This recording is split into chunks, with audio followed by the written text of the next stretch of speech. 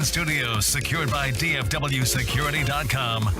This is Sean and RJ on 105.3 The Fan. Bases loaded, nobody out. DJ Stewart, the batter, and he gets hit by a pitch. That pitch came inside, it hit him. That pushes across McNeil with the game-winning run, and the Mets will salvage the final game of this series by the final score of 6-5. Hixie with the call on a game you heard right here, 105 through the Fan. We are jubilated this morning. Jubilation. Sean and RJ on the Fan. Sean's out. Sean's got the same thing we talked about yesterday. Yep. He was in the middle of a podcast on Notre Dame football. Yeah. And he had some issues. He turded himself. He did. My dad taught me to eat it out. Ew. So Sean will be back tomorrow, we think. I swear I think he thinks that he was food poisoned by his wife. That's what it seemed to look like. He was talking about, man, I ate, and now all of a sudden, after she made some lunch, now I'm feeling the bubble guts. Don't know what she ate, what she made. I've found though, because this is around 4 o'clock, right? That he texted us. Yeah, maybe a little earlier. 3, 4 o'clock. To usually with me when I eat something, it's a good 12 hours before it hits. Now Sarah seems to think that it could be in an hour. I've never found that. See, Kristen says that. Like, Kristen will eat something sometimes, and if it's like something that doesn't agree with her, it can be like an hour or two. And I don't get that. And I'm like, no, it's like a day, almost a day for me. Yeah. It's a half day. That's like typically, I think, like a 36-hour process, like normally when things are healthy. And so 12 hours is pretty fast, like rushing through. Quick. And so an hour seems aggressive. Seems very aggressive, highly aggressive, but the Rangers will do that to your digestive system. Yes, they will. Chapman comes in the 10th inning. Again, this team, I mean, their inability to score runs in extra innings blows me away. I'm sorry, did they have bases loaded, nobody out? They did. But that wasn't the only time in the game. You can pick your spots where everything's got to even out. If you're gonna hit 623 with runners in scoring position for the first 2 months of the season, I guess you got to hit 034 the rest of the way to balance it out. So like Heim, that's a bit of bad luck. I mean, he hit the ball. It was a good contact right at the shortstop, right at Lindor. And then you get the Jankowski double play on a really nice play. You see Jankowski get a duck under the throw? Does he have to do that? I mean, if he gets hit with that, that's got to be on the fielder, right? It's got to be on Alonso. Well, let's see. I guess he doesn't want to get hit in the face. Yeah, you don't get in the face for one. So you are going to duck. Yeah, take one for the team, coward. But I guess I would have to go see, because I know obviously if the catcher's throwing at the first, if you're in the baseline, you're out. Right. I don't know how that is for the runner when the play is not to his base. I don't know what the rule will be like that on a first to home. But yeah, he doesn't want to get hit in the face. He's going to duck. But then of course he has to slow down, and then he's out at first. There's your double play, and then of course Chapman has no idea where the ball's going because he's pitched 4 days and 5 nights. This is wild thing, Aroldis Chapman. Yeah, this is what we've got right now. This is the Aroldis Chapman that you have to live with for stretches in order to balance the dominant beast that he's been for much of the time that he's been here in Texas. He's the best. We asked it yesterday, and my answer was still Chapman. I didn't feel great about it at the moment, but I mean, who is closing a game right now? Like, who do you feel comfortable with closing a game for? There's nobody, right? Well, it was Leclerc till last night. Yeah. So there's nobody you feel comfortable with now after Leclerc gives up that 2-run It's a committee. It's a committee. You just maybe Martin Perez and his 5 straight scoreless innings of relief. I mean, it's literally whoever is available and hasn't pitched in a day. Because they need this day off today. Like Chapman has pitched 4 days and 5 nights. Like that at his age, you can't do that. They only did that yesterday because they really, really, really, really wanted to win. They're like, okay, we need this game badly. But they knew here's the problem. Once they didn't score in the 10th, I almost wonder if they should have just kept saving Chapman, putting somebody else in. Because you would have used him to close one out. They still would have needed, let's just say that he got out of that inning. They still were going to play another inning. Mm-hmm. They still were going to go to somebody else. Or him again? Surely not. You would hope not. But man, like, look at some of his last few outings just in this 4-day stretch. 16 pitches, 9 strikes. It's not great. It's No. nine strikes to 7 balls. The next night, 34 pitches, 16 strikes. Then he had 9 and 8. Yesterday, 7 pitches, 2 strikes before it was over when he hit the batter. And so he's been incredibly wild lately. The strike percentage is dropping rapidly. He's missing his spots. And this is, you're right, it's a big part of this is just he's probably overworked for his age and for the gas that he throws. He's overworked. I mean, he threw 34 pitches on the 27th, and then you come out and have him pitch 29th and 30th on back-to-back nights. Yeah, it's a lot. I mean, he's not going to. You don't want to have a guy most of the time. They don't like guys pitch on 3 straight days. I mean, they will if they have to, but it's preferably not. And when you're his age, you don't want to do that 4 days and 5 nights. Yeah, that's too much.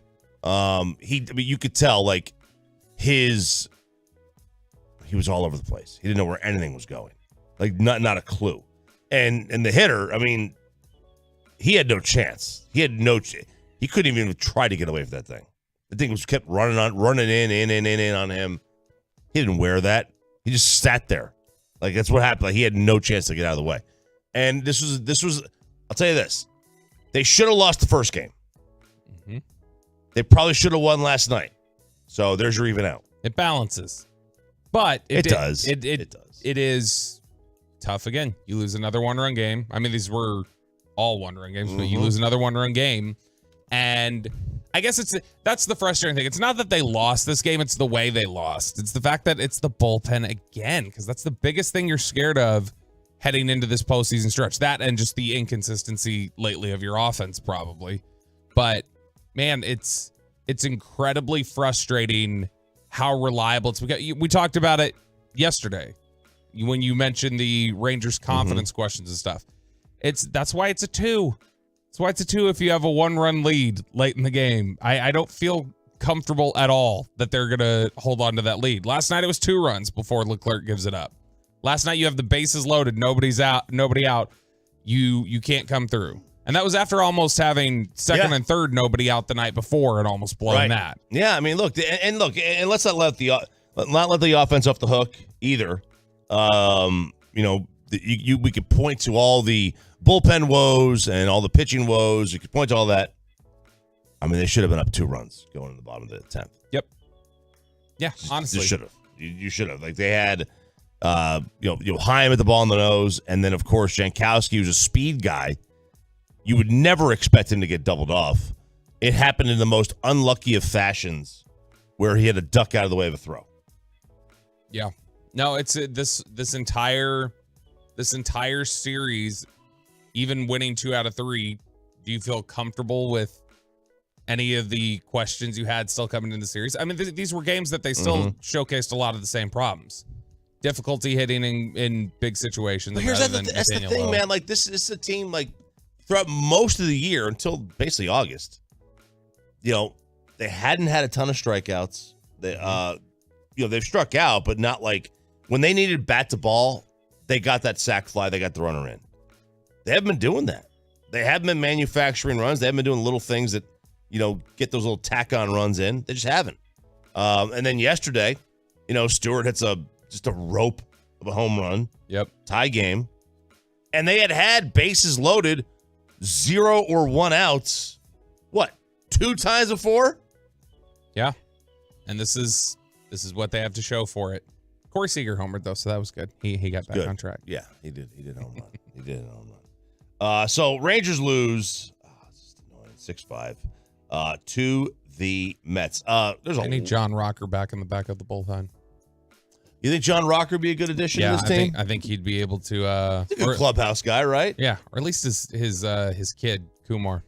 If he would have been available, if he wouldn't have. We said that John Rocker's kid was Kumar. Let's get a 23andMe on that. Have you ever done that? No. Hey, did you ever do the 23andMe? See if your parents are really yours? No. I didn't either. I Sarah look did. like my parents. I know they're mine. Yeah, I don't really necessarily look like them. I'm like half a foot taller than both of them. But I think there's enough like similarities there. But I'm just worried about. I don't want my stuff in that database, man.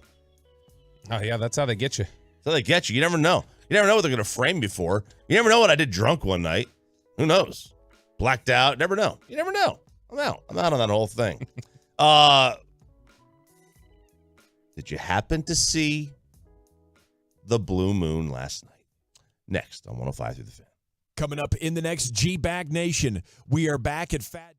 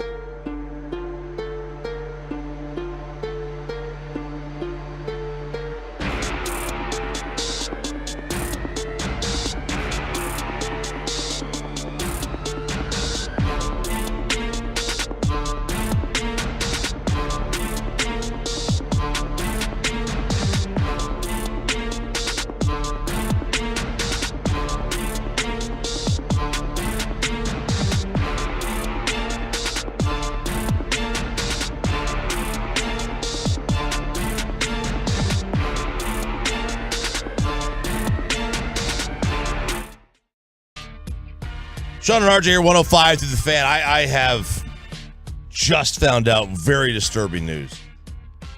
Did you see the blue moon, Peyton, last night? Totally forgot about it. You forgot about the blue moon? Yeah. What would you have expected to see if you went out there? Man, it better look like a blue raspberry or something. Exactly. Bright Guys. blue. So just last fruity. night, I tell Sarah, I was like, okay, it's like, hey, it's blue moon night. Let's go out and look at the moon. And I go out there. It's like probably like 8. It's like, I don't know. The game had just then. It was like 8:40, 8:45 the game. And we go out there and I'm like, I don't see the moon at all. So we walked like behind that. So I live on the corner. We look behind the house to the next street because there's like a cliff kind of thing. Like over, it's like by the speedway. It's like a lot of open areas out there. No moon. I'm I'm like, okay. So we come back. I was like, oh, crap. It was behind the house in front of me, so I couldn't see it. So we see it, and I'm like, oh, that's really big, really, really low. Not very blue, though. Not blue at all. Yeah. I was expecting a bluish hue. And Bobby said, hey, look, you can see the moon right now. And I walk out there. Because I hadn't seen this. This morning I was looking, I was like, all right, maybe just hadn't gotten its blue powers yet. All right, I thought it was going to have blue powers or something like that. It's still charging. So, like, in the morning, I'm trying to drive in, and I couldn't see it because I guess the way where it was in the car, it was like blocked by the roof, by the roof of the car. And then we get in here, and Bobby's like, hey, look, you can see the moon. It doesn't, it's losing some of its steam. And I go out there, and I look, and I'm like, well, crap, man. That ain't blue either. And Bobby hit me with it. Yeah, blue moon it's not actually blue. It just what the hell is it? Why do they call it? It's called a moon. It's a super blue moon. Well, it's a super, pay your damn respects. It's the super moon. So the super moon is the moon is like closer to Earth than it will be all year, and then the blue moon is the second full moon of the month. So it happens to be both, and so it's the super blue moon. That's what it is. It's not actually. Did you expect there would be an orange slice in the moon too? An orange? I like to drink. Yeah, like blue moon. How people put the Oh orange slices in them. no! I expected like when they say it's a red moon or the blood moon. The blood moon. Yeah. Well, it's a blood moon. Is it red? It's a little bit orangey. I was expecting. Why would you say blue moon? Like, I'm sure I'm not the only one. It was pretty last night, the picture I took. It was pretty illuminated. And it doesn't, to scale, it doesn't look right. It looks a little small, but I mean, the thing was, it was giant. It like, the way it looked in the sky looked like twice as big as it normally does. But yeah, it's not actually supposed to be blue. There's not supposed to be any sort of, bluish tint to it. And I think it's great that, like, I heard you and Sean. It's misleading. I heard you and Sean talking about that yesterday morning driving. I was like, oh, that's funny. Like, I thought y'all were doing a joke. No, not a joke. I think it's very misleading on NASA's part. Okay, another example: government lying to us, telling us one thing. Politics. Do you have other examples? No. Moon landing was it fake? Okay, all right. Yeah, moon landing. Yeah, okay, Derek. I thought it was real. Hold on, let's find out. Why is it called blue moon? The term blue moon has nothing to do with color, instead referring to either two moons occurring. Okay, but why? It's not telling me why. Exactly. They picked names out of a hat. And said, then "All the right, next time this let's call happens it." is 2037. Like I was all like sitting here, I've got to get out and see this thing, because if I don't, I'm not going to see it until I'm pushing 60. Well, you're not going to see a second full moon in the same calendar month that looks that giant for 14 years. Yeah. But you don't care about that. No, I wanted the blue moon. Maybe that's a branding from the moon people. Like they try to get you with their slick branding. It's like the McRib, how they make you think it's awesome just with their branding and putting it in your face all the time, and then you're like, this isn't good at all. And then it's the same thing. It's like blue moon. You're like, wow, this sounds really cool. And then you go out there and like, that's just a big moon. Yeah. 877-881-1053. Please tell me I'm not the only one who thought, and was disappointed, mind you, that this moon was supposed to be blue. So that's why when somebody says once in a blue moon, you're like, oh yeah, that's super rare because I've never seen the moon. I've never seen a blue moon. So that must be. And I'm like, well, crap, man, let's do this. I'm going to get outside and I'm going to go see this. People say, well, it's already blue. I don't know. I don't see it blue. All I see, like, can you all see the man on the moon? Is that there's not a man on the moon either. You mean the little, like, how Little people face say guy? there's like a face with the craters and stuff? The face guy? You can't see that? Can you see the man on the I can moon? see the craters. That's it. 214, it symbolizes every time a woman admits she's wrong. Let's see here. 972 doesn't happen often. It's because it's rare. Okay, but what? Okay, I get it. But why is because what? Blue rare? Is that why people say that? I don't know. Oh, is that your food contribution for the show for the day? That's my whole contribution. Yeah. I like people are saying it's because it's rare, and it's like, okay, but what does the blue part have to do with it? I don't know. I can picture Bobby being a blue rare guy, not because he likes it, just for the bit to say that he. Yeah, just like, oh, like this will get people talking about me at the table. Absolutely. Wasn't that what Troy did? I think so. He was well done. Then he went to blue rare like overnight. That's not. And then he went from Smirnoff Ice to stout beer overnight. And I'm like, okay, that it'd be both. Yeah, was he like, I need it on a nitro tap. Like there were like probably little like hipster tendencies with it. Did you guys see the Nebraska volleyball game? 90,000. Wow. Yeah. They set the world record for women's sports attendance. This feels like another messy thing to me. What do you mean? Like, I feel like people are representing like the 90,000 person volleyball game. 92,003. How did they get every single person in the country that's interested in volleyball to collect into one? I'll take a little sip. They didn't. they found out, like, the people in Nebraska, if you put the Cornhusker name on it, they will just show up. That's all they got out there. Corn, typically. Corn, and I think Terrence Crawford. That's about it, right? And he's from there. Mm-hmm. Is Terrence Crawford from Nebraska? Yeah. I think they got Corn and Terrence Crawford in the College World Series. I got to be perfectly honest, though. If I told Sarah I'm going to go to a women's volleyball game, she'd be like, give me your phone. Like, give me your phone. Like, we're gonna see. I want to see who you're gonna go look at, because you're not going to a women's volleyball. Was it game. like the sand volleyball, like the 2-on-2, or was it like the team volleyball? No, it's just team. It's college. It's college volleyball. So it's just like your regular team volleyball. And they walked out just like a football team would. You know, smoke machine going out, crowd roaring. It was epic. I kind of liked it for like an opening night volleyball match. I mean, like, why though? What was the push? Was this a shtick where it's like, hey, let's break the record, guys? No, they had a game. They had a game that drew like a ton of people at it. I think. mean, that's a Cowboys crowd. 90,000 is a Cowboys 92,000. Yeah, and something kicked it off. They're like, yeah, let's just try this. They put tickets out there for this game. That was also a part of a concert. There was a concert that night too. Oh. So they put the game in there, and they're like, all right, let's just see if we can just People want to see Rascal Flats. Let's just set the record. We had on beach volleyball, like it was just like the Rangers were on, and then like after the game, it was like, I think it was on Sunday. Bally started showing beach volleyball, and there was these two girls on this one team, and one girl was like 6'5", and the other one was like 5'4". I'm like, look at the size difference in those two. And she was like, you don't have to just keep the channel on. Just tell me you're like, I'll look too. What's that? 6'5". She asked yesterday, Peyton, about OnlyFans. She's like, are you really going to get an OnlyFans? And I'm like, no. We are going to get an OnlyFans. And I was like, no, I'm not going to. Like, no, she's like, you subscribe to somebody? I'm like, no, I'm not going to subscribe to somebody's OnlyFans. And she's like, okay, well, it's okay. If you do, just tell me. I want to look too. Peyton, how many channels are you sub to? Just 6 right now. God! I dropped one locally here in the Metroplex. Oh, yeah? How much money are you spending a month now? It's like 95. My gosh, it can be found like that sort of free. stuff is free out It there. is Peyton. I don't free. understand. It's not the same. Come on. It is. What are you talking to these girls? Yeah, you get private messages. Okay, hang on a second. We're gonna, what time can we do this? 'Cause I have questions here. 7:40 after Sunday.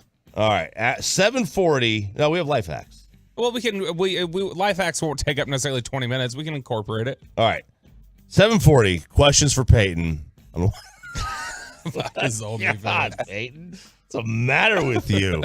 All right, Sean and RJ here, 105.3 The Fan. Sean is out. He's got the bubble guts. Bobby and I are in. Peyton's in. Ryan is running things on the fan cam.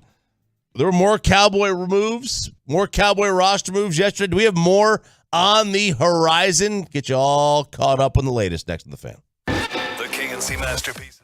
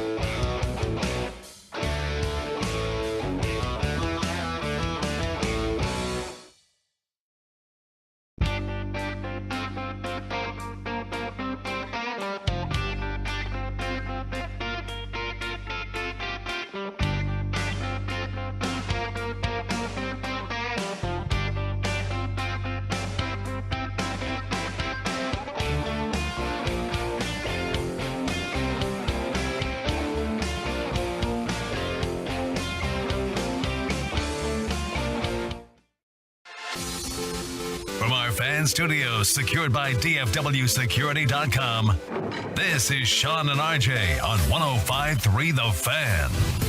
Good morning, DFW. Sean and RJ here, 105 to The Fan. Sean's out. Bobby is riding shotgun here today. Peyton and Ryan alongside. We've got Sonny Dykes coming up at 7:20 this morning, the coach of your TCU Horned Frogs. How much to call him, to refer to them as the Horned Frogs one time in the middle of the interview? Absolutely not. Oh, okay. I'm not an idiot. Okay, I'm not impolite. Okay, I'm not impolite at all. And don't be rude to the guest in your home. That's right. Yep. That's right. When someone comes into my house, I treat them well. Yeah. And plus, he's fantastic. He is. He's a really good interview, and he's been a fantastic coach so far. And, I found it funny because I kept reading. I was trying to read up on, let's see, who's going to be this year's TCU? TCU. Again? Might. They're good. They're good, but... And, don't forget, their quarterback beat out Max Duggan last year. Yep. To start the season. So, they're a solid team. But they're good. They're good, but doesn't have to be a team that wasn't good last year in order to be this year's TCU. I mean, they are picked to finish 5th in conference. So yeah. Last year they picked to finish 7th. So, we'll see. We'll talk to Sonny Dykes coming up at 7:20. We the other day was cut down day, but teams are still making moves, Bobby. They are, including your Dallas Cowboys. Their roster is finalized. We talked about it yesterday. That yesterday is the initial 53. This is the final 53. Really, the 53 that is kind of set into place pending any future roster moves. But this is the one where they get all their procedural moves through. So Matt Waletzko, the offensive lineman, Nashawn Wright, the corner, those guys go on IR. They didn't want to put them on season-ending IR, so this is something where you got to keep them on the roster for a day, make that move. Cowboys then bring back Chuma Edoga, their long snapper Trent Sieg, and then they go through and build up their practice squad, which includes guys like Malik Davis, Sean McEwen, CJ Goodwin. What's interesting here is it's very rare players get claimed on waivers after they get cut. One guy who did yesterday was Isaiah Land. That was somebody that we had on the 53 initially. So why is it rare? Usually you overvalue your own players, and fan bases overvalue their own players. Teams are not. It's like the Rule 5 draft, where when you take somebody, you have to put them on your active roster. And so usually if they're not good enough to make a roster, or they're kind of a fringe player, teams are like, do we really want to sacrifice a 53 spot to hold this guy that we haven't even had in our building yet? So they've got to really believe in the potential, really believe in the upside. So I'm stunned because I always thought when you cut somebody, let's say you're say you're a really good roster. San Fran, Cowboys, whatever. Yep. Angels. Angels. Yeah. And then you wave. But when you cut somebody in football at this final cutdown day, if you're a really good team, if you're a really good roster, bad teams are apt to pick those players up because the bottom of the Cowboys roster should be theoretically better than the bottom of the Cardinals roster. I think I saw the note yesterday that it's over the course of the last 15 years, 2% of players who get cut on cutdown day are claimed off waivers. So what? They go back to their original team and just get practice squadded? They're free, and so they can either go practice squad or go sign with the team, but nobody claims them. And so it's very rare. Okay. All right. So they become free, and then they go sign elsewhere. They sign with another practice squad because if you claim them, you've got to put them on your 53. Gotcha. And okay. so it's very rare that it happens. But that's what happened to the Cowboys yesterday. Cowboys had one of their players become the 2% because Isaiah Land, who they had cut, got claimed by the Colts. And so he got put on the active roster. A number of these guys that they wanted to see return on the practice squad ended up signing elsewhere. Simi Fehoko went to Pittsburgh yesterday. Jabril Cox went to Washington. He's now with the Commanders. We had Will Greer recently, who had expressed some interest in, hey, I would like to have him back on the practice squad. He passed. He ended up going to the Cincinnati Bengals. He signed with them. So is Cox on the practice squad there? Or 53? Yes. So it's like he chose Washington's practice squad over Dallas's. Okay. A lot of guys choose a fresh start at that point. Yeah, because I'm trying to think, like, the Cowboys linebacker room is not crowded right now, is it? No, there's 3 traditional linebackers on their entire roster. Like, this would be a chance. It's Van Der Esch, who gets hurt, Yeah. Damone Clark, and then Devin Harper. And then you've got Micah Parsons, who's an edge mainly, and Marquise Bell is going to play up as a linebacker. And they have 1 linebacker on the practice squad. So you're talking about being incredibly thin right now. Yeah, I mean, like, if you wanted a chance to play, this is it. Yeah, which I think this speaks to how low they had gotten on Jabril Cox, which is a huge miss in the 4th round. And it's tough for a scouting staff, a team, a front office that has been so strong in drafting and developing that you lose a top of the 4th round pick like that, who just never puts it together. No, it's why the draft's a crapshoot, man. Everybody you talked to, didn't matter who it was, didn't matter if it was an amateur scout or a pro, they all loved Jabril Cox. Yeah, they all did. They thought that most everybody who talked about the Jabril Cox pick, I loved the pick at the time. It's draft's a crapshoot. It was considered a. That's why I don't like to place blame on staffs for missing on picks. So, individual picks or entire classes? Either one. I think entire classes is a tougher thing. Now, look, we were talking about this a little bit yesterday, but let's just run through the 2021 class real quick, because they carried the entire 2021 class through the first 2 seasons, stayed on the roster. Micah Parsons, huge success. Mm-hmm. Kelvin Joseph, gone. Yep. Traded for who? Igby. There you go. 3rd pick was Oso Odigizua. Success, I think, largely. He's not a superstar, but he's a solid player for you. Chauncey Golston, not been very good yet. And he's somebody who was on the bubble this year. Nashawn Wright, bubble guy.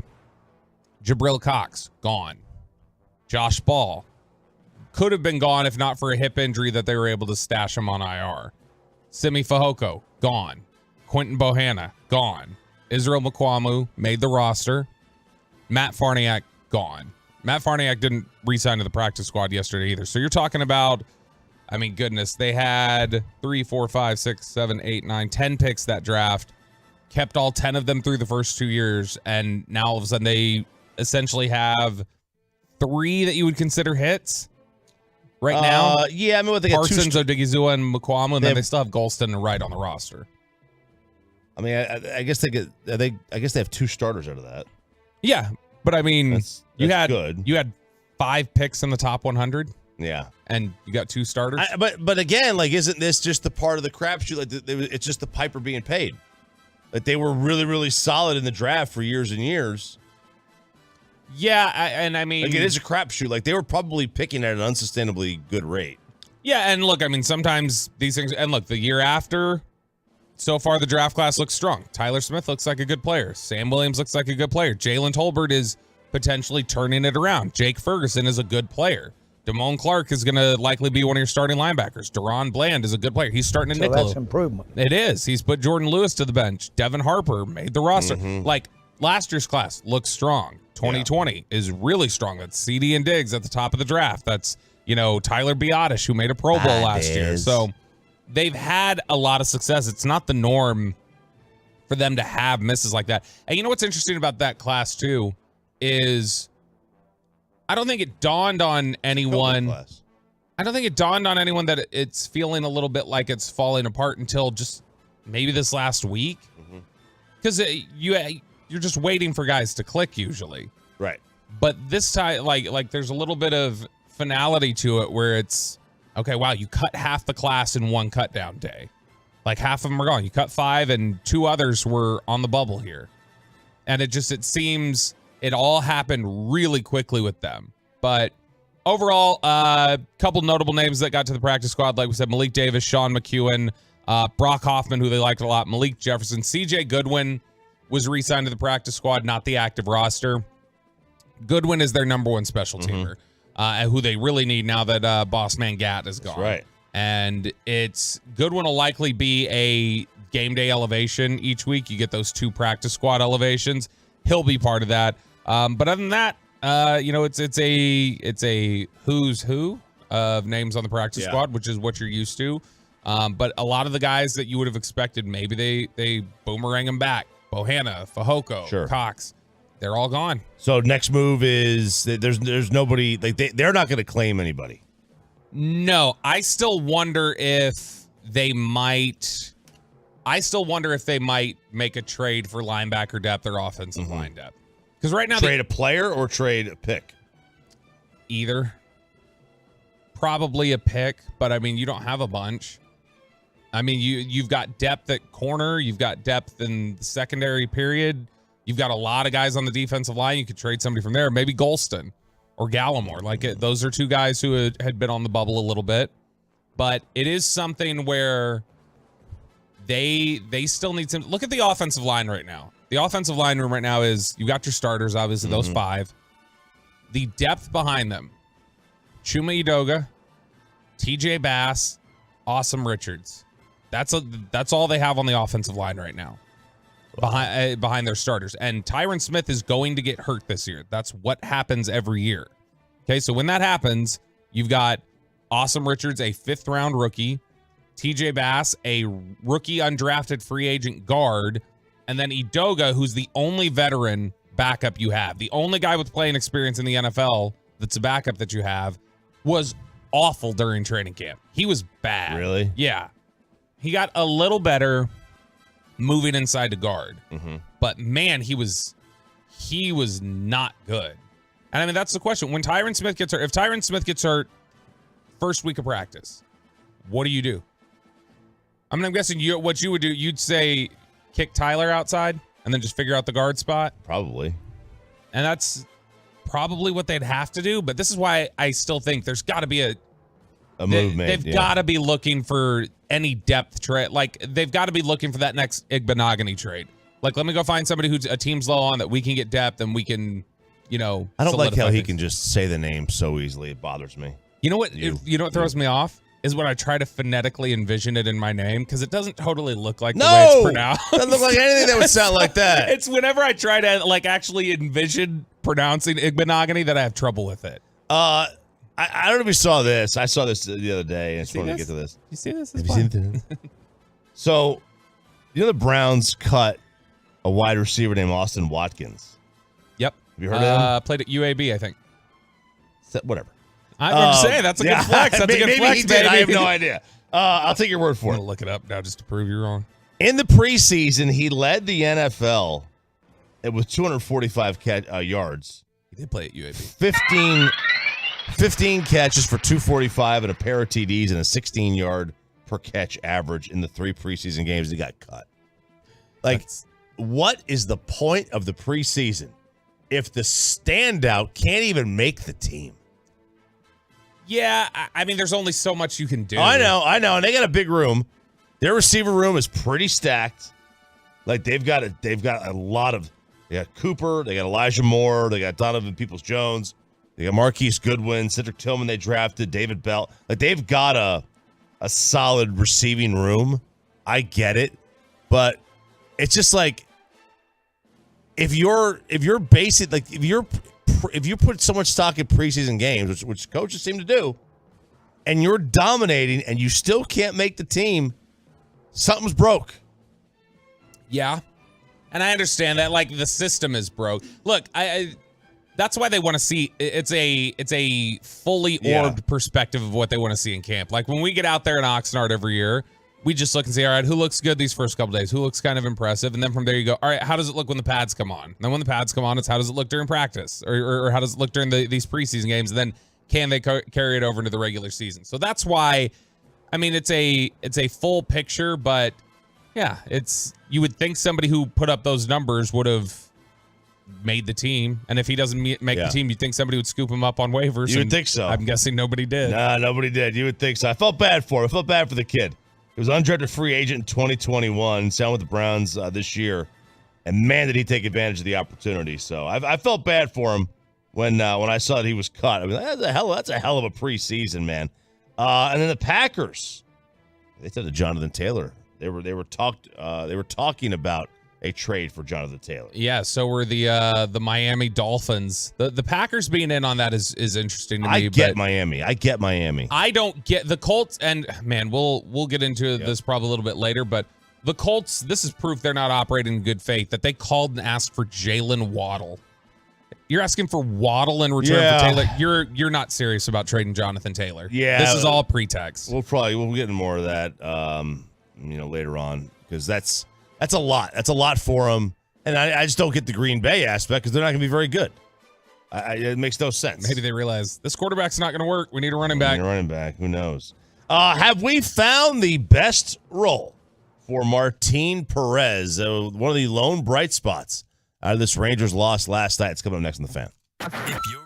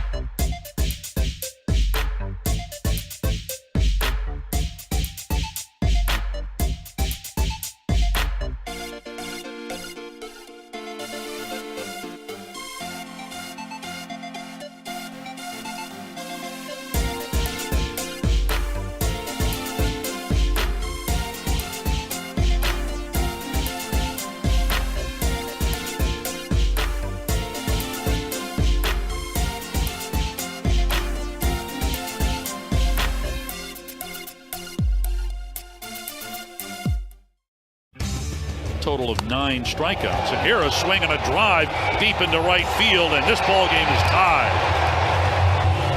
For DJ Stewart, his second home run of the night. It is his 3rd home run of the series, and he has tied this one up at 5 apiece. Man, this is a bummer. Hicksy with the call in the game you heard right here. It's Sean and RJ 105 through the fan. Sean's out sick, a little bubble gutty. Bobby is riding shotgun. Peyton and Ryan alongside. It was that was a depressing night. That was a depressing night. They had this game. They had it. And they were, and look, this is not like they were in control the entire time. They got in control late. And then the bullpen comes in. I shouldn't even say the bullpen comes in, because the first half of the bullpen was tremendous. Martin Perez, we have found the new role for him. Here's his niche, baby. Right? Last 2 outings in this series, mind you. Monday and Wednesday. I've changed the spelling of those words, by the way. I could tell. Yeah. 2 innings on Monday. 2 strikeouts. No runs, no earned, no hits. Yesterday, he scattered 4 hits over 3 innings, struck out 1, walked 1, no earned runs. You know, listen, maybe we found a niche for him. Now, he wasn't very good last week in Minnesota. Nobody was in that game. And he wasn't very good against Milwaukee. But these last 2 times he's been pitching, like that dude, he's come to play. And he kept him in that game yesterday. He did. If they won that game, he was getting the game ball.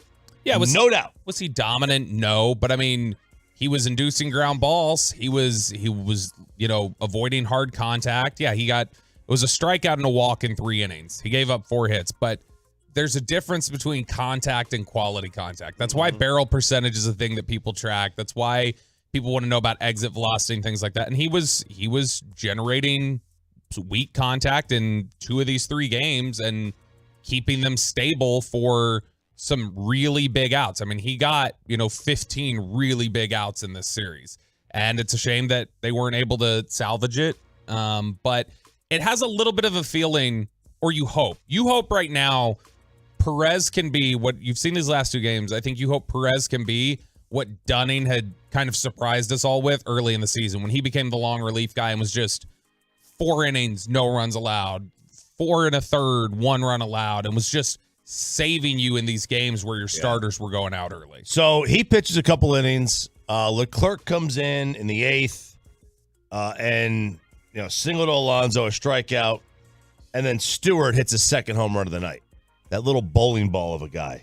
That's what he is. I mean, listen, I kind of like him and Vogelback because they don't have any necks, and I don't have a neck either. I've just got to go from shoulders to net to head. So there's spirit animals. And he had a really good game too. That play he made on Simeon in right field. Yeah. The catch against the wall. Like he caught that. He knew he was going to take one. Like he knew he was going to pound that wall. But that was a really nice night for him. And he was basically the star of the game.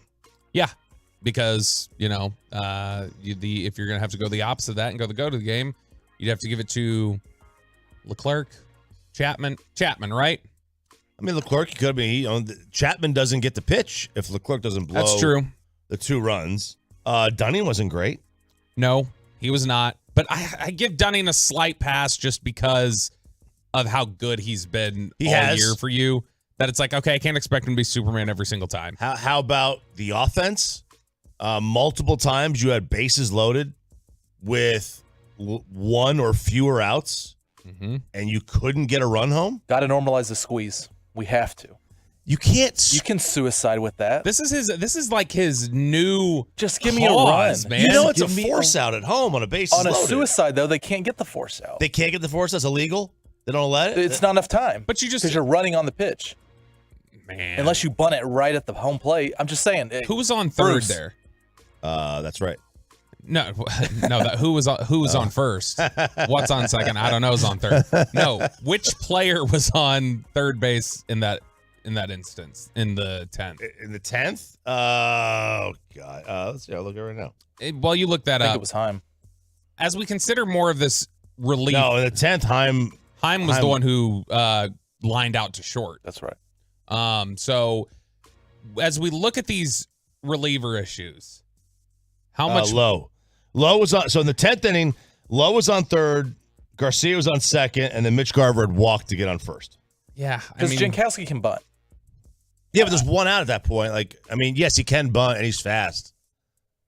Okay, but here's the thing with him. 2020. This is a silly conversation to have to me because it's when the bases are loaded and 0 out. Like you need to score without having to revert to suicide. Yeah, you're looking at not the first guy, but once you get out, it's like okay, now come on, we got to get. Offense has been good enough this year that we shouldn't be resorting to let's suicide. Man, this is your cause. This is, I think, the third time this year you've come in and been like, why did they not suicide squeeze at the end of the game? He says it on like our text chain too, and I love that because it just gave us like 3 minutes of topic. Peyton LaRussa over here, just old school baseball. Yeah. He would just give me a lead. Just give me a lead. I get it because they need to, and they do need to figure out what has to happen. Baseball's got to figure out extra innings. They have not figured out. The Rangers have to figure out extra innings. But baseball in general has not figured out what to do with this man on second, this ghost runner, if you will, in extra innings. I hate it. You hate the guy on second? Yep. I mean, I like it the regular season because I don't want to see 18-inning games. But I'll tell you this, because the whole idea is you don't bunt. But if you're the home team, like the Mets last night. And the Rangers don't score the top half, it's really, really simple. Just bunt the guy over to third and basically make contact. Runner on third with 1 out. There's a lot of ways to score there. Like that's an easy way. You should 100% win that game with a runner on second and nobody out.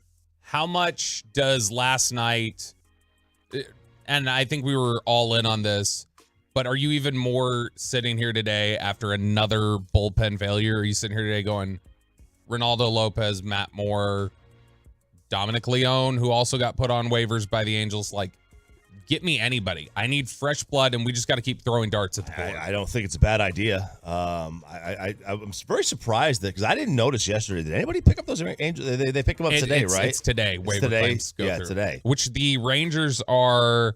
I don't know when the waiver priority would have been counted, but I know right now they are 24th. Yeah, so there's a lot of teams ahead of them. Teams directly ahead of them on the waiver priority. Brewers, Phillies, Blue Jays, Cubs, Giants, Twins. All right, so I think the Brewers could use a bat.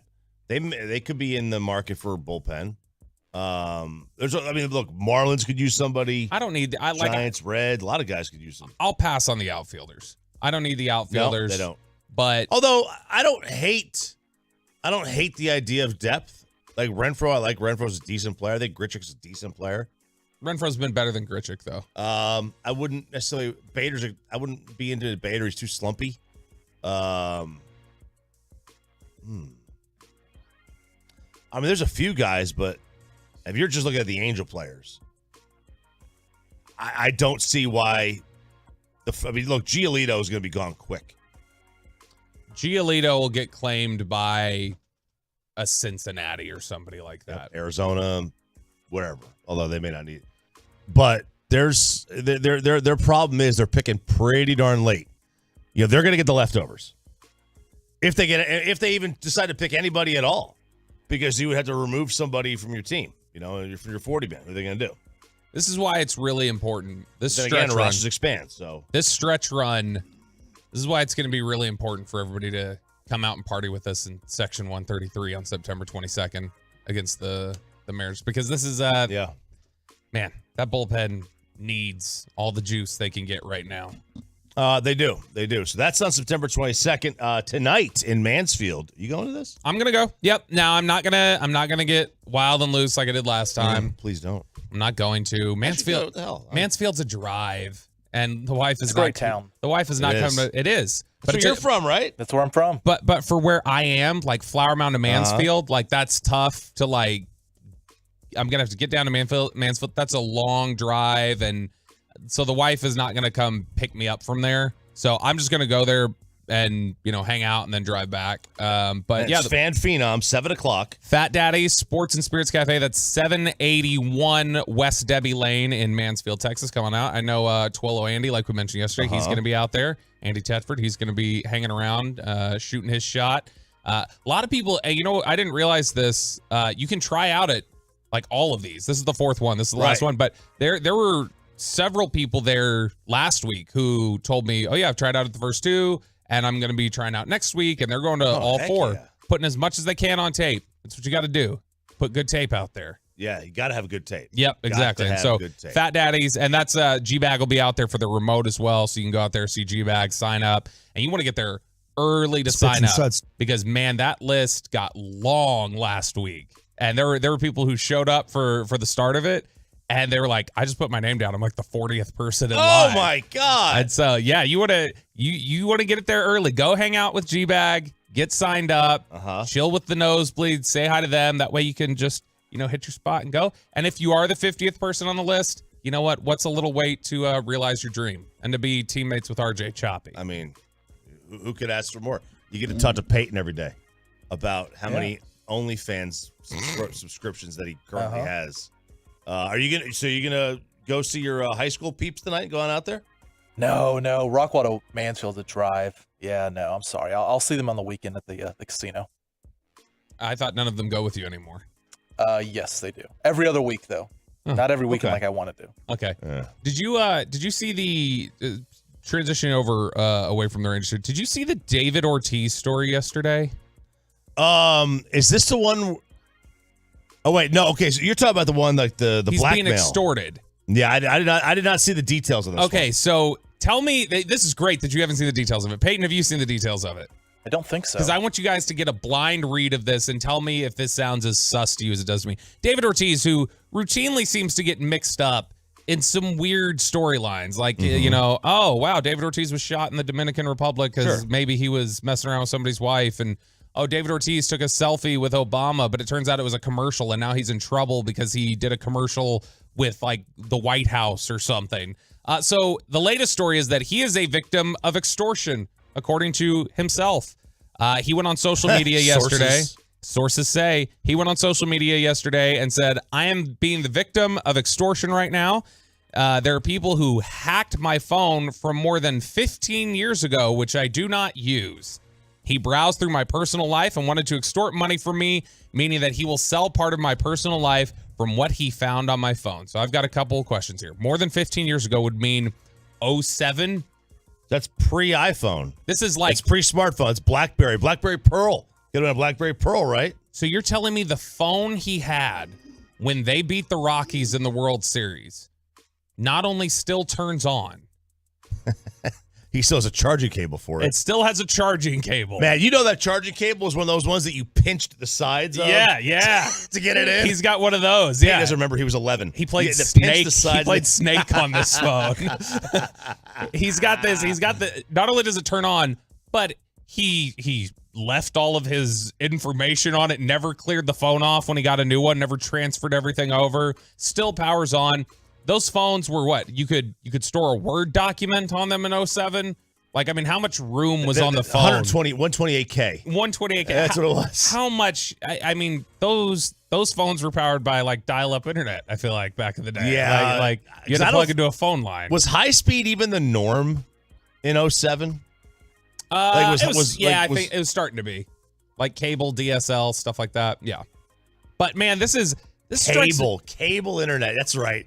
It used to have dial-up. Then I was like, oh my God, I've got cable internet. Hey, it was fast, man. This is but this again strikes me as just another weird David Ortiz story. Like, not everything adds up here. Like, how is a phone from the pre-Obama administration? Like, how is that still turning on and has enough relevant data that you need to, like, put out a video that says, I'm being blackmailed, guys. Help me stop this. So you mean a guy who was on the anonymous survey of PED users isn't on the up and up? I'm saying I think that this is an attempt to get out in front of some news that might come out and just say that was from 07 though. Yeah. That's how old that phone is. Look, there's some strange stories out there. David Ortiz is a part of like 12% of them. It really is. It's Sean and RJ here, 105 through the Fan. Sean's out sick. Peyton Russell is back for episode number 2 of The Payload. What do we have? More dating advice from yours truly, and a friend disrespected his way out of a long-term friendship. That's next in The Payload on 105 through the Fan. Coming up in the next G-Bag Nation.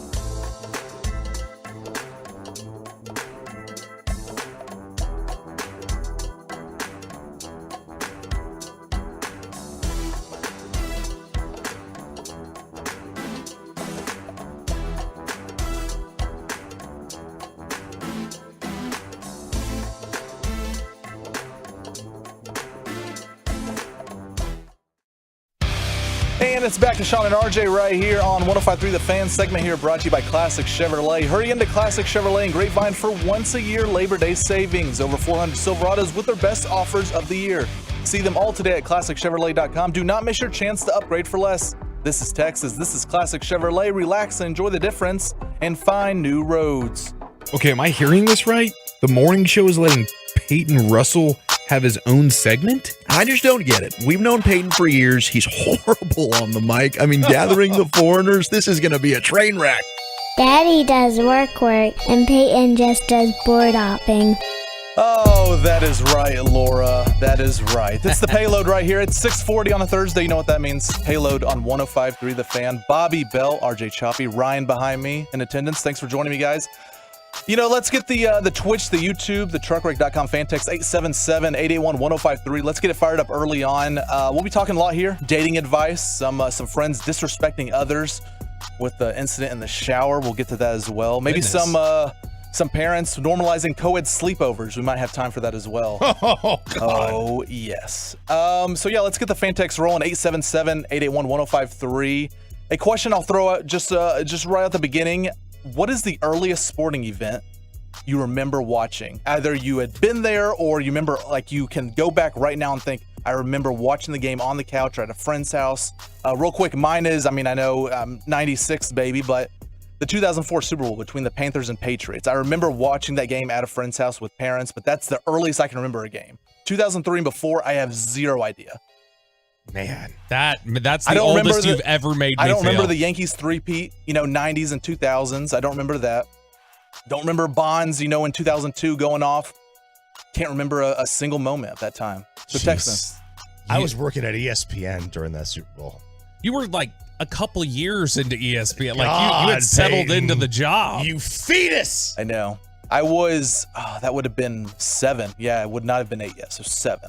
Wow! You just made me. I knew I was getting old. I noticed that because I had to go get some treatment on my shoulder, my other shoulder, thanks to QC Kinetics. I had to go, and I'm already feeling better. Wow! I had to go do that. Yeah, yesterday. Was it yesterday? Day before yesterday.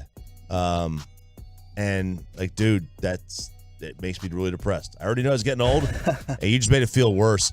I remember my parents taking me to a Yankees game against the Brewers. I think I was like 5.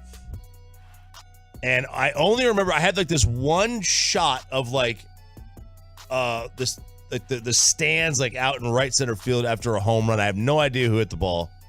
But I have this memory, and that's like I have that. But that's all I remember from the game. I don't remember anything else. So I don't know if you can count that or not. Okay, Bobby?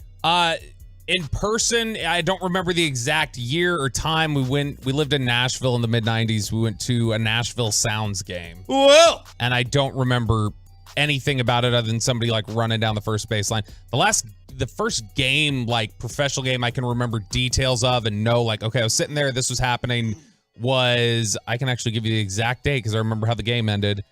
December 24th, 1995, Pittsburgh Steelers at Green Bay Packers. And we were watching it at home in Nashville. And I remember it because the one thing I remember is the game ended on Yancey Thigpen catching a touchdown to beat the Packers from 6 yards out. And then it was immediately overturned. They said he didn't get his feet down. It was a 4th and 6 play as time expired. And they said he didn't get his feet down and ended up losing the game. Truckwreck.com text line. Lots of coming in here. 214 says, I remember watching Super Bowl 5. I was just about to go read that one. What even year was that? Was that 72? 74? That must be Steve from Tyler, who's also in on the Twitch, says, I clearly remember Super Bowl 5, Cowboys, Colts, Chuck Howley, MVP. The Reds winning the 90 World Series in person. It's got to be Will Chambers right there. Let's see. I remember the first Cowboys Super Bowl. Did he say anything about Scott Padgett? If Did not say anything about, my first sports memory was 96 finals with Michael Jordan. I was 6. Let's see. I knew I was getting old when some of the guys in the fire department said they weren't born until after 9/11. Whoa. No, right? I remember an Angels-Indians game in 94. Chuck Finley made a sliding tag on his knees, got up with blood dripping down, fell in love with baseball right then and there. I remember 73 home runs was in 2001. Didn't say how old he was. Let's see. I was born in 91. Don't remember the game itself, but I do remember hosting the Super Bowl party in 1996. So, Peyton, there you go. Okay, so 5 around there, 5, 6 years old when you start to remember sporting events. That's awesome. Continue to text in 877-881-1053. What do you like about the payload? What you don't like about the payload? I'm always open for criticism. Okay, so we got to talk a little dating advice. This is an audio clip from TikToker Riley Jean. She is going through this. Her talking about an experience she had. She went on a date with a guy, basically told her, hey, things aren't going to work out. She gets upset because he agrees with her. He doesn't fight back. He says, no, you're right. I don't think we're going to work out in the future. And she goes off of, well, he should have fought for me. That's a mind game right there. Just listen to this. It's the trouble as single guys are going through in 2023. I recently was going on dates with a man, and nice guy, good guy, treated me well. But once I realized that he was not my husband, because I'm only looking for husband energy at the moment, I ended things with him, and I sent him a text. Hang on. Because it wasn't that serious. The whole blank energy. Yeah, this is exhausting so far just to hear her talk. I'm looking for husband energy. Okay, go ahead. Once I realized that he was not my husband, because I'm only looking for husband energy at the moment, I ended things with him, and I sent him a text because it wasn't that serious. I didn't feel like I needed to do it in person. Anyway, so I sent him a text, told him that I didn't see it going any further, and he agreed. He said that he didn't think that he could make me happy. And while I appreciate that, it was a very kind response, he didn't even try. He didn't even try and say that he wanted to change, that he wanted to whatever. I can be manipulated. I will listen to you. But you didn't even try. I mean, it's a mind game at this point, and it's just, people clown me on, oh, you've been single for, 4.5 years, you just can't get girls, you can't talk, because this is the freaking mind game I'm playing with. Look, and text in 877-881-1053 if you've had experience of this. It's not a me thing, it's a her thing. You held down a solid relationship for 3 years, right? 4 years. 4 years, yeah. So, I mean, I think it's tough out there. I'm glad I don't have to be out on this scene anymore. I'm glad I missed the sex tech bubble with the dating apps and everything else. It just sounds like a lot to have to deal with. But it's a wild ride out there right now, man. I'm so glad I've been out of there for going on a decade now. But man, I don't put the blame on you, because I know it's hard out here for a pimp. And you've shown before that you can hold it down. But this is an unrealistic expectation. You just said it's not that serious. I texted him. I didn't even feel it was something that needed to be said face to face. And yet you wanted him to fight for husband energy? Yep. You got to fight. You got to fight for her. Girls want to know that you are, they say they don't want to know that you're into them. They don't early on. But they at least want you to show an interest. Chase them. But it's either I give too much effort early on or not enough. It's you got to be cool gotta early. Be in the middle. It's okay, then just tell me that. Guys, we all know this. Guys are terrible at taking hints from girls. It's impossible to learn that. But they want you to learn that. You've got to walk a tightrope of having them know you're interested, but also not having them know you're too interested at the same time. Because it's a wild ride out there. You don't want to, Bobby, you have no idea what they're doing out there in the day. You don't want to know. I don't. You don't want to know what you have to do. My daughters are going to be growing up. But you teach them right. Teach them right, Bobby, and they're going to be perfect. Yeah.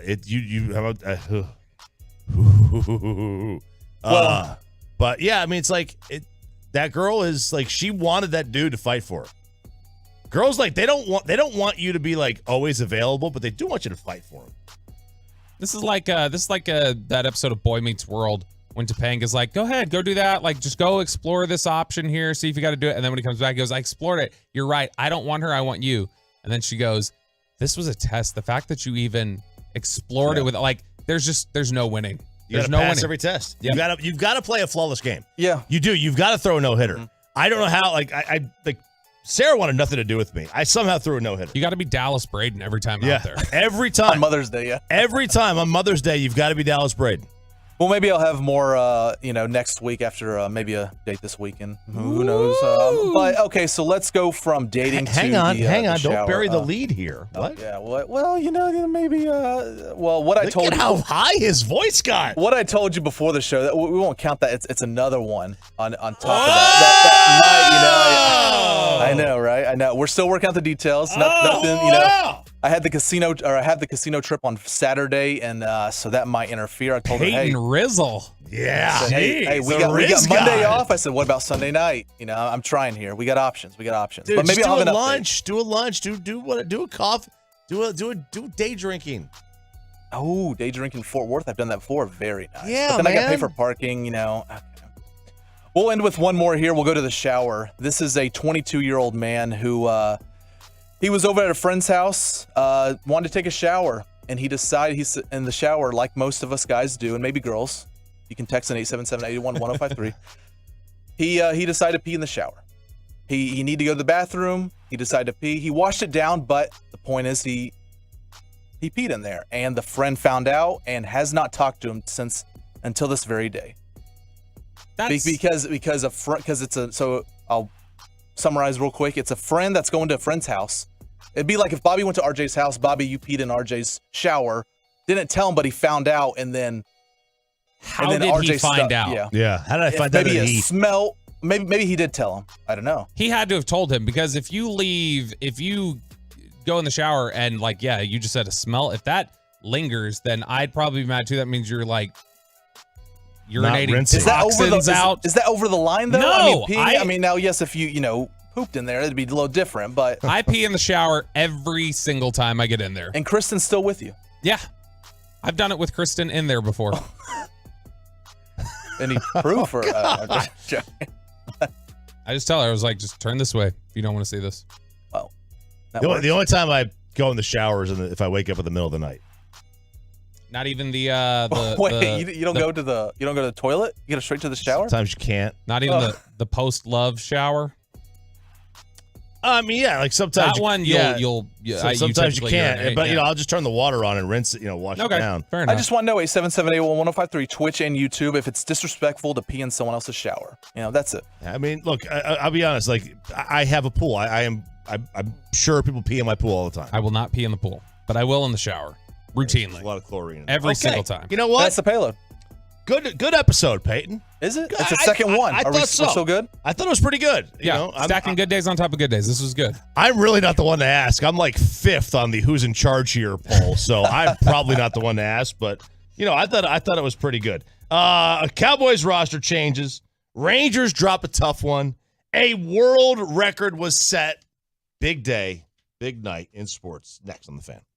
We have your latest.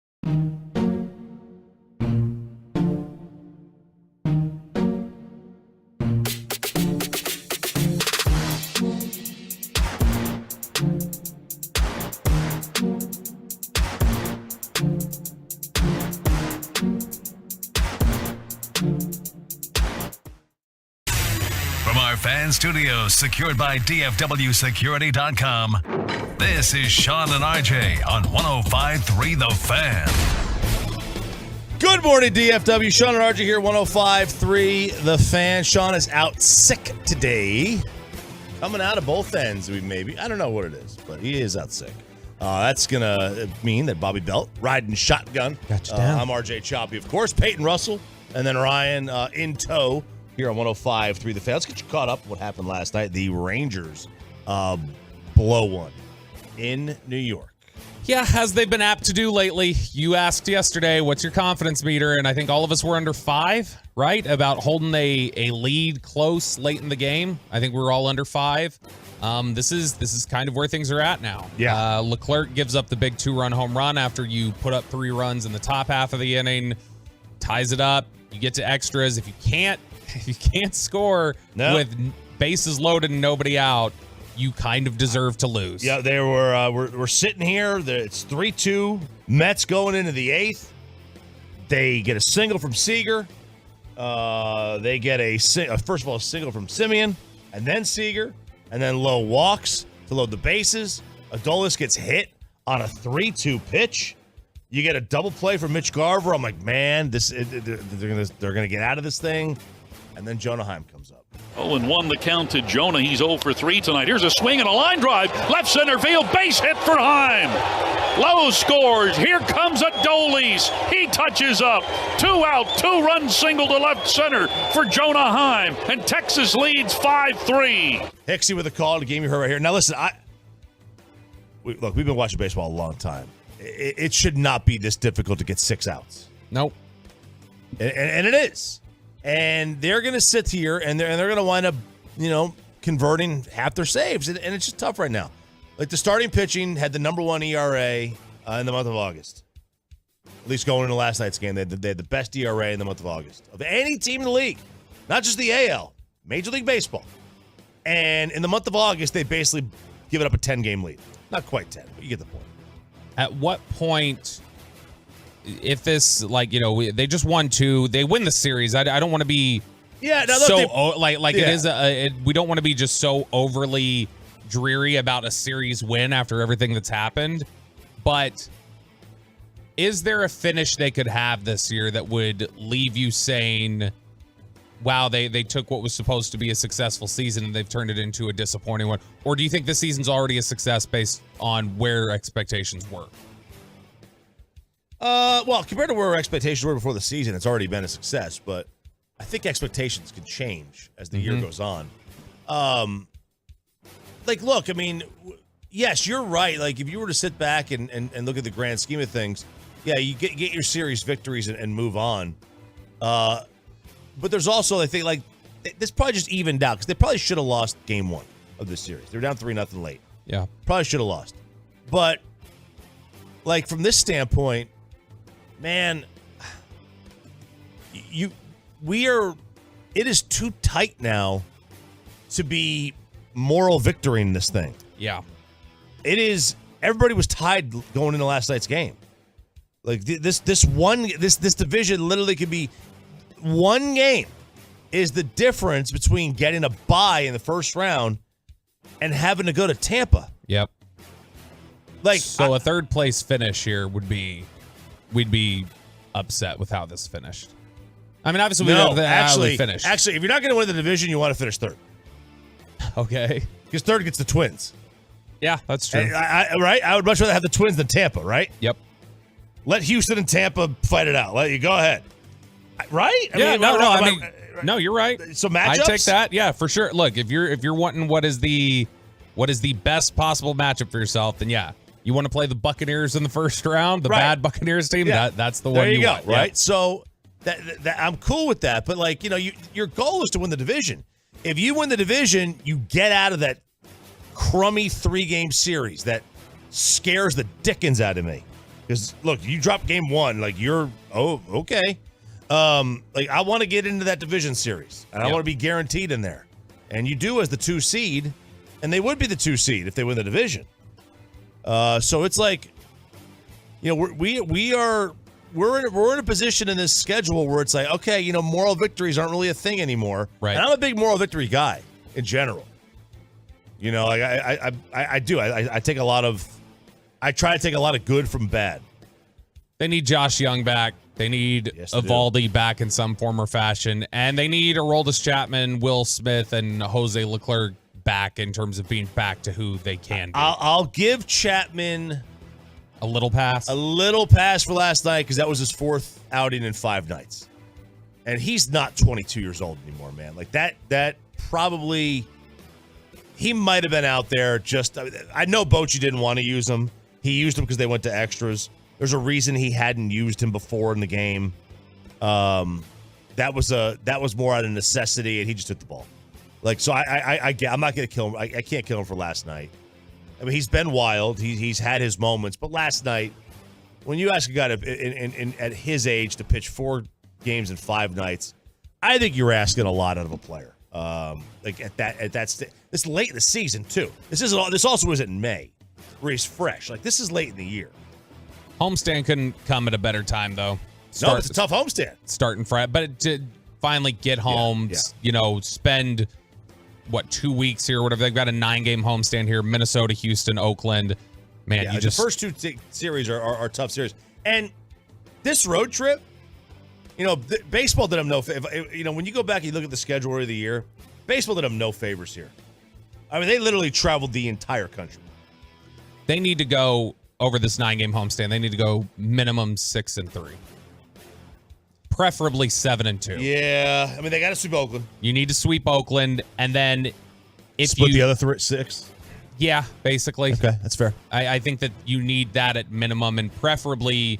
I'd rather you take 2 of 3 from Houston and lose 2 of 3 to Minnesota than the other way around. Sure, absolutely. But I mean, I think ideally the pressure's starting to come on. You're probably saying to yourself, you need to win 2 out of 3 against Minnesota. You need to win 2 out of 3 against Houston. Then you need to sweep Oakland. So it needs to be. It realistically needs to be 7-2, but 6-3 is the bare minimum.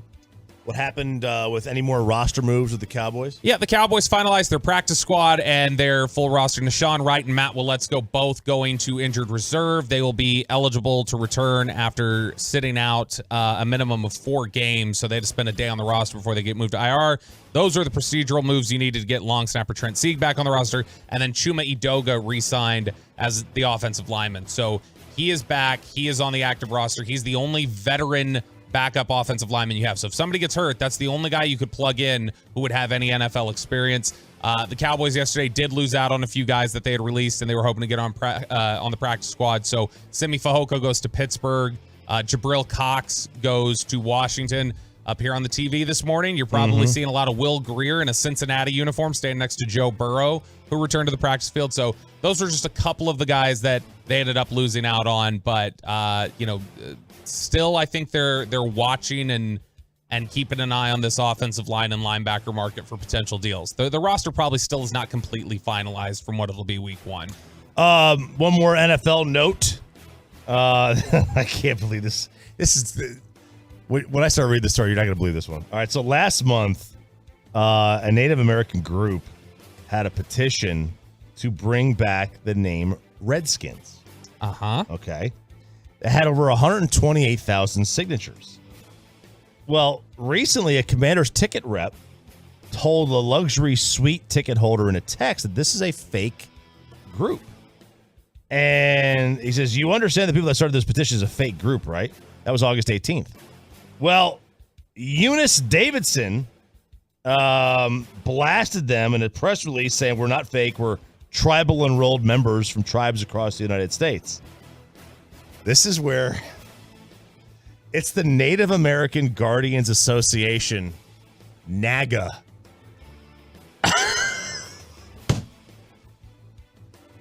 Jason Wright, the owner of the Washington Command, the team president, the Washington Commanders team president, Jason Wright was on our sister station 106.7 The Fan in DC on Wednesday, and he was asked about considering the name change again because there's been some buzz. We've heard some rumors of, hey, there's support inside the building for this. Sure. Some people have thought maybe go back to this. He said it's not being considered. Period. Of course it's not. The NFL won't allow it. They would not. You could literally get 5 million signatures from every living Native American in the United States, and the NFL would still not allow them to change that name back. Nope. right or wrong, they won't allow it. You can make your argument, whatever you want. It doesn't matter. Whatever the hell this group, whatever it is, whatever the petition is, how many signatures it has, it doesn't. The NFL, whether you like it or not, will never allow them to change that name back. Period. No, because it's just there's too much heat around it. Once it's been again, even done, if every single Native American person signed it, yeah, it doesn't matter. It doesn't matter because it's over. Yeah, it's gone. It's already case closed. They're not reverting back to that. No, not reverting back. What is going on with the Stars? The Dallas Stars. The announcement came yesterday. They announced NHL Public Relations announced the national broadcast schedule, and the Stars are going to appear 12 times on national broadcast. Go Stars, baby! That's right. 4 times on TNT, 2 on ABC, 3 on ESPN, and 3 exclusively on ESPN Plus and Hulu. That sounds pretty good, right? 12 games on the national schedule. It's more than the Cowboys get. It is. Yes. 12 out of 82. I mean, that's that's pretty good. That's a good positive number, right? It's actually down from what they had heading into last season. They had 13 national games scheduled for them last year, including 5 on TNT. So 1 down on TNT is the difference. They actually lose a game, even though they went to the Western Conference Finals. By the way, you get the Western Conference Finals rematch on national TV Wednesday, November 22nd. Golden Knights and Dallas Stars. That one will be in Dallas. 8:30 puck drop on TNT. So I love those 8:30 home games. Yeah, those are all of our What day of the week is that? Does it say? It's a Wednesday. Oh, fantastic. Yeah, in fact, the entire playoff run, you've got rematches on national TV. So you've got Minnesota coming to Dallas on January 10th. That one will be on TNT at 6:30. And then you've also got the Kraken at Dallas Saturday, April 13th on ABC and ESPN Plus. That one is at 2 p.m. So the Stars, a lot of national love, but Go Stars, baby! They don't really see a big bump based off of their Western Conference run. Can we petition? Listen, I assume it's too much to petition the TV networks to look at a map, because I know in their New York building that everybody, like, when they look out, like, we're all just on the West Coast, apparently, to them. Yeah. Can we just petition the U.S. to get us into the mountain time zone at least? Yeah, that would help. Right? I mean, like, I'm sorry, like, we're not a West Coast team.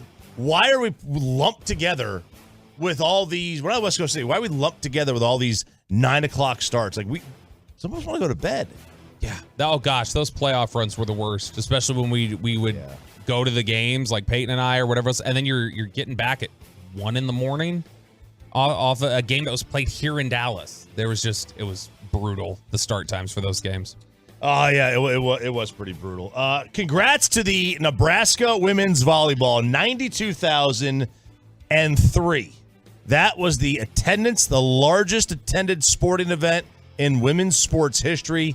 It was for a volleyball game yesterday in Lincoln, Nebraska, Memorial Stadium. I have no idea how they pulled this off, because it's not like they were playing like, UCLA or Texas or some other like legendary volleyball program, Penn State. They're playing Omaha. Yeah, that doesn't totally add up. Now, you said there was a concert tied into this or something. They also had like a band, a concert. I didn't notice who it was. A lot of people wanted to see, Color Me Bad or whoever. It's probably not Color Me Bad. Could have been. Good reference. I appreciate that one, but probably not. But congrats to the Nebraska. You put the red N on something in that state, and people are going to show up for it. So eat it up. It's cone. All right, there you go. Got you caught up a little bit around the sports world. Life Hacks at 7:45. But up next, the coach of your TCU Horned Frogs, Sonny Dykes, join the show next year on 105.3 The Fan.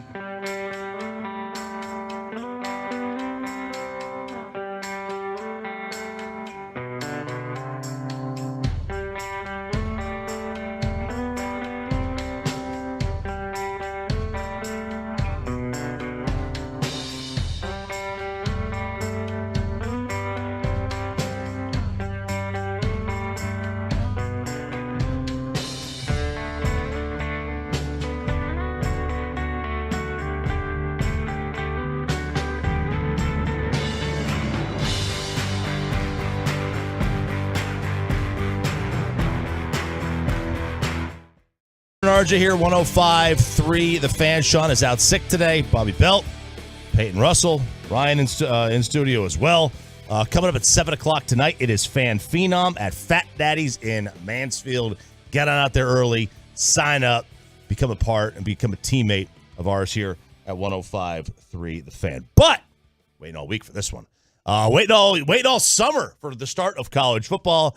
We got a little bit of a taste last week with, I guess, week 0, whatever they want to call it. The head coach of your TCU Horned Frogs, Sonny Dykes, join us here at 105 The Fan.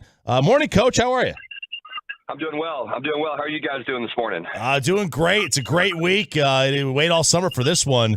How's life changed for you in the past, year? Well, it's changed.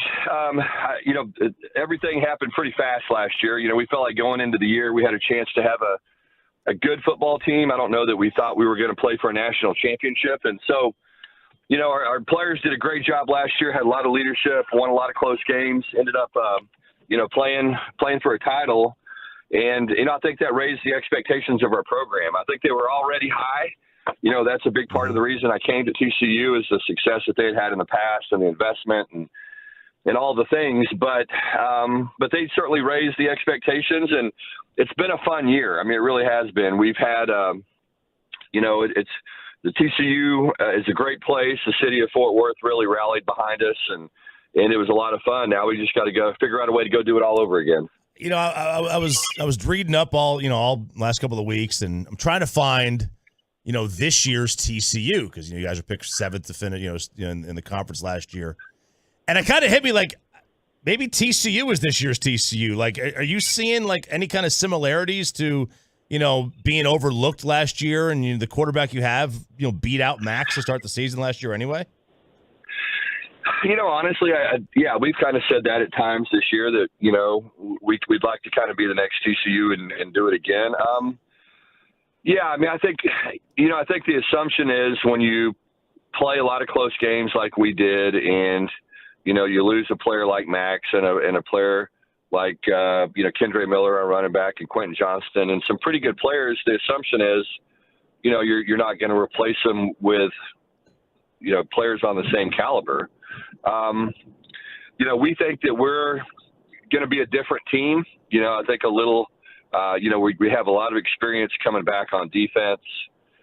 We've got much more depth on this team than we had last year. We didn't have much depth at all in last year's team, and we've got a lot of depth, a lot of competition, a lot of really good players. The only difference is they haven't really played much. And so, we think that we have an opportunity to have a good team. We've got some really good transfers, and I think all the guys are different and unique in terms of their skill set and what they bring to our team.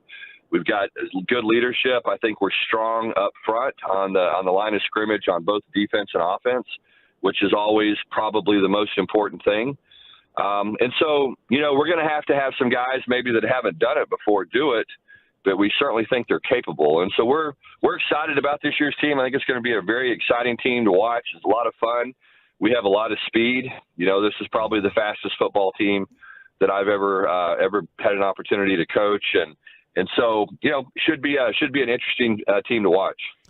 Coach, you mentioned there that you guys have a lot of exciting transfers. That's in large part, I think, highlighted by those 3 big transfers that you guys got from Alabama, including Trey Sanders, who hopefully is going to really fill a void now that you guys have lost your 2 leading rushers from last year. But did you find, or how quick did you find that with the success you guys had last year and some of the big games you guys had beating ranked opponents on the way to the national title, how fast did you find that some of these transfers like got a really healthy new interest in Fort Worth and coming out there and playing for the Horned Frogs? Yeah, that certainly has changed. Having that kind of success last year has helped tremendously in recruiting. It's opened a lot of doors for us and allowed us to, in particular with transfers, allowed us to, have an opportunity to bring in some guys that we probably would not have had a chance to bring in the past just because of the success. And guys, are coming here to play in big games. Guys are coming here to play for championships. Guys are coming here to play in front of sold-out stadiums and, and on big noon kickoff like we have this week. And we're probably going to set the all-time attendance record at TCU this Saturday. And so, there's a lot of exciting things going on. But I think the biggest reason the guys come here is because when they come to TCU on a visit, they really like being here. They like our players. They like our coaches. They like the culture we have in the program. And I think they see themselves playing here. And I think that's a big part of the success that we've had recruiting.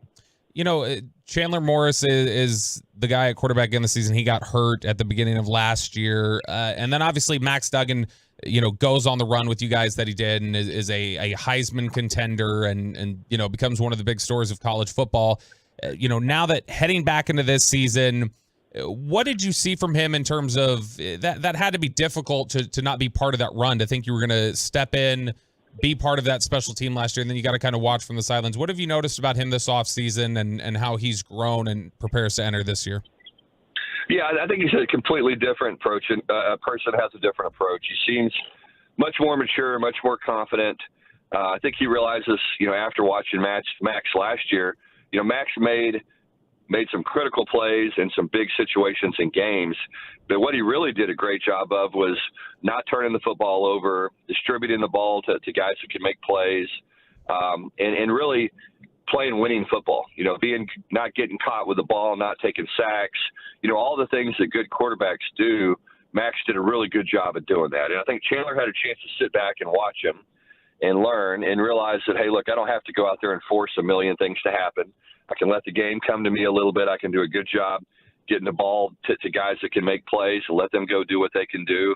And so, I think that was a big opportunity for Chandler, just to sit back and watch it all unfold. And then he had to learn how to watch a guy deal with adversity by losing the job like Max did, and then, having all the success that he had and all the notoriety he got, and, on the way to the Heisman Trophy. And so I think it was a great opportunity for Chandler to learn a lot from Max and, just learn a lot how important it is to be steady as a quarterback and not get too high, not get too low, and, just all the things that are really important. TCU football coach Sonny Dykes joins us here, 105 through the Fan. This is an interesting game this week, obviously, with Colorado. How do you prepare for a team? Because usually, first game of the year, you can go back and look at last year's tape, see last year's player. This is like an expansion team. New coach, 70 new players. Like, how do you prepare for a team like this? Yeah, openers are always tough. Openers with new coaches are even tougher. Openers with new coaches and a completely different team are really tough. And so it's, we haven't even bothered watching the Colorado game from last year. That's something that none of us have even watched, just because there's so few players that played in that game for Colorado, they're going to play in this game. And so obviously new schemes, new offensive coordinator, new defensive coordinator, new special teams coordinator. So we spent a lot of time going back and watching the offense that those guys coached at the previous institutions.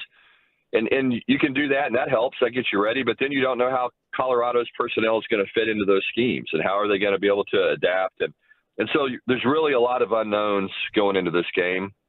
I think in some ways that helps us. And what I mean by that is the focus has just been on us. The focus has been on, making sure that we're prepared and ready to play, making sure that we play hard, making sure that we play physical. We do the things in early games that are really important. We win the turnover margin.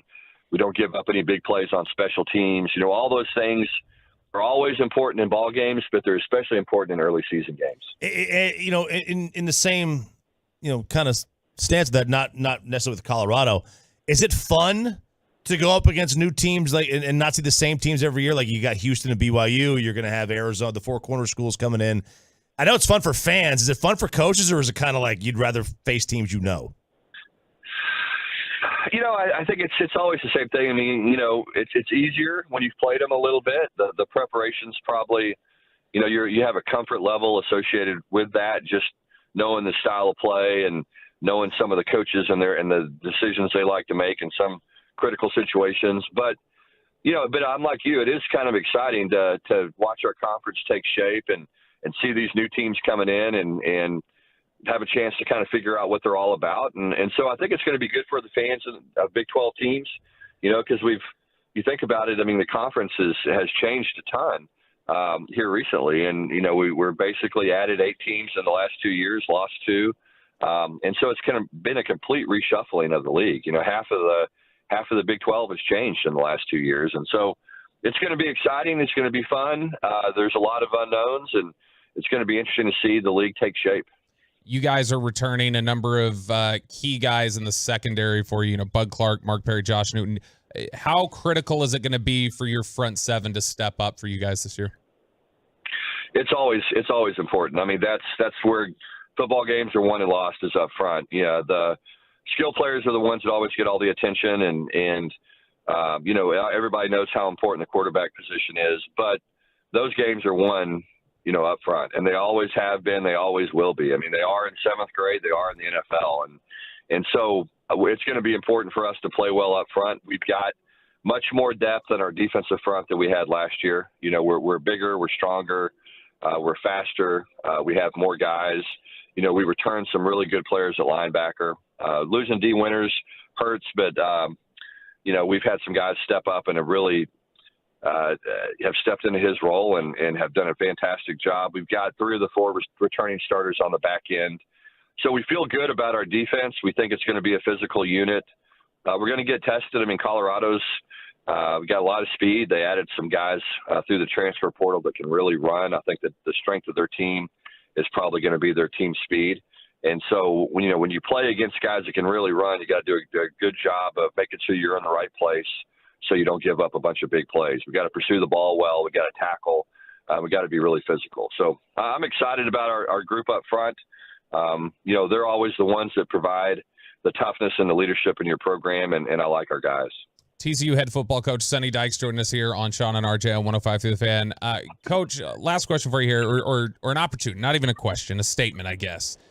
You know, it's 7:35 right now here in DFW. A lot of families in the cars. DFW obviously a hot spot as they head to school for you know, high school football and an intense recruiting area. So what would your pitch be to anybody that's maybe sitting in the car right now listening, a high school football player, a top recruit? What would your pitch be for them to stay home, play football in Fort Worth for the next 4 years? Yeah, I mean, the great thing about playing here at TCU, you can do it in front of your friends and family right down the road. You can play for championships. You can get a fantastic education. The students that go to TCU, they love going to school here. It's a great place to go to school. It's a very customer-friendly school, and they do a great job taking care of their students. You know, we've got everything that we need to have a championship football program here. And so a lot of kids sometimes get caught up in the bright lights and leave and go a long way away from home to go to school. But, you know, they can stay here and they can get a fantastic education, have a great experience, and play for championships. And I think that's what our program's all about. You know, we talk to it all the time. We want to be more about the steak and less about the sizzle. And, you know, we want to do a great job of focusing on what's important. And that's our guys having a great experience, getting a great education, and winning a bunch of football games. And that's what we think we're going to do here at TCU. Coach, we really appreciate the time. Best of luck this year. We'll talk to you as the year goes on. Thank you so much. Okay, thanks for having me on, guys. Appreciate y'all. Sonny Dykes, head coach, TCU football. They got a big one against Colorado this weekend.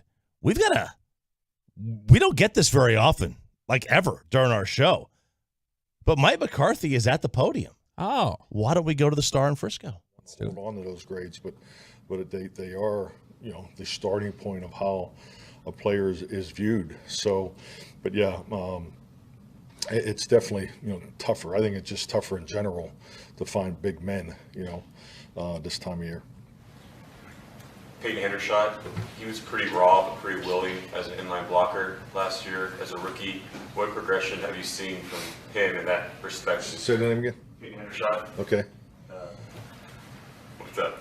I'm laughing because, I mean, everybody makes fun of my accent, but okay, I didn't understand at first. Okay. Peyton Hendershot, pretty raw, pretty willing last year as an inline blocker. Mm-hmm. Have you seen his progression, you two? Well, I think he's really grown. I think the biggest thing is, and I think it's your point, is, you know, a lot of twitch, was very productive in the perimeter stuff. You know, I think just, you know, I think of the wheel route he caught against Jacksonville. So I mean, he has that type of ability on a second level. You know, just even talking to Dan Quinn this morning, we're talking about, you know, the assimilation the opponent squad in having an athletic tight end, to challenge the defense. And, he's that kind of guy. So, but yeah, we needed to be better blocking the C gap, period, not just Peyton. So, but yes, I think he's definitely improved, the inline blocking, but he has the twitch and athletic ability.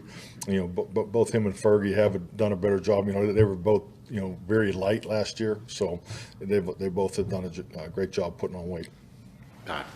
Mike, with Steele and his recovery, have you seen a guy come back from such a major thing the way he has? No, I haven't. I mean, just that clean. I mean, that's his. He hasn't missed a day, and it's just Terrence. I mean, he's in there the same time every day, doing the prehab. So, it really, feels like he never left. Yeah. I think you told us, maybe it was after his rookie year, that you see him as a decade-long player. How can you what made you say that after his first year? Well, I think you go back to any time you have a chance to work with a young player. His first impression really sticks with me. I can remember watching him move in the rookie orientation there, the pandemic year, and just being impressed with him, day one, and we hadn't even put the pads on yet. So he's got his work ethic and just the way he goes about it. I mean, he's always been no nonsense, extremely coachable, very bright, and he's a glue guy. I mean, he's really connected strongly, not only in the O-line room but the locker room. So, Terrence is a stud. Mike, Kuhn had a couple years in Pittsburgh before you guys got him. Did you think that when you did pick him up after he got released, that an 8-year career with you was kind of in the cards at that point? Yeah, definitely. Hell, I would have gone longer with him. I think John was, that kind of player. Not just coming off of Terrence, his conversation. John was, very strong in the locker room too. Had veteran presence. Was a key guy for the special teams, and and that wasn't really the philosophy, keeping veterans on special teams. A lot of hats, when you can wear a lot of hats and give you position flexibility, personnel utilization flexibility, those are all things that I, hold high because, it's all part of the game plan, especially over the course of a long season. Nick Harris, DallasCowboys.com. Has Noah Igbenogany arrived in the building yet? And if so, what do you like? Noah's here, and he's, he was involved yesterday, so. Just come right in, jumped in. So, Mike, you were talking a little bit earlier about that offensive flexibility. When you look at that's when we're like when the John Kuhn questions came in, I was like, all right, probably time to get to life hacks. Yeah, but first, let's hook you up, boys and girls. All right, Tolos, that's right. Caller number 10 right now at 877-881-1053 wins a 4-pack of tickets to see your Texas Rangers take on the Houston Astros next Wednesday, September 6th. And not only will you be sitting in the world-famous Section 133 for the big rivalry game, but it's also Texas Chili Company $1 Hot Dog Day at the ballpark. Get tickets and information now at Rangers.com/tickets. That's caller number 10 at 877-881-1053. Warning, the following life hacks are unethical and should not be performed. Sean and RJ do not condone these life hacks. Unethical life hacks may cause financial savings, make you cooler, more popular, increase sexual encounters, and provide an overall improvement in well-being at the expense of others. Please report any and all positive experiences testing unethical life hacks to 877-881-1053. Take it away, Bobby B. Thank you, Chris Arnold. It is Thursday. It is the expressway, so it is time for unethical life hacks. Remember, these are the pitfalls of life. This is our attempt to give you guidance through education, to open your eyes to some of the really ugly in the world so that you know to avoid it. Okay? Look, I'm a big fan. I'm a huge fan. This could be a dangerous day right here because Sean's not here to block the 2 or 3 of them leading into the segment like he normally does. We might be able to really tap into some stuff here. All right, Chop. Grocery stores will often put reduced price stickers on products going out of date. Remove these stickers and place it on a fresher version. Okay, so are you talking about the old school little rectangular square stamp, sticker, price tag? They'll have little stickers, like the little orange oval stickers that say reduced with a new price on it or whatever. You just peel it off, put it on the other one, and then bring it up to the counter. My neighbor my neighbor bought a pizza oven, Well. and he told us all it's $46. It was like a $150 pizza oven. It's like 75% off or whatever.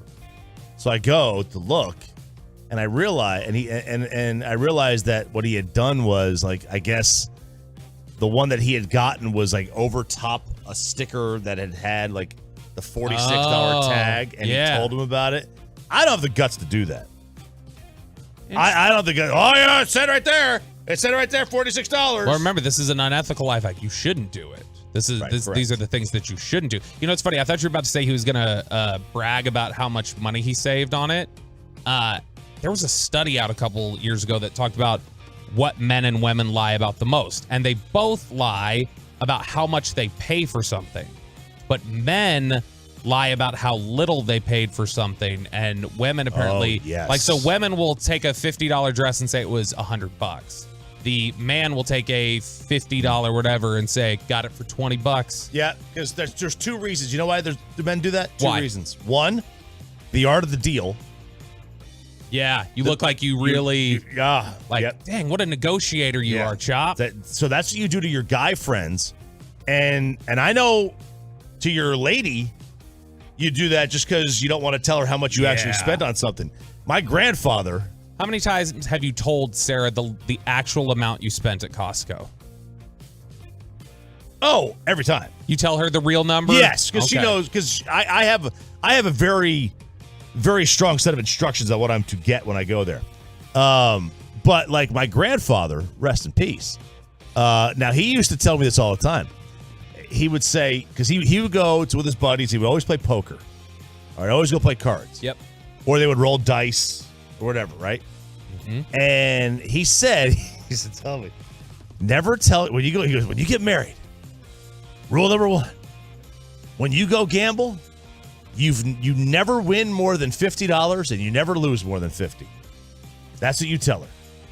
That's a good. It's a complete lie. No, but it's a good ploy there. It's a good ploy, but that's what you tell me. You never win more than 50. You never lose more than 50. 214. My wife always rounds down when telling me how much something costs. She'll spend $240 for something, and she'll say it was about $200. 682 on the sticker price thing. We got a $400 fake Christmas tree for $150 because the store put the sign in the wrong spot. So see, sometimes these things work out for you, Chop. Okay. Have your significant other take creative profile pictures of you. That way, when you break up, if you break up, you'll have the best Tinder dating profile. Yeah, I mean, look, that is that unethical? I mean, it's you're not letting them know there's an ulterior motive for. It is very odd though for a guy to ask for casual pictures or profile type pictures. Like, oh, just take a pic. Like for a girl, you know, it's obvious, but for a guy, I think the girl would get a hint at it. She might get a hint at it. Although, I mean, like, it depends on your personality. Like, if you're goofy in general, like, I think they just, you know, they would get it. Yeah. You're just goofy in general. But I think it's a great idea for, like, a dating profile. Like, girls want to see that you're not just some dude. Like, look, guys, if you're, and I've not done the dating app, but, like, Sarah's told me, like, these horrors are, if you have a fish in your dating profile, like, stop. Like, you're one of a billion. Don't put a fish in your dating profile. That's just what I've been told. No fishes in mine.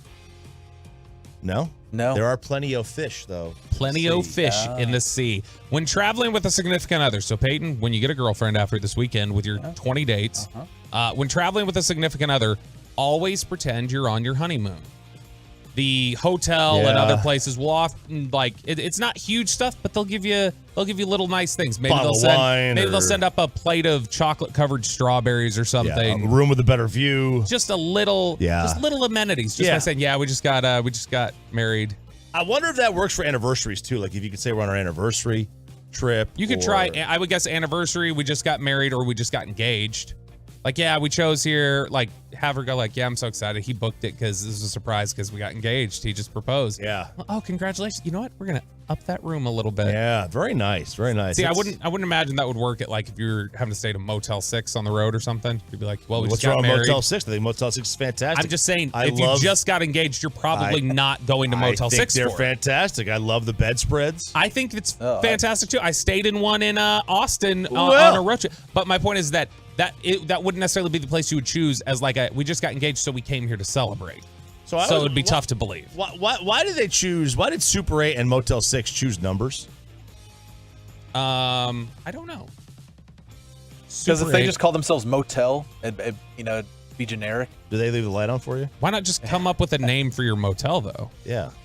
All right, so this one came from Carlos James. He DM'd me this one. Which shout out to you guys on the truckwreck.com fan text 877-881-1053, the Twitch, the YouTube, the people who tweet, Instagram. Listeners are DMing me their life hacks all the time. So Carlos James DM'd me last week. He said, life hack to lower your cable bill. Call the cable company's cancellation department. Unhappy with your bill? Check contract status and threaten to switch the competition, which offers rock bottom prices and better packages to switch and pay off your contract. The companies would rather lower your bill than lose your monthly payments altogether. I did it yesterday. Definitely works. Bill got cut from $360 a month to $180 for the next year, and I didn't lose any channels. So I thought about doing this. Now I just switched TV like about a year or so ago, so I've got I'm still under my initial contract or whatever.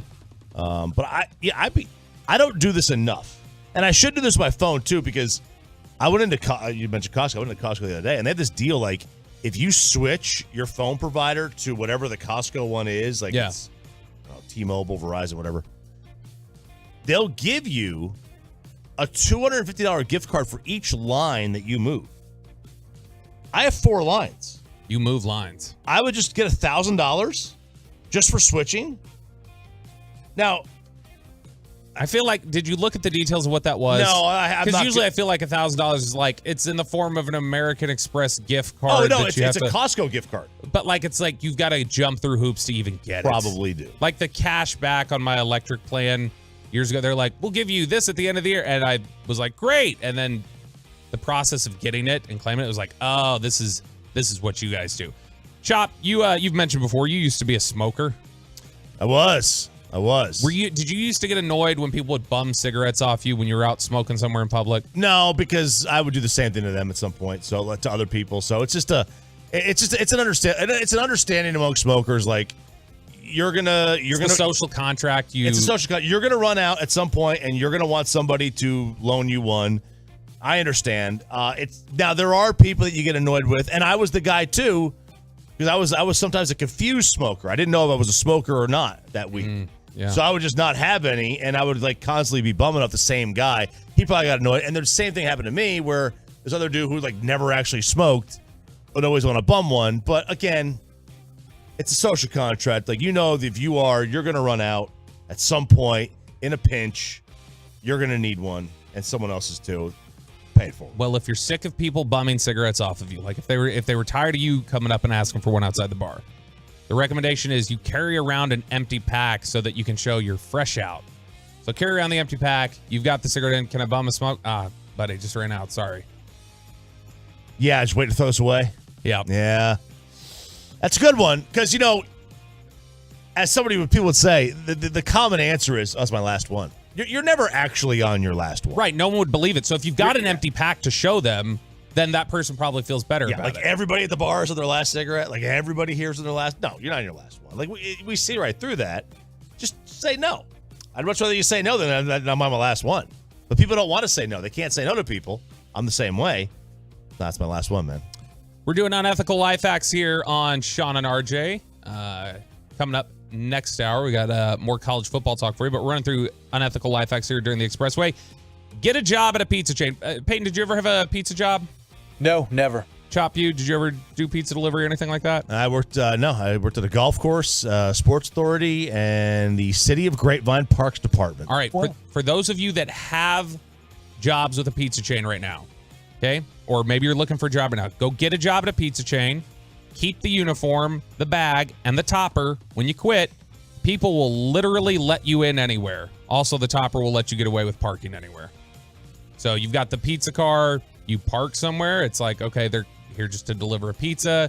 You walk in with that uniform, anything else, you can probably walk right through the movie theater, or you can get in anywhere with a pizza. And I will say, I've noticed. Well, you just gave criminals a great idea there. They let security. My gosh. Yeah, I'm sure none of them have thought of something like this before. But this is for you know how many times I see somebody able to get in to like a concert backstage because they're just driving up with a pizza.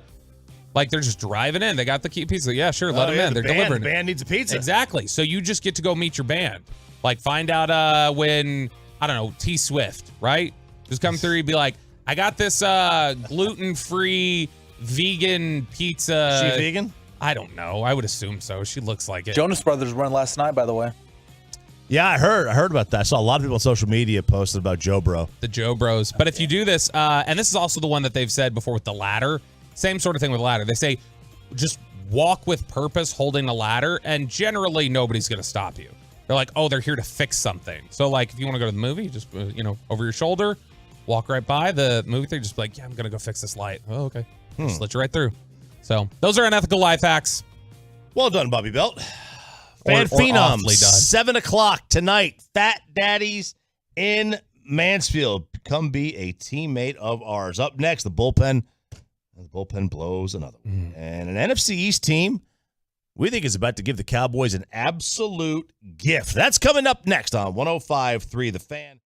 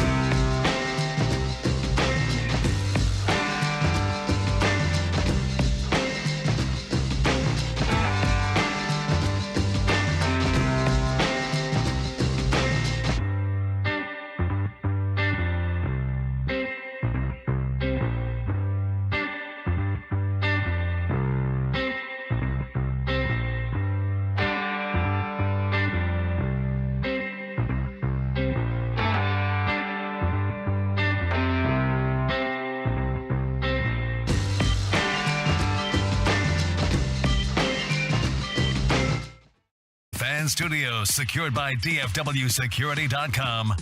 This is Sean and RJ on 105.3 The Fan. Bases loaded, nobody out. DJ Stewart, the batter, and he gets hit by a pitch. That pitch came inside, it hit him. That pushes across McNeil with the game-winning run, and the Mets will salvage the final game of this series by the final score of 6-5. That was a bummer. Ruined the day, really. It really did. I mean, they were down. They had a nice comeback in the 8th. You thought, man, 6 outs. 6 outs, you got to get. That's the way baseball goes. It is. How hard is that? 6 outs. 6 outs. And it's not like they were clinging to a 1-run lead. They had a 2-run lead. 6 outs, man. That's all you need. But unable to hold it, Leclerc gives up a 2-run home run, and then they get in the extras. And Rangers have bases loaded, nobody out. Can't score. Heim lines out. Jankowski grounds out to a 3-2-4 double play. God. And then they get the walk-off hit by pitch in the bottom of the 10th. And listen, they probably should have lost game 1, and they should have won last night, and it evens out. They stole one in game 1, and they blew one yesterday. The Mets stole one yesterday. So it did even out, and they wind up winning the series either way. But we're so late in the season, I think, that it's tough. It's so late in the season. There's very little room for error at this point. It was a 3-way tie going into last night. It's very, very touchy right now. I mean, it is wild just the way things have completely swung for this team. And I don't mean the bats, because the bats aren't swinging necessarily consistently right now. But you look at the first half, just go August 1st through August 15th. Okay, and during that stretch, they played 14 games. They went 12-2. And then from August 16th, the halfway point of the month, August 16th through last night, they have played 13 games, and they're 3-10. So they went 12-2 in the first half of the month, 3-10 in the back half. It's not good. Just not good. It's over 500. That's improvement. Yeah, you're right. That's it improvement. Is. The problem is the team that's been chasing you is like 24-4. At the same time. These runs this team has gone on lately are wild. They go 6 straight wins in the middle of July. Then they lose, what was it? It was 7 out of 9. Then they win 12 out of 14, and then they lose 10 out of 13. It's just been a bizarre run for this baseball team. It's been very, very bizarre. And that's the problem. Like this team, they should have like a 6-game lead in the division. Yeah. They if you go by, how good they have been this year, and they've been very, very good and very, very consistent. Outside of their swoon they had after the All-Star break, and then, now, they should have a 6-game lead. They should be talking about getting their pitching rotation set up, getting Josh Young ready to go, getting Nathan Eovaldi healthy, and not talking about, man, we've got to rush Eovaldi back. Man, we got to rush Josh Young back. I hope they don't. I personally, I'll believe I see Nathan Eovaldi when I see him. Yeah, the expected win-loss, you mentioned, the Pythagorean expectation would say that they should be 84-49, and second place should be Seattle at 79-54. So you should have a 5-game lead right now. Easy. And it's just some of these one-run games, these extra inning games. You're 11-19 in one-run games now. You're 2-7 in extras. That's killed you all year. Yeah, it has. It absolutely has. Now, listen, they're still in a position where they can win the division. They're still in a position where they can get the 2 seed. They're also still in a position, unfortunately, where they can miss the playoffs altogether. You've got 30 days, or ish, ballpark.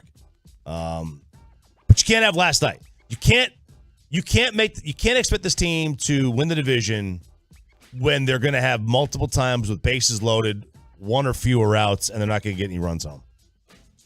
That's just tough. You're asking a lot. This pitching rotation has already had the best ERA in the sport for the month, which is wild. You pitch that well, and you can't sustain success, even with the pitching staff pitching like it is without DeGrom and without Eovaldi. I would have never envisioned they would have been in this situation the way it's gone. As bad as unreliable as we all thought the bullpen was when the season began, and then throughout the season at times when we thought it was unreliable, it has gotten worse than we had expected. And it's just the bats, because they're not as consistent as they were earlier in the year. They aren't carrying you through some of this anymore. And that's the tough part of it. Yeah, it's the tough part of it, but it's the reality. It's the reality they put themselves in with this late string, is that they're going to be in tough spots. They're going to be in close games. And you can't have Chapman pitch 4 games in 5 nights. Yep.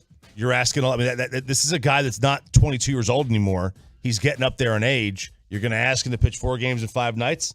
I mean, okay. You don't knock yourself out, man. So Rangers lose. They got an off day today. Twins, Astros, A's in this homestand they've got coming up. We're thinking 6-3. That's what they got. They got minimum. It's baseline. You ideally should be 7-2, but 6-3 is baseline.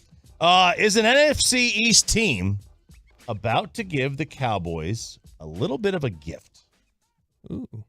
Boomer Esiason. You familiar with his work? Yeah, from the commercial breaks, the CBS Sports Minutes. Yeah. So they do, like, I guess CBS Media did like a phone call. You know, like a conference call. Like a conference call, which is the dumbest. Man, when I was at ESPN, they used to have like the other team's coach. I was doing like the Cowboys beat, right? The other team's coach on a Wednesday would do like a conference call. Yeah, they did those all the way up through COVID. Once COVID happened, that stopped. We don't do them anymore. So they put us in a conference room, and this little tiny speaker was in the middle, and you would like hold your microphone up to the speaker. And all the coach is talking like this. Well, I think we're going to go here. We're going to have a good game here today. We're going to run the football. We're going to a tough team here because Tony Romo's tough to deal with. And I think Jason's really good player. You guys having fun here at Swinging for a Cause? You ready for bowling for sure? So that's what it was. And like everybody's holding the microphone up, and it's like, guys, we're never playing this audio. This is awful audio. We're never going to play this. Why am I here? Whatever, right? So that's what this was with Boomers. It was terrible. But he said, hopefully Jalen Hurts doesn't have to be as big a part of the run game as he was last year. Well, hell yeah. My goodness. You're going to tell me that you're going to take one of the most prolific runners in the sport and you're going to tell him not to run? Which, ask Dak Prescott how different defenses are with him after his injury when he doesn't run as much. Yeah. Like, that was a huge dynamic part of his game. He could still break it out every now and then, but he's more of he runs like a fullback now. More lumbering. And he's always been, he's never been like a really dynamic, right, but he was sort of like a bruising back. It looks a little more lumbering these days, but yeah, you're right. It was probably more difficult on defenses when he had that element to his game. He was never Lamar or Hurts or Fields, obviously, in terms of the running ability, but it was enough that it threatened. Yeah. It was enough of, okay, he could pick up a first down that it threatened. I mean, and sometimes he used his legs. It wasn't just a threat. He used them in really important ways. I mean, the Seattle playoff game, when he had the scramble for the first down. Like, that is a big part of his game, and that's a huge part of what makes Jalen Hurts successful. Of course, is the threat of doing that, and it occupies what guys on the defense need to account for. It does. You're basically playing 11 on 10 because you have that one player, and we tried it with Micah, right? Micah's going to key on Jalen Hurts. I mean, you know what a gift it is for a defense, for the offense, if they have Micah Parsons and they say, hey, we're not going to rush him, we're just going to have him spy. Are you kidding me? Like, of course, I'll sign me up for that. Like Dak was, like you said, he was never Lamar, and he was never Tom Brady as a passer, right? So it's like you needed both to make you great. Jalen Hurts is not Patrick Mahomes as a passer, but he's a really good runner. Yeah, and he needs that to help the defense out, or to help his offense have a defense that is worried about that. And if they're going to take that run away, Boomer, you really want him to do that? I mean, okay. If you can, thank you. It helps in a number of ways. If you can extend plays, that's obviously a huge gift, because the longer that the defense has to be out there covering, The longer that those corners have to run around, the more likely it is that somebody's just going to break loose and Jalen Hurts. It doesn't matter how skilled you are as a passer at that point. If somebody's just wide open running around on a busted coverage because you ran around for 10 seconds, that's a huge benefit. It's what you have to account for. The read option stuff is incredibly difficult. What has been the biggest gripe from NFL defenses this year? The biggest change they're trying to get made. 4th and 1? It's the Hurts sneak. Yeah. It's using his legs, and that sort of aspect has been so critical to his success. Why does anybody talk about Hurts having the game in the Super Bowl he did last year? It's one of oh my gosh, it was such an incredible performance. He had like 80 yards rushing, right? And he scored 3 touchdowns on the ground? Something like If that. you take that out of the equation, nobody's talking about it as the greatest, like one of the greatest Super Bowl performances of all time. Yeah. I would like to point out that in 14 years in the NFL, Boomer Esiason ran for 300 fewer yards than Jalen Hurts.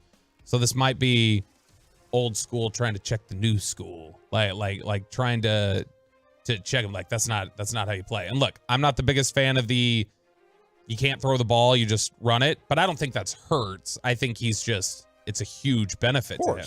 Oh, it's a huge benefit. I think it's a huge benefit to, any mobile quarterback. It's the ability to run the ball is a huge benefit to Josh Allen. Yeah.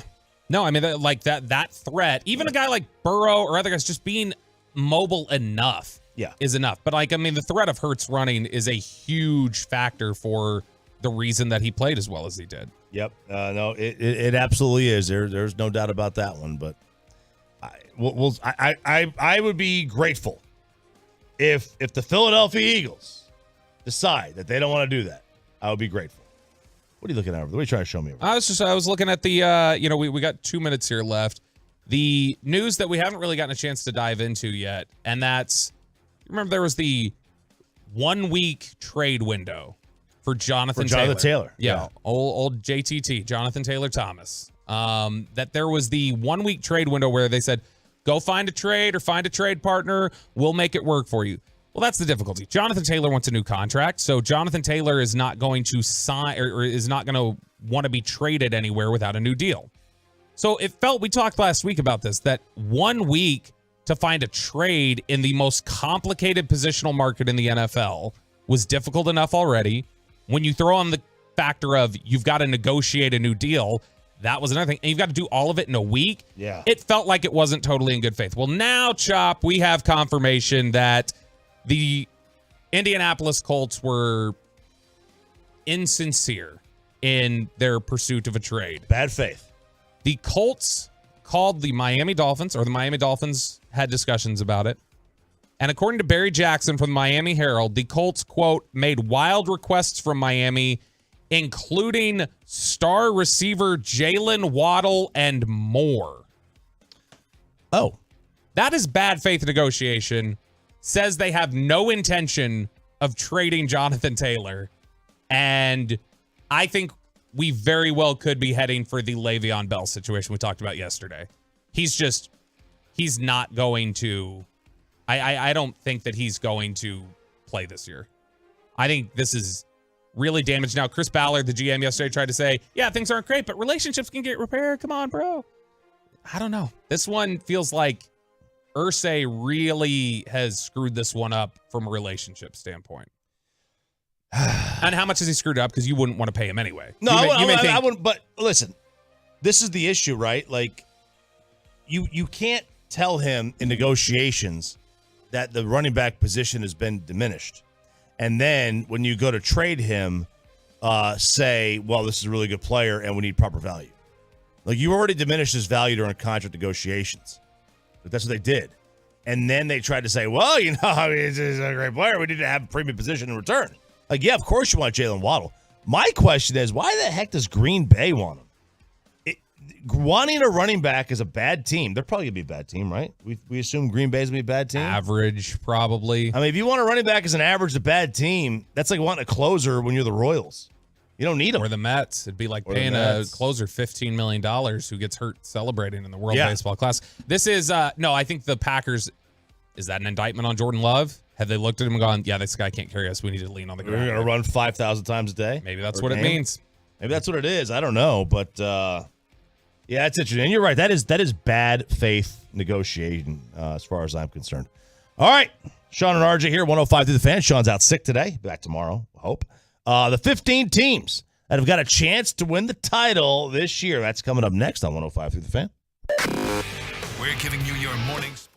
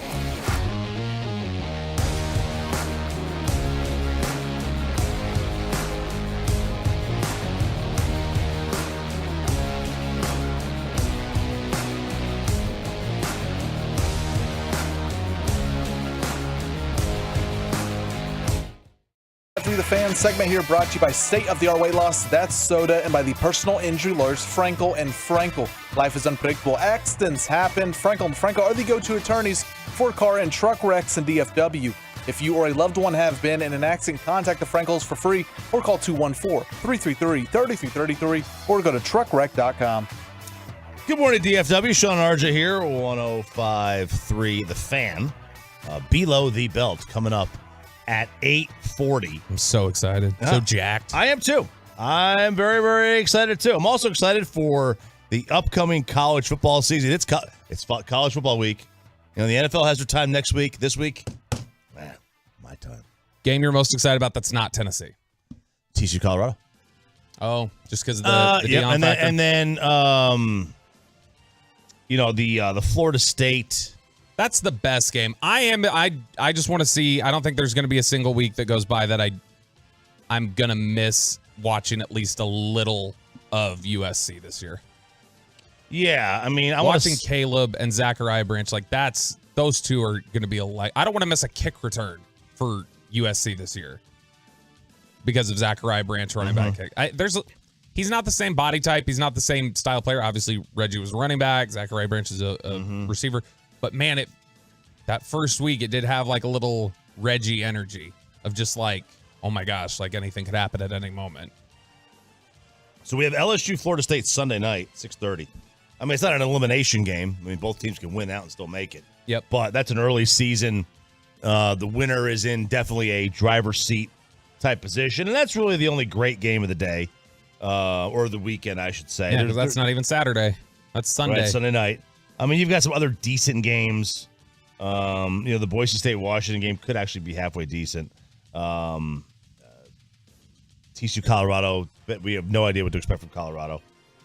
Tennessee, Virginia, probably not going to be very good. Those are both 3-touchdown and 4-touchdown point spreads. So there's not a whole lot of point spreads that I could see that are, inside 3 touchdowns, but no, not in the top 25 anyway. No, not in the top 25. You get some better games.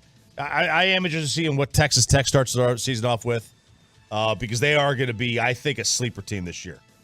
I think Tech is one of those sleeper teams that could make some noise. Brett Yormark agrees. He does.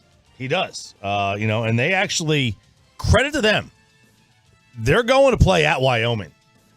Teams don't go to Laramie.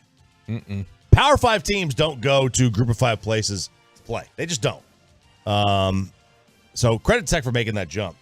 But they came out with the tiers. I love this. I love a tier thing. I love tier lists. So does Kelly Stafford, apparently, right? When she does about Matthew Stafford's tiers and what tier he's on. Yeah, and Will Brinson, when he doesn't know what a tier is and he's calling things tiers and ranking Dak like 15th. So, tier 1, the college football, a lot like Patrick Mahomes. Tier 1 is Georgia. That's it. They're tier 1. They are the back-to-back defending champs. They're trying to be the first team, ever to win 3 straight. This doesn't happen in college football. No. The last time it had 90 years or something. It's been since the. It's not in the modern era at all. Army in 46 came really, really close. They were 9-0-1. Their tie was the Notre Dame. It was a scoreless tie. They were like probably the closest one to actually ever do it. Nebraska came pretty close too. Which we didn't talk about this on the air last week or earlier this week. We talked about it during a break, but I thought it was wild that Bruce Feldman in his preseason top 25 had Georgia 4. That was wild. He had Michigan, LSU, USC as 1, 2, 3. Very, very strange. Very strange. I don't know if he was just kind of saying look, Georgia's got a tough schedule. I don't know. He said his biggest thing was he thinks they are going to miss Stetson Bennett more than. Yeah, they are, but they've got they're just replaced it with a 5-star kid for the most part. Yeah, but Stetson Bennett did step up and play huge for them in those playoff games. He did. Yeah, to his credit, he absolutely did. All right, so tier. This is where they get it. Yeah, these are lettered tiers. This is weird. This is basically 3 tiers, but they're all the same tier as contenders. Tier 2 is broken into 4 different subsets. It's like a subreddit. Tier 2A. Tier 2A. Contenders with recent playoff experience. Bama, Clemson, Michigan, Ohio State. I don't buy Clemson. I don't think that they're a true contender. Their schedule is relatively simple, and that's the issue. If they beat Florida State, they'll wind up having just probably one loss for the whole year. They are discovering what it's like to all of a sudden not have great quarterback play. Yeah. Like, because, I mean, they had, even you go back, guys who weren't NFL players, go back to just however long ago, it was 11 years ago, Taj Boyd. You go Taj Boyd to Deshaun Watson to Trevor Lawrence. Yeah, you have a lot of success at the college level, for sure. But then, yeah, when you end up having to put DJ Uiagalelei out there, who transferred to Oregon State, won the job, by the way. He'll be starting for the Oregon State Beavers. When you have to throw him out there, improvement. it is. I mean, you could argue that, Jerry, if you wanted to. God, you go back. They at least had Charlie Whitehurst. I mean, years ago. They've pretty much always, over the last 20 years, they've had good quarterback play. Yeah. This is the no man's land that they've been in recently. It's amazing the deodorant for Dabo that Deshaun Watson and Trevor Lawrence are. It's really remarkable how that kind of works. Yep. So there's your Tier 2A. By the way, I think Michigan is clearly the best of those four. I would agree. You never count out Alabama, but because on a neutral, if they're playing, your pick, Alabama's gonna be favored in that game they play. Yeah, but Alabama's not a better team. In fact, you know what? I don't know that they are favored right now. Michigan might be. Yeah, but Alabama wins. I don't think they do. I'll just look. I will take a team from the South over a team from Michigan. Their thick ankles and their high grass, fat legs, slow, black shoes. Well, yeah, of course. Now, you wear black shoes to play football. You want to just tell the world you're slow? Is that what that means? That's what that indicates. And, like, Broadus used to talk about this. Like, what are you damn talking about? I think it was Broadus. I'm pretty sure it was. That, like the black shoes just make you look slow. Interesting. I had never noticed that before. I'll take your word for it, though. I don't know. Maybe I just I dreamt that, or we were drinking. I have no idea. All right, Tier 2B. Contenders with less recent playoff experience. Why don't we just do Tier 2? Why don't we just do Tier 2, period? Yeah. Florida State, LSU, Oregon, and Washington. Bo Nix, I think, is in his 18th year of playing college football. Boy, that's becoming, isn't that sort of the new MO? Yeah. Bo Nix, get yourself Sam Hartman, 24-year-old quarterback. Duggan, Stetson Bennett. Hooker. I mean, yeah. And we already talked about Hartman. Yep. This is the new way to do it. You want to throw all your Chris Winkies out there. I mean, what is the difference between a 24-year-old quarterback and a 20-year-old quarterback? One, you've seen 5,000 more plays. Two, you're older, you're smarter, you've watched film for 6 years. You're just more mature, as some people would say. I mean, no one says that, but in this group too, this is a really strong quarterback group. It is with these teams, Daniels. because Jaden Daniels, who his Heisman case has a chance to either get off to a great start or an awful start, depending on what happens against Florida State this weekend. Isn't Penix in this one too? Penix is in this, and there's another one. Penix is 23. JT Daniels. Mm-hmm. You know who that is? Yeah. He's on his fourth team this year. Yeah, because where all has he been? He's been Georgia. Was he at Ohio? Was it Michigan, Ohio State? No, he was at Ohio State, I think. But he was at the USC. Yep. And now he's at Rice. And he's 23. Jeez. He's on his fourth team. No, it's USC, Georgia, West Virginia, right? West Virginia. Mountain Mama. It's crazy, but that's it. That's where you are. Tier 2C. All right, here we go, Ryan. I'm standing up for this one. Contenders with no playoff experience. I'm going to stand up for this one, too. Yeah, baby. Penn State. Forever overrated. USC. Forever overrated. Yeah, forget that one. Utah. Nope. By the way, Cam Rising, they think he's going to be out for this weekend's game with Florida. You skipped. I skipped two. The University of Texas. And the University of Tennessee. Settle down Boom. just a little bit. Rocky Top and Hook 'em. We're right there. Who's the real UT, though? Texas is the real UT. No, but Texas is UT. Well, here. Yeah. Look, I have said, I'll go on record for a receipts segment for the end of the year. USC, to me, I think USC wins the national title this year. They don't play anybody. They don't, and they're loaded with talent. And I mean, they continue to add to the defensive side. Here's the problem. Their problem is Lincoln Riley. No, their problem is Alex Grinch, the defensive coordinator. I have no clue why Lincoln Riley allowed him back. Jared Sandler, if you're listening right now, explain to me why Grinch was allowed back, because there were some of the same issues that you saw last year defensively showing up against San Jose State in week 0. But, man, Caleb is, we can say comfortably right now, Caleb's the best player in college football. Yeah, he is. He's not going to win the Heisman. No, okay. But that's fine. Best player in college football. Yes. Zachariah Branch has a chance to be the best freshman if he looks as good as he did the other night. They've got a ton of talent on the offensive side of the ball. Even though they haven't put it together yet, they've got like highly graded recruits on the defensive side of the ball. Yeah, their issue is Lincoln never has won. He didn't ever won any big game ever. Now their Utah game will be big, and Utah gave him fits last year, right?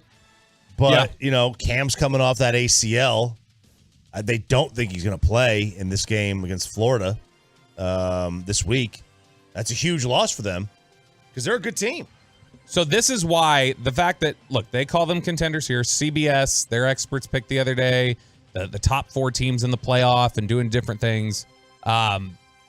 Universally now, the expectations from national people this year are that Texas is in playoff contention. Not that they'll get the playoff. They are. But they are in playoff contention. That's why last week when we got into that little back and forth, that's why I said to me, it's a disappointment if you don't. They're in playoff contention. There's no doubt. Their game with Alabama, I think, has more implications for the rest of college football than any other game on the schedule this year that is a non-conference game for one reason. More than LSU, FSU? I think so, because Texas is going to – look, Texas, I think, is going to win the Big 12. And if they beat Alabama – they're basically, even if they lose a Big 12 game, I think they're in. Because I only think they're going to have one loss. That one loss, maybe OU, maybe Texas Tech, maybe TCU. I think they're only going to have one loss. And if they beat Alabama, that's it. Now, if they lose to Alabama, but they lose a close game, they could still win out. If they win out, I think they're in the Final Four. Bama, meanwhile, if they beat Texas, they've got Tennessee at home. This year, I think they have LSU at home too. LSU Florida State's a neutral site game too. It's in Orlando, right? Yeah, and so Bama losing, they would be losing at home. Right. That would definitely have bigger implications. Yeah, so I think this game's got huge implications, especially from Texas' side, because I think Texas is such a brand, and the committee, I think, human nature is like, hey, look, TV ratings, Texas, let's go. Oh, the committee loves the Longhorns. They do. Yeah, of course they do. Yeah. Now, that doesn't mean they don't love Florida State. They don't love Alabama. Those are big brands too. They're not Texas. They do give undue love to Texas. I will, even as a Longhorn fan, I'll say they overrate them consistently. So, I know there's your tiers. Texas Tech is listed on this one in terms of they are super hot. They are a team that is well thought of, sneaky. And then, TCU is on the man.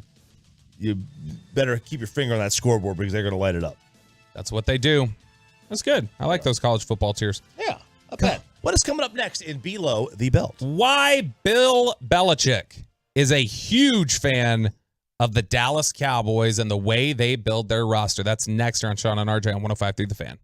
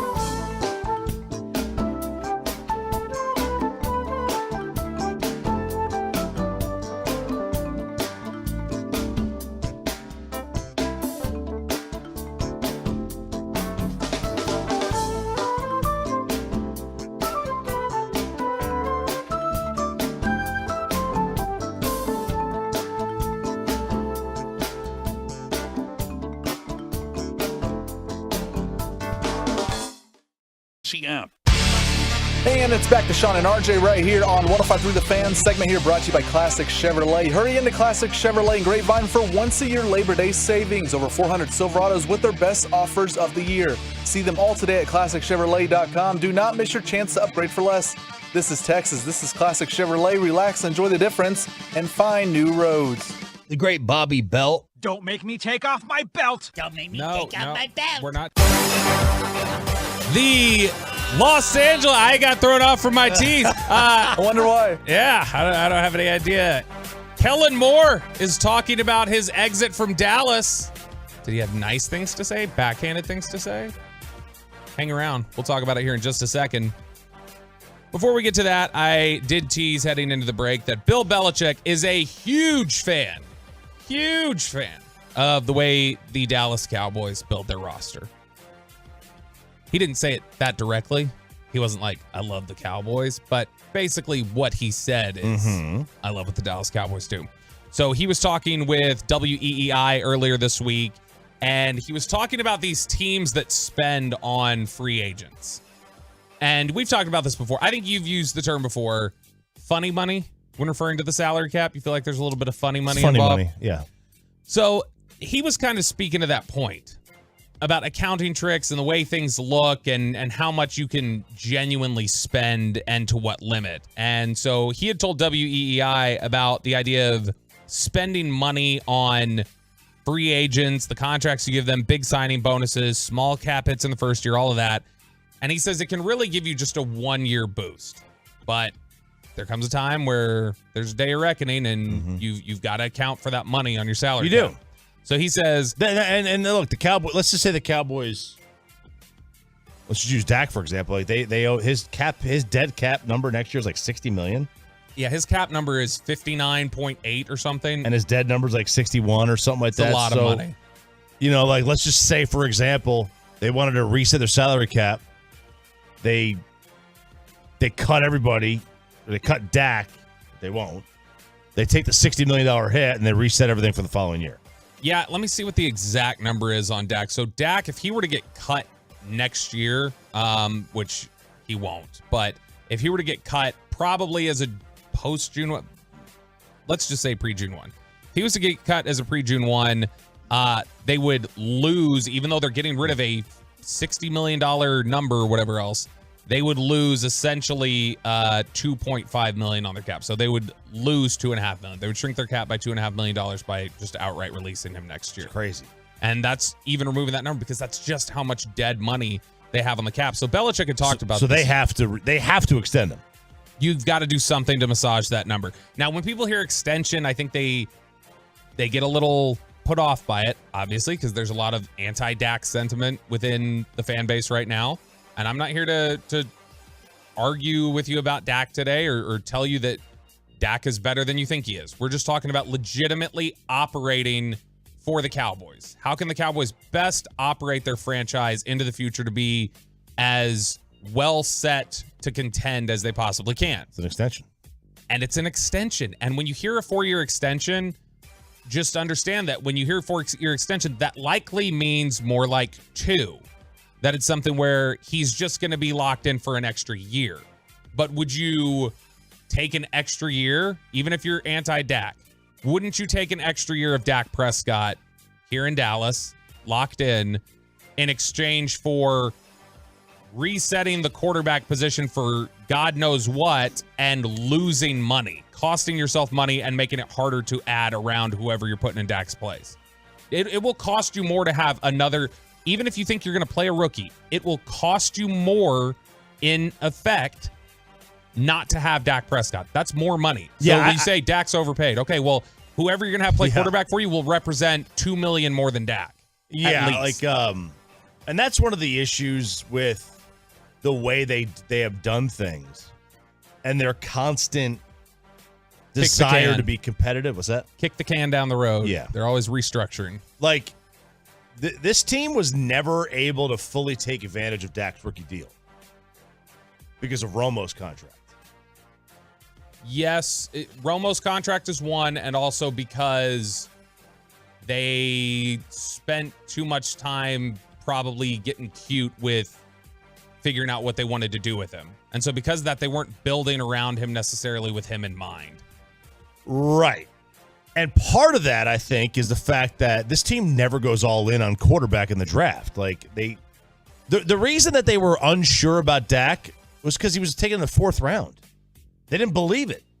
Yeah, if they took him with the 3rd overall pick, they'd have gone all in.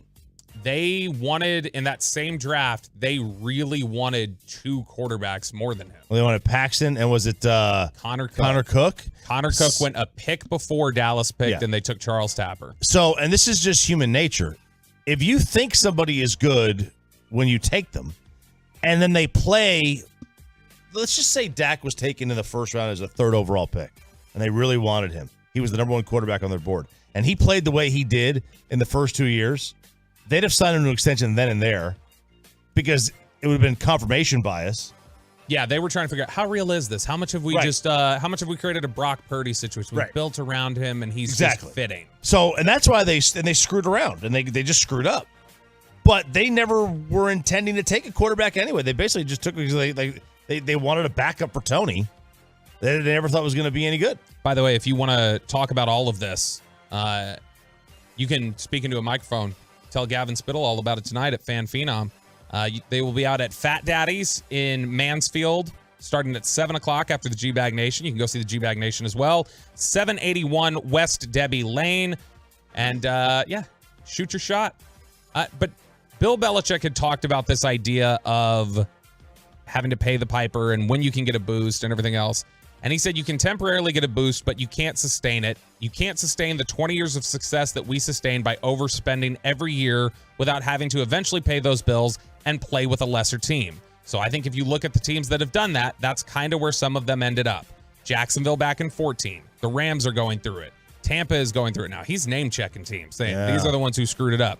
So I'm not saying there's anything right or wrong with it. It's just a different way of doing things, and there's results for doing it. Cash spending isn't really that relevant. It's cap spending. So teams that spend a lot of cash in one year probably don't spend a lot of cash in the next year because you can't sustain that. We've had high years, we've had low years, but our cap spending has always been high. They always spend to whatever their cap limit is, and that's how they spend it. Now this is the kind of philosophy, not exactly, but this is the kind of philosophy you would endorse. You don't want to be Tampa or the Rams, like winning a Super Bowl for a year and then going into mediocrity. Your argument has been for a long time, you would rather sustain success over 10 years and be competitive for a Super Bowl. Yeah, so like for me, it's like, this is kind of just the philosophy I have. I'm not interested in winning a Super Bowl. I'm interested in winning 5. Now I know that I'm never going to win 5.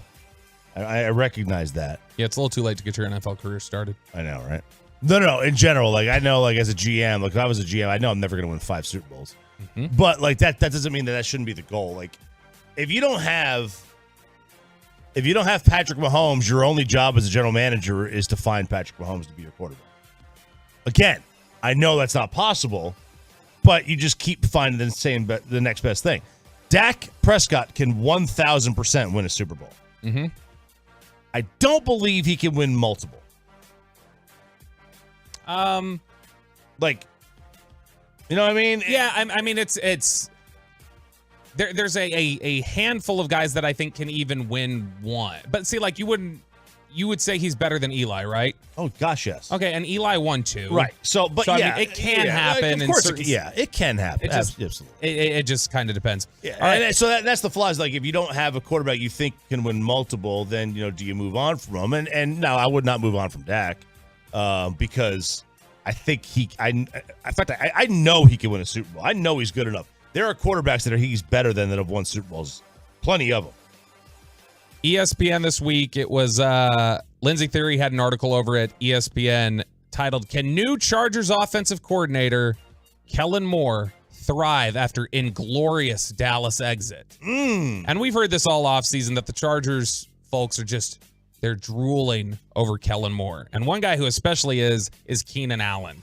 And they were asked about, he was asked recently, what part of Kellen Moore's system is it that he's really into? And they said he grinned and he said, "We're probably going to be going deep." Taking a lot of shots, playing that vertical game. That wasn't always the case here in Dallas. It was early on. 2019 when he first took over, they took a lot of shots. It became little more ball control as things went along. I think that's when you saw the McCarthy-Kellen philosophy kind of blending, and it was this weird hybrid philosophy. But what was interesting here was they were talking to Kellen Moore and about his exit here in Dallas, and he said, as we went through the evaluation process after the season, sometimes change can be really good for all of us, and I felt like I was in that space. So that sounds like, we've talked before about, hey, when was he fired? Was he let go? Whatever else. I still maintain Kellen was the bigger push for what happened. I think Kellen quit more than Kellen was fired. Yeah. And that right there, for him to say change can be good, and I felt like I was in that space, that pretty much confirms from Kellen, I was ready to get the hell out of Dallas. So he was ready to, by getting the hell out of Dallas, he was ready to get away from Mike and not Dak and not Jerry and not the noise, or was it all of the above? I think he and Dak didn't have beef, right? No. Mike McCarthy had one vision. Kellen had another vision. And I think he realized it's probably best for both of us if we don't try to blend these. We just need our own thing. This reminds me of Parcells and Mike Zimmer.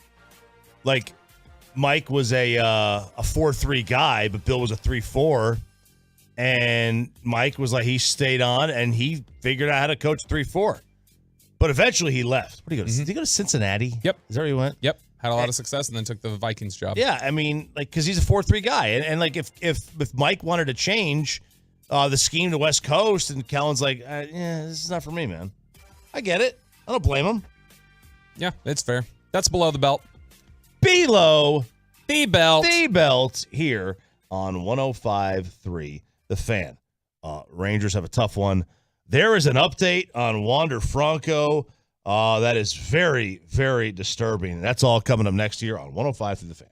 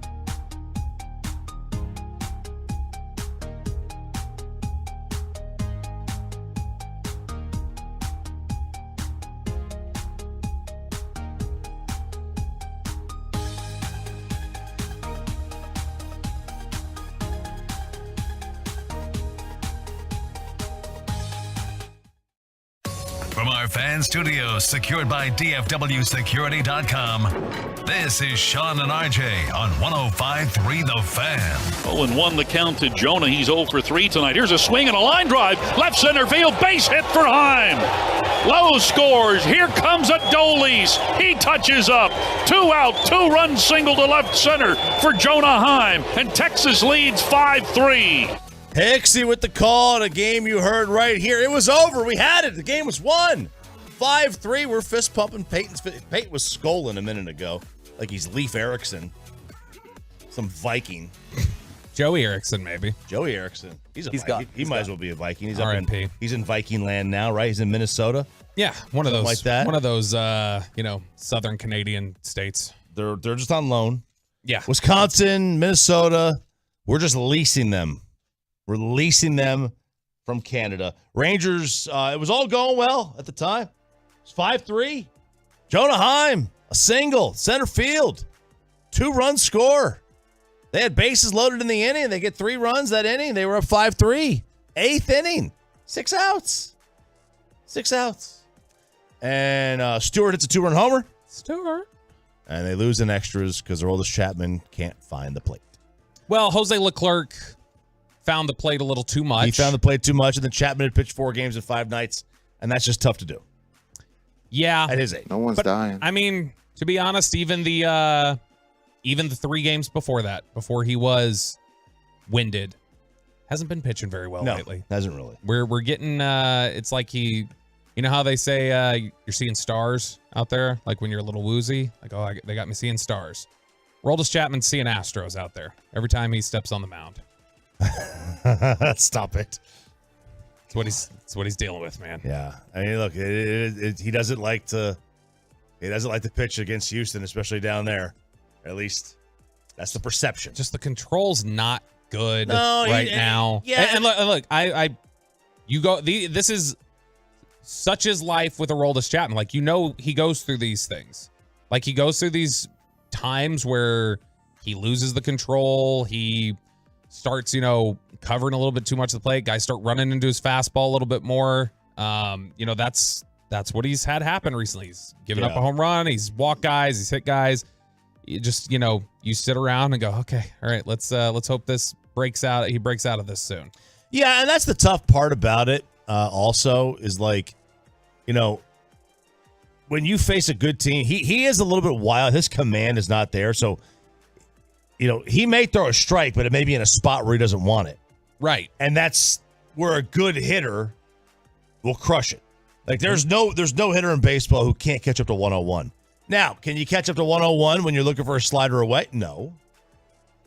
You may foul it off, but you're not going to do anything with it. But if you're expecting fastball and he's just he's wild within the strike zone, I mean, would it stun me if Jordan gets a hold of one? Not at all. Not at all. Altuve, we've seen that. Yep. Not at all. If you don't have super command, but Rangers lose. They got a day off today. It's huge. Much needed day off. Bullpen's gassed. They need it. Just reset. You're back home. Hang out with the kids. Hang out with the wife. Whatever you got to do today. Get back at it tomorrow. Chapman has walked more batters in the last 10 days than he had walked in the previous 2 months. He had walked 4 batters from June 22nd to August 16th. And then since August 21st, 5 appearances, he's walked 6. So, yeah, that was that's kind of par for the course for him. As it gets later in the year, he gets a little tired. I don't know if his arm slot changes, if his legs are ahead of his arm, if his arm's ahead of his leg. I mean, I don't know. That's something to ask Bassick, to ask Holland, whatever. But yeah, I mean, this has happened like last couple of years with him, where he was dominant in like May, June. As it gets later in the year, he's not at 100% anymore, and nobody is really at this time. No, but I mean, gosh, this is his last 5 appearances just in the last 10 days. 5 innings, only 3 hits, but 6 walks, 7 strikeouts, 2 home runs. He's hit a guy. So the walks and hit by pitch are 1-to-1 with his strikeouts right now. He's given up 2 home runs. His ERA, and I know it's a very small sample size, it's 5 innings, Chop, but 5.40 ERA. The FIP is 9.87 with those peripherals, with the 6 walks, the hit by pitch, the 2 home runs. That's just, and obviously that's not going to be sustainable, but you just, it's again this struggle that we've run into recently with the Rangers of when are you going to be able to start counting on the back end of the bullpen again? Because that was the one part, the final 2 to 3 innings was the one thing you kind of felt okay about, even when the bullpen was falling apart in the middle of the year. It was usually stuff in 5th, 6th. It was those guys that were falling apart. Will Smith. Now that's the strength. Yeah, it was Will Smith was the guy you could count on. Chapman when he first got here. You felt good about Spores for a while. And now it's like, man, these last 3 innings are terrifying every night. Yeah, they are. And, we've seen, look, I'll tell you this, Martin Perez, the last 2 times he's been out there, he is been good. Like yesterday, he would have been the star of the game. Had they wound up hanging on and winning that, him keeping them in that, with what we have 3 innings or so, scoreless, no hits, no runs, I should say. Like that was fantastic, and that's exactly what you wanted him to do. And he did that twice in this series, 2 times in this series, and he would have been probably the star of the game. At least for me, he would have been.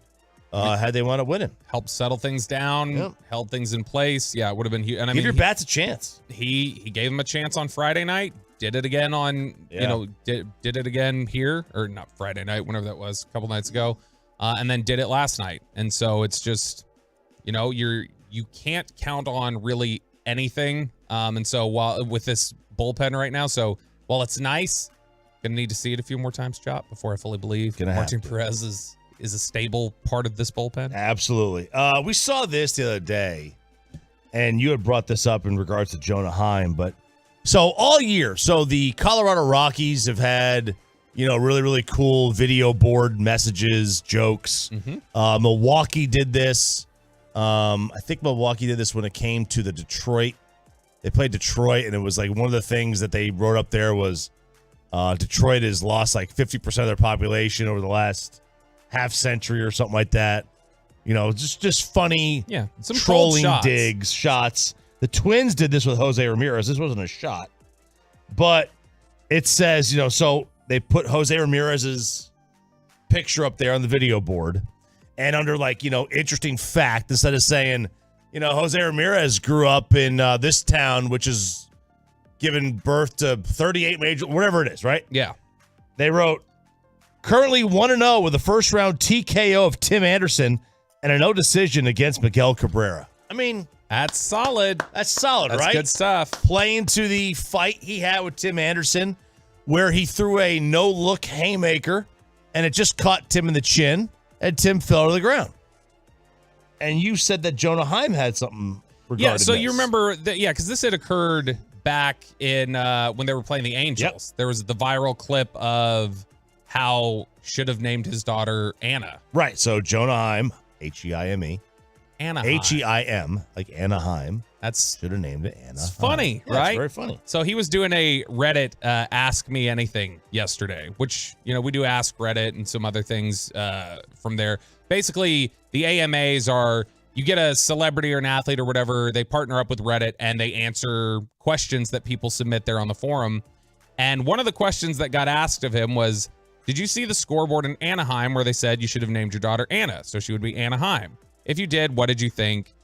And Jonah's answer was, we don't usually look at the scoreboard, but we named our daughter Lux because we love the name. So I guess he's not a big fan of the scoreboard trolling. He did. Oh, that's disappointing. I don't know if he's bitter about it, but he did. Maybe he didn't get it. He didn't. Maybe he didn't understand He it. has to get it. He has to understand what Anaheim is. He's got to. Yeah, I would think so. But you never know. Like, he just deadpanned it, man. He deadpanned a couple things. He also got asked, somebody said, be honest, you thirst over Shohei Ohtani like the rest of us, right? Congrats on your breakout season. Which old school pitcher would you like to catch a game for? And he replied and said, answering the old school pitcher portion. And then he gave his answer. So he just ignored the, you thirst over Shohei like the rest of it. So I don't know. He seemed a little business-like in there, but he apparently not as much of a fan of the scoreboard troll. So I'm around a lot of youth baseball players, and being around a lot of baseball players in general, there is an element of no nonsense to a lot of them. Oh yeah, because I mean, historically that's kind of been the Like the MO of the baseball players, like, oh, they're the ones with the unwritten rules and take things more seriously. And so it makes sense. It tracks. Yeah, they're like, and then there's like the real meatheads, but also have nothing to offer outside of baseball. And then there's the meatheads who are like, you know, Daniel Vogelbach, the Mets, who just I can only imagine is just like PBR me now and just roll with it. But that's baseball players. What is the latest on Wander Franco? Yeah, this is another bad development for Wander Franco. Jeff Passan wrote about this yesterday at ESPN. Says a special prosecutor in the Dominican Republic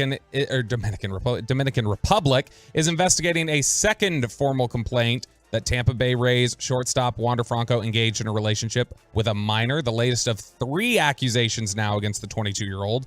So after the first complaint against Wander Franco, which was filed on July 17th, there was another girl that alleged to the special prosecutor's office for boys, girls, and adolescents that she had a relationship with Franco as a minor, Franco as a minor.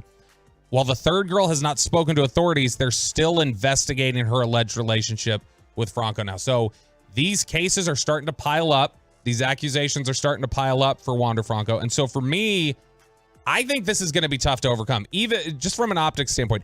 Even if he's never convicted of anything, or you know, he whatever happens with this case, if has his name cleared or the case goes away, whatever it may be, I think he is at the Trevor Bauer point now where it's like, I don't know that you're getting back here, dude. And maybe it's a little different, you know, with Bauer even, because this was, I mean, Bauer's name his case got completely cleared, right? Yeah. And he was somebody, so Bauer always maintained his innocence and everything else. Not saying that Franco hasn't, but Bauer always maintained his innocence, cleared the hurdle, the legal hurdle. Franco's is another level to it too, because it's a minor, and the seriousness of that just adds another layer to the complicating factor of this. But man, Wander Franco, what is he? He's 22 now. 22 years old, one of the bright stars. And he just signed an $188 million deal. Are you embarrassed? He was one of the top players in the AL in WAR. In fact, I think he was first in WAR when he, you know, started serving out this time away from the team. But I don't know, Chop. I think there's a decent chance we've seen Wander Franco play baseball for the last time. So knowing this, and I only know this because of Jeff Passan, because he wrote this. The way it works in the Dominican Republic is like, you know, you can just pay the family off. Yep. These acts, and there is no, what's it called? So like if you're 17 but she's 15, you're within the right amount of years. Oh, the age of consent? The age. People, I don't think it's the legal definition, but it's colloquially referred to as the 3-year rule a lot of times. Well, there is none of that in like the Dominican Republic. It's like under 18, over 18. There's like a hard line, right? But according to Jeff Passan in this article that I read, I didn't write it. God knows that I don't speak really good English anyway. It's not uncommon in that country like to treat these as civil cases where, you know, if one side agrees as a payment and the other side is like, hey, we're good, they just drop the charges. And I have no idea what kind of authority Major League Baseball has of getting information out of the Dominican Republic's Attorney General's office or whatever they call it. So that would be a possibility for him to come to a settlement with the girl, with the family, whatever, and have the charges dropped. And if the charges are dropped, now it's just exactly like Trevor Bauer, because now it's just up to each team, like, do you want to bring him back? And I have no idea what Tampa's on the hook for. Is there a with cause? Would this fall under with cause? Yeah. If he did nothing wrong legally, like if the charges were dropped, can you terminate him with cause? I don't know. These are way above my head. Yep. I mean, it puts everybody in a weird position, but Wander Franco had already had some immaturity and discipline issues even before this. And so he may have a similar reputation of Bauer, where it's like, that guy's a difficult guy in the locker room already, and we have this happen now. We don't want any part of him. All right, there is a little bit of around Major League Baseball. The great Patrick Walker, Cowboys insider. We'll get you caught up on everything happening this morning already. Mike McCarthy press conference at the Star. That is coming up next on 105.3 The Fan.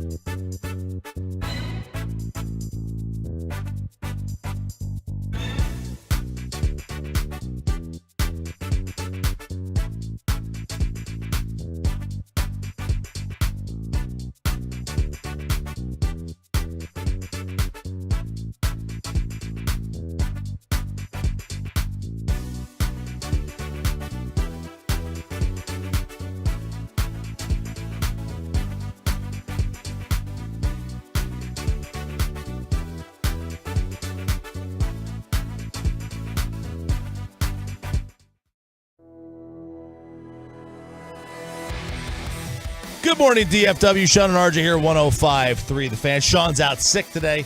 Hopefully back tomorrow. I'm RJ Choppy. He's Bobby Belt, Peyton, and Ryan alongside. And let's go inside the Star a little bit with Patrick Walker, DallasCowboys.com, our Cowboys insider here on 105.3 The Fan. Morning, Patrick. Hey, how's it going, fellas? What did old Mike have to say? We played a little bit this morning, and he started talking about backup fullbacks for other teams. We cut it loose. Well, yeah, McCarthy had some fun with that, but I'll be remiss if I didn't pay respects. We got some bad news in the organization. Earlier this morning, legendary football mind and Cowboys legend Gil Brandt has passed at the age of 91. Again, he passed earlier this morning. The Cowboys and the world lose a wonderful human being. Organization is deeply saddened, which are the words from owner and general manager Jerry Jones. So again, sad news coming out of the Star today as far as Gil Brandt's passing. A legend, a football icon, and a mind that won't be replicated again.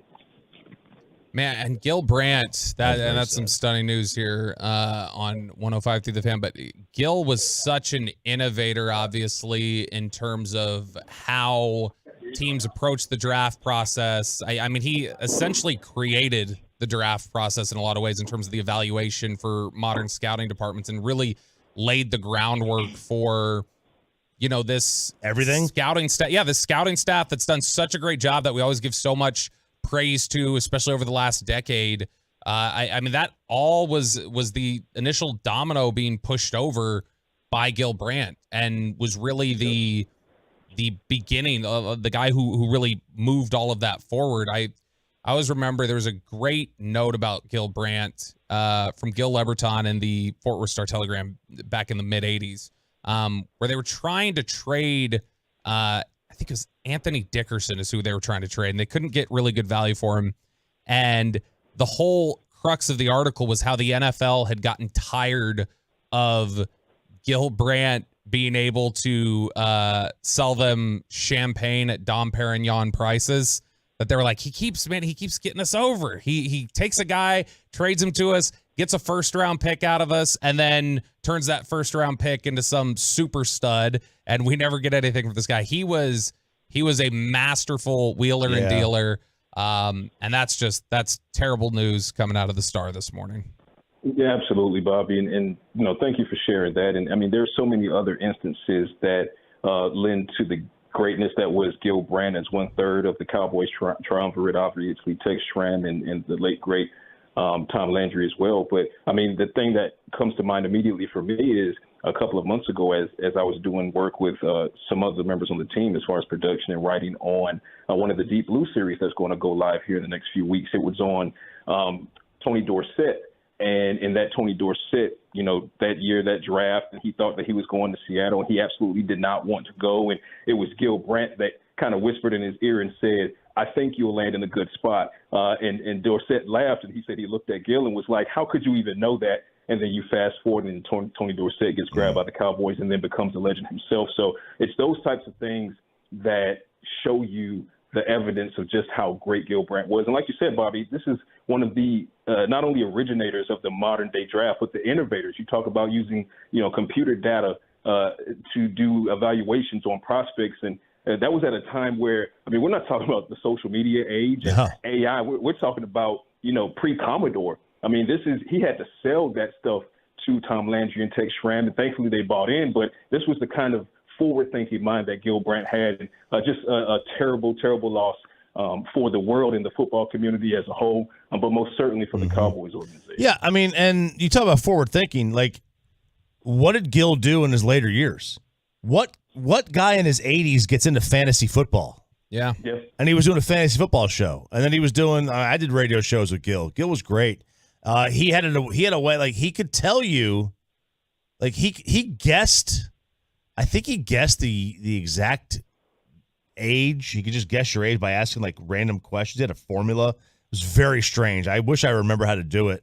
But he was fantastic. Like and like I said, like he was such an innovator, like you mentioned, and getting into fantasy football late in life. So it's very sad to hear about Gil Brandt passing away. One more note. I know we always try and figure out during the pre-draft process, whenever we talk about who got invited to the draft, who got invited to the green room, and we always say like, oh, that's such a good indicator because the league just seems to know who's going to go. It's very rare that you have somebody in the green room into round 2. Like if they invite you, you're going in the first round usually. And so it's always, people have always talked about that, and I think believed that was just the league being on top of it. And since, where the league got their list to know who to invite, even up until a couple years ago, they would just ask Gil.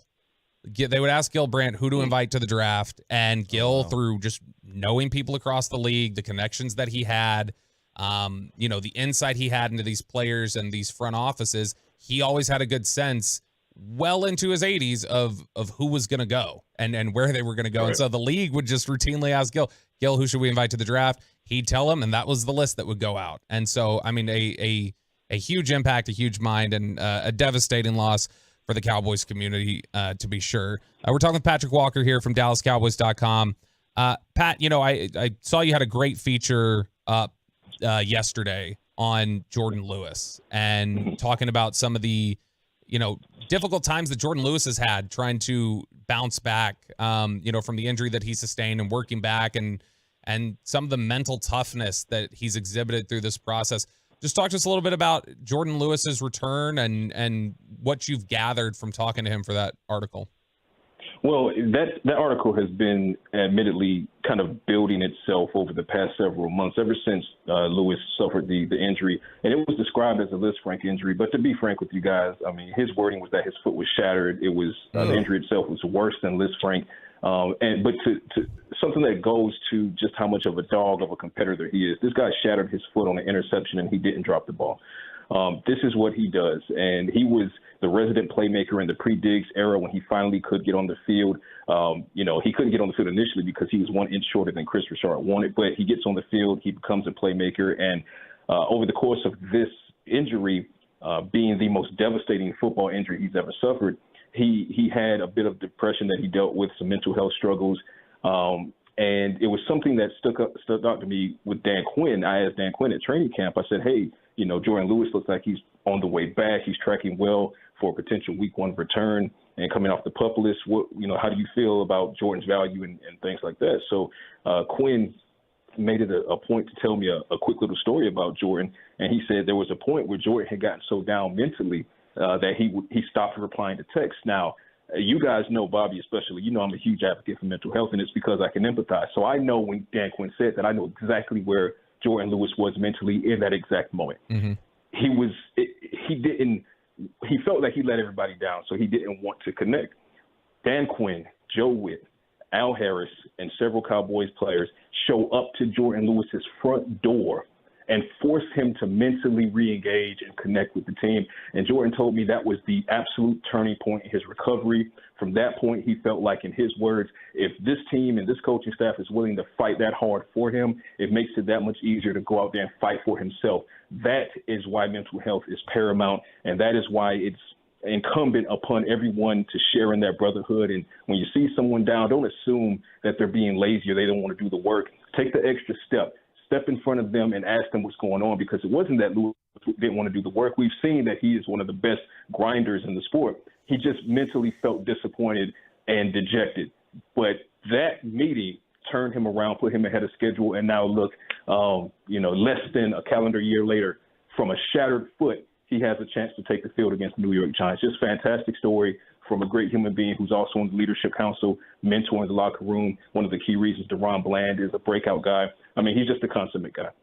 Patrick, brought to you by Ford, built for Texas, built for you. The roster as constructed. Do you see any more moves being made? Is this it? It feels like it's it, but let's put an asterisk on that because I would like to see the linebacker position addressed. One of my surprise cuts, I mean, we could talk about Isaiah Land, and I feel like Isaiah Land has potential, obviously. For those that follow me on Twitter, I had him on my 53.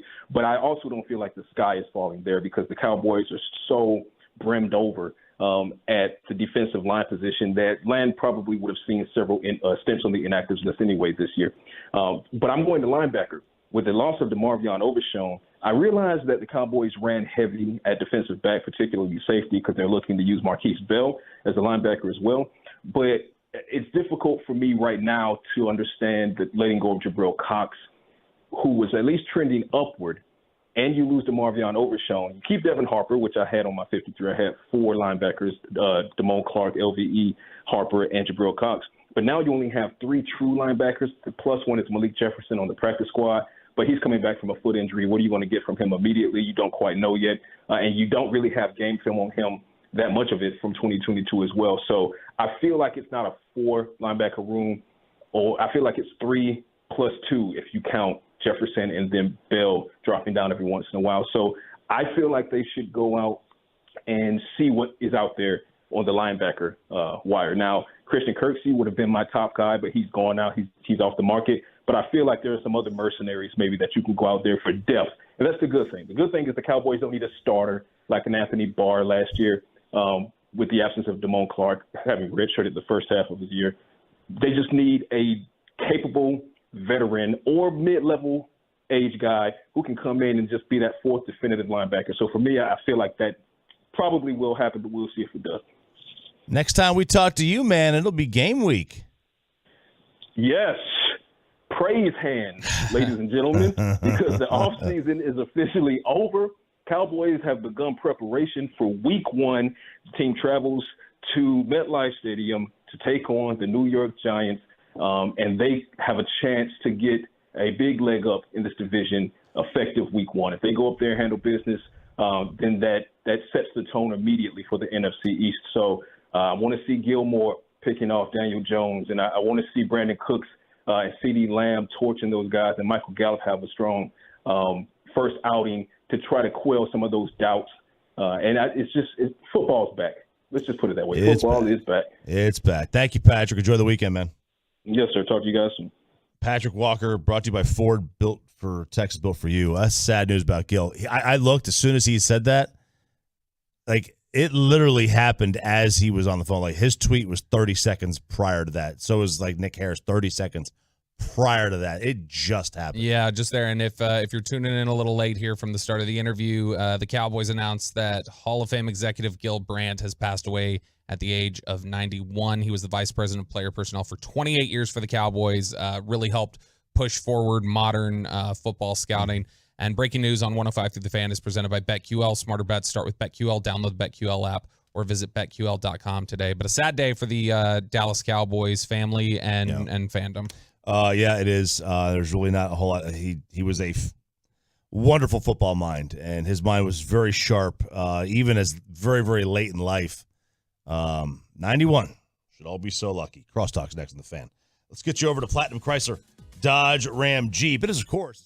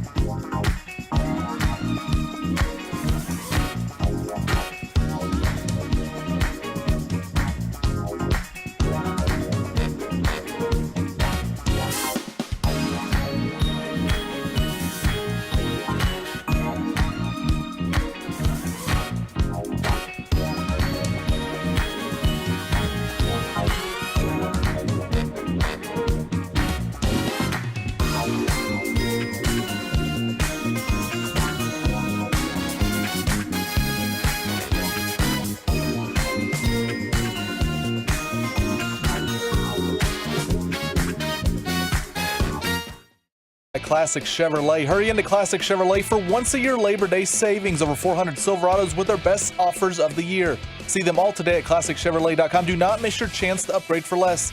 This is Texas. This is Classic Chevrolet. Relax, enjoy the difference, and find new roads.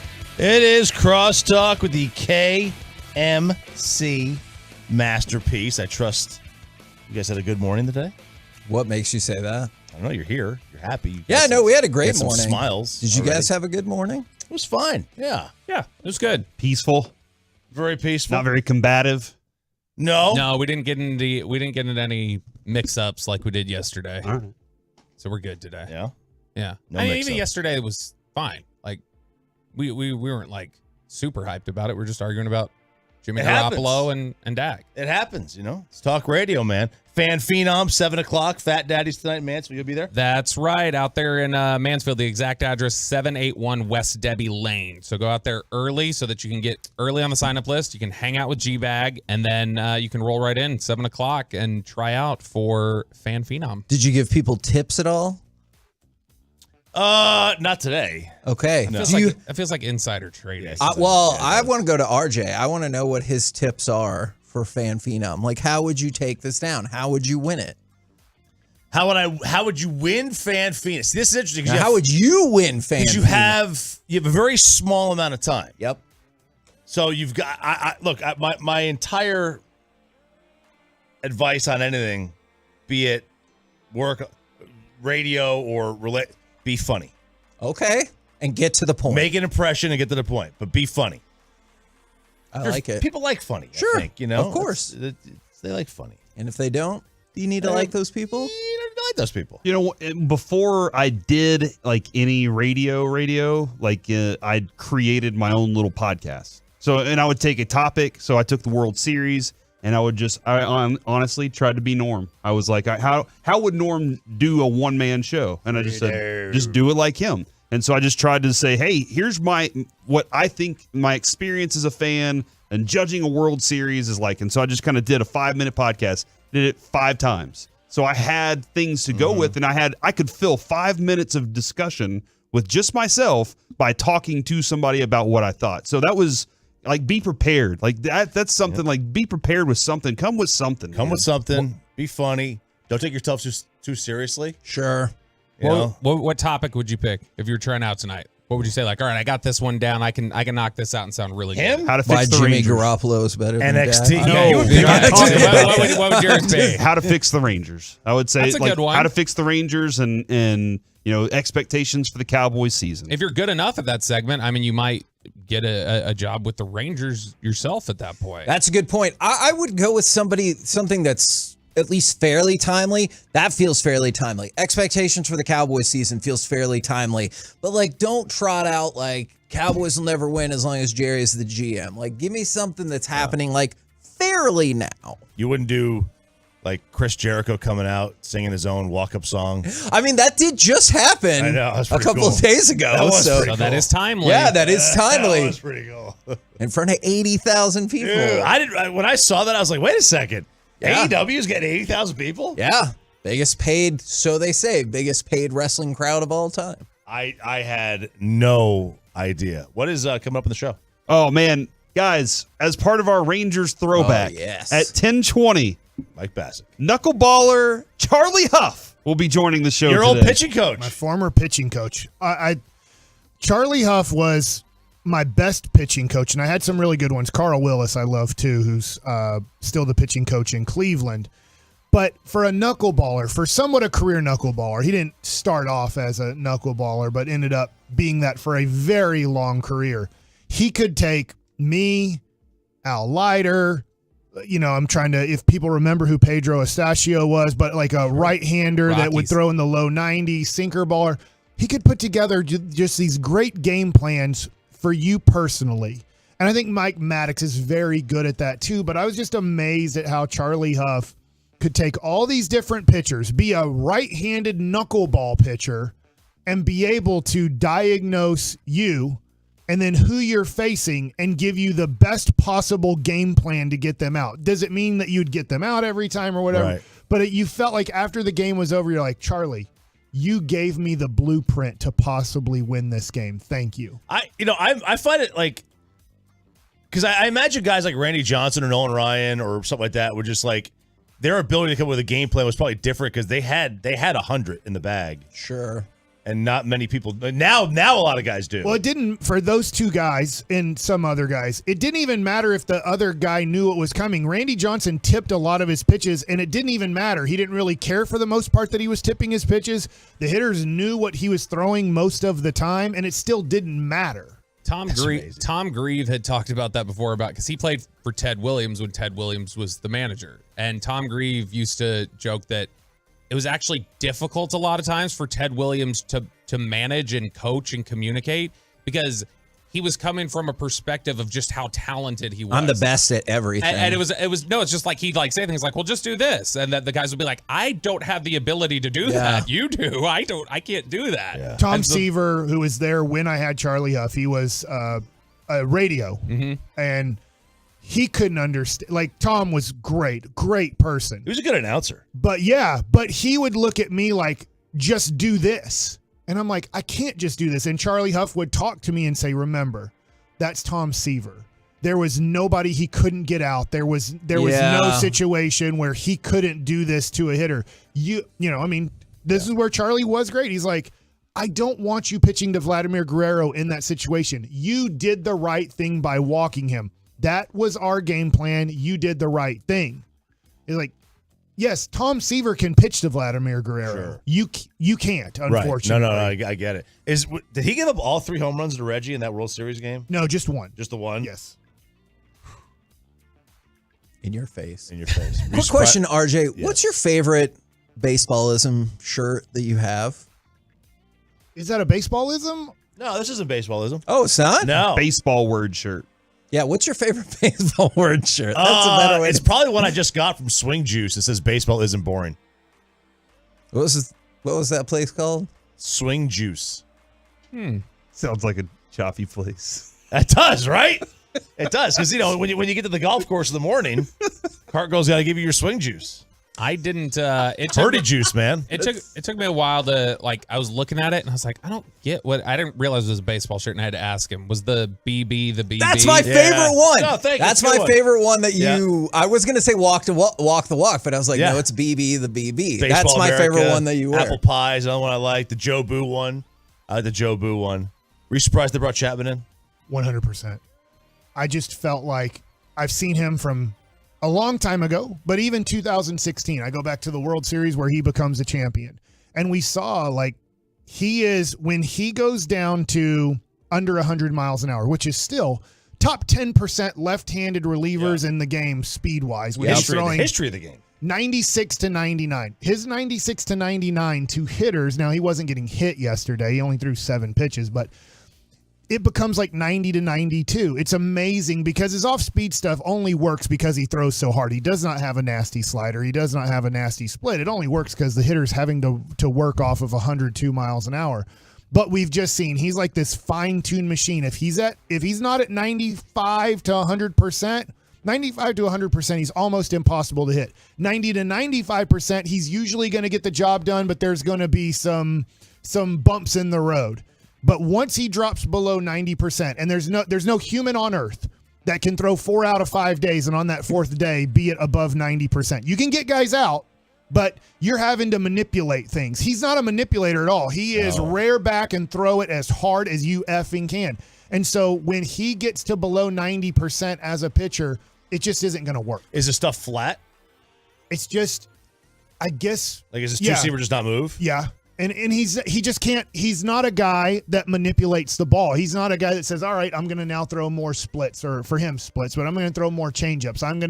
I'm going to really set up my fastball by throwing a couple breaking balls first pitched and then put him away with 97 up in the zone.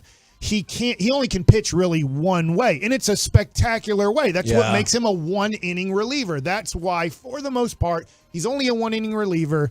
He pretty much is an every other day or every third day guy. And when you do that, like the Royals were using him or like the Rangers were using him early in the year, he's almost impossible to hit. Once you start having to extend him to you're pitching 3 out of 4 days, you're pitching 2 innings today. And I get it. Boch is trying to win. Like Boch is the people that are mad at Boch, dude. I just I need you on Twitter. I need you to lay out the game plan on before a game starts. All right, Dunning's going 4 innings or Max Scherzer's going 6 innings. I need you to lay out the game plan of the perfect scenario to use our great bullpen. That in a game, mind you, that's going extra innings. Right. Who would you have pitched there if not Chapman? Glenn Otto. Ooh. I would have used Chapman only Nathan to protect the Eovaldi. lead. The tied aspect was the what got me. Like, because you knew you were still playing another inning. Yeah. So you needed to fill that inning somehow. So my opinion, I'm not saying that this is going to happen. Aroldis Chapman, I don't even need you to show up to the ballpark on Friday. You're not touching a baseball. He's not. Now, Even though but he's got that a day being off. said, I think he is.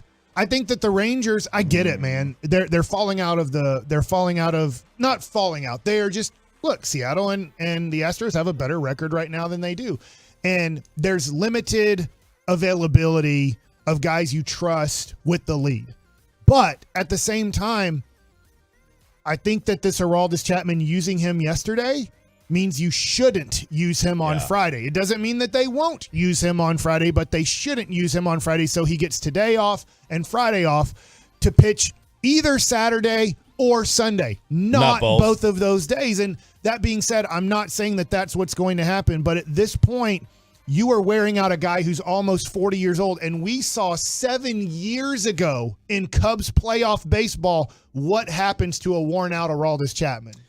All right, it is the KMC Masterpiece. I suspect 4 hours of talking about the blue moon and Charlie Huff. I do kind of want to talk about the moon. Yeah, It was pretty it awesome. wasn't actually blue, which surprised the hell It out was of so me. bright, though. Should have was studied very up bright. before you looked then. What's that? 'Cause I already knew it wasn't blue. Dang it. I thought it was going to be blue. All right. KMC coming up next.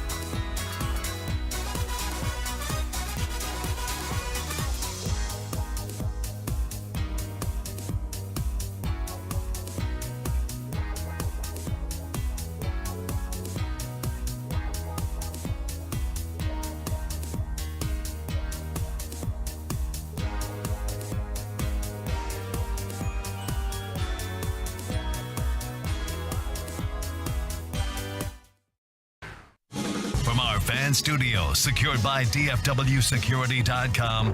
It's the KNC Masterpiece on 105.3 The Fan. KNC Masterpiece right here on 105.3 The Fan. We used to do this when we would host the morning show. I'm curious to see what direction folks want to go in. Could be a little bit of choose your own adventure. Do you want the NFC Index, the NFC East Index, Heat Index, the Blue Moon, or Gil Brandt? Which direction? I know very different topics. Which direction would you like to go to start off I with? think that the moon is the last for me because Chris Arnold told me the moon's not a moon. Facts. I think So he's what told are all of us that. So right? so that's out. Okay. He just told Mike. And then Mike. Yeah, but it was all over. But when he the- was telling Mike, It was- everybody else was listening. Okay. So, but he was just telling Mike at the time. So moon is out.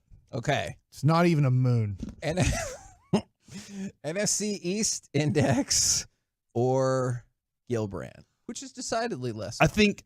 Look, we don't typically start the show off with Hall of Famer. sad news like this, right? But this is, dude. Gil Brandt was legendary in innovating this game. Okay, so I want to go to Hall of Fame President Jim Porter then. And Gil Brandt passed away at the age of 91. And this is always what I think of. And this might be too high of a standard for whether it's the Hall of Fame, Ring of Honor, whatever metric you're talking about, is this quote right here. You can't tell the story about the success of the Dallas Cowboys and their 2-decade run of winning seasons from the mid-'60s to the mid-'80s without mentioning Gil Brandt. And frequently that's what I think of in terms of like the Ring of Honor. Can you tell a real story of the Dallas Cowboys without mentioning this player or this person or this executive? And that's what I think about sometimes with the Hall of Fame. And here is literally the president of the Hall of Fame saying, you cannot tell the story about the beginning run of the Dallas Cowboys, although it was a really long time. So a run feels too small. Without Gil Brandt, surely I feel like most everyone, if not all humans, would acknowledge his humongous impact on the Cowboys and thus the game of football. There were analytics that he decided he was going to follow. He looked at it and said, hey, I'm going to look into, remember Kevin, whenever we were watching Remember the Titans? Yes. And he comes in, he's like, I had the math teacher do this information. Gil Brandt was like, let's just look at some things that are trends and let's see what we can do to take that and get an edge. In the Green Bay Packers, I do believe at one point the Packers vice president, Tom Bratz, wrote, for the good of this franchise, a quarterback like Aikman is essential. You didn't get Troy Aikman without Gil Brandt. That's how that happened. He was the one that said, I'm coming to get you. Or you look at me like you're a little, you don't know that story. Well, I just feel like the number one pick was Troy Aikman. Well, but that was Gil Brandt. Like they were looking at other people too, but it was Gil Brandt that was the one that was like, this is the guy that we have to get. Okay. And other people were like, you got to have a guy like that. That's what they wanted. And it was because what Gil Brandt saw in him. Jerry Jones talking about Gil Brandt, who passed away at the age of 91. His contributions, he said cemented his spot in the Ring of Honor, but let's go past that. He was my friend and a mentor, not only to me, but to countless executives, coaches, players, and broadcasters across the NFL, and he will be celebrated forever. He was an innovator and set the standard for excellence in player acquisition. And then this part, from the creation of the NFL Combine to revolutionizing the NFL Draft. So in case you're looking for more specifics, because I bet a lot of fans around here, especially older fans, know Tex Schramm and Gil Brandt dominating and helping rise, along with obviously Landry and a whole plethora of players, rise the Cowboys to prominence. There's a couple of things on the player development and acquisition front that he was huge in as well. Mike, my apologies. They wanted the name that was being discussed at the time was Doug Bandrich and Tony. Bandrich. It was Troy Aikman that Gil Brandt was like, that's the one that we want instead. Fortunately, they ended up not having Bandrich there, so that was the name that was being rumored at the time. For me, knowing the history of Gil Brandt was he would take risk on guys that other teams weren't thinking of or heard of. And that was whether it was Rayfield Wright, whether it was a guy like Hayes, Bob Hayes. Yeah, so I think that there was just a lot of times where he was finding these guys, or he'd look at, sometimes he was kind of one of those innovators who would look at basketball players and say, I think he can be this. And sorry, I don't have it all in front of me, but I just remember reading Cliff Harris and who is the other safety. I mean, it's 20 years ago when their book came out, but a lot of times, Waters. yeah, that's where Gil Brandt to me really makes a difference. Is back then he was doing a lot of the draft homework that other teams really weren't doing back in the 70s to really give Tom Landry the best chance to win, because he was finding players that other teams weren't really that high on, or even people that they weren't even looking at. Yeah. I was just reading Hollywood Henderson, when he was in prison, wrote a series of letters to Gil Brandt as well, even though Gil Brandt had obviously taken a harsh tone against him for some of his mistakes. And he said, please forgive me for my former actions. And then obviously he ended up helping him out. And that is a really nice story as well. And there are a lot of them. And I know we got the statement from the Pro Football Hall of Fame and Jerry Jones. I think there will be a lot more throughout the day. If you go back and look too, Kevin, his Twitter was always fun to observe. Do you think this was an Iron Sheik Twitter situation, or that was because like Iron Sheik had the most entertaining Twitter, and then you found out, I can't remember if it was his nephews that were doing it, but there was like two other people that he would like collaborate with to do it. And I'm curious if Gil Brandt had like a cool social media team like that, or if that was just him. Gil Brandt's last tweet, Kevin, was July 8th, 2022. So it was last summer. Congrats, Amy Trask. Al always spoke highly of you on your conversations. He certainly recognized that. Before that, he also retweeted the 1987 Playboy All-America team. I know everybody remembers that. We all saw that. Yeah, we know you didn't. I don't remember. And then right before that, how do penguins build its house? Igloos it together. I ordered chicken and egg from Amazon. I'll let you know. Okay. When two vegans get in an argument, it's still called a beef. Happy Father's Day. The day you can tell dad jokes and get laughs. Okay. Thanks, all right. Gil Brandt. Some of those I actually, really appreciated. And thank you for turning the Cowboys, or being part of the group that turned the Cowboys into something that mattered.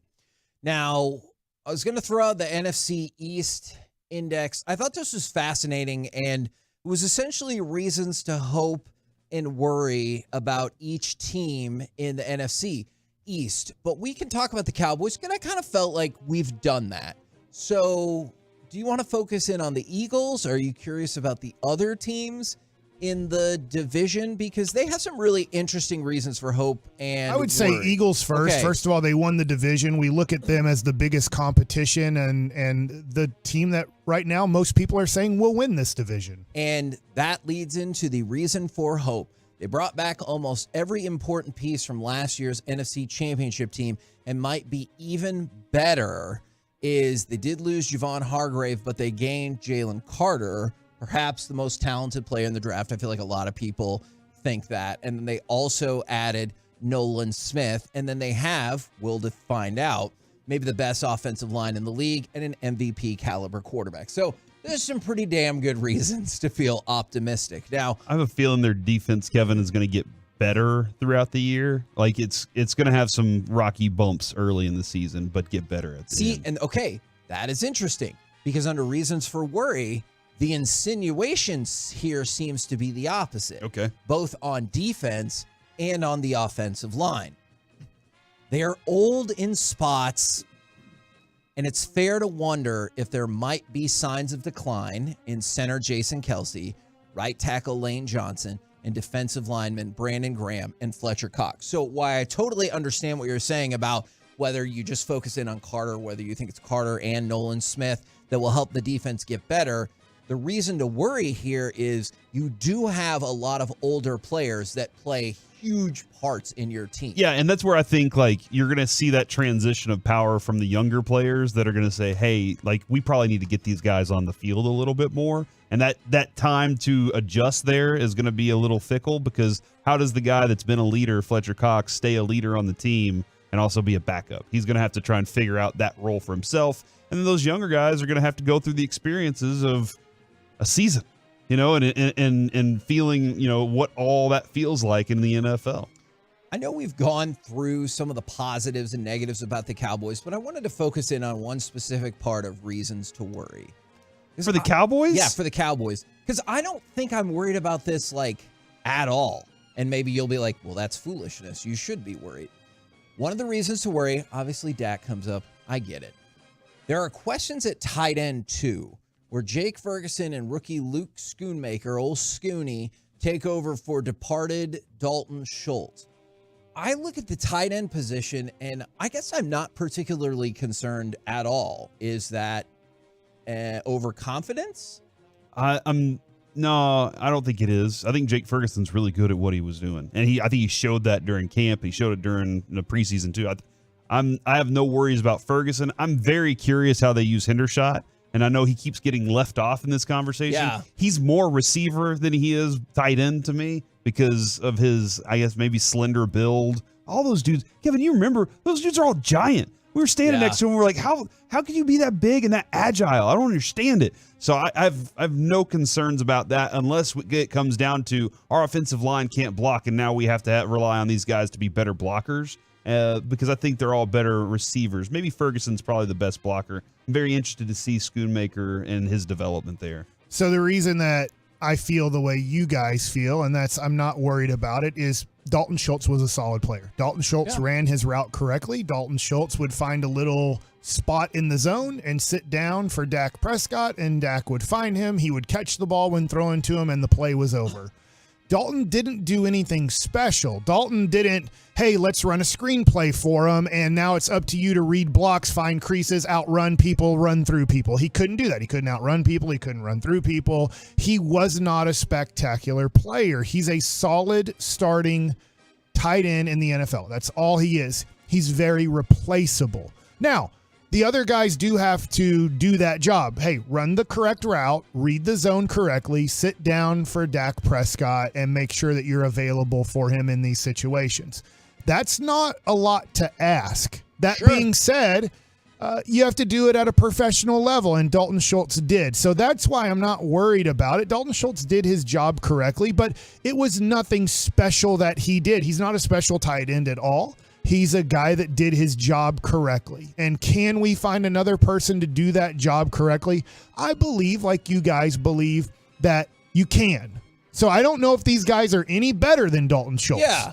But I think that they can replace Dalton Schultz. You're not replacing prime Jason Witten. You're not replacing one of the 3 or 4 best tight ends in the NFL who create a lot of mismatches. And I know the Cowboys believe the upside, whether it's achieved this year, in future years, is definitely there compared to Schultz. A couple of texts I wanted to throw in there going back to the very beginning discussion about Gil Brandt from the 214. Man, I hate to hear about Brandt. Legendary is the word that comes to mind first. And then I love this one from the 214. Back in 1997, I walked into Ojeda's restaurant on Maple. Oh, man, it's so good. They seated me next to a table of 5 gentlemen. Tom Landry, Tech Schramm, Bobby Knight, Gil Brandt. They actually listed Tom Landry twice, so maybe it was only 4 gentlemen. Mm-hmm. I didn't want to be a jerk. That's how big Tom Landry was. That's true. That's a fair point. I didn't want to be a jerk and interrupt their lunch, but I did anyway.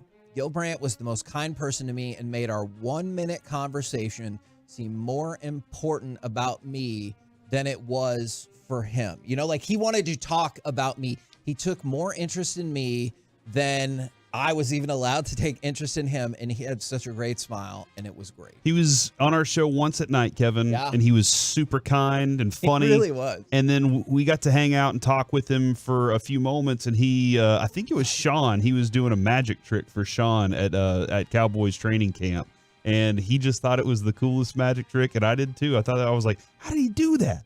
How did he? I mean, you collect things, man. You collect those kind of tricks as you go along in life. We're the KNC Masterpiece right here on 105.3 The Fan. Coming up next, from one legend to another, let's talk with Texas Rangers knuckleballing legend Charlie Huff next right here on 105.3 The Fan. Always a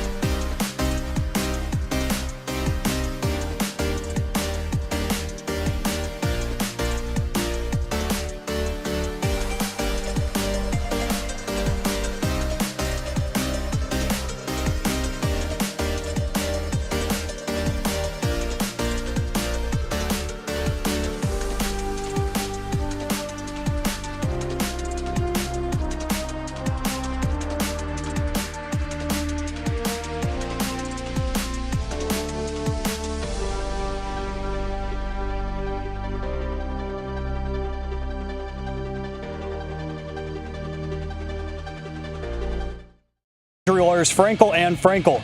Life is unpredictable. Accidents happen. Frankel and Frankel are the go-to attorneys for car and truck wrecks in DFW.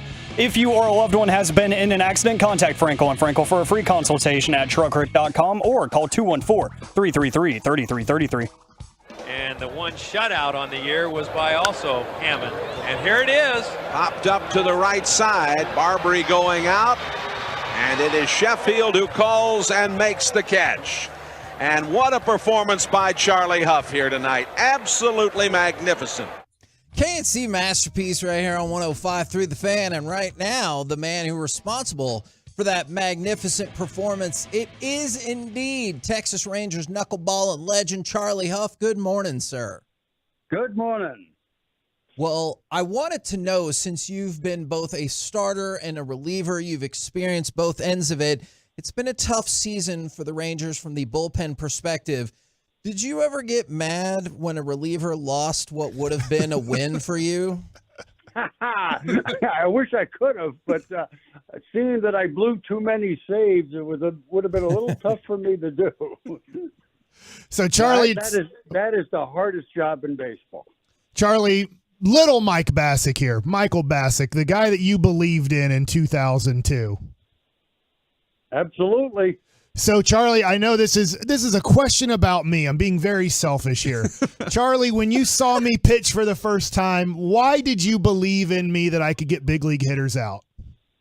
Well, the stuff was pretty good, but I thought the presence on the mound was a big leaguer. And to me, that's a very big part of staying in the big leagues.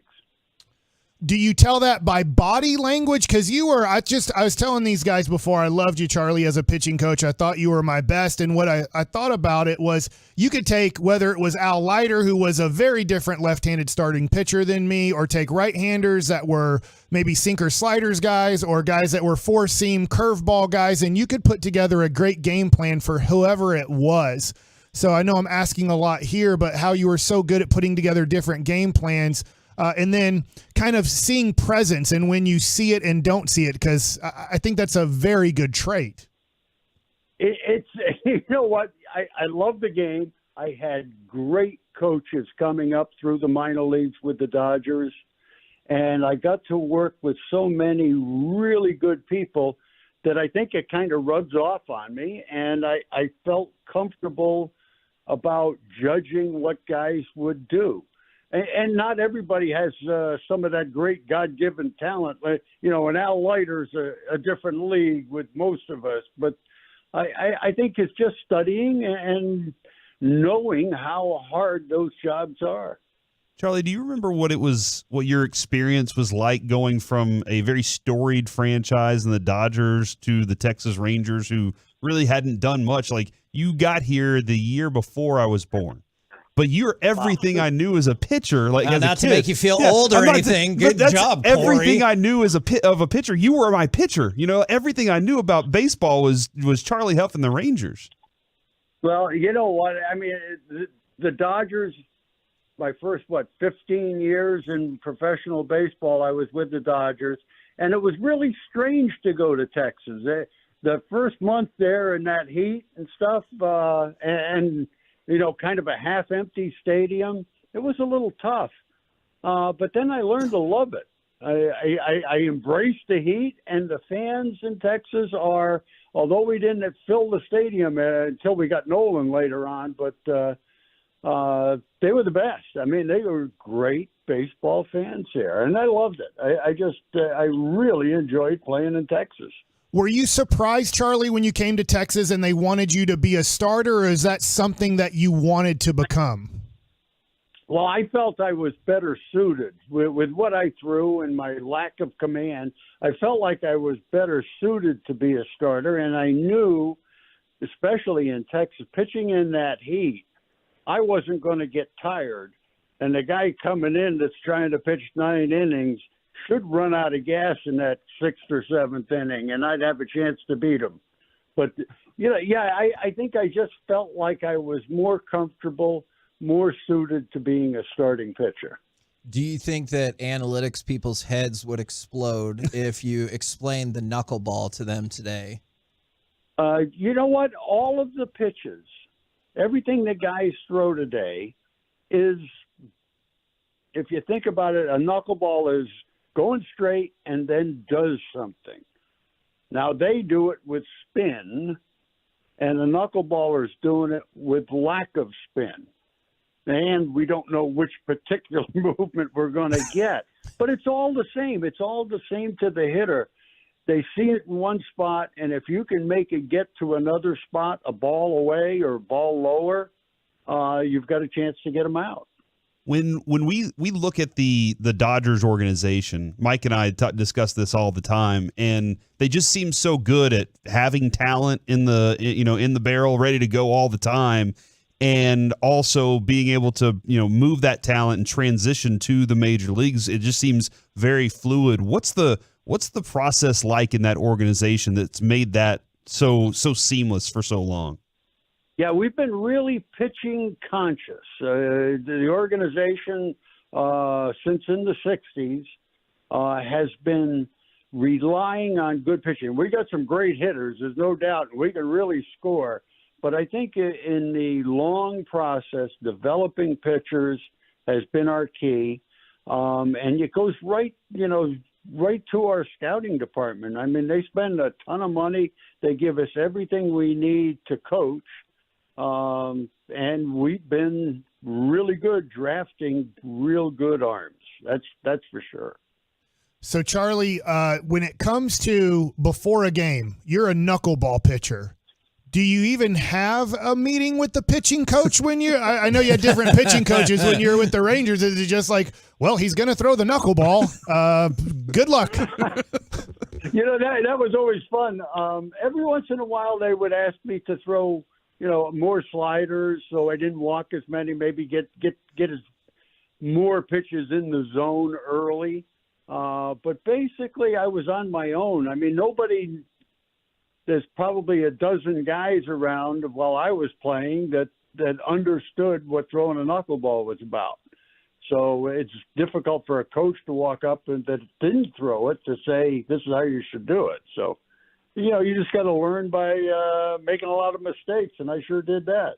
Were there frequent times, sometimes, I don't know how the breakdown goes, where the ball leaves your hand and you're like, well, crap, that's not what was supposed to happen then? Well, it's followed by a real loud noise, I guess. Throwing a knuckleball, there were days that, I always had shoulder problems. So there were days that it didn't feel right. But when it felt good, when my shoulder didn't bother me, I was pretty good. And I felt like I could beat anybody, because it's hard to hit. There's no doubt a good knuckleball is hard to hit.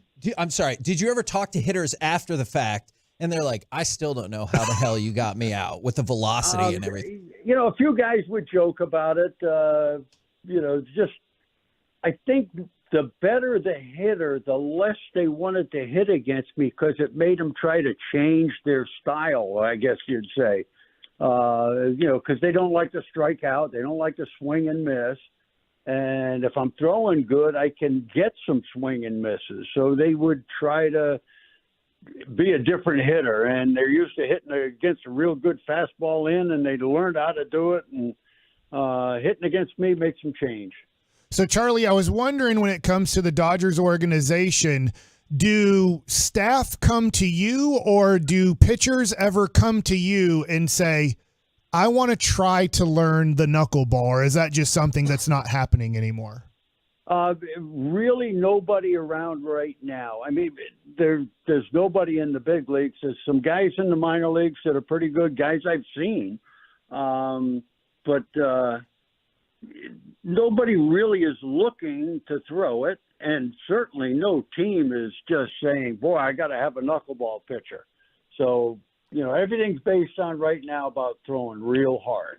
And it'll come around. Somebody's going to get it and be real good pitching, throwing a knuckleball, and then there'll be more people want to do it. Okay, I'm glad that you said that, because I was going to say, am I just naive to wonder why that is, since we've seen many, many pitchers over the year extend their career or find a new way to have their career go with the knuckleball?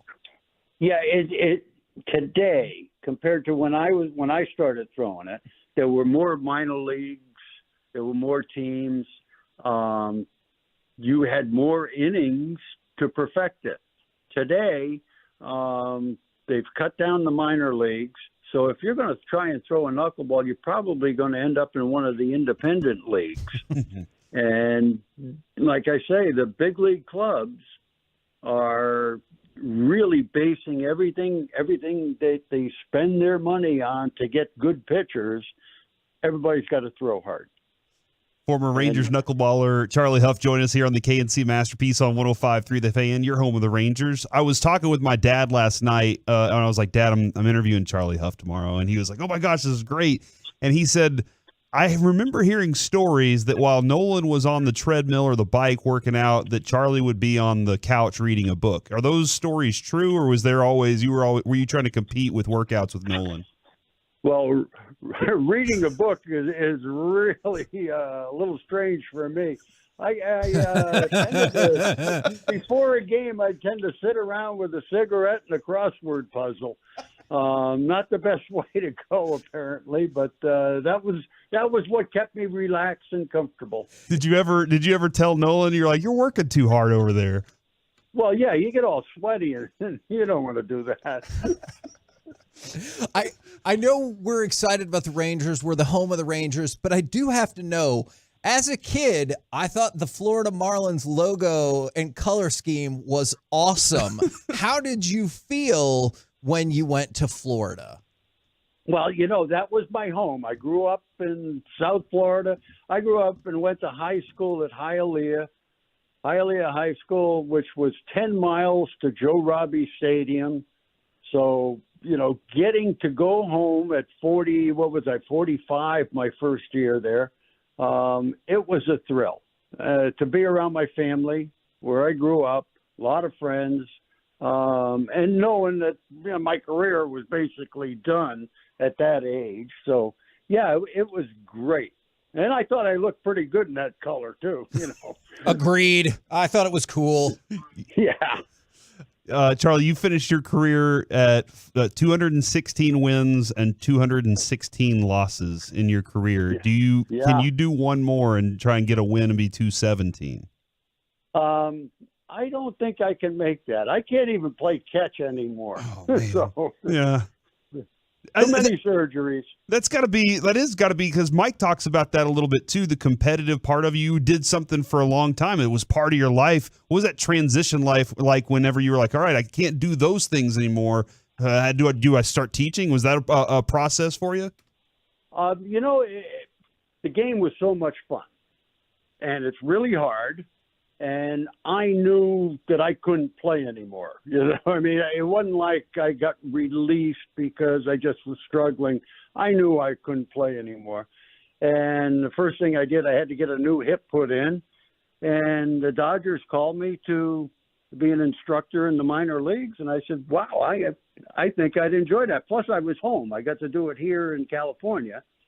So I wasn't traveling. It was ideal for me. So transitioning from a player to a coach was pretty comfortable for me. You've made a couple of references to the surgery, and I've always been curious, I don't feel like fans have any real idea, especially in the offseason, of the rehabilitation or the surgeries that not just you, but so many players go through. Well, what the kids go through today, especially with the Tommy John surgery, it's amazing what doctors can do to put you back on the field as good as you were, or maybe sometimes better. When I was a kid, somebody with a sore arm, they went home. That was it. Just as many guys got hurt years ago as today, maybe more now because everybody's throwing hard. But what the medical departments do is incredible. The game this year, Mike was really excited when the season started because Ready Baseball was this new thing. He got really pumped up, and I think the fans have just been in love with baseball this year again. They found it's a renaissance with baseball again. Has it been fun for you with the changes and watching how the pace has been? I got to see it, at the local teams here in the minor leagues, and absolutely loved it. maybe they can tweak 2 seconds here or something like that, but the game keeps moving along. There's no the interest seems to peak, and the pitcher gets on the mound, throws the ball, the batter's in the box. The game to me is better than ever. Well, Charlie, I want to thank you so much, not only for joining us right now, but I loved you as a pitching coach. You helped out with my confidence in my game and how to get major league hitters out. And I really, really appreciate you, Charlie. Well, thanks, Mikey. Man, awesome stuff. Appreciate it, good sir. We'll catch you down the road. Very good. There you go, Charlie Huff. Delightful, right here on I can 105.3 remember one The time, Fan. it's funny about Charlie Huff. He was a cigarette smoker. I think he's given that I'm up since. sweating too much. I love that answer. But I remember I got off I think it was the elliptical, and I'd got in my 20 or 30 minutes I had to do that day for my workout. And in fact, at the time, one of the strength coaches here, Jose Vasquez, was one of the strength coaches with the New York Mets. And I remember Charlie walking by and goes, "Is that all you're doing today?" I was like done sweat. I was like sweating. I got done with my cardio for the day. And then I'm like, crap, should I be doing more? Did you say, well, what more would you do, Charlie? Well, no, but I was Light just up like this heater. And I just remember smiling, like, because could you tell at the end, like sometimes Charlie, you couldn't tell if he was joking or if he was being serious. Yeah. And those were always the guys There you go. I loved but confused me the most. I'm like, crap, I don't know if he's being serious or telling a joke here. I am sweating, and I did do what they asked me to do. He was delightful. Glad we were able to do that. And I love from the 817, Charlie is a lovely character. From the 214, I feel like I hopped in the DeLorean, went back to the 80s, and I feel like a kid again just listening to y'all talk to Charlie. Thank you so much for this. He was awesome. Coming up next, a segment that is always awesome. It's Baseball Nuggets with Mike Bassick. All right. Why did you say it like that? Oh, no. Well, because we have to talk about what actually happened in the game. the Rangers played a game yesterday. Let's tell you how it happened next. All right. Let's talk about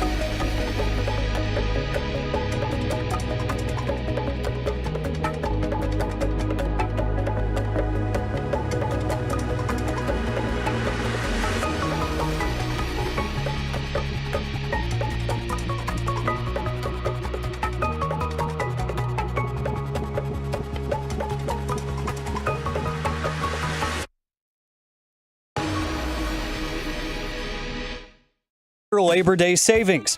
Over 400 Silverados with their best offers of the year. See them all at ClassicChevrolet.com. Don't miss your chance to upgrade for less. This is Texas. This is Classic Chevrolet. Relax and enjoy the difference. Find new roads. KNC Masterpiece right here on 105.3 The Fan. Right now, it's time for Baseball Nuggets with Mike Bassick. The Rangers were winning again. Dude. So I believe that was 5 out of the 9 games on the road that they were winning late in the game, and they lost. I thought we were going to come in and be like, hey, I know the Mets aren't great, but what a comeback, and we did it again. And yeah, fart.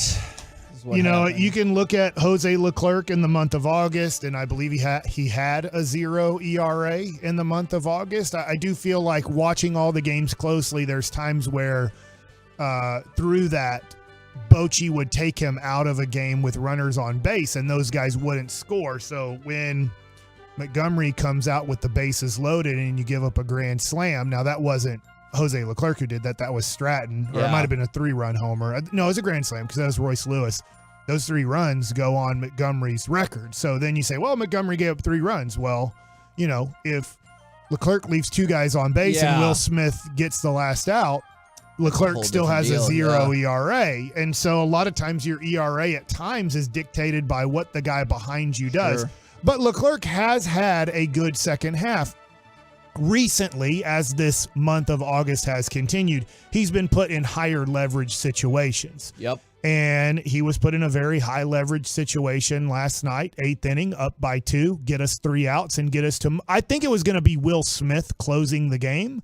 But unfortunately, Will Smith had to come in earlier and get 5 outs in the game, which he did a very good job of. Unfortunately, it was in a tie game at that point instead of a lead situation. It's a shame, too, because I feel like you're going to lose some nice stuff from Martin Perez in there that it doesn't matter. Great. Martin Perez was great, and I'm wondering this.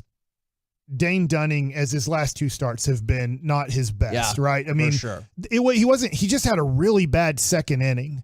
And it wasn't, I went over, as he gave up the home run to Vogelbach and to Stewart, when they happened, I said, hey, I don't think those were that bad of located pitches, but they are major league hitters. You know, they can at times hit your pitch out of the park, and you just have to deal with it. Execute your plan, right? And so having the access that I have when I'm doing a pre and post game show, I went back and I looked at it. I did it on the post game show. If you were watching Bally's last night, thank you. Post game show. I said, here's where Jonah Heim set up. Here's the target that he gives. Now, nowadays, the catcher doesn't hold his target.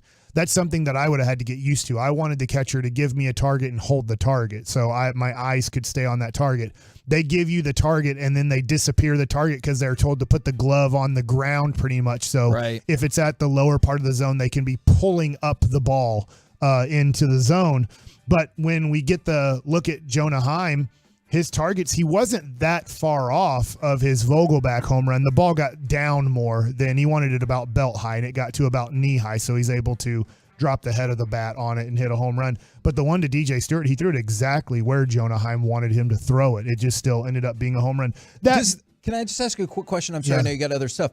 Is that encouraging at all in that you don't just look at the numbers? You're like, I thought the pitches were good, or some of them were good. In a way, yes, because when you're not executing pitches, you're just like, well, I mean, you deserve what you got. And you at could times, luck you're out. like, for Dane Dunning, you're like in that inning. Now, I will say, I think he got flustered after the back-to-back home runs because you'll get more flustered when you're hitting your spots and they're hitting the ball hard off of you because you're like, now, wait a second. What is happening? Yeah. I'm actually throwing the ball where I want to throw it, and I'm getting hit. And then Jonah Heim came out and visited the mound. Then later in the inning, you had Mike Maddox go out there, and I think that he was just a little bit flustered because he's like, dang, I think I'm throwing the ball decent here. Yeah. Not like against Minnesota, right? Minnesota, he couldn't throw the ball where he wanted to. This one, he kind of was throwing the ball where he wanted to, but those 2 home runs got him erratic. And then he had to get back to throwing the ball where he wanted to. But I'm wondering going forward with Dane Dunning, should it be a combo of Dunning-Perez? Like, I mean, if Dunning's flying through 4 innings, then you keep him in the game. But do you almost have a game plan of let's go righty-lefty here. If they're going to throw in 4 lefties into a lineup, let's just pitch him 3 or 4 innings, and then if he's given up a run or maybe 2 runs, do we then go to Perez to throw 2 or 3 innings and they combine for 6 or 7 innings? Because I have to start thinking, if you're Bochy, and he hasn't gotten to this point yet, you have to start thinking, I have to shorten these games for my bullpen. I do not have the horses to go out there and get 12 outs. I just don't. I'm going to give up 2 runs. If I ask them to get 4 innings for me, I'm most likely going to give up 2 runs in those 4 innings. In that instance, then, Mike, if you're doing Perez and Dunning, are you just saying y'all 2 are the pitchers tonight? And and I'm not even going to use a closer. It's you 2 to handle it all. No, I don't think they can go 9 innings. Okay. So, Together. And Perez, probably you don't want him trying to get the last 3 outs of a game. Those are too difficult of outs with what he has. But the 9th is better than 7th, 8th, and 9th, or sometimes even more. I know I'm out of time here almost, but I just think watching last night, and it's not just one game, Nathan Eovaldi's way more needed in the bullpen than he is as a starting pitcher. It doesn't matter. If Nathan Eovaldi gives me 6 innings and he gives up 2 runs and the game's 3-2, all right, name the guys that are going to get me my 9 outs. I need Nate Eovaldi in my bullpen. That's my opinion. It's not going to happen. I think Nathan Eovaldi is much more valuable for September as a reliever for the Texas Rangers than a starter. The starters had, I don't know what happened after giving up 3 runs in 4 innings. The starters had the best ERA in Major League Baseball for the month of August. Nobody did better than them. Yeah. So I'm just wondering, and I'm not saying that all 5 guys are great. I get the inconsistency of Heaney. I get the inconsistency of Dunning and Gray. But I look at it and I go, I cannot get 9 outs that I need on a consistent basis. If I have Nathan Eovaldi down there, he did this in 2018 for the Red Sox. I need 9 outs. Nathan Eovaldi knows how to get me 3, if not 6 outs on a given night. And then, you know what? He'll never pitch back-to-back for me. Never in the month of September. Even if I make it to the playoffs and I'm in a 3-game series against Minnesota or Tampa Bay, I'm going to use him in Game 1 and Game 3. I promise you, Eovaldi, I will not hurt you. And next year, you're in my starting rotation again. But for 2023, I think, my opinion, Nathan Eovaldi is more valuable as a reliever than coming back as a starter. Now, you have to worry about his ego, too. I don't know Nathan Eovaldi at all. But you'd have to sit him down and go, hey, man, I really need you as a reliever. You're my starter. You're going to be my starter next year. If he goes, F you, then you have to watch that. He is on your team. He is a leader. That does happen in professional sports. And if he says, I'm a starter or I don't want to be here next year, then you have to keep him as a starter. But I do think Eovaldi, not knowing him well, but I do think Eovaldi would understand the situation the Rangers are in bullpen-wise. And probably, embrace it. That's just the personality that I've gotten, Kevin, from him, is that he would say, I relish this moment. So can you imagine if Max Scherzer in Game 1 against the Minnesota Twins, not tomorrow, but in the playoffs, because right now that's your matchup. You're 2.5 games away from not even being in the playoffs. Toronto's in 7th, you're in 6th. That's the last playoff spot. You'd be playing the Minnesota Twins if the playoffs started today. Max Scherzer goes 6 innings for you, 95 pitches, and you're winning 3-2. And then Nathan Eovaldi pitches the 7th and 8th inning and gives the ball to Aroldis Chapman in the 9th. That sounds pretty good to me. I would feel better about that. We're the KNC Masterpiece right here on 105.3 The Fan. Coming up next, the likelihood of these NFL records falling in 2023, plus our Cowboys insider Mickey Spagnola. All of it next right here on The Fan. Thanks to our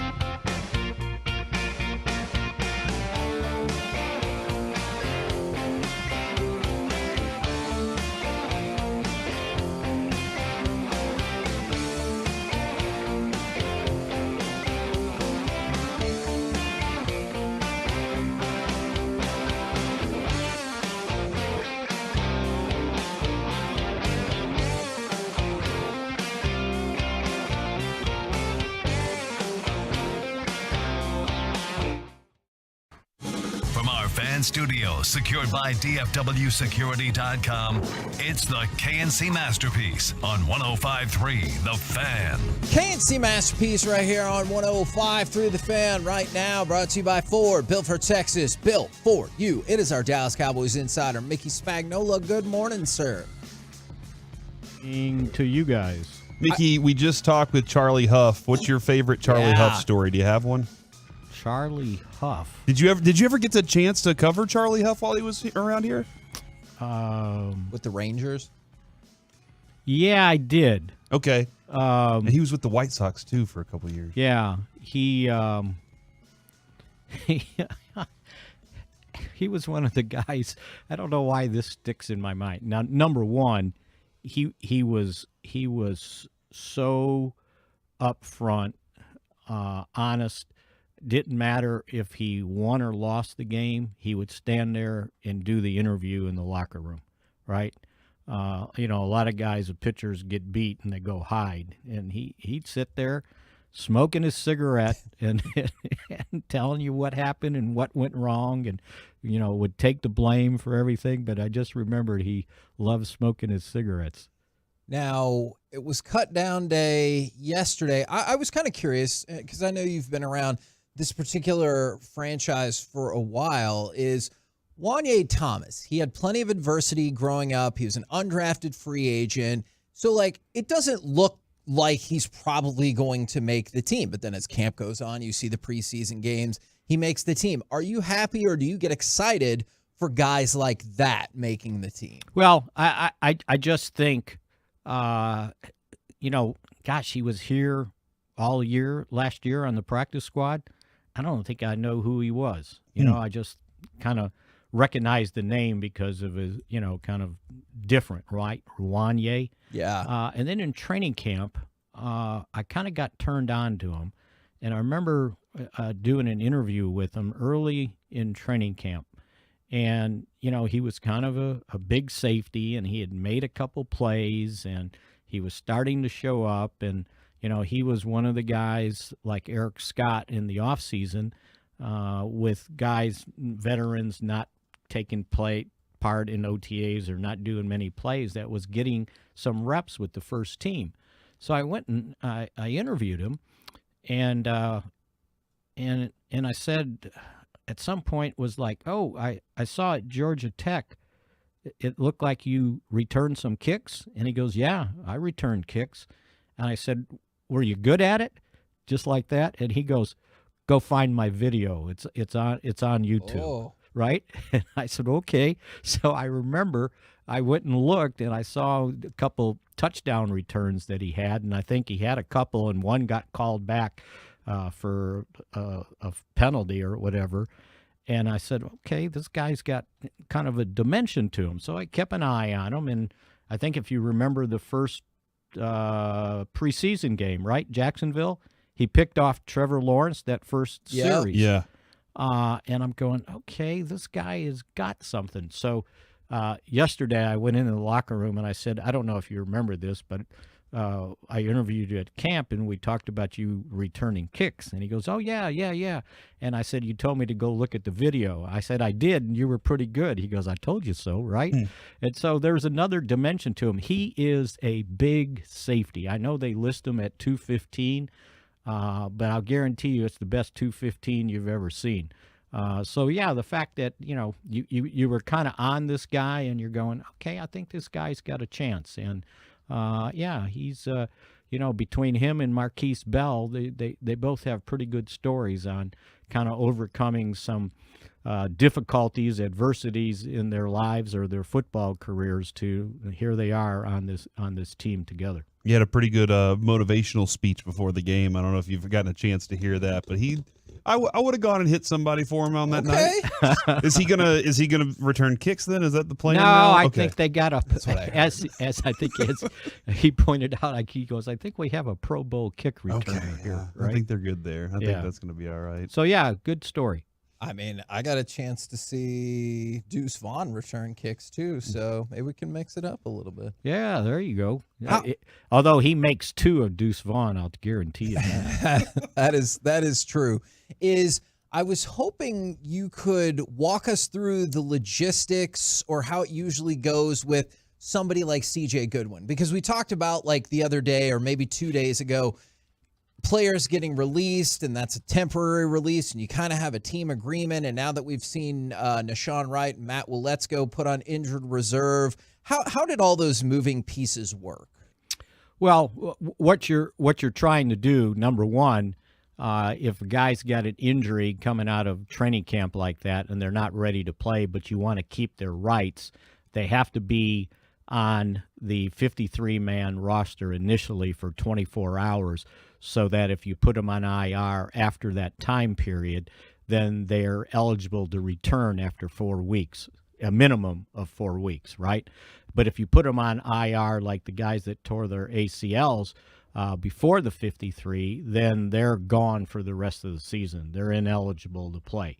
So that's what you do, and then you basically cut a few guys that it's like the deep snapper. He's not going anywhere, right? And no one's going to claim him and pay him more money. So you just say, okay, we're going to cut you initially, and then when we put these guys on IR, we're going to bring you back. So they did that with 2 guys, and CJ Goodwin wasn't one of them. But they basically told him, look, here's the deal. At some point, somebody else is going to get hurt, and we're going to use you the first 3 weeks. We'll just basically use one of our game day call-ups to make you eligible to play, which you would earn your regular salary, not a practice squad salary. And so they're sort of playing the odds there. It's like, okay, we can bide our time by putting this guy on the practice squad. He doesn't have to go through waivers. He's a vested veteran, and you'll be called up the first 3 each week for the first 3 weeks. That way you can protect a young player that you didn't think can get through waivers. And then after 3 weeks, then you got to make a decision, right? Because you want him on your special teams.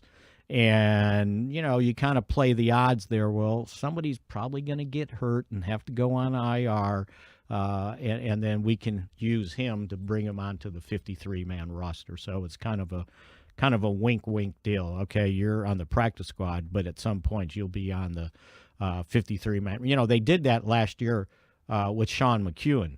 If you noticed, he initially was on the practice squad, and I think late in October they moved him to the 53-man roster. Do you feel any better about the center position with the stacking of the practice squad? Not really. Okay. I like the idea of Bass starting to put his hand on the ball and trying to learn to play center. Yeah, TJ never done that before. And yesterday it was a pretty good scene in the locker room because he had like all these people around him interviewing him, right? And so when he got done, I said to him, so how many interviews did you do in training camp? And he goes, it's the first time anybody talked to me. And so everybody wanted to know about him, putting his hand on the ball and trying to learn to snap it. And I saw him yesterday after practice, and he was actually shotgun snaps were pretty good. So, it's kind of, you got to learn to do it. But I like that. The guy they signed from the Giants, guy's been in the league, and he's bounced around from practice squads to practice squads. He's played 33 games. 8 of those he started at center. But then when I saw him, I go, this guy's not very big. And so I looked, and he's like 285, and I'm going, I kind of like a center a little stockier than that, right? So, but at least it's somebody that's actually played in the game. So I guess that's a start. And then they'll work on Brock Hoffman. I don't think he was quite ready for this, so he's on the practice squad. And, he was a rookie, so you give him a little bit more time. Mickey, one of the things that hasn't really been discussed a lot during camp has been, but I think we're all kind of holding our breath and just kind of, is everything going to be okay? How's Tyron looked throughout this camp after, a few years now of things that have gotten in the way? Yeah, he's healthy. Mm-hmm. He didn't get any weird injury like the one last year.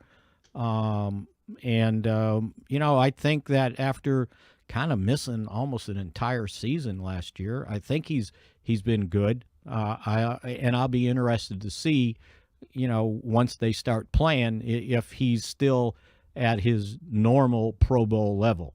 But even just a good Tyron Smith's probably better than anything else you could have done there at this point.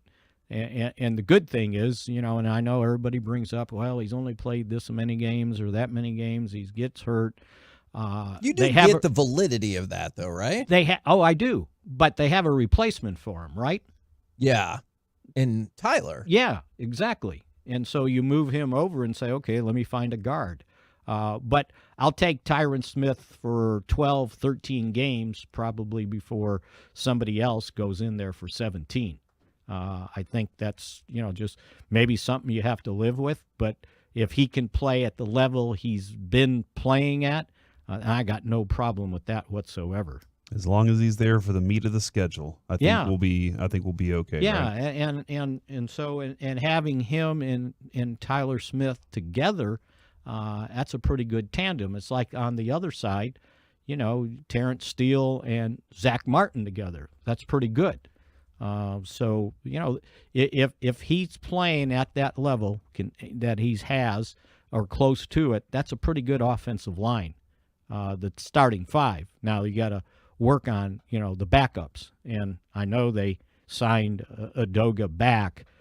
That doesn't give me a lot of confidence, but as a backup, I mean he's bounced around. No, I'm with you. I told you the other day, Mick, that was the guy I was hoping would really show out in camp, and you'd be like, oh, okay, good, we're all set there. But I don't think he did. Yeah. And I was kind of surprised they signed him back, but I think if they were going to err on the side of experience. At least he's played in the league. And then once Waletzko, wasn't healthy enough and they had to put him on IR, then your other candidate there was Awesome Richards, and this kid's just right out of college, and he was only a 5th round pick. I think he's got something to it. But these offensive linemen, sometimes you need to develop them, and you need to be patient, because they're not usually all ready to play in the NFL unless you're a 1st or 2nd round pick. But I saw things in Richards that I think encouraged the Cowboys. It's like, okay, we might have something here. Let's stick with it. Appreciate it, sir. We will catch up with you again tomorrow. All right. Sounds good. See ya. There you go. Mickey Spagnola from DallasCowboys.com wanted to remind you today, if you're like, man, I don't really have any plans, I'm not sure what I'm going to do. Or you know what? Maybe you do have plans, and I have better plans for you.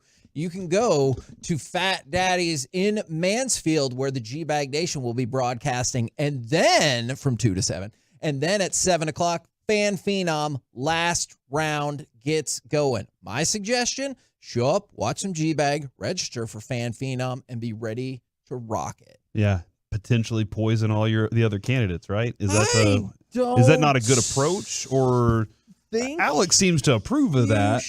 That's actually how he got his gig to begin with. Yeah. So don't encourage him. It's not a well-known secret, but yeah. All right. So, okay. Don't poison people. All right. Is what you want me to say. Correct. All right. Eliminate your opponents in a different way. Maybe I'm just being better than them. That's what I was suggesting. Okay. That's what I was saying. And you're going to be better if they have a stomach bug and they have to deal with that while they're trying to talk and get this thing done. We're the KNC masterpiece right here on 105.3 The Fan. You know what? Good segue, Victory Corey. by demolishing opponents. Well, guess what, Corey? It's time for My Buddy's an Idiot. Does your friend have a terrible sports or pop culture opinion, or is he actively encouraging you to poison someone on 100,000 watts? 877-881-1053. Let us know. We'll do it next right here on The Fan.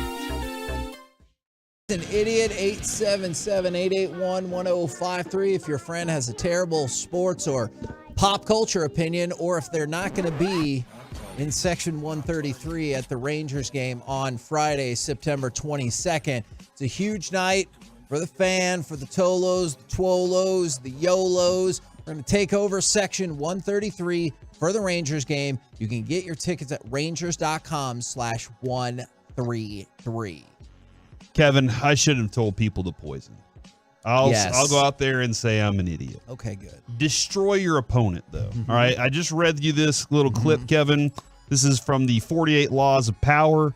Law number 15. Don't worry about that. Okay. Law number 15. Completely destroy your enemy. You will lose much more if you stop in the middle than working while you were working up the nerve to destroy. The enemy will heal and come seeking vengeance. Crush them both in body and spirit.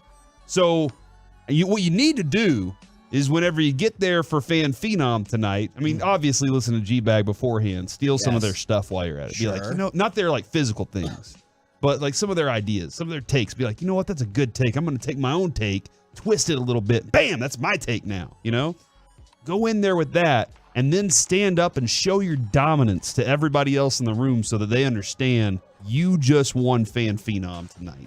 All right? How about that? Destroy their will to want to even do it. Okay. I could see that. Now, usually my buddy is an idiot is more fun. This is not fun. Oh, no. I definitely don't want him to be my buddy anymore. Did you see that Wander Franco is now facing 3 accusers in the Dominican Republic, and a second official special prosecutor investigation has been opened, but supposedly per Yahoo and the Associated Press, there is a third accuser, and they're, I guess, determining right now how that case is going to proceed. Again, that doesn't mean he's guilty, but my question is twofold here. Let's say he is totally innocent. This is always going to be attached to his name, right? Sure. Yes. Which is very... And if that's the case. When you say totally innocent, Mike pointed out there are very distinct differences in the way that the law is carried out. Between like not guilty and here innocent. and in other places. That's a good point. That is a very good point. And then 2, I asked y'all this once before. Now that the charges are piling up, do you see a possibility that he is never going to play in Major League Baseball again? I still think small. If he goes to prison for 20 years, which it doesn't sound like in the Dominican Republic, I say he goes to prison for 5 years, but having relationships with 3 underage girls. He'll only be 27 and be still one of the most talented shortstops in the game. And you say he's back in? Yeah. His talent. I'm not saying it's right or wrong. I'm just saying that he is arguably the most talented young shortstop in Major League Baseball. Yeah. I think that you usually get second chances in those cases. Is it right? Is it wrong? I'm not here to answer that. I'm just telling you that that's the way it is. I'm like Trevor Bauer he's 32. Right. Was that just because he was too old or too outspoken? Every teammate hated him. Okay. Yeah. That's a different factor. Who was every coach hated him? Wasn't there a pitcher, Kevin, that had this that never even got a chance to be in minor league baseball? Oh yeah, who was going? And I think they just were like draft. Yeah, I can't remember his name. He his just kind name. of disappeared. I know exactly what you're talking about. I know exactly what Mike's saying too. Like, guys, a lot of times people go, look, over time people forget the story and move on, and you can be a redemption story. From here, like. What's your story from now? All that stuff that happened before. What's your story from here? Have you changed? And you look at Michael Vick in a different light. Yes. So, and from the 972, I do want to clear this up. So what if it's legal in the Dominican? It's not. The age of consent in the Dominican Republic is 18. So if it's illegal here, it's illegal there. I mean, unless there's a state that has a higher age of consent that I'm not aware of. So it's not a thing where it is legal. I'm not saying what he did is right. Let's just say he's banned for 2 years. in 2 years from now, the Rangers haven't really developed a shortstop, and Corey Seager, we kind of know, needs to maybe move to first base because of he's getting older, maybe a little bit of lack of range. And Tampa Bay just says, look, we're releasing Wander. We're not going to deal with it here. We've decided to move on. Don't you think the Rangers have to have a serious conversation about Wander Franco and say, hey, we might be able to get the best shortstop in the game? I guess it would depend, kind of like, I don't know. My first inclination is to be like, no. Okay, so you say But no. I Now understand- 29 other teams? Do you think all 29 No, other teams? not at all. Right, there's going to be somebody. I'm not disagreeing. I don't disagree that that's probably what would happen. I think you're probably right about that. I'm not saying I think that should happen, but I think you're probably right about that. Yeah, I mean, I don't know. It stinks. He is a great young player. Was going to be the face of the Tampa Bay Rays. I don't know if he can be the face of a franchise, but I just have this thing. I just have this feeling his talent will trump what he did off the field. If this was nothing, Ezekiel Duran, sure, I'd say, you know what, he's probably done for his career. Because he's not good enough to maybe deal with all of this. But Wander is, fortunately, unfortunately, however you want to look at it, he's that talented that teams won't give up on him. And I see people bringing up the names of like Michael Vick and Deshaun Watson, and it feels weird because those are all different cases and all terrible. Is they both got other opportunities because of what you just talked about, because of the talent level. If you want to... From the 972, my buddy's an idiot. He thinks Chipotle is better than Freebirds. Dude is a certified donut. Your buddy is an idiot. Yeah, Freebirds is absolutely better Why? than Chipotle. They have more. They have a better variety of options. Their queso is better. I just remember And they being in started high College school. Station. My buddies came back from A&M, and they had Freebirds burritos with them. And I was like, they were like, this is the best burrito ever. And I was like, well, get me one. And they're like, I can't just bring you one. And I was like, what do you mean you can't just bring me one? They're like, you have to go and get one yourself at A&M. Oh, so we went down for the A&M tournament in baseball, and on the way back, I was like, I guess I got to stop at Freebirds and find out. And I was like, what is this thing? It's a giant burrito. And so it was amazing. I always liked it. I just didn't. They kind of are the same, but I've never gotten sick from Freebirds. So that is I guess that's where I draw the line. That is a great point. From the, oh man, there was a really good one. We're getting a lot of feedback, as you can probably guess on this. Somebody said their buddy is an idiot because from the 972, they think Daniel Jones is better than Jared Goff. Look, man, last year Jared Goff was pretty darn good. Right now, I think Jared Goff is better than Daniel Jones based on last season. Now, upside, clearly the Giants are stoked about Daniel Jones. This is a weird place, Kevin, because last year, obviously, you knew I was a fan of Dabes. In that, Sure. I think that Dabes can build a winner. All right, that's what I just believe in that guy. But I didn't think, I was like, man, Daniel Jones is not good. But I thought he could get the best out of him, and I think he did. So much so that the entire organization gave him a whole crap load of money. I think Daniel Jones has limitations. And I think Jared Goff, I liked Jared Goff more as a prospect coming out of college than I like Daniel Jones. And I think that Jared Goff has more control and leadership of the offense now. From the 214, my buddy's an idiot. He said his neighbor, was Charlie Huff. I went over to his house, and it wasn't the Charlie Huff I was thinking of. Oh. I mean, his name could have been Yeah, that's a Charlie thing. Huff. Names are weird. I guess, yes, names are weird. Names are weird. That is true. We need to stop this. I'll tell you, am I an idiot? I am trying to sign in to Golden Auctions right now just to say I bid. Do you want to tell people what you're doing? I don't know if I think this is a good idea. So I've always wanted a Willie Mays 1952 Topps card, and there's one for auction that is graded a PSA 8, and right now it's at $121,000, and I just want to bid $125,000 just to say I bid on it.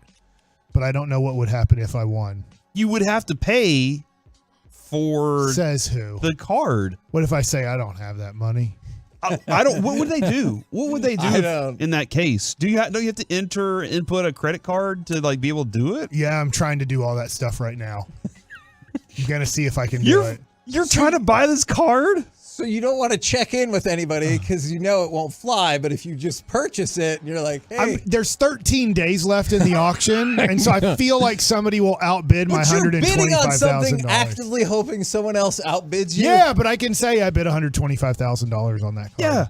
And then at the end, if somebody outbids you, then you can just say, I just got outbid. And you have a story to tell. I almost had this Willie Mays card. I almost had it. It went for $155K. I went up to $125K.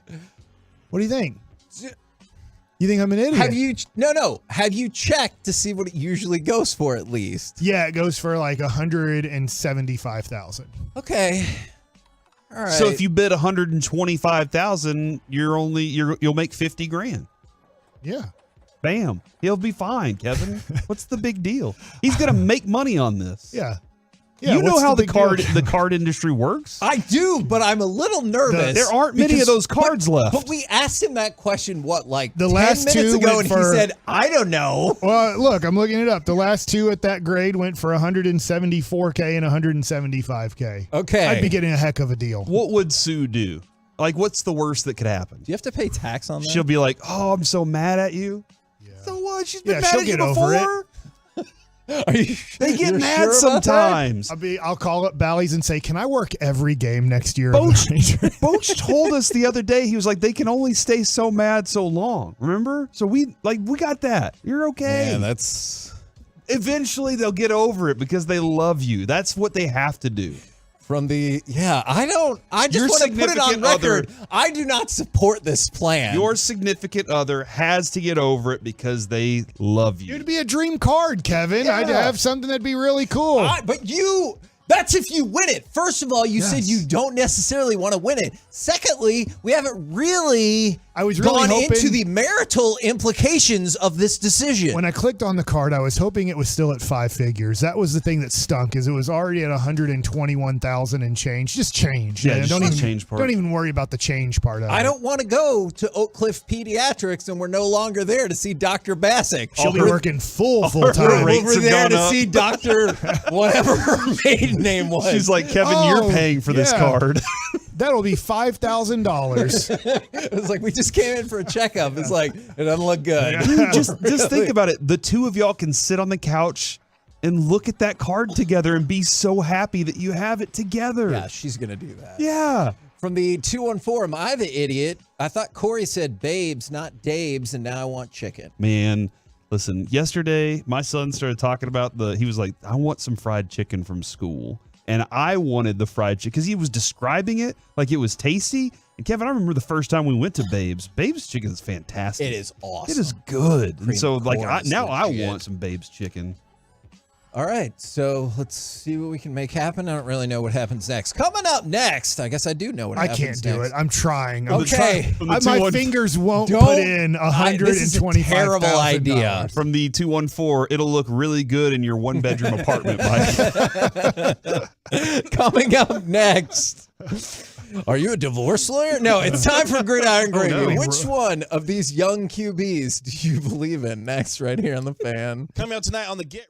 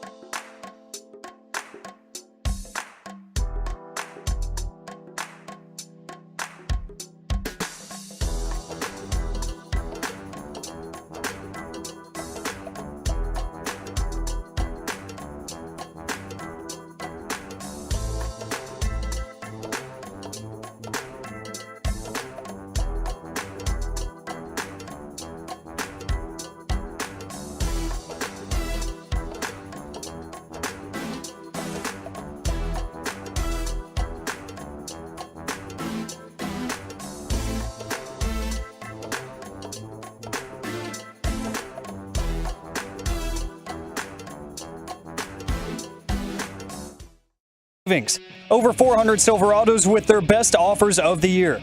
See them all at ClassicChevrolet.com. Don't miss your chance to upgrade for less. This is Texas. This is Classic Chevrolet. Relax and enjoy the difference. Find new roads. First down and goal at the 9. High snap to Howell. Play fake. He keeps it. Comes up the middle. Makes 2 men miss. Gets to the goal line. Breaks 3 tackles. Touchdown Howell. His first rushing touchdown. KNC masterpiece right here on 105.3 The Fan. We will talk about that particular individual as we go around the entire NFL and dip into some gridiron gravy.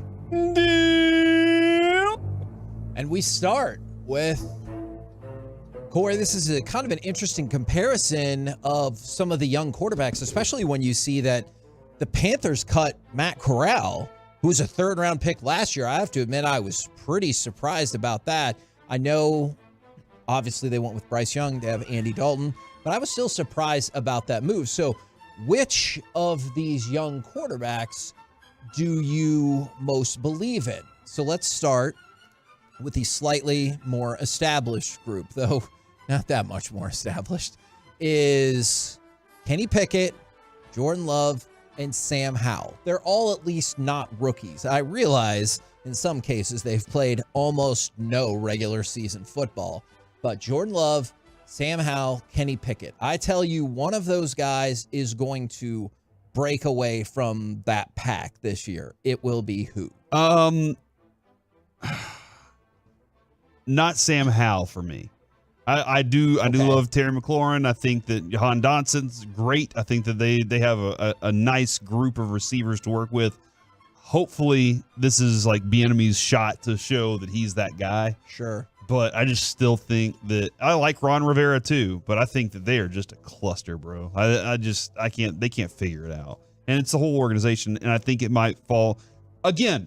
This is a coach that was like, I didn't know that our quarterback was good. Yeah. So I'm back out on that.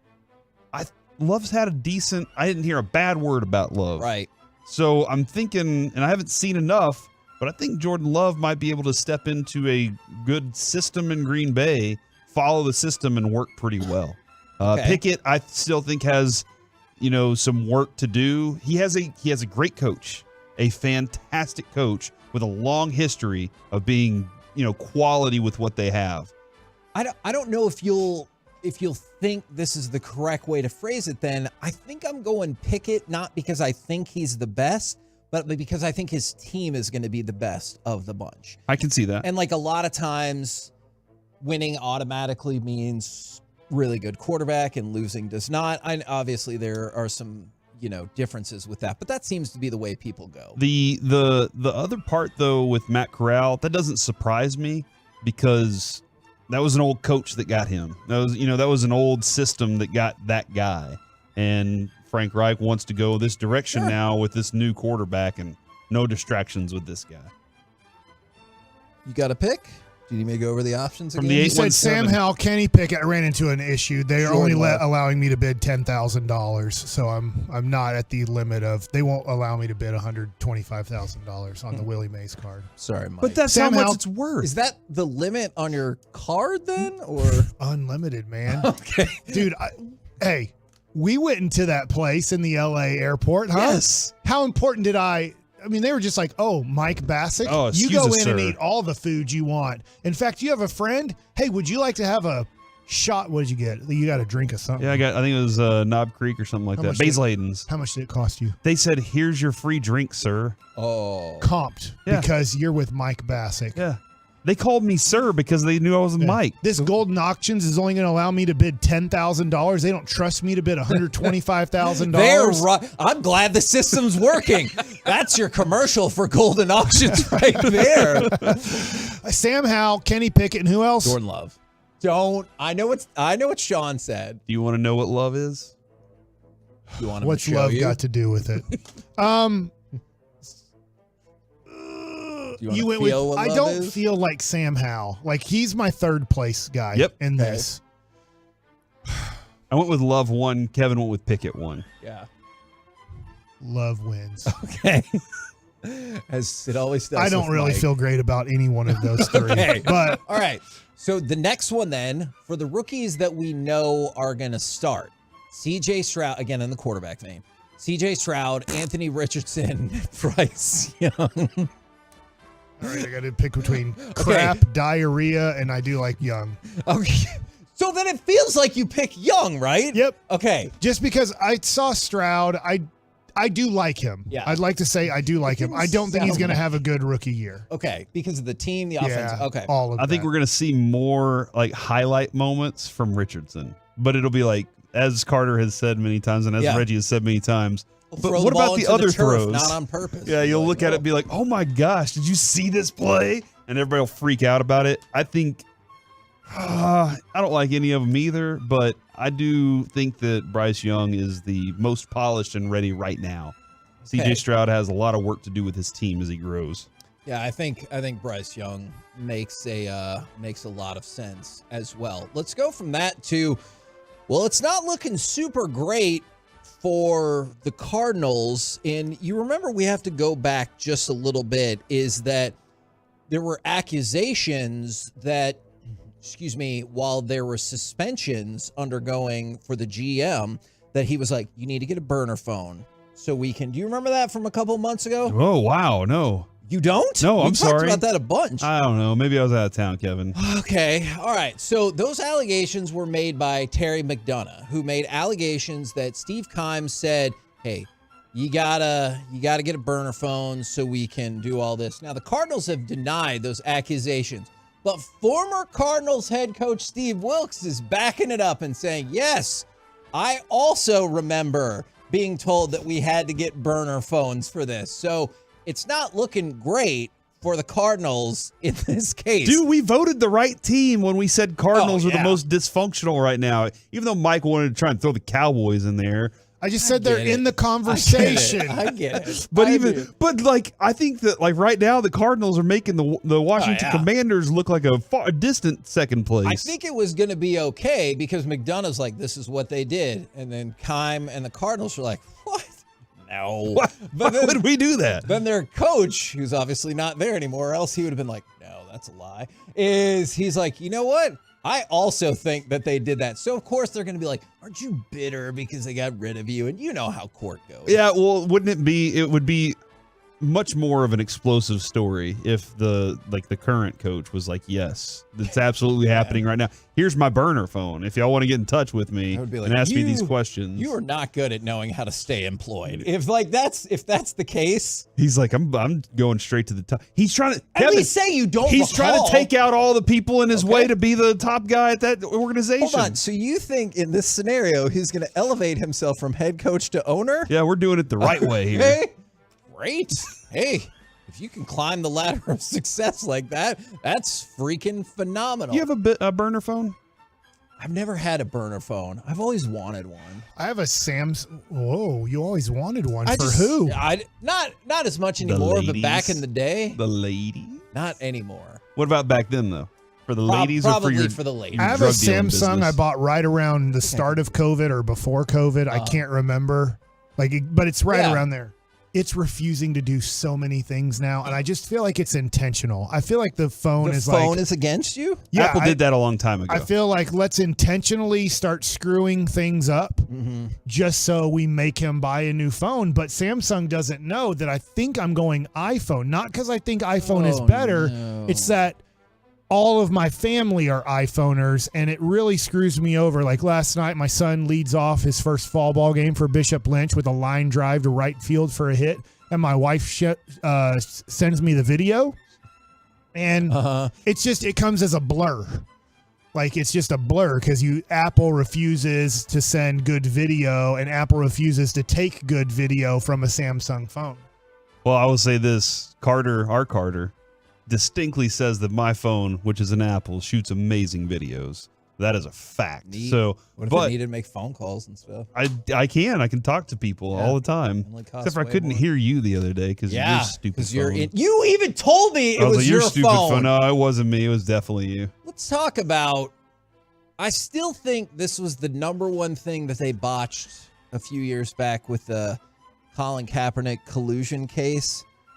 You should have gone to it then. You should go back to it now. Nathan Peterman is back on the active roster with the Bears. I don't need any other evidence in my collusion case than to point out how many opportunities Nathan Peterman has gotten. He is the worst quarterback in football, and I always go back to the same stat line. There was a game when if he would have thrown the ball into the turf every single time, he would have had a better passer rating than what he actually had. That was when he was with Buffalo, Kevin, when he had a 10.2 interception percentage. All right. So 10% of the time he threw an interception. Okay. Right? That's pretty terrible. But in Las Vegas,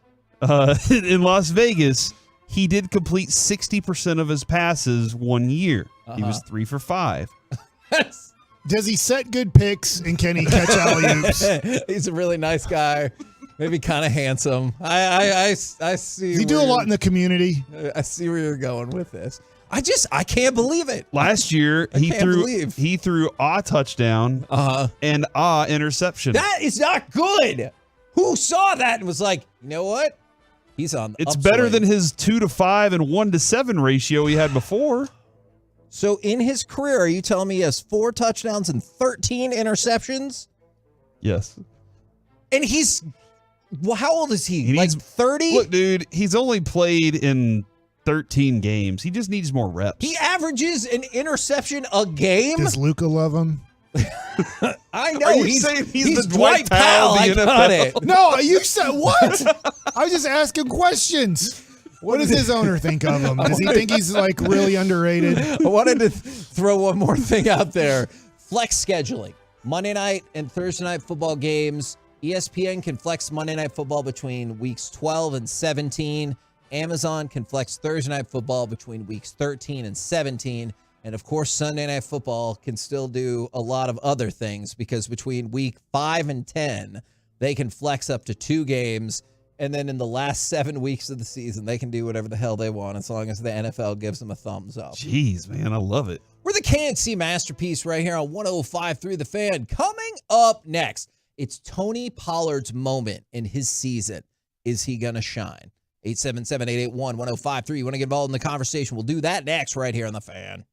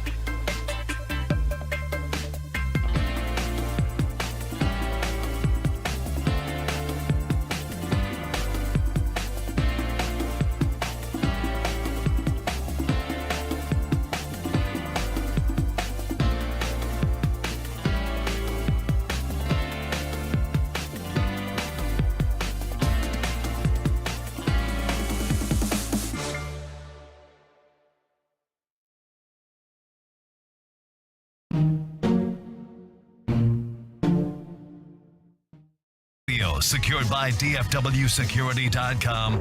It's the KNC Masterpiece on 105.3 The Fan. KNC Masterpiece right here on 105.3 The Fan. It's Tony Pollard's moment. Tony Pollard's season.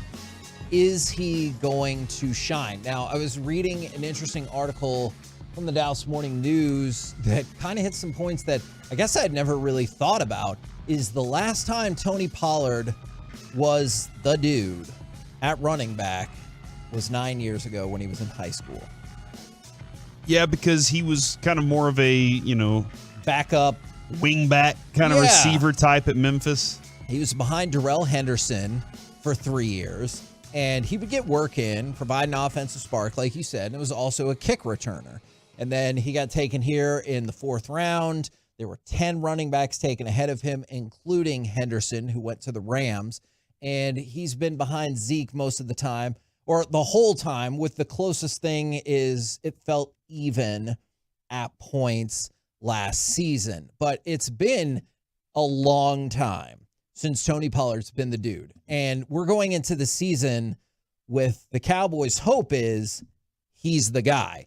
All the spotlight's going to be on him from a running back perspective. Do you believe that he can and will shine? Where did all the people go who for the last 3 years said that he cannot do this? You know what? I'm glad that you brought that up because wouldn't they have the same? Why is that changed? Last year he didn't carry the ball 8 straight games to finish the year at 20 times a game. Like, where have they gone? Why are they not saying the same thing? I'm concerned and worried about him touching the ball 20 plus times a game. Because I think they were being disingenuous to begin with.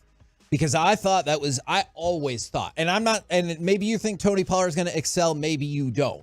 But last year, like going back to the beginning of the year, I thought that was a better option than Zeke. But everyone, I think, not everyone, a lot of people said that because they believed in Zeke or they were protecting Zeke or whatever. And they were like, no, like, obviously it's better if they can work in tandem, blah, blah, blah, blah, blah.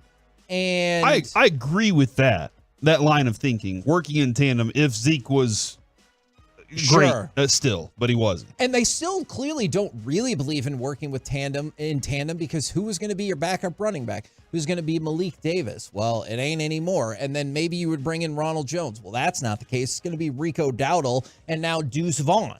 And so they're not viewing this as I'm not saying it couldn't turn into that. You could use Deuce Vaughn or Dowdle in certain situations, but they're clearly looking at Tony Pollard with the franchise tag as you're going to be the dude. Now, there's a couple of things. He's never averaged more than 12 rushing attempts per game in a season. Mm-hmm. Now, sometimes, clearly, I know he's had plenty of games with more than 12, but for the entire season. But on the flip side, 5.2 yards per carry last season. That was 3rd in the league for running backs with 100 carries or more. So, like, if you really carry the ball, he was 3rd in per carry average at 5.2. So, clearly, he had an elite season last year in terms of the opportunity, doing something with the opportunity he got. Yeah, given his chances, he took full advantage of them, except for in the playoffs, whenever it was his turn to shine, and then he got hurt, and that happens. Players get hurt. That happens in all sports. The one thing, Kevin, I will say that, like, up until last year, we had never seen him be that. So it was I guess we're going on hope here. There was no concrete evidence. And sometimes you just got to hope that you see the talent in practice and you know how to use it. Like, that's more than anything. There's a lot of talent out there that people hold back for whatever reason. And they're like, well, I mean, we're going to try and do this because we have this that we like more. But then when you finally did get the opportunity to see it, you did see that the speed was there. The ability to break a game open with one run was there. And that's what Zeke had not had for a long time. That ability to break things open past 20 yards and be a scorer from anywhere on the field. But you also did see that, Kevin, there was the times when he came to the sideline, he was like, I'm tired. Sure. From that 70-yard run just now, I'm tired. And because he had not accomplished that before. Hopefully his body is more in shape for it. The running back position, to be an elite running back, You have to be a different person. Your body type and all that, you do have to be different. I love the threat of Tony Pollard, though. That's why he's, to me, the third most important pass catcher, because all your offense can run. Yeah. And this dude can run fast. And if you get him in space in many different ways, man, you're gonna have a great tool, a great option. So I want to throw one thing out there, and you guys might totally dump on this, and you'll think I'm stupid, but I'm gonna throw it out there anyway.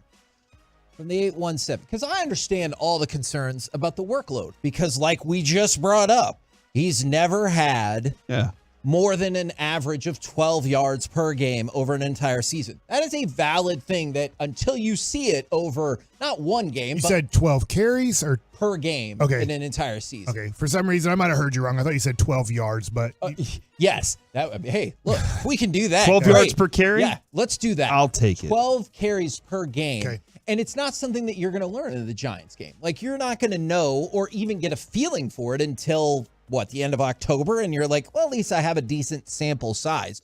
But for the 817, he still can't pass block. So there's two things about that. First of all, I think last year, Tony Pollard was better at pass blocking than the perception. And I think Zeke was better at pass blocking than his perception. That's not to say Pollard was better at pass blocking than Zeke. I'm not saying that at all. But I think people create. You saying they were both better? No. Pollard was better than people perceived, and Zeke was worse than people perceived, even if that was still better than Tony Pollard. The other thing is, I get tired of listening to people talk about pass block like that's a running back's primary job. It's a running back.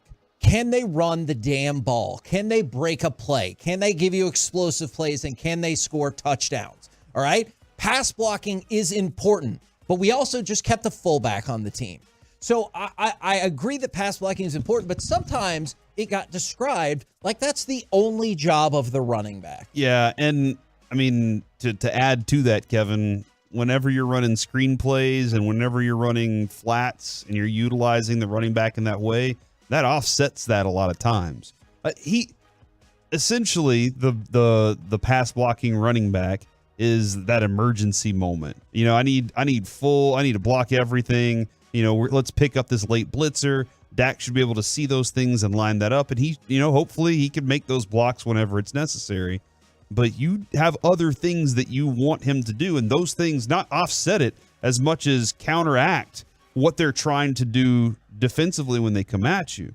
If your running back can run a draw play while they're being aggressive, now you just took advantage of them. They have to be on their heels. You don't have to worry about the pass blocking as much.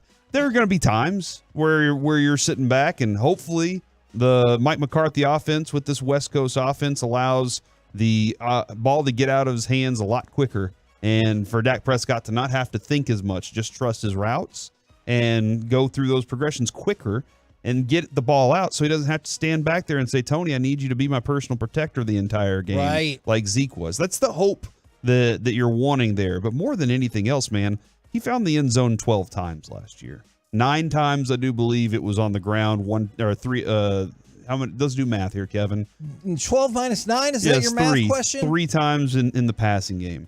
I need him to score, man. I need him to score, and I need him to be somebody that can pick up chunk plays, because when you pick up chunk plays, that makes it all the difference. So I'm not as concerned about his pass blocking, because I think that's a smaller percentage of what I'm asking him to do. And that's why I'm really curious where people fall on this, because I do see a subsection that are like, I think Deuce is going to move into a role where he can help offset any carrying the load issues with Tony Pollard. I would love to see that as well. We talked about that, on Monday? The Cowboys want nothing more than to see Deuce Vaughn be the best running back that you have in that room, because they're like, hey, great, he's going to be here for 3 more years for no money. It'll just be interesting if they really use him as a rookie. It just, I love what I saw in the practice games that they played in, but I just think to myself, I go back to Tony Pollard, who was a 4th round pick, and we thought a lot of things that he was going to do, and it just seemed to take a lot of time until they really put him out there and trusted him to do things. Now, as you can probably guess, people are fairly divided from the 980. Ooh, I don't know where that is. I'm still here. Pollard won't hold up. From the 817, he's different, and he'll be the best running back in the league this year. Wow, that is obviously a wide discrepancy. Most right of the people there. in the league consider him a top 10 guy right now, and I think that a lot of that has to do with the Cowboys, traditional history of their offensive line, which we'll see how that is. I mean, running behind Zach Martin's not a stupid idea. Hey, let's just run on that guy's butt. We'll be fine. And so I think a lot of that has to do with the way the Cowboys' offensive line has been built. But I mean, the dude showed last year his potential for game-breaking ability, and that can alter everything in a game plan. Whenever you're like, we got this guy. Oh crap, he just ran past us. So I understand a lot. And some people are saying Zeke was an excellent pass blocker. That is not necessarily true. There were a lot of times where Zeke, I was looking at him going, good God, what is happening here, dude? How important is Pollard to Dak's interceptions? I think very important. I mean, when we went through the receivers, I think I had him fourth, or the pass catchers. Well, my opinion is on it, asking that question, Corey, is I think if the running game isn't working, Dak throws interceptions. The more you put on Dak's plate, the worse he gets. So not dump down. Yeah, so I'm just kind of looking at it going, this question of Tony Pollard, he needs to be good, because if you start asking Dak to carry an offense, he will start giving the defense more opportunities to win the game, and not our defense. You want to limit those. Yeah, you want to limit those for sure. So you say shine, no shine. Dude, I've been watching this guy for too long to say that he can. They have lots of different offensive options. They have CeeDee Lamb. They added Brandon Cooks to this thing. I don't know if it's going to be a 50-50 balance, or if it's going to be a balance that is way out in front for the run game. I know Mike's saying the more opportunities Dak has to throw to the other team, he will. But I think McCarthy wants to be an aggressive offense, and I think he wants to be going all the way downhill the entire time. Tony Pollard does that, man. Yeah. And I know I get too many times labeled as the homer, but I've been pulling for Tony Pollard to get more carries for a long time, because I thought he was the more explosive guy. If you're humming it along, dude, you just keep doing that. You just keep adding, keep giving him the football, keep giving him those opportunities. I think he's going to be able to take advantage of them. But I'm very excited about the possibilities of Deuce Vaughn. I think that there's some combination with the run game that you can just keep bringing speed at them that they got to catch up to. Man, I think that the run game can be a very exciting thing to watch this year. Sure. I say shine, but it's a tough decision. Coming back from the injury concerns me. Not averaging more than 12 carries per game for an entire season. That makes me a little nervous, but I'm gonna lean towards shine. I like this from the 817. Nobody remembers Marshall Faulk for his pass blocking. Yeah, and then somebody said everyone brings up that Zeke is a great pass blocker because that's what they had to say all the years when he was terrible otherwise. Dude, listen, That man. is hard. Don't try and talk bad about Zeke because that last play of his career ended up being a bad pass block. That was unfair of them to put him out there and have that happen to him. I mean, look, let's say he doesn't get run over. That play's still not going to work, right? Dude, I don't want to. You don't want to think about that play anymore? I get it. There's part of me that sees. I think it would have worked. Everything was working that day. We scored 12. There was part of me that sees Pollard in the light of LaDainian Tomlinson, in the ability to catch and run and do all these different things. LT was just a different cat, and it's hard to be like, he's gonna be that dude. But that's the way I'd use him. I would think that Brian Schottenheimer knows how to use an LaDainian Tomlinson type guy, considering his dad had him, and they used him all the time. That's the way I'd use Tony Pollard. Shotty! Yeah, young Shotty knows. We're the KNC Masterpiece right here on 105.3 The Fan, from the mind of Corey. I'm very excited for this segment. What plays across all sports should be worth more than they currently are? We'll talk about it next right here on The Fan. Coming up Friday morning.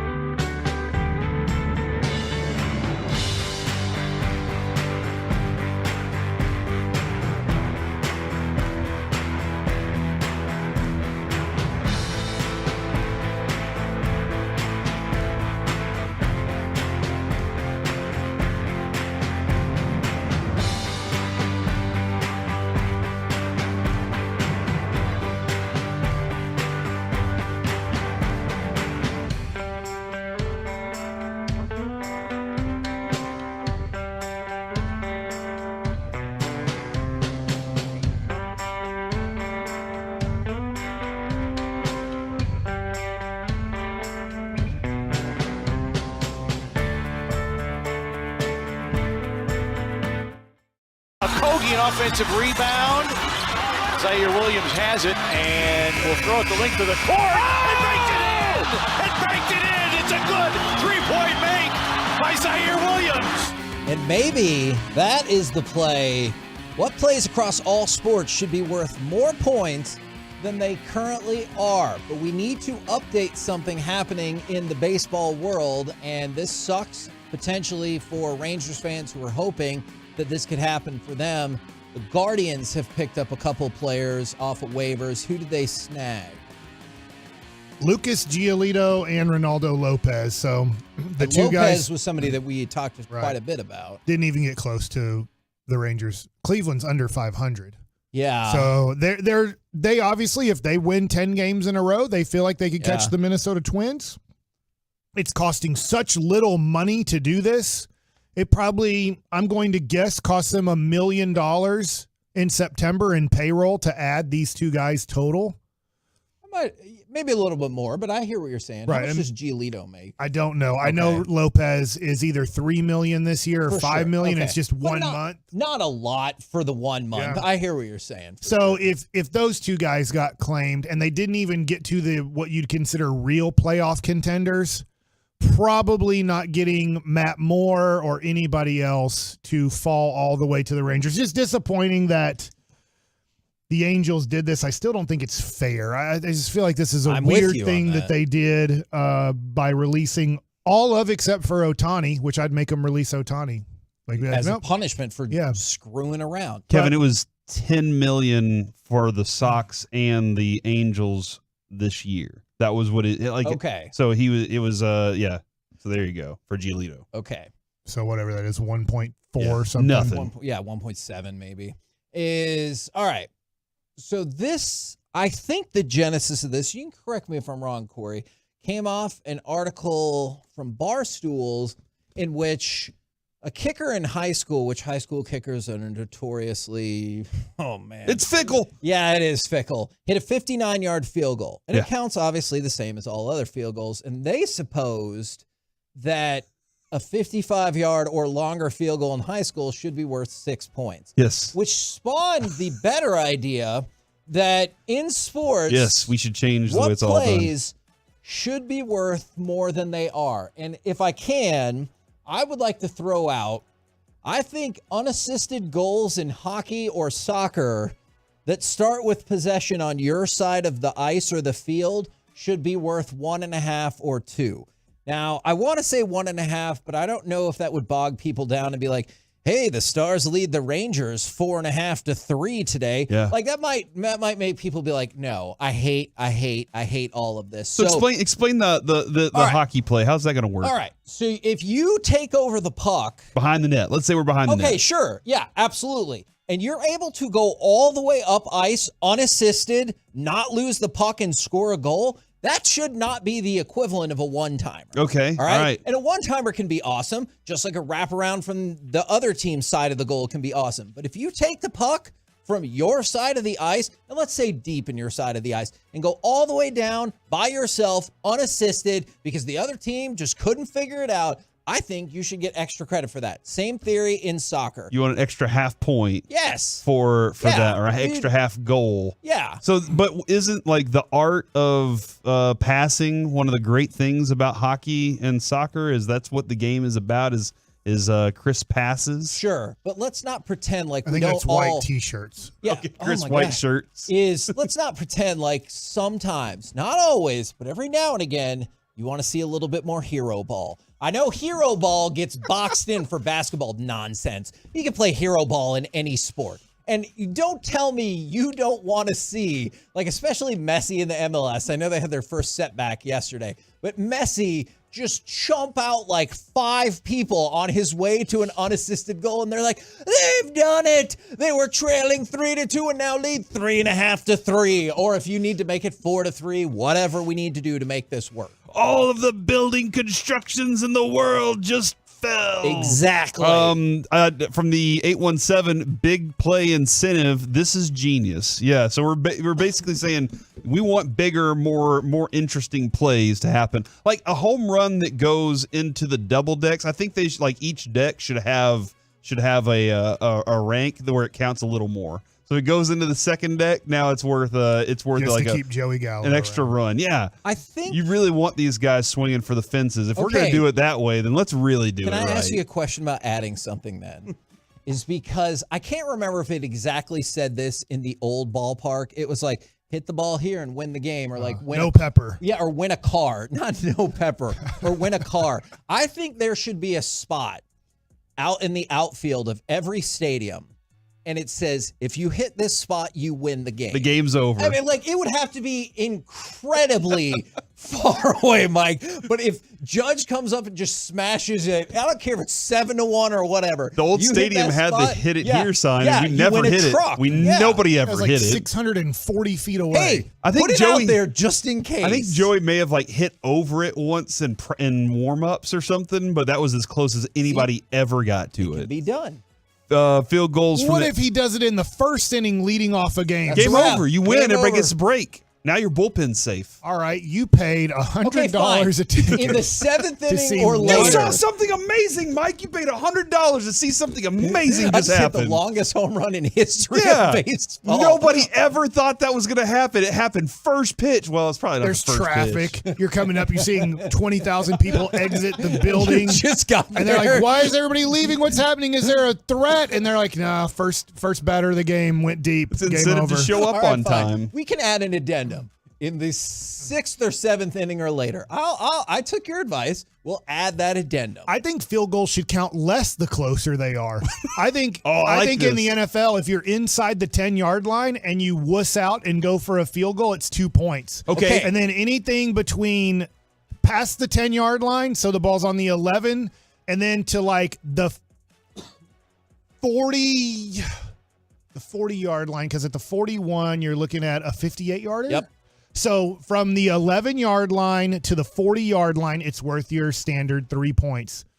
But if you kick anything that is like you're on the 41 and you decide to kick a field goal, which would be a 58-yarder, then you get 4 points. Okay, and that kind of goes to with my anything that's 80 yards 6. plus. If you score an 80-yard touchdown in the air, on the ground, it scored 7 immediately. Okay. Oh, And then you can figure it Then out. you can have an option to do the 2-point conversion. But I've changed this too, Mike. This is how the 2-point conversion works. Guardians also got Matt Moore. They just claimed the Angels. How did that happen? They They can claim all of them at Yes, one time? Yeah, if you have the worst record, you can claim all 8 guys on waivers. That's Man, weird. that does kind of make sense if you're like, we're 5 games out from this division, and if we just got like a half another team. But it just seems weird that like as the claims are coming in, shouldn't it go to the next team now that the So you next think you player should just that's be able to available? make one That's how our claim? waiver order is in fantasy sports. To your point, Corey, I think they're going to have to make a new rule based off of those wads in L.A. who did this. All right, so I did want to I'd finish also this. make them lose draft picks. I'd be like, guess what? You don't get to draft next year, and it'll help out all prospects that they don't have to go to your crap organization, and you don't have to ruin 20 kids that used to be good at baseball until you got a hold of them. Your 2-point conversion. So you can get the 1-point field goal attempt, Kevin, Okay. and that's still stupid. Or you can get the 2-point conversion within 5 yards. Within 10 yards, 2.5 points. The further back you go, you get a full point. So now it's 20 yards. Every 10 yards back you go, you get a full extra point to add on to your 2-point conversion. So if you need to make a 3-point conversion or a 4-point conversion to win the game, you get that opportunity now. Okay, this could be the same for a field goal. We might have to rework this a little bit depending on how y'all feel. Is for the 972, and I'm sorry, somebody else texted this in as well. It should be 1 point on the field goal per every 10 yards. Okay. So you're losing A by 50 7, yarders, 55 and instead of throwing a Hail Mary, you're going to try to boot a 70-yard field goal and see if you can put 7 up on the board. Yeah. Right there. I would be intrigued by this for the 817. Y'all need to present some of these ideas to Steven. You're Not welcome. this Monday, but the next Monday, Steven will be back with us. So I think we've got some really good ideas right here. I think I'm very big advocate of the 4-point line in the NBA. Like it's that hash right just on the other side of midcourt. I think Okay. you can put a line there and say this is our 4-point line. Anything on the other side of midcourt, if you have to do a full court shot, 5 points. I'm totally in on a 5-point play in the NBA. And players are going to start practicing I shooting know one from there. player. Luka will take 10 of them a game. I know. I want it. I want to see He it. loves really crappy shots. Like, dude, what if you went a whole game and just took quality looks? He's like, nope, not fun. So I think that he would, in this case, he would take 3 4-point shots a game. Being honest, like he would average 3 4-point shots a game, and he would probably average 2 5-point shots. What do you think game. his shooting percentage would be on those, though? Do you think it would be like he would make 1 out of every 7? 10%. Okay. So I like y'all's answers, but I'm really getting a kick out of some of these fan texts and some of the people on the Twitch that are also vindictive. All right. If you get a hole-in-one from the 682, it should count better. Maybe it adds a stroke to another player in addition to you getting a hole-in-one. Maybe you just get to write down a 0 for that hole. That is something I would be intrigued by. And then from the 903, 5 quarterback sacks, you have to pull that quarterback. If you run out of quarterbacks, you lose the game. You go back to that Atlanta game years ago, and you're like, oh, tough break for the Cowboys. Now they've given up 5 sacks. You got to bring in the backup. Yeah. And eventually you'll just run out of quarterbacks, and that'll teach you a lesson about offensive line presence. Yeah, I like that one. I think that one's pretty interesting for sure. From the 214, get rid of the kickers, have the quarterback throw the ball in that Dr. Pepper can for 3 points. Hey, they're trying to phase out kicking from the game already. Maybe we could just take this to the next level. Can we go ahead and add this to if you bunt with the ghost runner on in extra innings and you get the guy successfully over to third base, well, he just gets an extra base. Let's just go ahead and end the game now. We laid down a bunt. We moved the guy over successfully.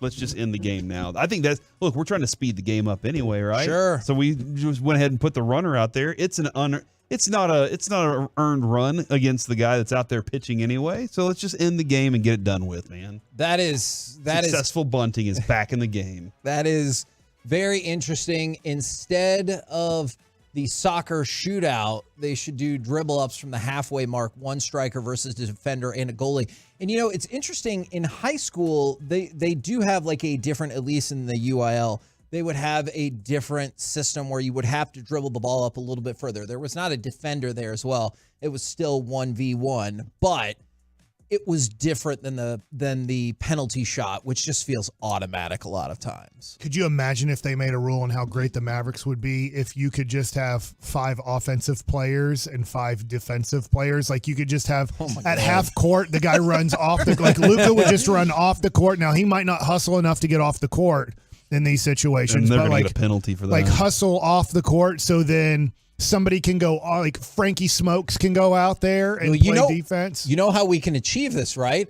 Our long ago pitched idea to allow shift changes, just like they have in hockey, is just have them at the scorer's table, but they can stand up and they can just be ready. You have to tag team them like Yeah. wrestling, though. It has to be like the wrestling. You got to slap his hand, so you got to be hustling to get out of the game. I like the idea too that for every like pitchers that throw over 100 miles an hour, if it's for every half mile an hour over, it's like an extra strike, or every mile an hour. So like Araldis, just throw that one pitch 102 miles an hour, and that's a strikeout right there. Now, I want to read this text and point out maybe it's not as ridiculous as you think based on what's actually happening in sports right now. From the 214, I think this is the most ridiculous segment I've ever heard on this show. You watch your mouth. I'm very happy you guys are on the radio and not in some league being rules makers. Is it any more ridiculous than the Angels dumping nearly 1/3 of their team and one team in the midst of a divisional race picking up the majority of those players? That's weird. How does Because of Minnesota their feel garbage right now? record. Like, how does Minnesota feel right now that they just got for free? The Guardians have I would say a better chance. I still will pick the Twins to hold on, but all of a sudden they got a starting pitcher and 2 quality relievers for nothing because the Angels are like, we just want to save $3 million on these releases. Yeah. You couldn't plan that. Like, there's no way this has never happened in the history of baseball. But they definitely have to rearrange the rules for something like that to happen because any team can decide to do this again if they want to, and then it's a mad scramble for being mediocre. And to your if you're point, mediocre, it's you like get the ones. You can pick up whoever you put in as your claim, like Cleveland, put in all your claims, you get your top guy if it gets to you, but you can't take 4 other guys. Yeah. We might get more news. I'm not saying it's over. I mean, The we might Reds get Carlos got Hunter Renfroe. and Harrison Bader. And Bader, yes. So, I mean, it could end up being, Carlos Carrasco was with Cleveland a while back. I have no clue their relationship, if they like him. He has not been good for the Mets. So it's not like he's been like a quality pitcher at all. But, who's to say Cleveland doesn't pick up Carlos Carrasco in the next 30 minutes? We see something come down. And now they got 4 major leaguers, it's a weird thing. And there's been weird rules. We just saw the other day a guy picked over to first base, and they're like, you get to go to second. He shouldn't have done that. Yeah. Aroldis Chapman, I'm not, we're just having fun. We're having fun here, but in Major League Baseball, you really could be watching a divisional race get shifted because a team just flat out gave up and we're like, I want to see if I can not pay this anymore. And it's just pretty amazing to see one team focus in on all these players. Somebody said, what's the difference between the NBA doing this with their buyouts after the trade deadline? And that happens, but it's not like they buy out 6 players and they all end up on the same team. Like I haven't, if that's happened, tell me that it has, but I haven't seen that change and alter futures of teams this late in the season that often. I hear what they're saying. I don't really like that too much about the NBA. I know it happens, but it doesn't seem that fair that all of a sudden all the veterans who are like, I don't want to play for Detroit, release me so I can try to go to LA or New York or Miami or whatever. That doesn't seem fair. To me, if you're going to do this, you have to turn into soccer and you have to say there's no drafting anymore. There's no such thing as a draft. Wasn't there a secondary, for a long time there was a secondary draft? Right, this is why this is the first time this has ever happened. And that's why, why did they get rid of that in general? Because it seemed like that was useful for people. They felt like that it was like a little bit of an imbalance. Like, we want you guys to play the last 2 months with the team you either traded for or didn't trade for. And now, they didn't see this happening. They never saw a team just going, we're going to release quality players because we're out of it. Like that, it just doesn't make sense, right? You just never thought this was going to happen. To me, for sure. We're the KNC Masterpiece right here on 105 through the Fan. By the way, so many amazing ideas. I appreciate how much feedback we got, how much you guys were having fun with that. Thank you very, very much. Now, time for Mike Likes It. I was wondering this. It doesn't matter who's on. I won't watch Skip Bayless. I just can't imagine sitting there and watching a Skip Bayless show. But he gets paid millions of dollars, and he has a new show with Richard Sherman, Keyshawn Johnson, and Michael Irvin. I was wondering this. Michael Irvin and Troy Aikman are pretty tight, obviously. They're connected in the history of the Dallas Cowboys, and I believe they're pretty darn good friends. Skip Bayless, if you don't know, came out decades ago in the mid-90s and came out and wrote a book and talked about it and said Troy Aikman's gay. And it hurt Troy Aikman a lot. He felt, what I'm saying is, feelings hurt, just was like, this isn't right. You can't do this. You can't put this in books, and you can't go out there and discuss this if you don't have any factual evidence behind it. That's ruining a person's reputation, especially back then. Now, maybe people today would say, look, big deal. But back then, it was a much bigger deal. And Troy Aikman was furious years ago when Fox took Skip Bayless away from ESPN and hired him at Fox. He said, I just think this is a horrible idea. I hate that person. I'll never go on his show, this and that. I just wonder, I know where Michael Irvin's at in his career. It was unfortunate what happened at the Super Bowl. Yep. He lost both of his jobs that he had with NFL Network and ESPN, and he's back. So I'm happy for him. I'm happy that he is back, as long as he didn't do anything wrong. If he's getting away with doing something wrong, that kind of stinks that, that he possibly said some things very inappropriate, but, he says he didn't. As far as I know, I have no clue what happened. So he's back. He's back in the building because NFL's about to start, and he is one of Skip Bayless's right-hand mans. He's now go Skip Bayless, man. And I just wonder how his relationship with Troy Aikman, even though I think Troy's a cool dude and he's probably like, hey, you got to do what you got to do. I mean, you're working with the devil now, but you got to do what you got to do, I guess.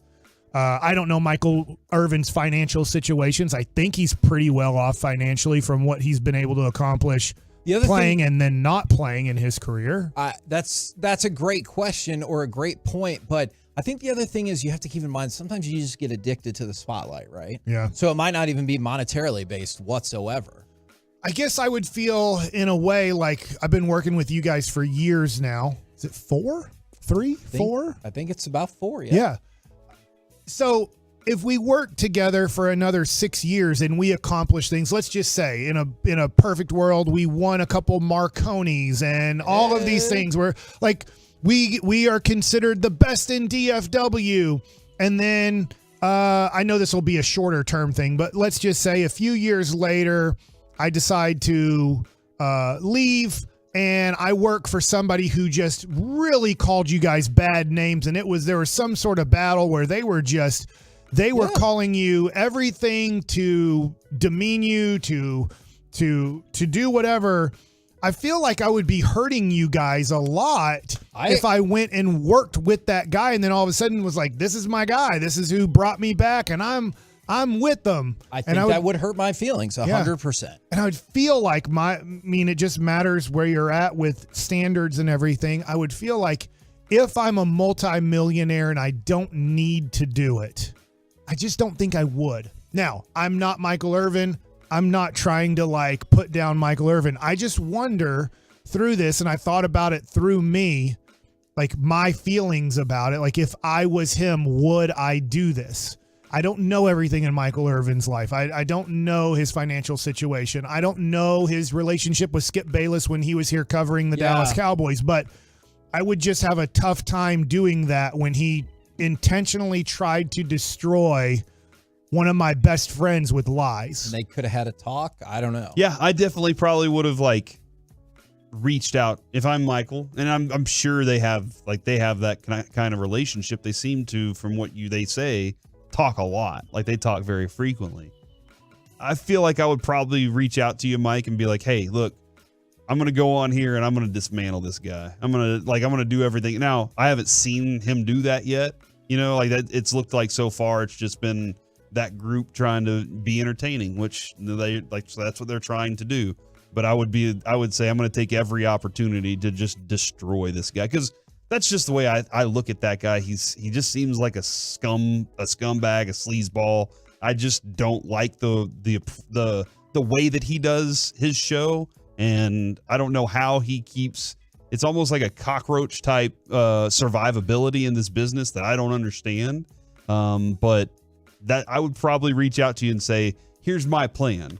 How do you feel about it? And if you didn't feel that way, I'd say, well, then I need an extra $30 million from me this year. I honestly just don't think that he's going to do that. He'd get fired if he did. Like if he went on and said, well, what do you know, Skip? You're gay. Like he'd get fired.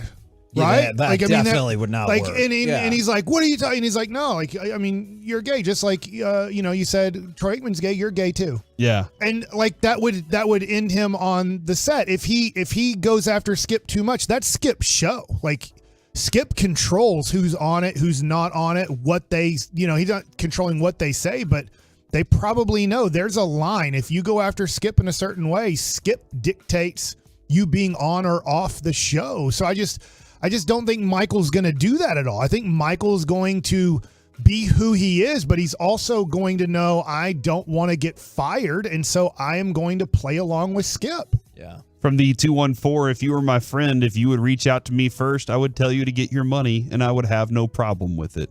That's interesting. I understand. I understand where Mike's coming from on this, though, for sure. And it is still weird to me. Mike, I guess it just matters what so money little is about him, but it is weird to me that this guy, if money's your god, then go after your god. He loses his whoever person constantly, and the executives sit back and go, all right, what are we going to do to help fix you? Like to build a better cast around you. I don't understand it. It doesn't make any sense to me other than he's got something on people, or they're seeing numbers that keep their jobs. And that's the only thing that I see, man. All right, so I'm going to flip topics a little bit here, and I'm going to talk about free agency in Major League Baseball. Obviously, there's frustration going on, probably in Minnesota more here. I guess I'm glad that Seattle and Houston didn't get these guys, but then I'd be upset with the Rangers going, you could have picking up anybody. Yeah, you could have blocked that from happening. These are the free agents, the top 10 free agents in Major League Baseball in the offseason. I know I'm jumping ahead, but one guy really caught my attention. Shohei's number one, and it says potential fits, the Angels. My butt. Like they just showed their butt, and that's right. He's not going back there. I would bet. I would be inclined to I would bet my $125,000 bet on that Willie Mays card that he is not going back to the Angels after this fiasco that they've done.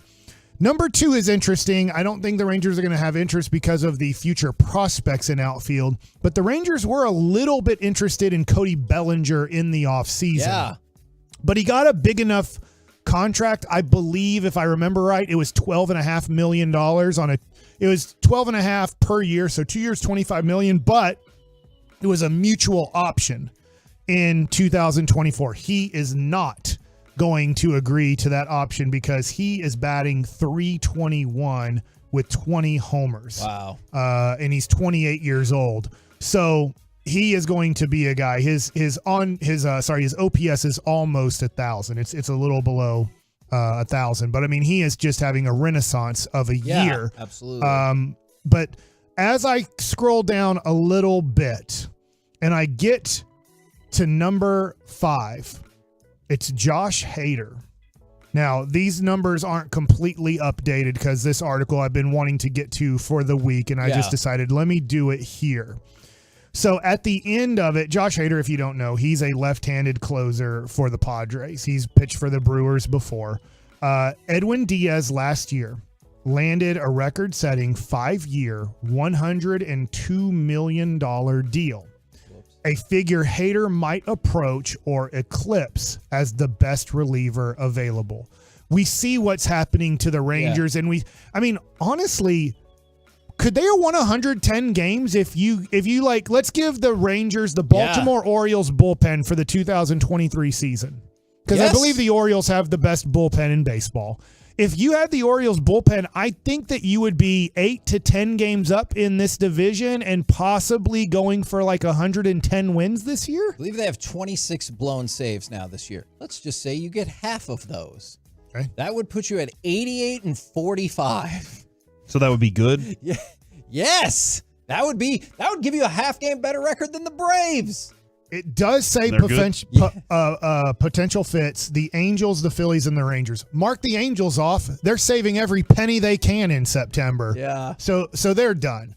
But I just wonder, will the Rangers, they've gone all in a lot of different ways with starting pitching, with obviously Corey Seager and Marcus Semien, right? They spent a lot of money.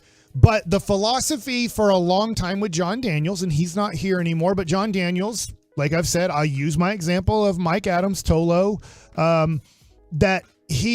John Daniels is like, I do not pay relievers. I trade for him at the deadline if I need him to complete a better bullpen, but I do not pay relievers multi-year contracts.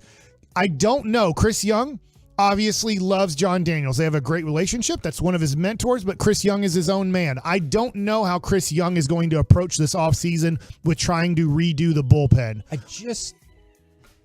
That feels like, I hear what you're saying, he's his own man. That does kind of feel like a giant leap, though, from we don't really pay bullpen people a lot to 20 a year. Yeah, let's reset the market, or let's match the reset market. Yeah, and I don't know if they do that or not. He has 47 appearances this year. When the article came out, he had a .81 ERA.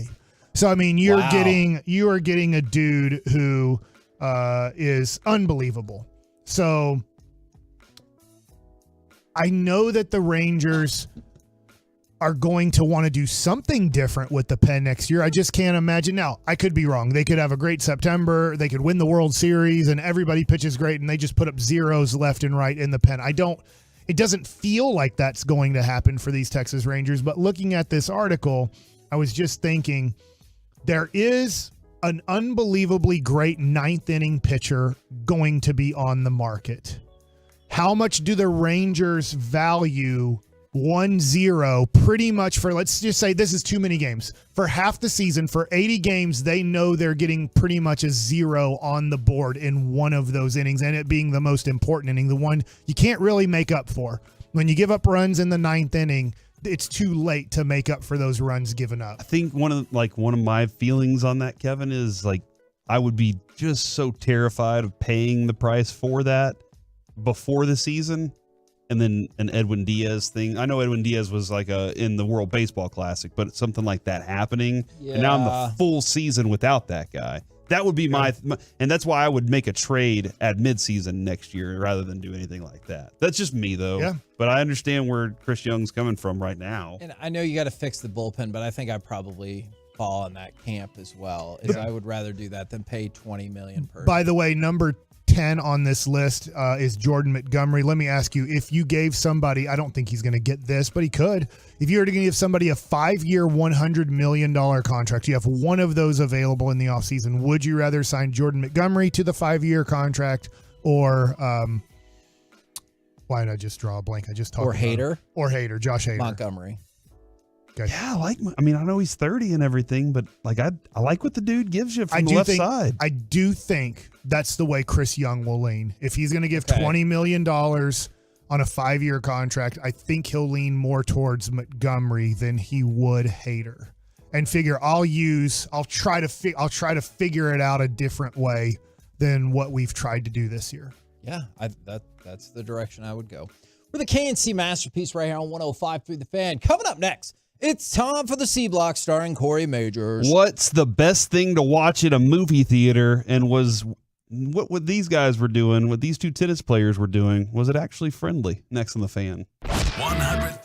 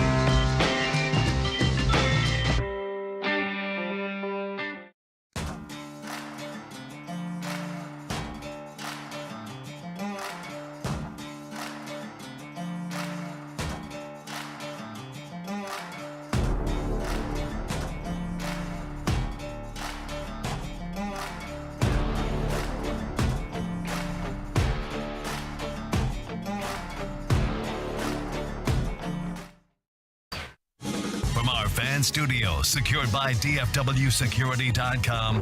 It's the KNC Masterpiece on 105.3 The Fan. KNC Masterpiece right here on 105.3 The Fan. Right now, it's time for the C Block starring Corey Majors. I do like this text from the 469. The Rangers are this good and are on pace to tie the record for second most blown saves ever. Like, it's remarkable. They still have done this somehow. It's the best season we've seen in quite some time from them. Remarkable. Yet they've still had this happen. It's as Rangers as it gets. Speaking of Rangers, that is a great way to put that. I mean, come on, dude. You saw how I'm we with lost. You saw how we lost that World Series. You're right. Okay. Good Lord, dude. Like everything was going right. Giants completely outplayed us. Yeah. Okay. I guess I was thinking about a different World Series. My bad. Michael Young has an uncharacteristic third base error multiple times. And like that, yeah. And then Vlad out in right field, multiple errors out there. Like, what were we? The Giants were just good. They had a good manager that knew what he was doing. We had a good manager too, though. Stop it! Speaking of Rangers, as you know, Buckets was and always has been the original baseball segment at 105.3 The Fan.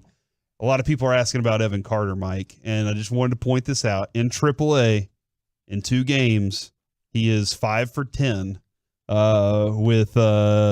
with 2 RBI and a stolen base. Not good enough. He did have a 4 for 6 game in his first game, so that was kind of nice to see. Going downhill from there. So it's 5 for 10 so far in AAA Round What do you Uh, Rock. take away from that? I don't know exactly what we expect out of this guy this year. It would for fans, it would be a shot in the arm. I have no clue what kind of shot in the arm it would be for the club. I don't know. And Mike, you pointed out maybe the clearest thing. That's a lot to ask a rookie to come in and be the injection that launches this team to a new place. In a weird way, you feel like just because you've had the lead all year, you feel like you're in a save us situation. If you got called up to Seattle or Houston, it would be like, add to us. Does that make sense? Yeah. But it's like, oh, we're losing a division we thought we were, in control of for most of the year. Please save us. And what I'm wondering, and I don't know, I need to look this up. Did he play center field or did he play left field in AAA? Because I'll tell you what, if he is in left field, I do think that ups the percentage of him coming up to the majors. Both. 1 game in left and 1 game in center? Yeah. Okay. So I don't know what percentage to put on Evan Carter coming up here in September. I don't think he's going to come up tomorrow. The rosters do expand to 28. You can call up 2 guys. You can't call up, from what I understand, you can't call up 2 pitchers. You cannot have more pitchers on your team than position players. So I would put it at a 1% chance he gets called up tomorrow to the major leagues.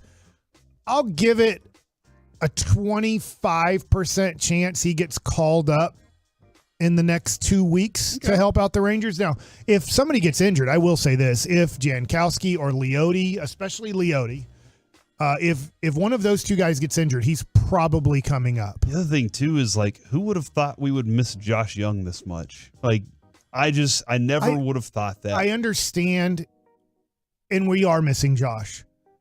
But he didn't make Adolis Garcia, do this. He did swing at 89 strikes. Yeah, I mean, miss. he didn't make Josh Young. Doesn't make Ezekiel Duran kind of maybe expand his zone. He doesn't make. I haven't checked the overall numbers, but I mean, when we checked a couple weeks ago or a week ago, Leote Taveras was at a 180 on base percentage for the month. So I mean. It's missing Josh Young and then other guys just really struggling. Jonah Heim coming back. He got the huge hit last night, but I mean, he hasn't been as good. And who would expect him to be as good? He can't even switch hit yet. Yeah. I do think there is something to maybe him in different spots when the bases are loaded. Maybe him as a guy that's up at the plate is a little different, and some of those guys get pushed back. But you're right, Mike. I miss Josh Young, and just let me miss Josh Young, all right? Well, you're going to keep missing him for a long time. Yeah, I heard he's not going to be back for a while, Kevin, and that's your fault. All right. My fault? Don't worry about that. I really hope that starting next week when they interview Chris Young on the G-Bag Nation, I want the first question to be from Zach Wolchuk about what's the update on Hey, what are your thoughts on Evaldi, and how are we doing there? All right, it was a record-breaking night last night at Memorial Stadium in Nebraska. Oh, for the volleyball? For the volleyball. Did you want to use this tomorrow, Kevin? No, okay, no, yeah. that's amazing accomplishment. 92,003 people showed up to watch volleyball at the football stadium.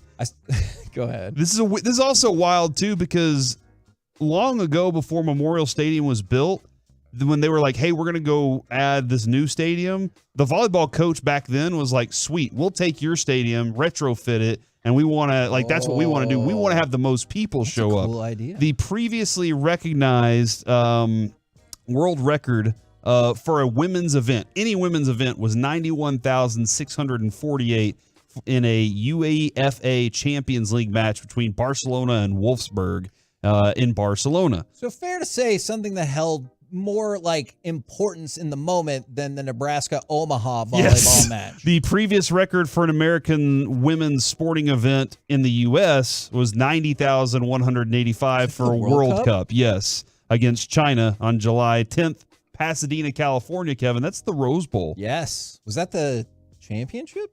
Yes. I mean, so again, another high level sporting event. Right Kevin, there. 92,003 people showed up, okay? By the way, they made this thing an event. The lights went out at the stadium and everything went red. It was awesome. There was a concert there, too. Entering Wednesday night, the largest ever crowd for an NCAA volleyball match. 15,000. 15? 21,000. 18,755. Nice job, Mike. You were closer. Thanks. Kevin, 92,003 showed up. The largest ever before was 18,755. What's the difference there? That is insane. So what, 73,148 if I heard that? Yeah, and that was for the NCAA final at Nationwide Arena in Columbus, Ohio. That's the final, a regular season match. 16,833 against Wisconsin. There is a big thing between Wisconsin and Nebraska. Corey. Yes. Question. Why did 92,003 people that were there? Yeah. How many really wanted to be there? I would say about 90,000. Here's why. The Husker volleyball program has sold out 306 consecutive regular season matches. Real or Mav sellouts? Yeah, like Mav sellouts. Like they'd have 5,000 people there, and Cuban would tell us there was 400 million No, people keep going, Corey. Keep going. I get your point. I don't know if it was real or fake, but that's why I think that, because it seems like, and I don't know how, because I figured one of Mike's questions would be like, are they even good? Like, when do they win championships all the time? They haven't won the championship since 2017. They've only won 5 in the history of the NCAA tournament championships between them.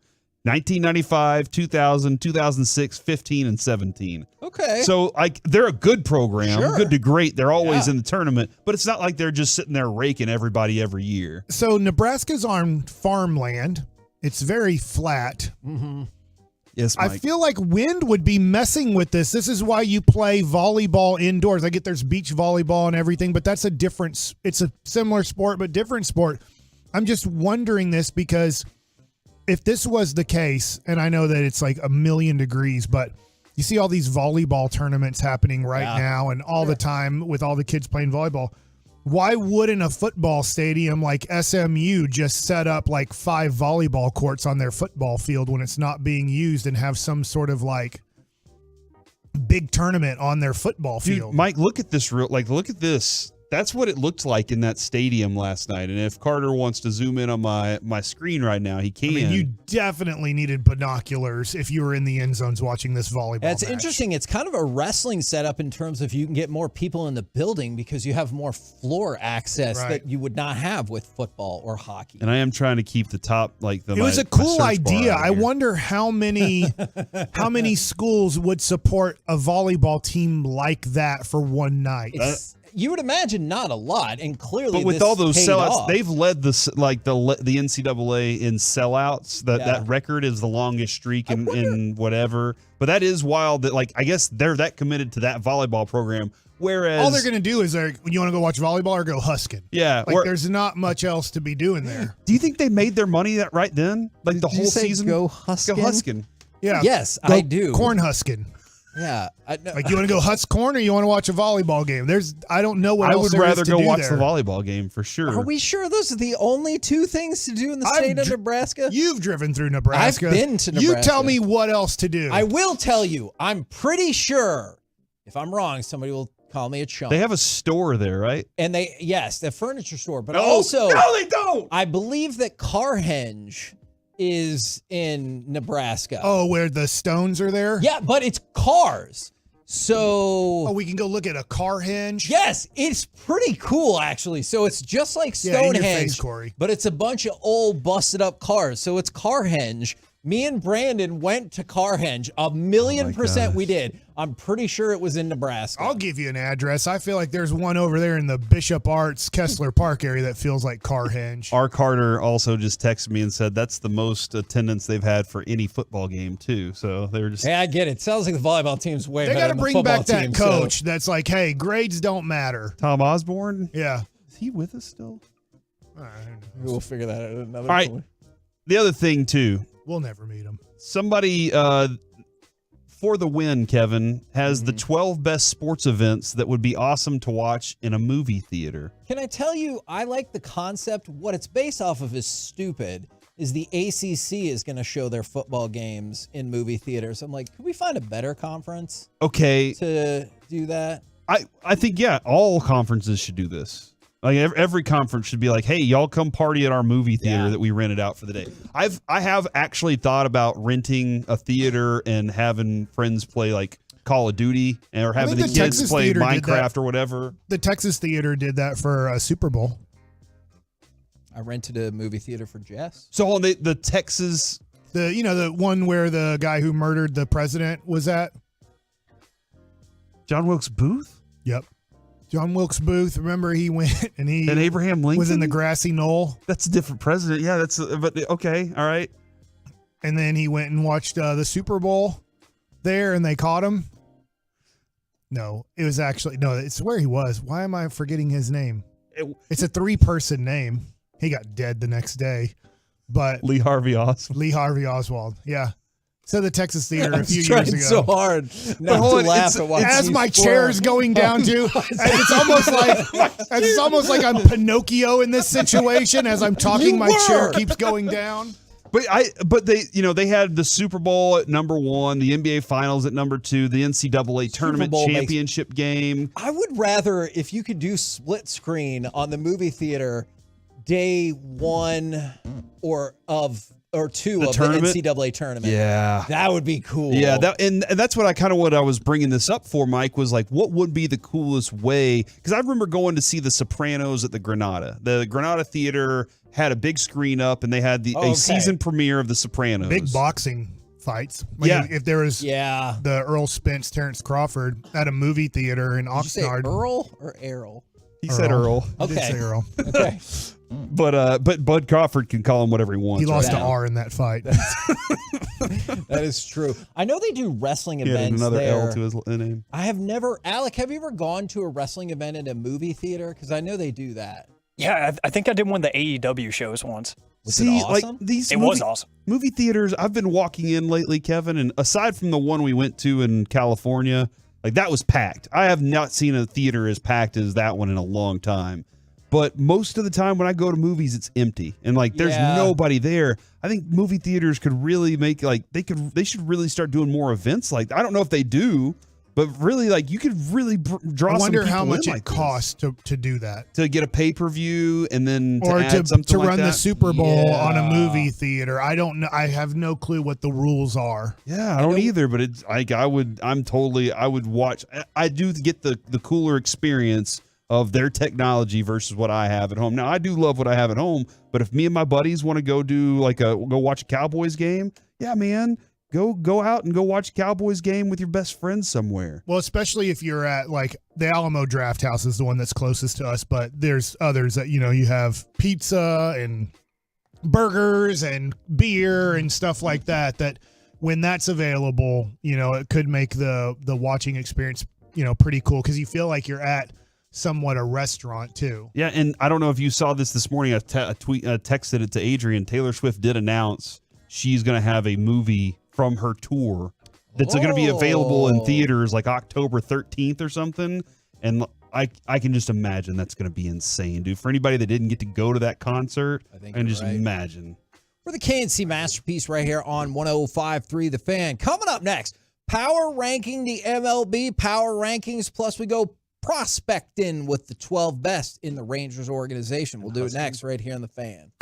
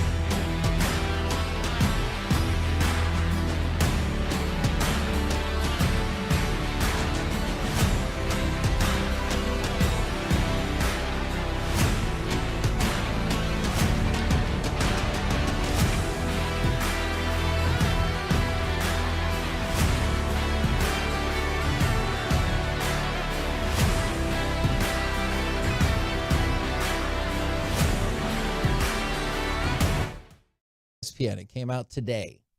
So it's were they 4th last week or something crazy? 7th. Were 4th last week. That is correct. 7 then. Okay.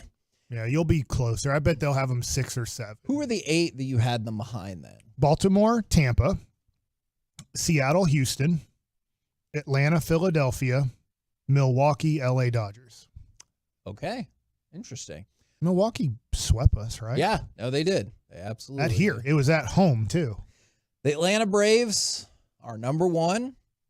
The LA Dodgers are number 2. I kind of wonder if the LA Dodgers are about to take that number They're 1 on spot. fire, dude. Because I know the Braves are awesome, but the Dodgers won 24 of 28 games in August. They're only the second team, I think, in Major League Baseball history to do that. The other one was the A's. I just saw on the bottom line, I think Not this year. in this month, Lance Lynn, since getting traded there, is 4 now with like a 2.05 ERA. Golly. So maybe that is something that we should have pulled the trigger on. The Orioles are 3rd. The Rays are 4th. The Mariners are 5th, just ahead of the Astros. That was flop last week with the Rangers were ahead, and then Astros, Mariners. This week, it's the exact opposite with the Mariners on top, then the Astros. We'll get to the Rangers in a second because the Texas Rangers are number 7. So they've got them all packed together again. ESPN last week had the Rangers 4, the Astros 6, and the Mariners 7. So it's almost completely inversed with the Mariners now 5, the Astros 6, and the Rangers 7. I know the standings say it's ultra close. Do you feel like these teams are as close as can be, or do you think just their record is and they're going in opposite directions? Good question. I do think they're close. I'm just getting more and more concerned about, can you close out these games? Look, you play who's on your schedule. And Seattle just lost to Oakland in that series, so they didn't sweep Oakland. And the Mets are better than Oakland. But I just look at the Rangers' schedule. And if they play the same way they played in New York, let's just say they play the same way for 3 games against Minnesota, maybe they win 1. They play the same way they play against Houston. Yeah. Maybe they win 1. Maybe, being nice. That's a 1-5 homestand. If they play the same way they played in New York and play the same way against those 2 teams, most likely they'll go 1-5. Now where are the Rangers at? They're going to have to start hitting the ball better. They're going to have to be clutcher. Yeah. Obviously, the bullpen, who had a nice little stretch, they're going to have to be more of a shutdown pen. The starters are going to have to continue doing what they're doing. I get you're going to have some bad starts in there. You might have a stretch of 3 bad games. You pointed that out earlier in this month that they had kind of a series where it was just like, God, the guys aren't even getting 5 innings right now. But overall, the starters had a very good month. I just look at it and I go, well, Seattle's not overwhelming to me. I don't look at their team and go, we're not catching them. They're just they're playing way better than the Rangers, but they're not way better than the Rangers. Houston, look, their offense is better than the Rangers. I get the offense has been better for the Rangers for 5 months, but I just look at their lineup. And look, they've been missing Altuve and Yordan Alvarez for half the season. And now those guys look like they're going to play the rest of the way. They're a better lineup than the Texas Rangers, so they're better offensively. Starting pitching, I'll lean towards the Rangers being better starting pitching overall than the Astros. The Astros don't have the best bullpen in the world either, but it's a little bit better than the Rangers. Can the Rangers have a better record than Houston? It'll be close. Seattle, I'm hoping at some point they get cold. Yeah, absolutely. I mean, outside of the Dodgers, you might argue they've been the hottest team in baseball. If you can make the playoffs, this is just the American League. Maybe I should keep respecting Baltimore more. And maybe I should respect Tampa more, because with everything that's happened to them, you could see a collapse happening, and it hasn't happened at all. Very well as of late too. Yeah, I guess, like, considering all the things, Kevin, that this team's had to overcome this season. I mean, losing DeGrom and then still be Seager missing for a month, and still being able to do things. So now you've lost, you lost Heim for a period of time, you lost Young for a period of time. Evaldi's been missing all this time, and somehow you've been able to just stay afloat, obviously because your hot start. Your hot start was the whole key to this thing, but you were hoping the hot start would give you an opportunity at the end of the season to just kind of cruise, through things. I did hear a couple things the other night, Mike, and I wanted your thoughts on this. Bochy was like, in one of the post games, like, we've been playing a lot of these close games here at the end, and this is a good experience for the guys. It's not something you plan. You don't go into tonight going, hey, let's only score one run and see if we can, come out of this thing like that. But he is saying this is a good experience. If you're trying to hope for playoffs, you'll be playing tight games. But then Mitch Garver was like, Bochy challenged us. He came out here and challenged us to put some runs on the board. This is a couple nights ago. And I just wonder, when does he challenge the bullpen? When does he go to those guys and sit down and go, all right, guys, I need 3 weeks of y'all being awesome and unhittable. So what did Ian Kinsler tell us last week about 2009? We just weren't good enough. Yeah. And sometimes you're asking, and he was part of that team. He's saying, us as a group, we weren't good enough to beat Oakland. We weren't good enough to beat the Angels. And I'm not saying these Rangers aren't good enough. I think if you went to the pen, I think you have to be honest with yourself. I don't think you got to be positive, but I don't think you can't go to somebody and go, hey, damn it, I know I pick on this guy, Dwight Powell, get us 10 rebounds a game. God didn't create him to get 10 rebounds a game in an NBA basketball game. He can't. He cannot do it. I don't know if you can look at some of the offense and go, hey, I've seen you guys do this for an extended period of time. We haven't really seen the pen for an extended period of time be good at pitching. We've seen them in a 3 to 8 game stretch. Yeah. But the pen is an inconsistent, non-reliable part of this team. So I can't imagine after 5 months they've been that unreliable that you go, hey, what's your deal now? It's like, well, it's been our deal all year. It's not just a kick in the butt to fix these guys. It's right. something different. This is just a game. Baseball is not a game you can will things. I can't, I know this is old commercial, but Charles Barkley had a Nike commercial that rebounding isn't a game of skill. It's a game of will. It's a battle of your wills. Who wants the ball more? Balls on the floor in basketball. Who wants the ball more? Who's going to get to the ground the fastest? There's a you know what? F it. I'm going to go right through that guy in football, and I'm going to get to the ball. I'm going to get to the quarterback. I'm going to physically get this first down. There's no physical part of baseball that way. I literally have to be really smart about it. It's a game of chess. I have to set up the guy. I have to know sequences. I have to try to know what's happening before it happens. And so I think it's always tough. It's beautiful to see movies and do the Rudy Rudiger speech. But in baseball, it's pretty impossible to Rudy Rudiger this thing. Now, there's a couple of things here from the 214. I think the bullpen woes have overshadowed how bad this offense has been. And from the 469, here's a concept. When you get the bases loaded, if no one's out, how about you get a run?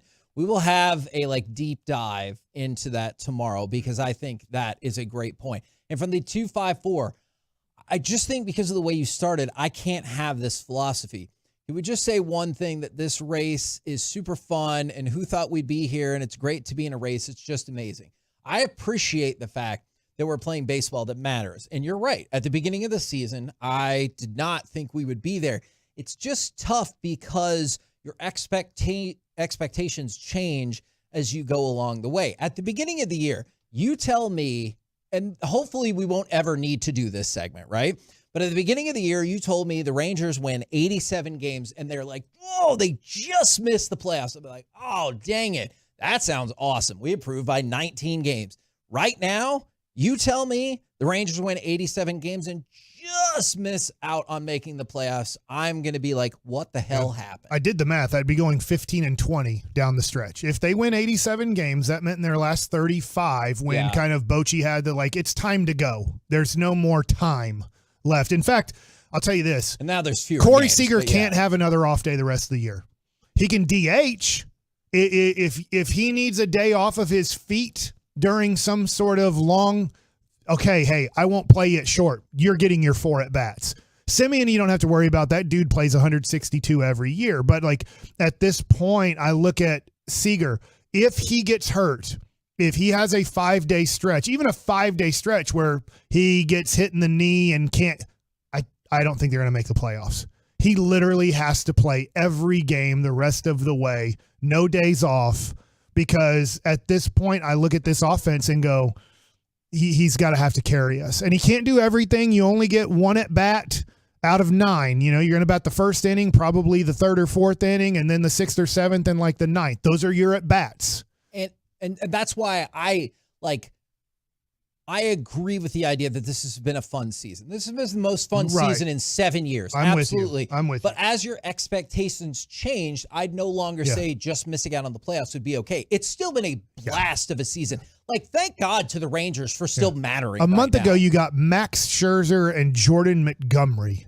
And then before that, you got Aroldis Chapman. Like, that changes a little bit of expectations. There's injuries. Everybody's dealing with injuries. Hell, if you're like, oh, well, the Astros had 3 starting pitchers go down on them this year. Right. So that's really tough. They've had Jose Altuve miss half a season. They've had Yordan Alvarez miss pretty much half the season. They've missed more time than Corey Seager has. I guess you probably made a great point. Once Kevin, once we all decided that this team was kind of a win now team also, like the window was a lot smaller. It's not like we have some of these guys for the next 15 years and they're all under control. They're not a lot of these young at all. Yeah, it's not a young baseball team. This is a team that you're trying to construct to say, let's go do it right now. And that's where another factor in that comes in is I don't have time to be patient on this thing. Like, this thing needs to happen quickly. It's going to be tough. It's going to be tough to get a playoff spot. You're 2.5 up on Toronto. You're the last team in right now. You're a couple games away of winning and a couple of teams losing that you go right back to the 2 seed. So there's a lot in play here. You're either going to be the 2 seed, the 5 seed, the 6 seed, or out of the playoffs. We're the KNC Masterpiece right here on 105.3 The Fan. Coming up next, let's chit-chat with those fellas from the G-Bag Nation. They're at Fat Daddy's today in Mansfield to do their show and get you ready for the last night of Fan Phenom. We will talk with them next right here on The Fan. All right, let's talk.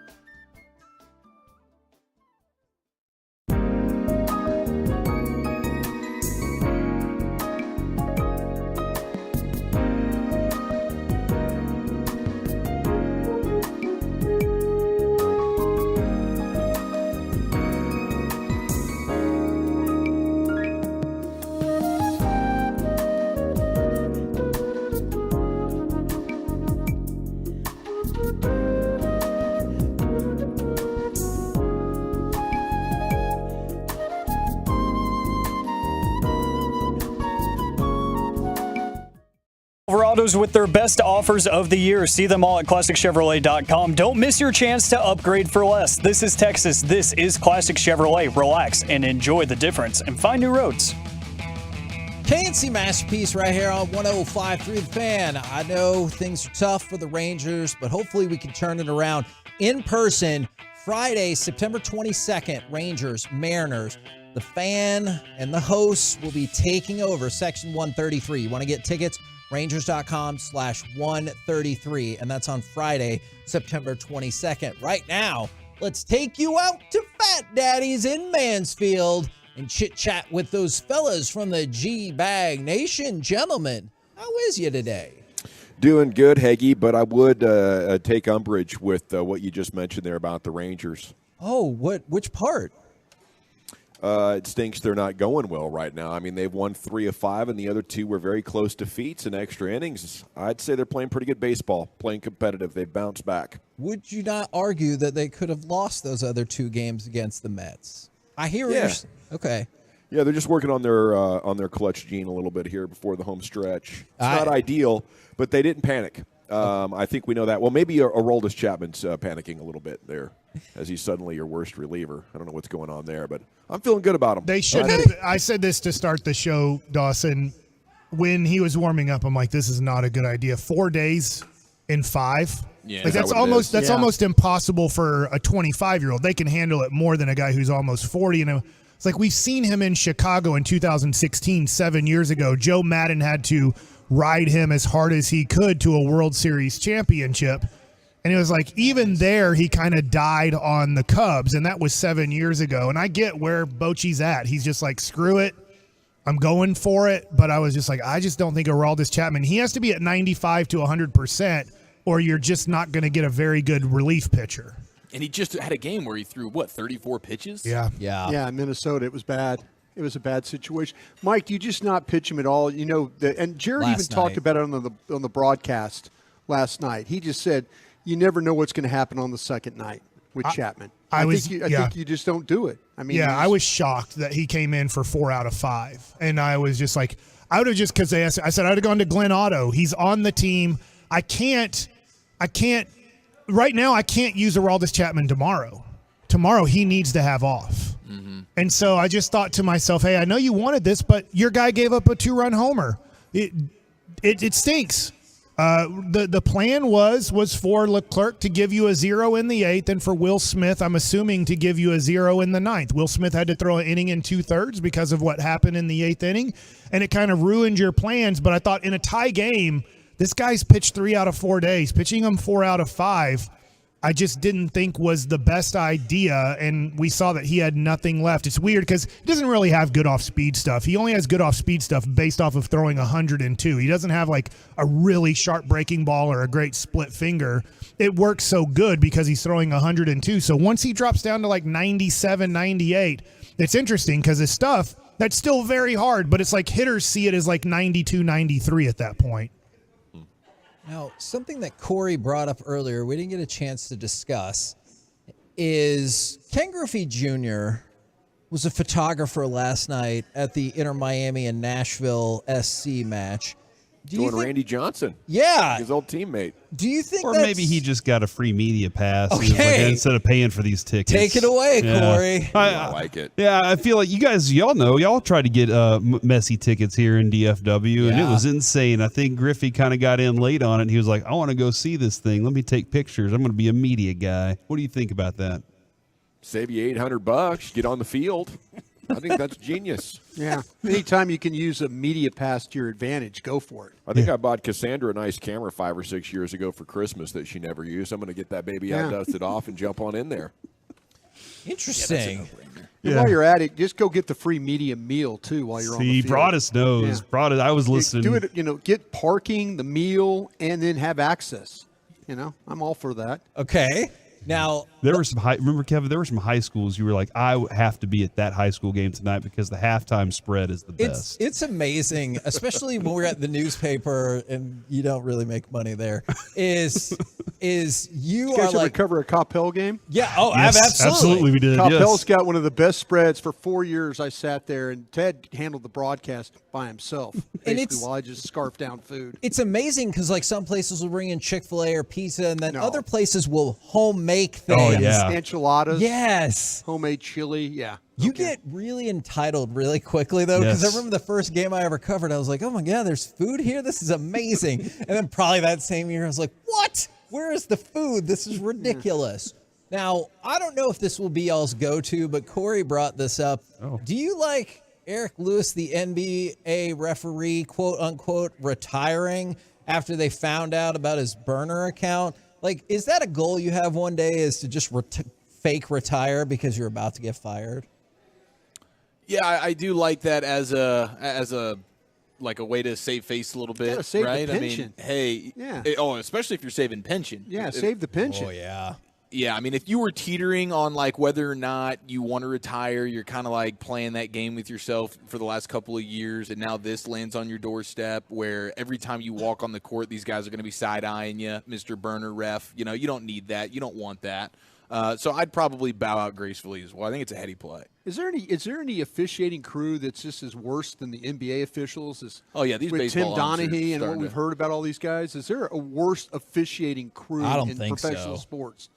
Maybe the wrestling referee, he gets knocked out too much. But at least that's part of the plan. Yeah, Although he I gets guess knocked out in the lumberjack match, and he's not really officiating well. And then Yeah. he wakes up to count somebody out. I mean, you know what I've Or never out understood? of nowhere, some random wrestler shows up and has a Yeah. a ref jersey on. And he's like, I got this. Here's what I've never understood knocks about him out that. of the ring. Yeah. If I was a ref, and I get it's all part of the deal, but I wish just once the ref would like turn around and be like, hold on, is that a tiny piece of a guitar I see in the ring? Surely some sort of shenanigans just took place, and I need to investigate this further. Mhm. But they're hurt for like a whole minute, and then they revive immediately, and are like, Oh, I'm no ready to question. count. I know what I'm doing. I know I was unconscious for a minute, but I'm ready to go now.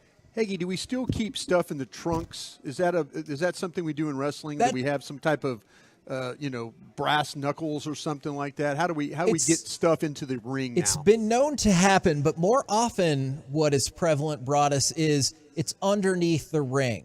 Now, you would think they were building the most incredible thing of all time because there's so many tables, toolboxes, ladders. There's a plethora of things underneath the ring to construct pretty much whatever you need for shenanigans in wrestling. I don't like that. Put it in your trunks. Kind of hide like you're doing something. Everybody's yelling, and the ref's over there kind of talking to the other guy. Oh, sure, that's and he's what the not manager's paying really there attention for. to you. Like Yeah. you're reaching into your trunks to get the Brass the brass knuckles out. Yeah. You know what I've We need seen to a go back couple to that day. times? WWE doesn't care about concussion protocol, do they? I mean, what I always thought was weird is I've seen a couple times somebody use the brass knucks, and to hide it from the ref, they put it in the other guy's trunks. And I just wondered, like, how does that discussion go before the match? And then I'm going to reach into your trunks and drop something in there. Is that cool? Oh, you and Mike today, buddy. In your underwear? Yeah. I think you'd have to pay me a little more money. Is that a front door delivery or is that Front a back door. Yeah, front door delivery. All right. Tell everybody again, what do you got coming up on the program and where they can find you? Fat Daddies in Mansfield, Hagee. And, yeah, we have 5 hours coming up, a full show with the Rangers off this evening to bask in the glory of them returning to playing competitive baseball. And then at the end of the show, I'm sorry, Hagee. And then at the end of the show, we'll have, of course, the finale of Fan Phenom there with all the folks coming out. Last chance. Yep. All right. Looking forward to it and always appreciate D&M Leasing for bringing us that crosstalk. We have been the KNC Masterpiece. Come back with us tomorrow, 10 a.m. to 2 p.m. right here on 105 through the Fan. Say what Mike said about those 3 pitchers, Kevin. I will not. The Astros had guys go down on them. The Fan continues to grow because of you, our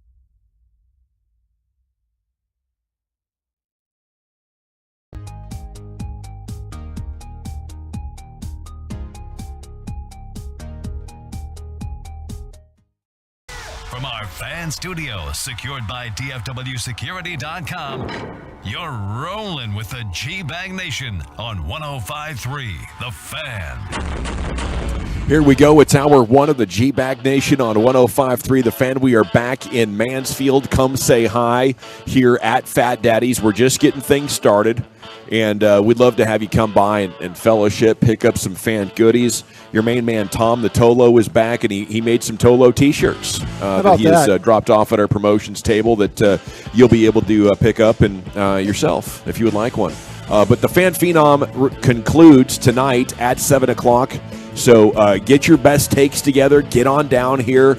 Our program director, the Hockey Hawk, the Talent Hawk, Gavin Spittle, is going to be taking a listen to what you got here coming up at 7 o'clock. But between now and then, guys, we have 5 hours of radio gold, I'd like to say. We're looking at the show sheet, the prep. Nice looking show here. We got good Ranger stuff, good Cowboy stuff. There's some Mavs talk in here. Some boxing talk actually coming up in 20 minutes. Hello. As members of both Terrence Crawford and Errol Spence's camp are doing some talking. Of course, your G-Bag of the Day is coming up at 2:30, so we're excited about that. But we really need to open with a hearty salute and an RIP to Gil Brandt, the VP of Player Personnel from 1960 to 1988, an absolute legend of an NFL executive, the godfather of modern scouting, and an amazing human. And Brian, of course, can talk quite a bit about him. Yeah, thanks, General. I appreciate the opportunity to say a few words about a guy that I call as a friend. One of the great honors I had in my life is when Gil was inducted into the Pro Football Hall of Fame. I received an invitation from him to be a part of the ceremony and all that, and I'll never forget that opportunity, how cordial he was, what a friend he was to me. Gil was a friend to everybody. He was a pro's pro when it came to the profession.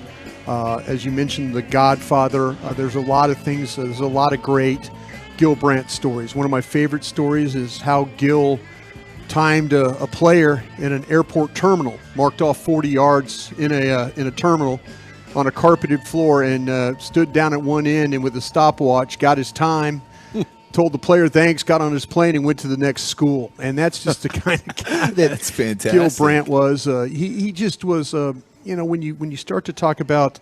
I grew up in an era where, as a Cowboy fan, the years my family had tickets from 1972 till 1992, that era covered where Gil Brandt was the director of player personnel for the Cowboys. And the rosters that he and Tex Schramm and Tom Landry built, but a lot of it was Gil. A lot of it was his work, the scouts that he hired, legendary scouts that worked for him. But it just was a real honor and a privilege to call him a friend, and he meant so much to me coming up as a young scout because I knew his history with the Cowboys. And so anytime that I got the opportunity to pick his brain or talk to him a story about Robert Newhouse or whatever, how the Cowboys were built, he was more than willing to do that. But he was also more than willing to help you with how scouting was today. And I'm going to miss him. I mean, we always kind of say, hey, guy had a hell of a run. He really, really did. 91 years old. Yeah, but the scouting world and in the NFL and just they lost a Titan today. They really did. They really did. I mean, he was the best at what he did for a long time. He was. He was what there were a lot of guys around the league that were trying to model what the Cowboys were doing, and they just didn't quite figure it out. Gil always seemed to be a step or two ahead of everybody. Him, Coach Landry. You talk about the ability to fit players into schemes with Landry's ideas with the flex and the shotgun and how that all worked, and his ability to draft players, to see the talent in players,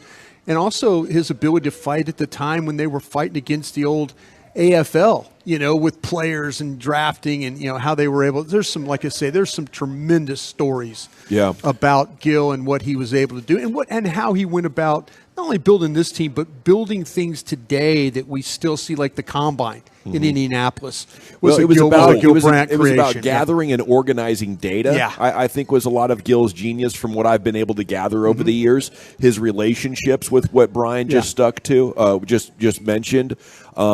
You know, and you know, the ability to remember stuff apparently was pretty epic. With photographic, how he could, you know, recall things and make quicker decisions and use it to enhance his relationships, because he would know like all these people and their kids' names. Right. So when Gil Brandt is coming around as a college coach, he'd go visit people even when they didn't have any good seniors. Right. Just to say hi, check in on their families, and people took care of Gil as a result of those, you know, gifts and the heart that he had in building relationships. One of my real funny stories, I can get you to it quick here, is we're at the East-West Shrine game out in Palo Alto, California, out on the campus there at Stanford. And this gentleman he's talking to has got a beautiful Stanford warm-up suit on. Just a beautiful, with the red, with the white, with the S, with the tree. Just a beautiful suit. Nike, beautiful Nike suit. The whole practice, Gil's talking to this guy, and he's just, man, that suit, where did you get that suit? Yeah, that suit's just beautiful. It's a great suit. Gil respected the drip. Gil respected the drip. And, you know, but he, like, we're watching practice, but he's not really watching practice. He's talking to this guy about this track suit. And finally, the guy leaves, and Gil, I'm like, man, Gil, I mean, yeah, you talked to him about the suit, everything good? Oh, yeah, we're good. And the next day, we come out to practice. Guess who had on one of those red track suits? It was Gil Brandt. Gil had it on. He spent an hour and a half of the practice talking to this guy and making sure that he got the tracksuit. So I don't know if he took it from the guy who was originally his, or they went into the equipment room and got him a tracksuit out of that bin. Whatever it was, I'm sure he didn't have to go to the team shop and purchase it himself. No, Gil never got the hookup. Hey, Gil's motto was, if it's free, I'll take 3. If I have to pay, no way. We're cut from the same cloth, me and old Gil. Condolences to Gil's family, obviously, and is I'm sure just thousands and thousands of friends here around DFW and the NFL world. I mean, you see a million tributes on Twitter. From so many younger gentlemen, older gentlemen, ladies from across the sport that have a little story. And Broadus has many, but about a special interaction they had with Gil, and he seems just like he was a stand-up gentleman. Other than the fact that he has Emmitt Smith at 12 on his all-time NFL running backs list, and you know how that offended Walchuk, right? And so much so that we had to dump him on air. Right, and so, and I just wanted to point out, there's an empty seat here today at Fat Daddy's. Walchuk's not here because that wouldn't be respectful to Gil and his family. So Walchuk had to take the day off. We don't trust Walchuk, surrounded by booze, okay, and then just good vibes of a good show. Yeah, he could step in. And then all of a sudden step in it there, 5 hours in front of a microphone. And, I know how he took that. You know how that was an offensive list there for Walchuk, and I get that, but Walchuk crossed the line, and so he's not here today because of it. Was there any ever interaction between Walchuk and Gil, like when Gil was like going to these games, when you see him in the press box or anything like that? Oh yeah, Walchuk. Did you ever go up and say anything? You know how like Walchuk, he'll get a little fidgety with his sausage fingers, and sometimes you could tell he wanted to kind of go say something, but we had to restrain him a little bit. We had to pull him back. I was wondering if there was times, because I knew that Gil kind of put Emmitt where he was, and Walchuk, he took that really personal. I was just wondering if maybe he went by there and just kind of whispered something to Gil. Or very close. Yeah. Very, very close. Have you guys seen this series Suits? I've seen clips. I've seen clips of this. I haven't watched it, but it's interesting what the clips are. The two main characters are basically Walchuk and Chiafalo, the two main partners of this firm. Yeah. I mean, and like the one guy and Walchuk are basically dead ringers for each other. You and the main star of the show got a little bit different style, but the dynamics between you, Harvey, and I forget the other dude's name, but fiance wife's obsessed with this damn show, and so I'm watching it now, and I've been chuckling about the similarities. But seriously, condolences to Gil Brandt, friends and family. Celebrate him today. Really do. I mean, don't say anything. I mean, he lived a great life, and he was a tremendous human being. And like I say, we'll miss him. But man, there was a lot of things he did for a lot of people around this world. And amen to everything you just said. But I think it's also celebrate all the rest of the Gils that we have still standing, because that is an endangered species. We're not really making Gils anymore. No. And so every time you lose one at this point, it feels like you lost a handful. There were some really good ones back in the day. Gil Slats, Gil Hodges. You know, a number of great Gills throughout the years. I think worked with it's one due in for a Green Bay, comeback. won a Super Bowl with a Gil Haskell. There you go. Yeah. Was that always Gil, like birth certificate Gil, or It's is it Gilbert, usually I short think. for Gilbert? I think it's a Gilbert short. Okay. Yeah, Gilbert's it's a a good Gilbert name, short. though. Rangers Magic appeared to be in full stride last night there in the eighth, but the bottom half of the eighth wasn't good, and the bullpen gets you again, and 6-5, and Leclerc went back to being untrustable. So, you know, we're not out of the woods yet. We're just buying time until old Josh Young and Nate Eovaldi get back, and then things are going to be great. Uncrustable. Like, we have Uncrustables, but if you want to go to the store and buy a bullpen you can't trust, you can buy Untrustables, and it's the Rangers edition. That's the new bobblehead series, actually. the Untrustables. Come get your Leclerc bobblehead tonight. Might have to go down to Frisco and Round Rock to get a couple of these. No, but I'm serious. We laughed because it's therapy. I'm about to cry. Seriously, I got the new cable program. Dawson was some huge help. You know, I mean, he recommended it to me. Wait, you got the same package? Oh yeah, Dawson's he been flexing about his recommended. package. He recommended it to me, and I can't thank him enough. I really can't thank him enough. After Krusty figured out how to kind of get everything working now, it needs to work. I just wanted everything in one spot. Yeah, you know? everything in one spot. That's all you need. And to help all the advertisers that are paying good money for these shows, I need to see them. Absolutely, So now we got yeah. them. So but I really do appreciate. So, but anyway, I'm literally like watching the game, and I sat at the end of my couch, and I literally it reminded me of like the 1981 NFC Championship game with the 49ers and the Cowboys. Like tears are coming down my face. I'm like, it can't get any worse. I go, they load the bases and he hits the guy.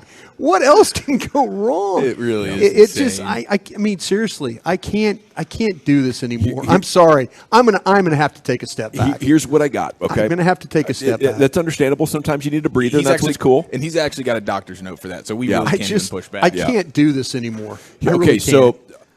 what I'm thinking here is we got to get Martin Perez in some of these 8th and 9th inning situations. Agreed. I don't care that he's a contact pitcher. Okay. We know what's going to happen with the other guys. Yeah, that's the true. other guys can't throw strikes or they're getting hit out of the park. We got to get Or they hit the Eovaldi back. batter. Eovaldi's just doing bullpen sessions. You know, they don't want to have him so hurt that it affects next year. I get that. You want to limit his pitch count. He's a reliever too. Okay. We're going to have these guys work the 8th and the 9th. We're going to get Smith and Leclerc and Chapman some days off. You know, they can just kind of chill, maybe throw in some low leverage situations a couple of days. And if Martin Perez loses the game for you, fine. It was probably going to happen anyway with these dudes. Yeah. You know, but we got to try to mix something up. And I think a lot of times players can really benefit from a day off and getting in some different psychological space. Plus Martin just keeps going out there and having success. How about us as fans? Do we get a day off? We get a day off from watching That's today. Full 5 hours of Man. G-Bag along with it. Yeah. It's just, I don't know who needs it more, Aroldis Chapman right now or Broadus. I'm going to admit, I'm pretty broken up. Yeah. I'm going to admit it. I'm not. I can't take this anymore. It's tough. This last 3 game, this 9 games, 3 city thing that we just did. Yeah. Every night. And you know what? Every night. It was damn disrespectful to Mike Peasley, who did his final game with us last night. Right. I guess they're planning on having Sands or somebody else for the rest of the season. Mike Peasley's a legend. Yep. I can't believe we both worked so long in this market, Yeah. and that was our first season being on the same radio station, but it was really cool, and he did He's a a pro's tremendous pro, job. for sure. So the Rangers are in third. They're a game back of both Seattle and Houston. They're 2.5 up on Toronto Exactly, Lucius. for the wild card spot. They will host the Twins tomorrow. That sound right there is basically us going live into Broadus's living room last Seriously, night. I lost it. I honestly lost it last night. You know what happened? Jarrett didn't answer me back.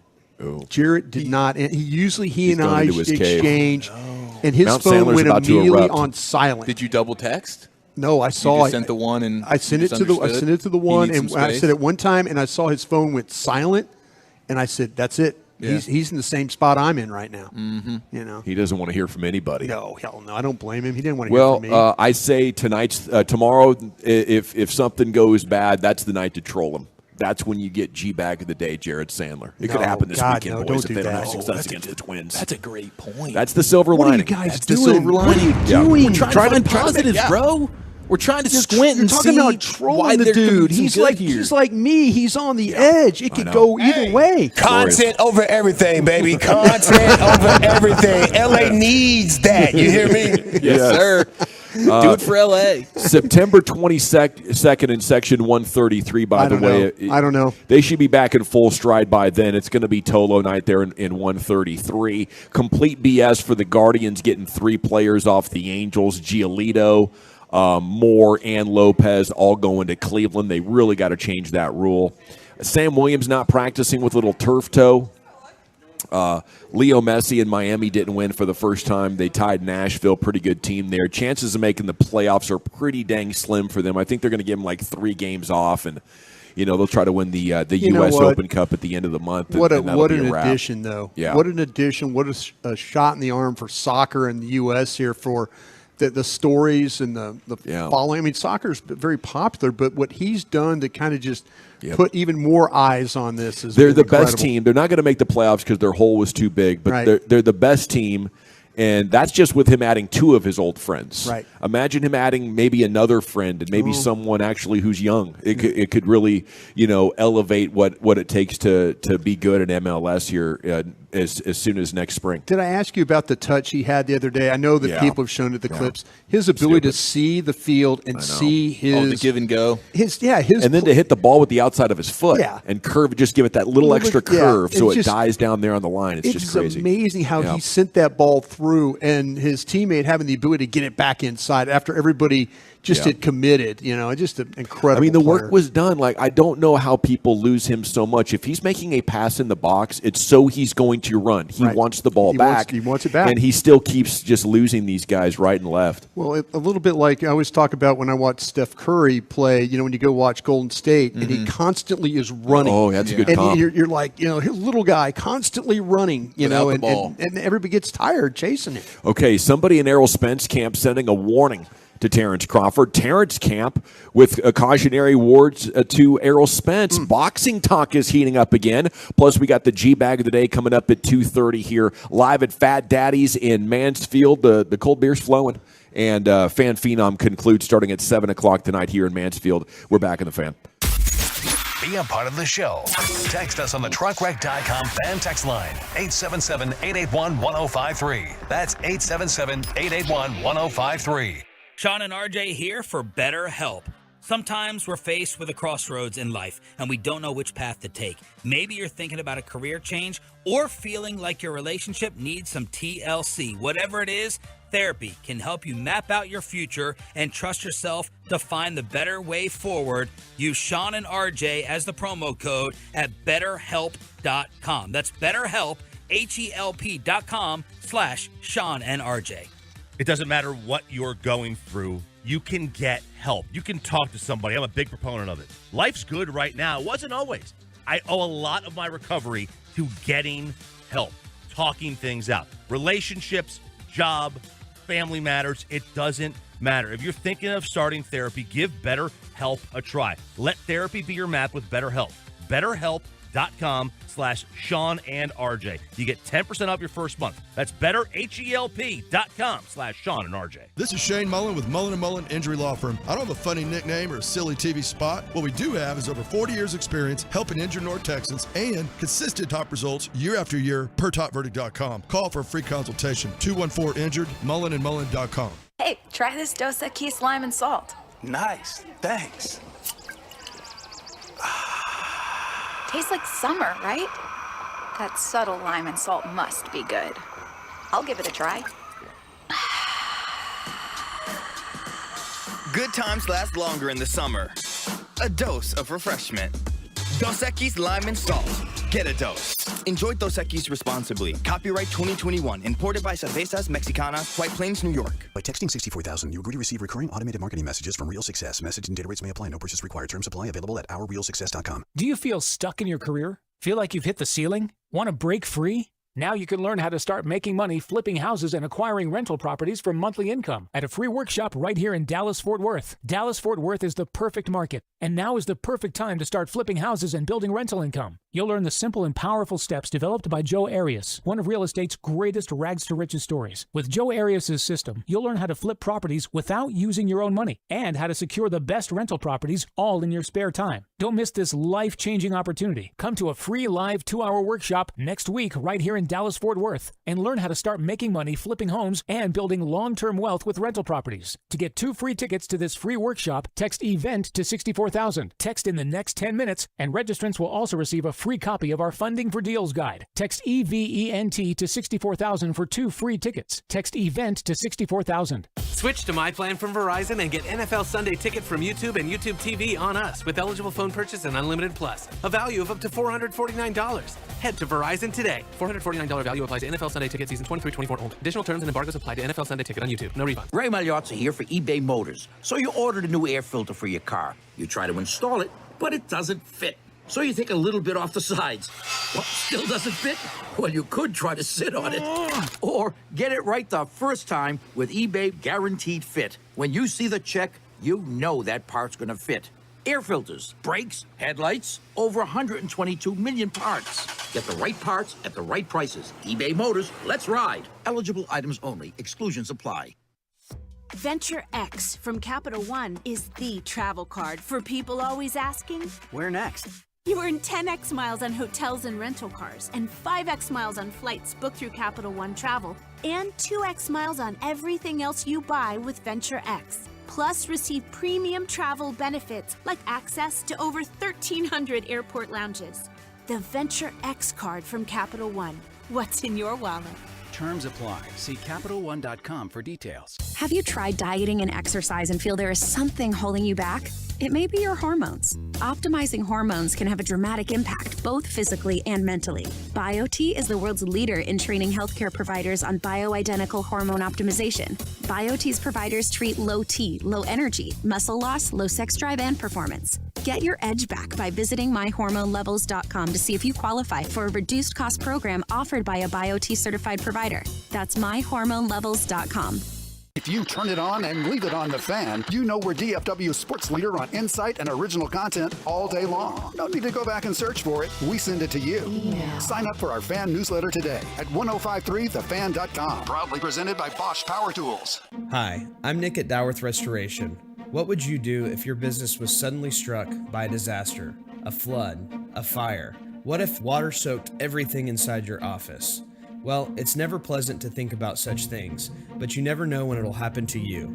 That's why you need to remember this one thing.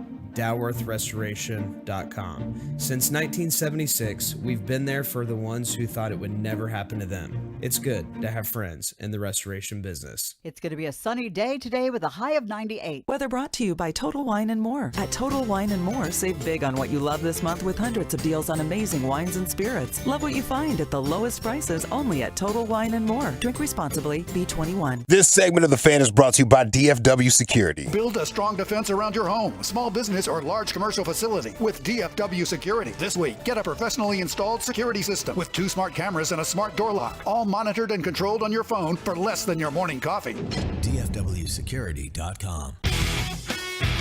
Shoot ya, welcome back, G-Bag Nation. We are live at Fat Daddy's in Mansfield, and Fan Phenom concludes tonight at 7 o'clock. In between now and then, you should swing by and fellowship. We have some Tolo t-shirts, some Adrian Beltre bobbleheads, and a lot of giveaways here to offer you as the afternoon rolls on. G-Bag of the Day is coming up in 7 minutes. Segment's brought to you by the Frankels. Life's unpredictable. Accidents happen. Frankel and Frankel, the go-to attorneys for car and truck wrecks in DFW. If you or a loved one's been in an accident, contact Frankel and Frankel, 214-333-3333. Go to truckwreckjock.com. You remember when Terrence Crawford was fighting Errol Spence, and at one point Spence was down, and Charlo turns to Crawford turns to Jermell Charlo there in the audience and is yelling at him like, "You're next." You're next. Yes. Yeah. He said, "Bud's in over his head. Don't write a check your ass can't cash," Charlo warned Crawford while speaking with Cigar Talk in a video posted this week. "I'm one of those ones. You got to face me. I got to see what you're on." I don't know if, sometimes styles make fights, and maybe Charlo has an approach. I always thought Spence was going to be better than Charlo, but maybe Charlo's at the top of his game right now and feeling confident. Maybe he's just trying to get a shot in a payday himself. I would definitely want to be next. The story goes, the fact that Crawford defeated Charlo's friend Spence only would add to the motivation. Maybe a little, Balboa revenge for Creed. Obviously, it wasn't a fatality, but at times it looked like it. Okay? Yeah, it did. And Balboa was not going to fight Drago, if you remember, Brian. I'm sure you don't. I don't. I happened to watch Rocky IV twice in the last week, so I'm kind of in on these details. Legit, bro. Yes. Yeah. So Charlo says it's a pilot on a stove. When you light that stove a bunch of times, boof, it bursts out. Okay, so Charlo can be a little bit unpredictable with some of the words that he uses. Boof. And I think he would probably be in for a challenge as well, but he's confident. He says, sometimes I just hold back and allow it to idle in a position, and when I get done with this Canelo fight, I'm going to move on to that situation with Crawford. So he's trying to make a huge step into the top. And I guess if Charlo does fight Crawford, as much as respect as I earn for Crawford, you'd have to be pulling for Charlo, I think. Now, he's a Houston guy, not a DFW guy, but he and Spence are tight. They train with the same guy. Okay. Yeah, if they're allies, then yes, I would be pulling for the Spence ally there. But my gosh, what that Crawford – I do like watching greatness, at the same time. And Crawford, what we witnessed a few weeks ago, that looked like greatness, man. I'll tell you what, I don't know how you can – I don't know how you can not respect Crawford after what he did in that fight with Spence. Well, I know. I mean, I feel like that. Man, I'm new to this whole these new boxers and stuff. I'm from a different era of boxing, but I'll tell you what. I don't think, man, that Crawford did not get enough respect from the boxing world. It seemed like, and I almost want to just start cheering for him against Charlo because I don't want to watch him take out everybody in the gym, which he would be one step closer to doing that. Let's go into the Pimp Cup where we have respect for Lucius Alexander's boxing acumen. Absolutely. Jermell Charlo against Terrence Crawford. What would you think about that bout if it comes together? If he would manage to beat Canelo, I guess that would give you confidence in the dude, wouldn't it? That's crazy. I didn't know he was going to come to me. I was definitely at the other side of the Pimp Cup at the time trying to shove some chili dogs in my jaws. Sucking down on the chili dog. Yeah, pause to all of that. Yeah, I don't want to see that happen whatsoever because I feel like Bud will just chew right through him. Yeah. Chew right through him. All right. All righty. Well, how about this one? Sorry, I know you're going to get – well, you got those chili dogs. You got the G-Bag of the day coming up in 3 minutes. Got a lot going on, dog. You do. You do. Got a lot going on. Should have scheduled the boxing talk a little bit later on. But Terrence Crawford versus Errol Spence 2. Crawford says, I don't know if it's going to be at 154 or 147, but I'm sure he's going to push the weight up. This is not Terrence Crawford, but a member of his camp, McIntyre, on Spence potentially going for the rematch. But there's going to be no change in the decision. This is Crawford's trainer warning Spence about activating that rematch clause. It sounds like they're down to go up to 154. I think that's an important thing. Okay, let me be not dehydrated. Spence, right? Yes, this would at least help Spence. Yeah. Okay. The second thing I would have to hear is that they're adjusting the strategy one way or the other. You know what I'm saying? Oh, definitely. Yeah, we can't go in with the same game plan. And if I'm Errol Spence right now and I'm looking at the potential of this, I got to talk with the trainer and say, what are we going to try next?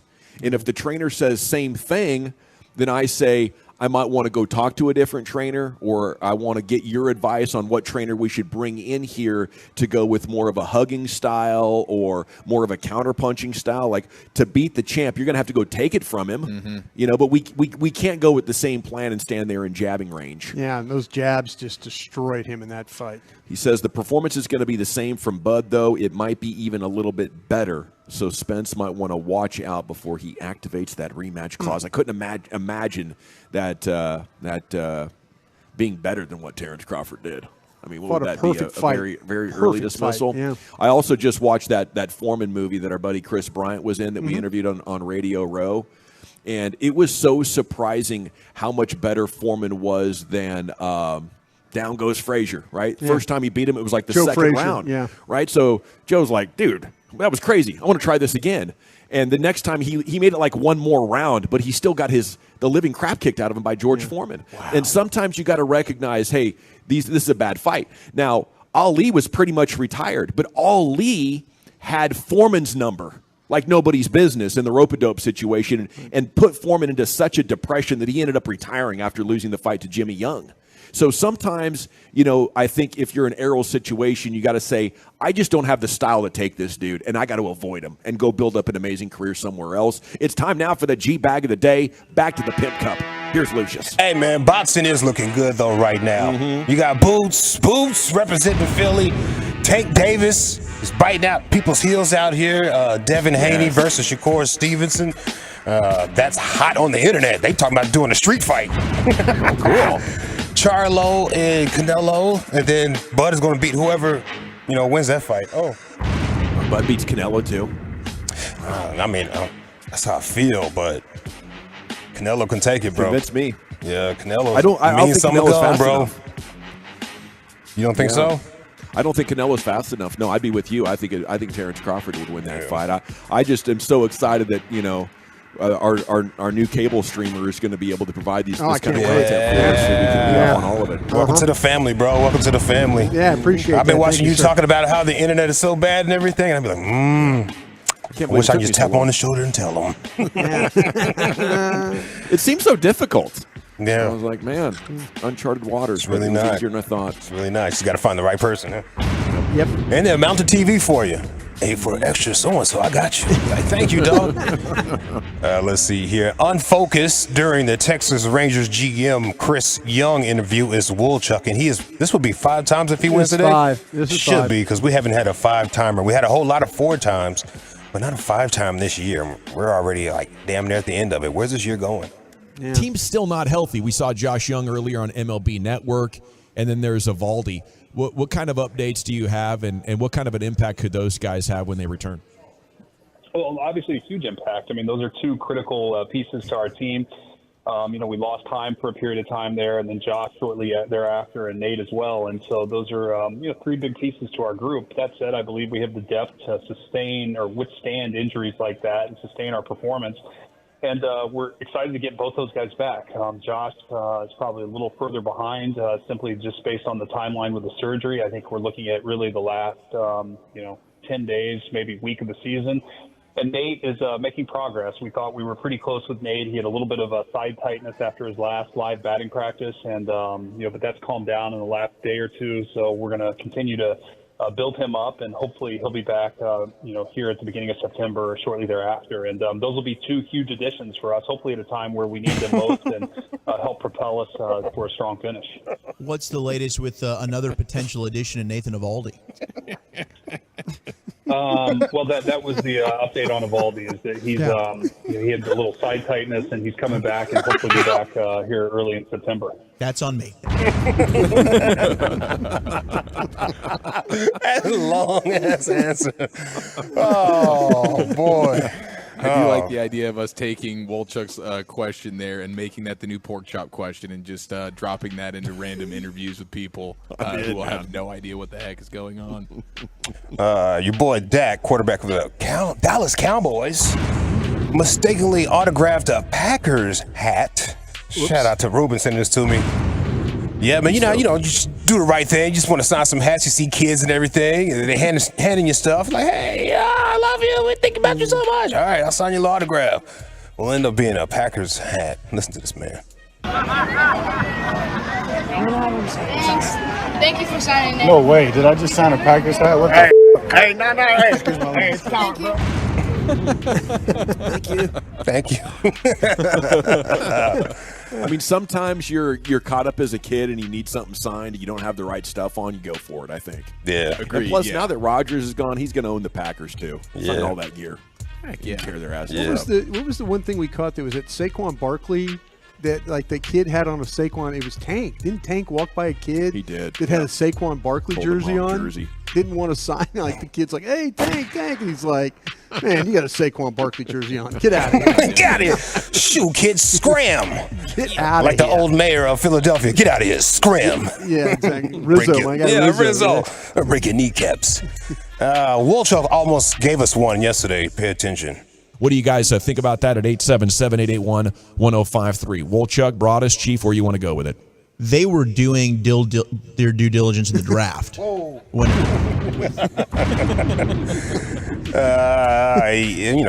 you can hear what he almost said, right? Yeah, girlfriend involved, yeah. Yeah. But yesterday was a church day. I hope you got your blessings. I played that Wolchuk audio just to play this church audio. Wolchuk almost said it. This preacher did say it. You got a closet full of deals. Every inch and every size. Size. Yeah. Turned some heads here at Fat Daddy. I bet it did. Nice work, my friend. Oh, yeah? They wonder what that was? I got you. Hold up. You got a closet full of deals. Every inch and every size. They like me? I was recently down at the Salvation Army thrift store. I just look at cooking stuff. Where and is things this going? Yeah, but listen to this. They actually had one on the shelf. No way. Really? Right next to, there was two of them. And I'm looking at the panini maker and the crock pots and just kind of, and then I moved down, I looked to the left, I'm like, what's, I thought it was an immersion blender. One of those things you stick in. And I'm like, no, that's not an immersion blender. Oh, my God. It was on the shelf. And it had a price tag on it, like $10. Somebody had to price it out. I'll go Google it and see what this. Oh, no. This is Smithsonian brand. This is a really good brand right here, bro. It looks barely used. This is amazing. That thing ran on a diesel battery. The way the size it was. It's fine to me. That's what Wolchuk calls doing your due diligence. But I was sitting there, I'm like, oh, okay, I just passed right by this. Hey. Let me see.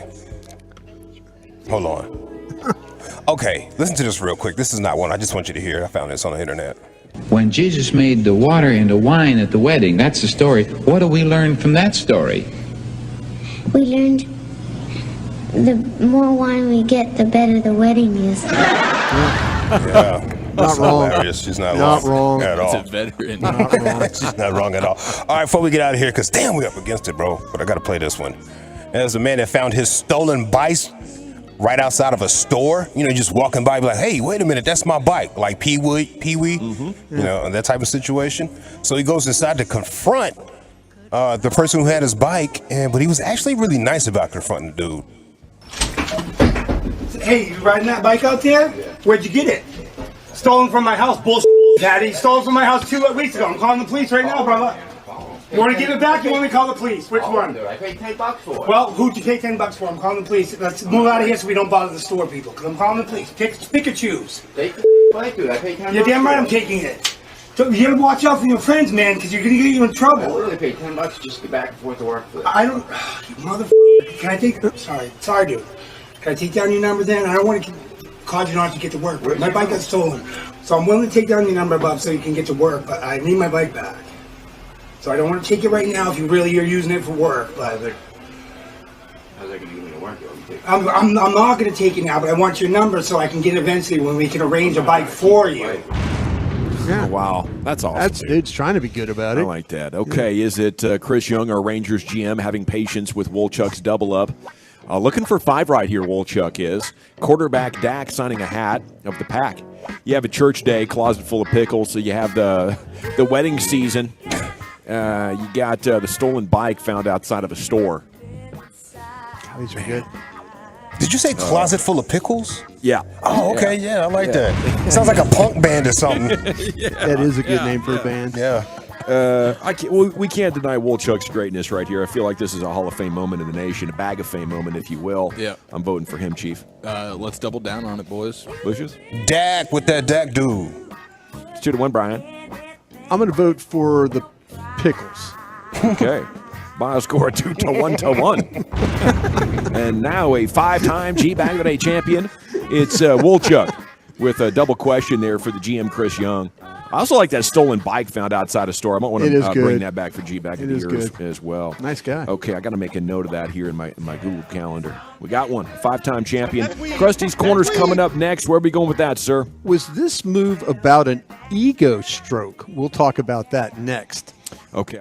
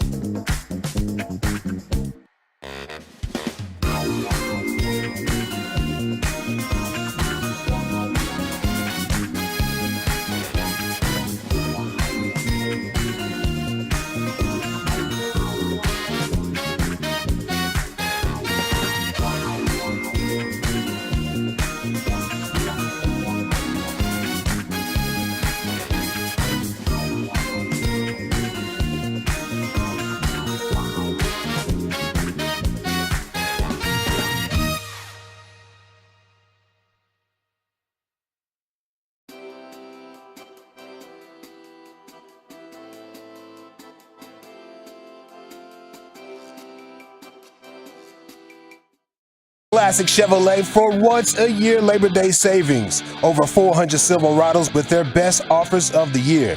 See them all at ClassicChevrolet.com. Don't miss your chance to upgrade for less. This is Texas. This is Classic Chevrolet. Relax and enjoy the difference and find new roads. Thank you, Lucius. If you want to get away from your current career, you want to be the next fan host, you got to get to Fat Daddy's tonight here in Mansfield. That's where we're broadcasting. And Fan Phenom final night starts at 7. It's time now for Broadus and Krusty's Corner. Here's the king himself, Brian. Thank you very much, General. Appreciate that. We're here at Fat Daddy's, as you mentioned, and I'm reliving the top of the 10th we were in this Rangers game. I was just chatting with multiple Tolos hanging out here at Fat Daddy's, and we're all reliving it together. And then here comes this wild double play.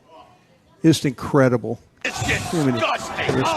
don't think they were hustling. Bases loaded, no outs, and the Mets get out of it.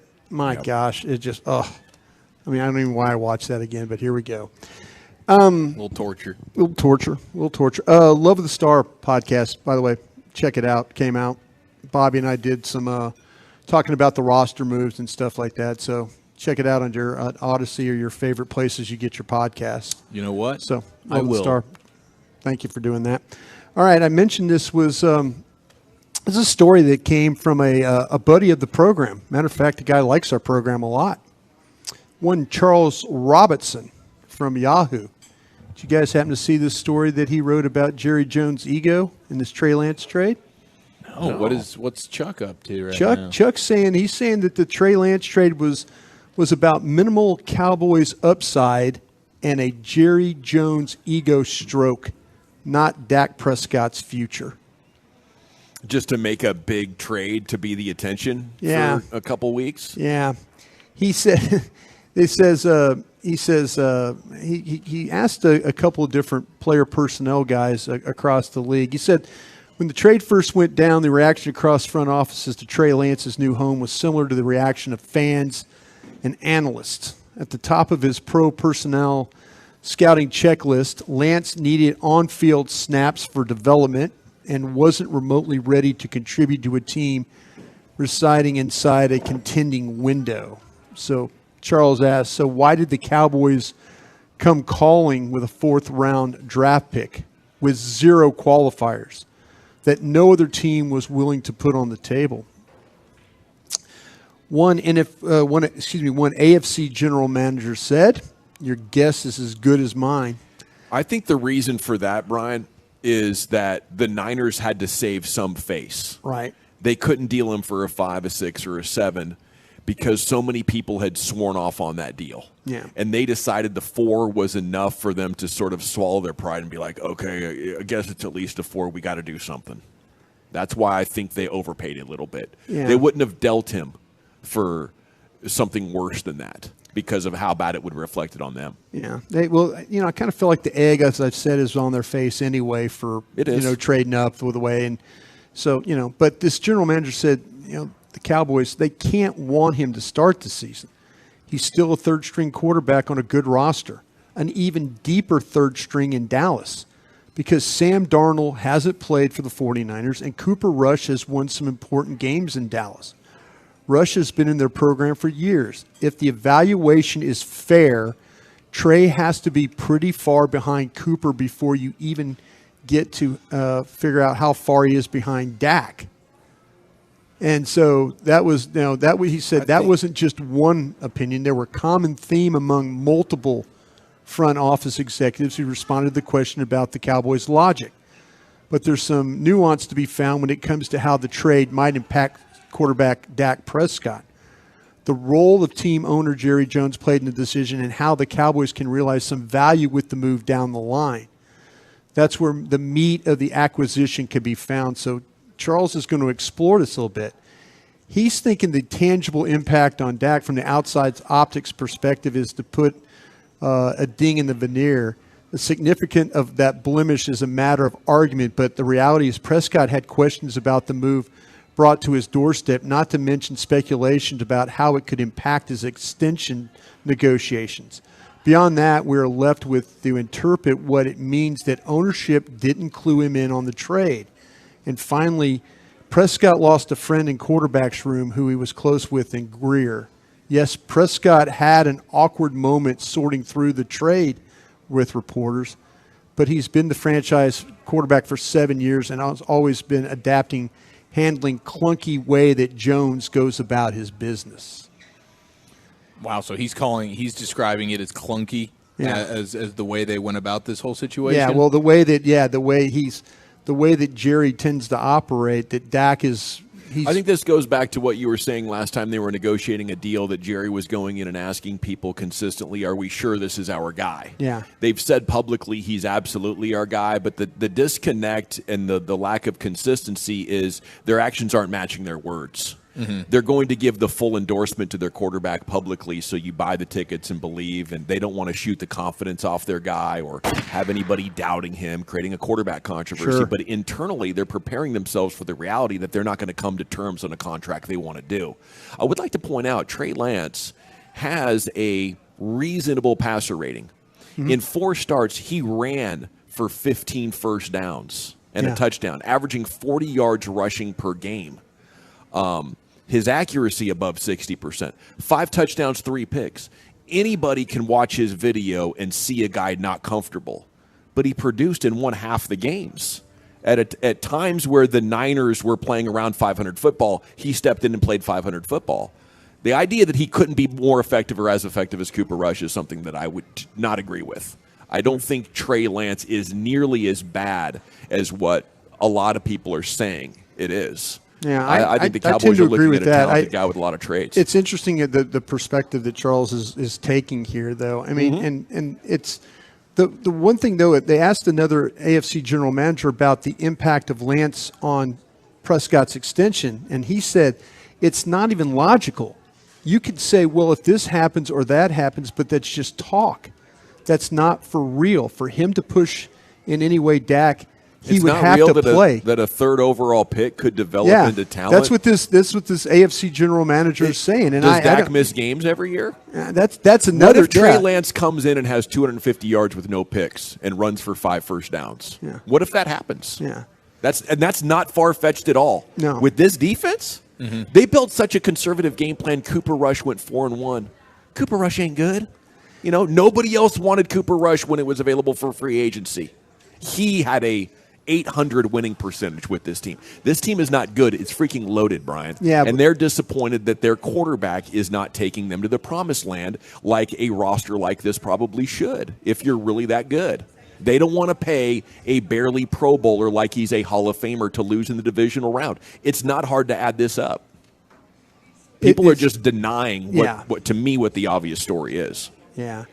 The thing, and the way he ties Jerry into this, he says, and this is Charles is saying, as Jerry Jones declares victory, here's what he isn't saying. Of course, that doesn't mean there isn't a sideshow aspect to all this. If Lance is really nothing more than a 3rd-string quarterback with no prospects of pushing Prescott, then his addition is frivolous ego pump by Jones that only adds to the distraction element to the mix. Yeah. It is an aspect that is already palatable.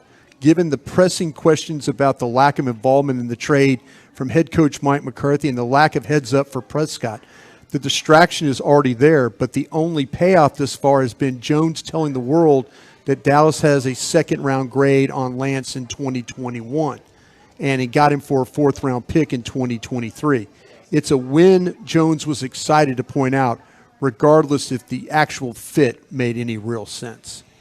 It's fascinating because you absolutely do have a distraction. When this story came down earlier this week, it was like, okay, well, they have a talented guy. But, 72 hours, 96 hours later, the way that the national media has obsessed and focused over this story, and Cowboys Twitter obsessing and focusing over it, I thought it was very possible that a lot of organizations, it wouldn't be that big of a distraction. But it absolutely is, and it's not going away. And I bet Jerry Jones knew that going into this. Sure. I really do believe he was trying to add a player, like he was trying to add a player to his roster that he felt was worthy of doing that. Hey, I've got to think about Cooper Rush. Will Greer I've already thought about. He's thinking how, if Dak does get injured, how do I continue to find ways to win games? Can I win it with a more – maybe he doesn't want to play the way that Cooper Rush plays, where it's just pretty basic and simplistic. Maybe he wants to be able to run the offense like he runs it with Dak Prescott. Yeah. That's, to me, seems like would be his motive. I mean, if you asked him. If it comes out that the scouts and the coaches were like, Jerry, what are we doing? This guy can't play. Why'd you give us this guy? Right. I'll go with that story. No doubt about it. But right now, to me, it looks like a good football move. I think so, too. Yeah. I think so, too. Thank you, guys. Sir. Krusty's Corner every afternoon at 2:40 here in the G-Bag Nation. We're live at Fat Daddy's in Mansfield, right off Debbie Lane. Krusty's Corner every afternoon at 2:40. Fan Phenoms coming up at 7 o'clock. Okay, the Woolly Bully is out. Lewis himself is out. We got NFL News of the Day coming up next with the Chief. Where are you taking us, buddy? Big money, big injuries, and burner phones next right here in the nation.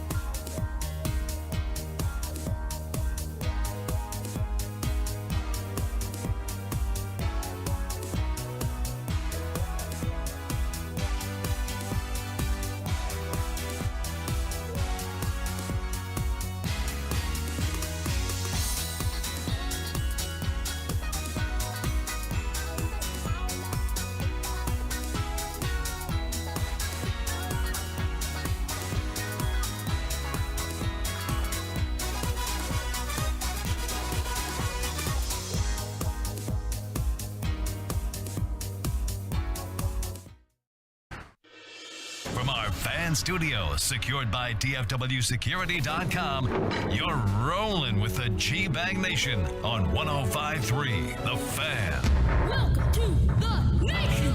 Here we go, G-Bag Nation. Welcome back. We're live at Fat Daddy's in Mansfield, and Fan Phenom concludes the night coming up at 7 o'clock. Swing on by and do some fellowship in between now and then. Maybe get something delicious to drink at the bar or from the kitchen. Here he is, Eric Chiafalo, with your NFL news of the day. Yes, sir. Thank you very much. Friendly reminder, me and Wolchuk will be in Fort Worth, 817 on West 7th, as a matter of fact, tomorrow, backyard.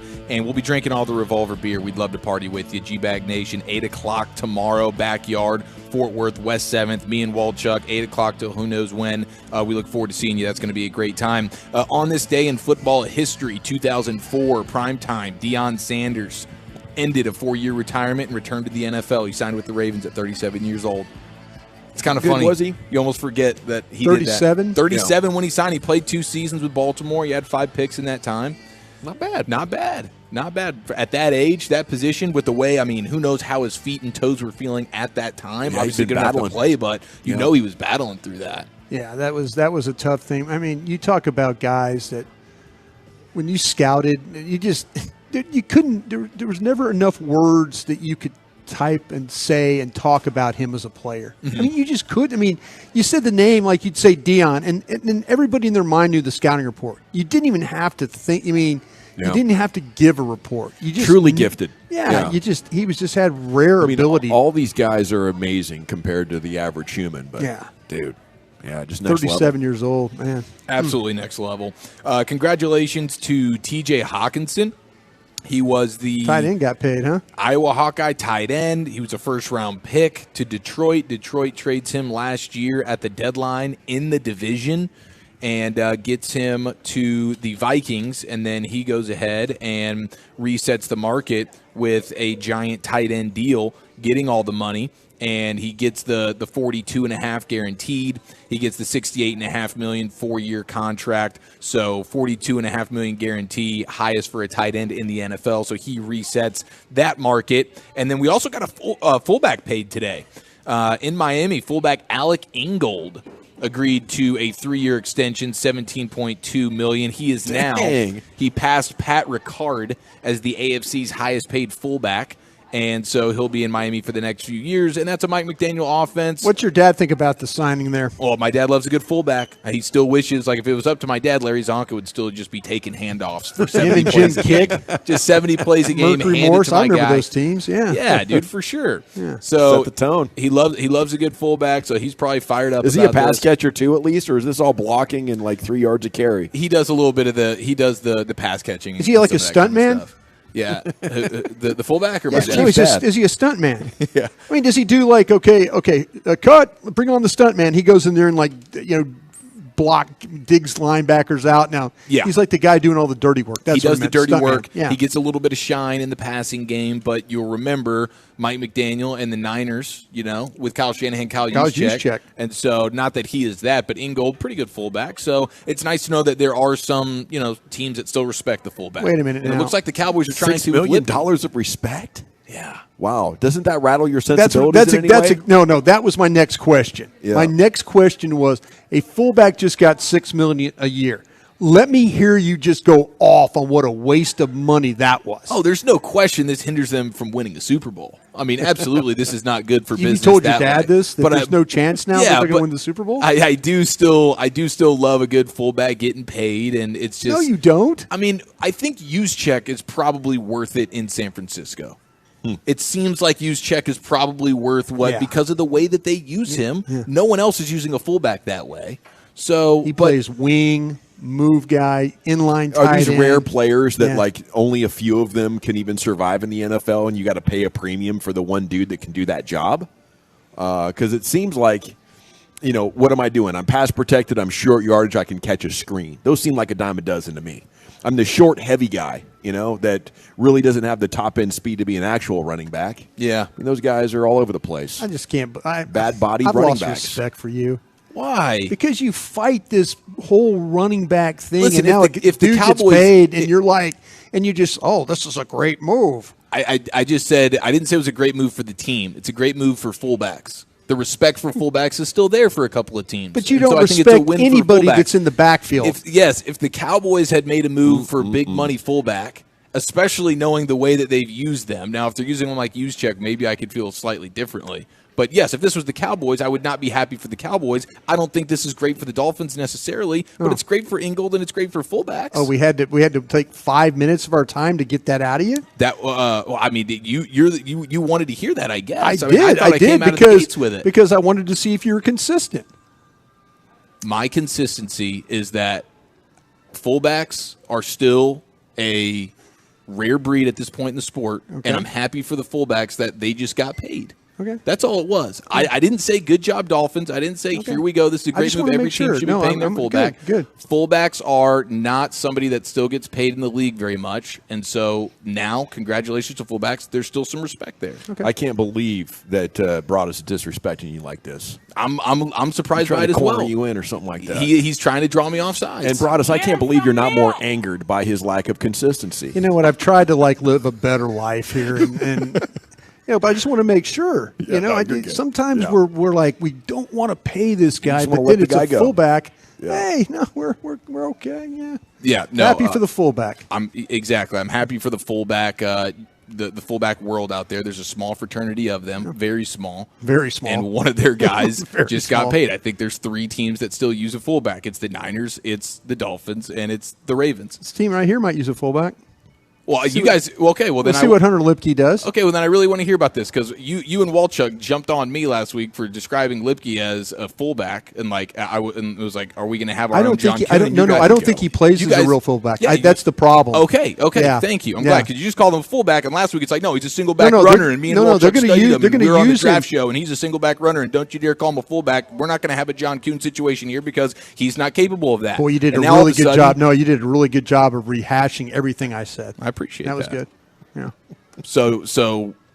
So he is gonna. They're gonna try and use. So he's not a good fullback. He's not built for it. But they're keeping him on the team. They're gonna try and use him as a fullback. Yeah. Okay. I think they're gonna try. Well, we'll see. I hope it works out for him. I am certainly happy. The whole state of North Dakota hates me, by the way. So that's for that take. Because you crapped on their guy Lipke. Oh well, yeah. I mean, I didn't. Yeah, I didn't give him much of a chance. Played well in that last preseason game. Sure did. I feel like he made the team because of what he did in the final game. It's amazing that I kind of felt like that McCune was going to stay on they were going to keep 4 tight ends. I think that was the trade-off. Did he make it when Stevens got hurt? Yeah. Yeah, that was the key right there. Oh, that's what he needed. Yeah, that's what he needed. That's what he needed. It's a big day for a couple of guys. Now, we do have some injury situations, and one of those is Chase Young. And this is starting to turn in like it might be one of these Jadeveon Clowney things. Like when you're on the field, you are a good player, and Clowney hasn't been the sack specialist that maybe most people thought, but he's still been a disruptive player. He's been banged up a ton, and Chase Young now is, quote, progressing from the stinger injury suffered in the preseason opener, still not cleared for contact, expected to meet with another doctor this week, and is uncertain for week 1. I mean, things just keep compiling for Chase Young and Washington, and we'll see what type of season if he's able to stay on the field because he's been a good player when he's been on the field, hasn't been able to stay on the field. Man, it's tough with these top freak defensive ends. It's like it's 50-50 in the first round with these guys. They're dominating college. They look like can't miss. We have power. We have speed. We have moves.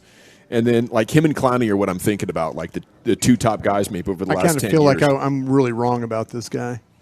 I kind of feel like that, man. You're a huge fan. I was a huge fan of this guy. Is it just health with him? I think it's health because when he does play, now there's some times where people do single block him, but man, I thought he was going to be more of a dominant player than he has shown. Yeah, me too. Yeah, and the Commanders also announced that they are definitely not going back to the Redskins name. Because it seems like a lot of people have been championing for that. There's been a section of the community that is trying to get them to go back to Redskins. Their president, Jason Wright, talking about the old team name, said, quote, "It is not being considered, period." So maybe we can go ahead and put that to bed. But Facebook said. Yeah. But Choppy, it's funny this morning. Okay, do you agree with this? Choppy said that if everybody who was a Native American that would sign that petition, they still wouldn't do it. The league still wouldn't do it. If every person who was a Native American signed that petition, the league still wouldn't change the name. Do you agree with that? Oh, I don't. I mean, I really have no idea. I don't think they would go back because they've already switched.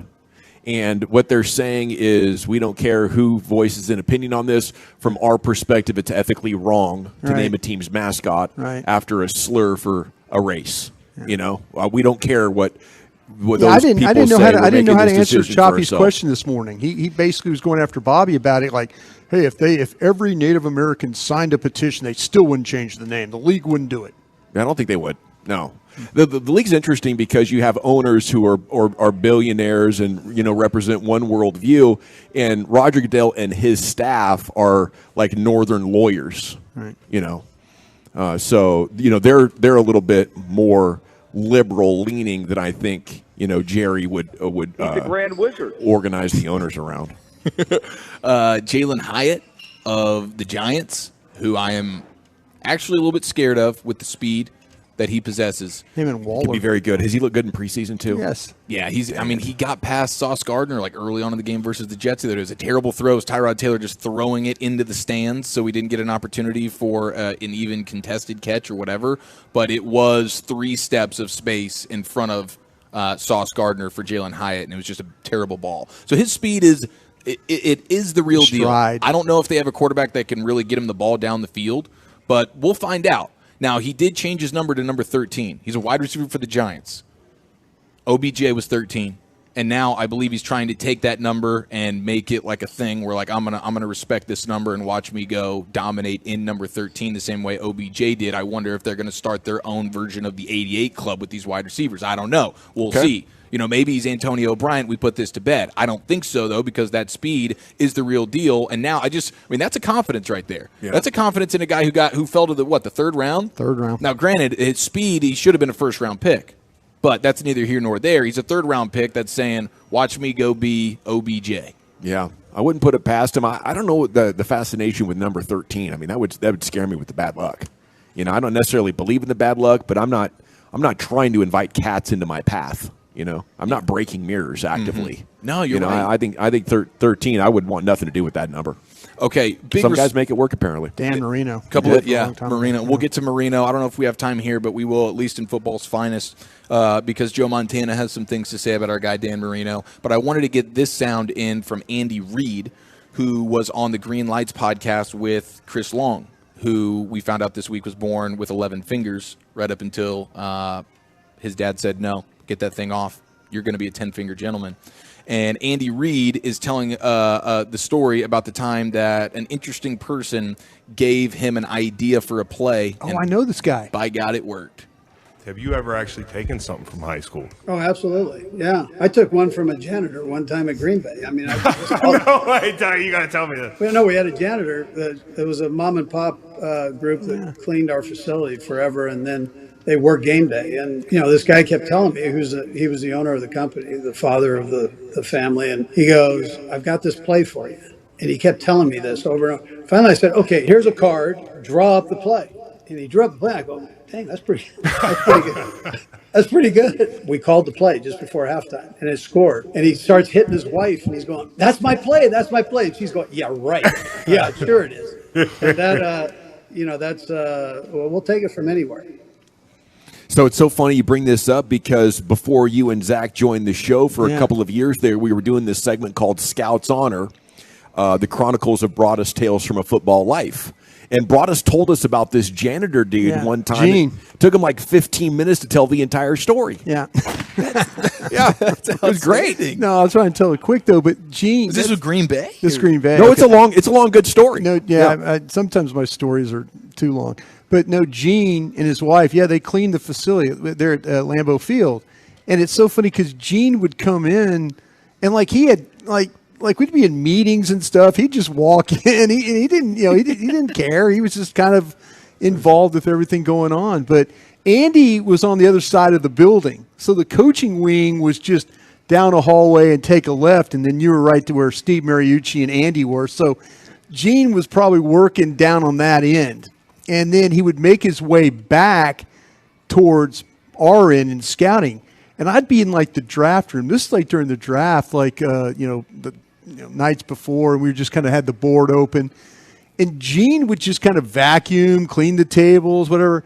And then he would stop and he would start just looking at the board. And he's like, yeah, this guy's a pretty good. I've seen this guy. Yeah, I watched this guy play. So not only was he over on Andy's side of the wing, like helping him with game plan and stuff, he was giving us his scouting report on what players, you know, like, oh, I saw this kid play at Minnesota. I saw this kid play at Michigan. Yeah, this is a good player. We'd had and I'm sure he was going back and, maybe not. When he left, would you guys all like bust out laughing, or was it just cool? Him and his wife, they were Did so you have respect nice. for his football acumen? No, they were, yeah. Like they'd been around the Pick his brain a facility little bit. so long. They knew You think everybody. you could coach a team? Who, Gene? The janitor? No. But he did have one good play, But didn't he knew Beautiful good. football mind. He would identify. It's like, oh yeah, that guy's it's a good player. But he would always kind of give you his opinion, and you would sit there, and it wasn't like, okay, thanks, Gene. It was like, really? Where'd you see him play? You would start to ask him questions. That's awesome. So yeah, he was over helping Andy out, and then he'd come work his way around over to scouting. I bet Gene would have been fired up for Alec Ingold and the rest of the fullback community. What a unique franchise in every single way. That just adds further to the legacy. Oh, Gene. Okay, we're live at Fat Daddy's in Mansfield. Fan Phenom concludes tonight starting at 7 o'clock. Former college football player, now an expert in the media. Danny Cannell joins us to talk college football and a big weekend coming up here on The Fan. One of the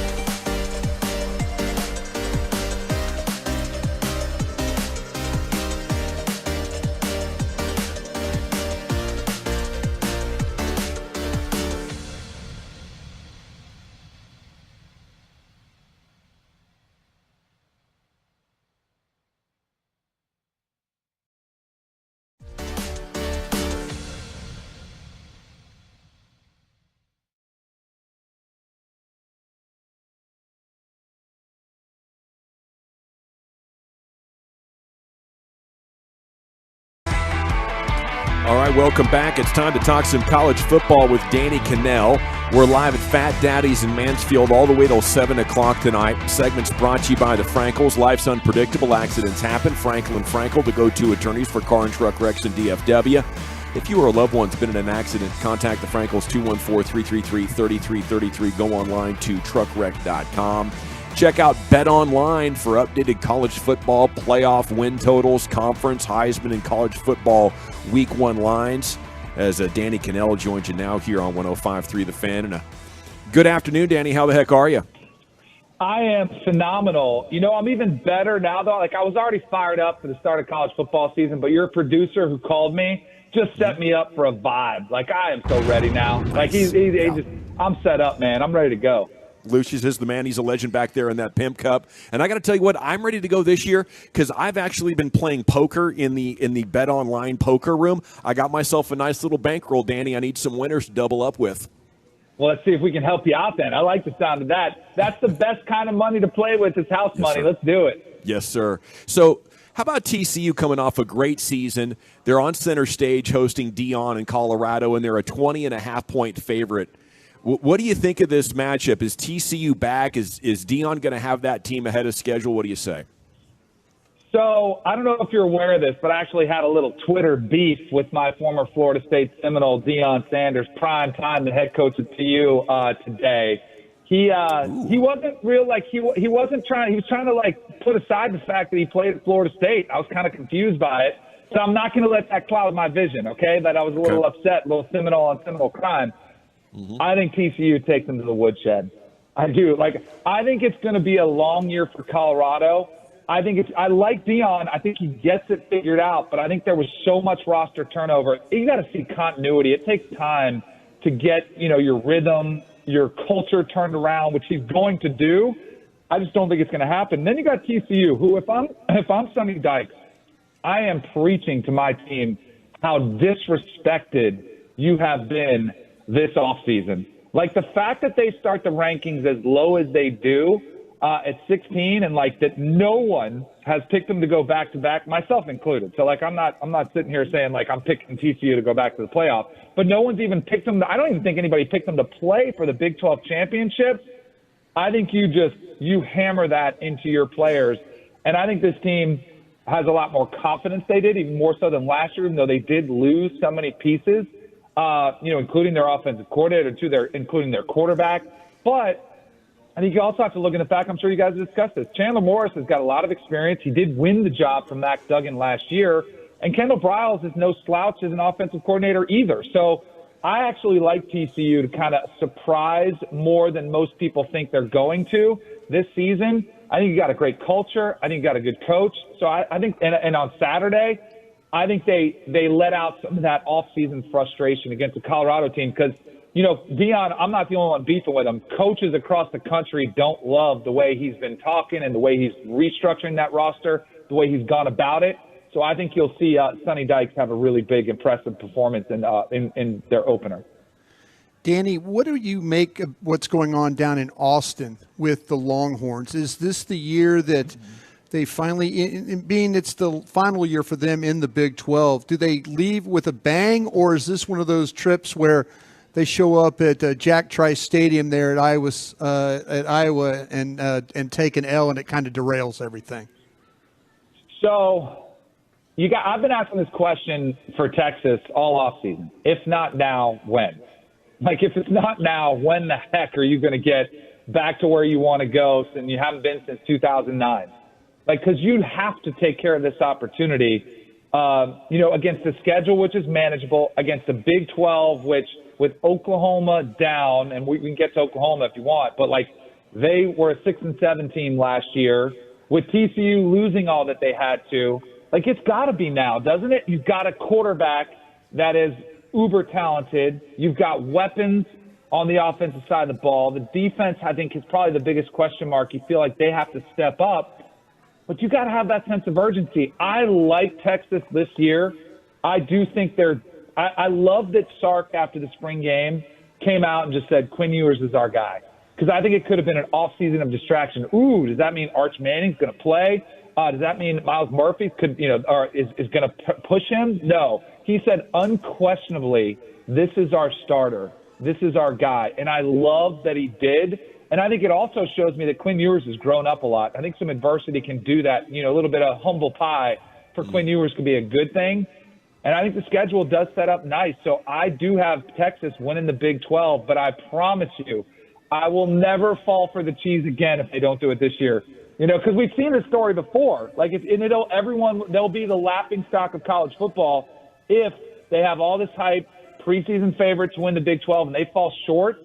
They're going to get mocked again, and I would say they deserve to be if they do fall well short of their goal. Talking college football with Danny Cannell right here in the G-Bag Nation. Does Georgia just pick up right where they left off, or how does it shake out there? It seems like it's pretty wide open this year when it comes to the top, like college football playoff. It is, but they're not going anywhere by any means. Their schedule, if you want to see one of the lightest schedules in all of college football, just go look at who Georgia plays this year, which is kind of crazy. They were supposed to, but it's not all their fault. They were supposed to play Oklahoma. Then Oklahoma, Texas bounced to the SEC, so they scrapped it because they wanted to wait until, they play each other as conference opponents. So I get it. But then you pair that with Florida being down. You've got an SEC that's, in the East specifically, that isn't exactly a gauntlet. Their toughest game of the year is by far in Knoxville against Tennessee, who has to replace a lot of things that they lost last season, including their quarterback. And they have, again, it's all about talent acquisition. How good is your roster? And Kirby Smart, if you followed recruiting, consistently top 3 recruiting class, they've got NFL talent all over the place. We may not know who they are, but we know we're going to find out who they are, and we're going to watch them play in the NFL one day. And the one thing I think that could hold them back while they wouldn't is Stetson Bennett, who won back-to-back national championships, former walk-on, his story's well documented. He had to earn over a lot of fans, and he had to earn over a lot of critics like myself, but he had a knack for making plays on the biggest stage. Whenever they needed him, a big third down, a big throw, a big touchdown throw, he delivered. Now it's Carson Beck, who hasn't played a lot. It's going to be his opportunity. Can he make those same type of throws, and can they avoid the letdown game? Even in a lighter schedule, do they keep their focus, their intensity level up every single week? That's the question mark. But I think they win the SEC again. I don't think they go for the three-peat. I'm betting on history because it's something we haven't seen since the 1930s. It's incredibly hard to do. So I think Georgia's in the picture again, but I think they come up short. Danny, will OU bounce back from one of their most disappointing seasons? I mean, that was Longhorn-esque last year. It was. I like how you phrased that. I think they bounce back, but their win total's 9.5.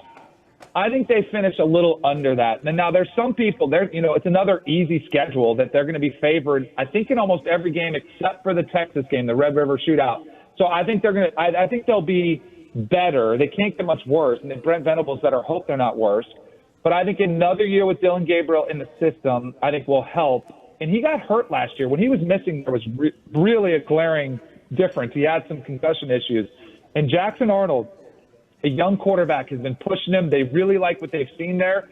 I think there's a chance you could see him play some this year. And even if it's falling short of a Big Ten title, I think they start to see a glimpse of their future and they start getting things turned in the right direction. But I don't think they're playing for a Big 12 championship. I think they're probably 9-3 when it's said and done. I think there might be some disappointments in there. I think they lose to Texas, a team that totally outclassed them last year.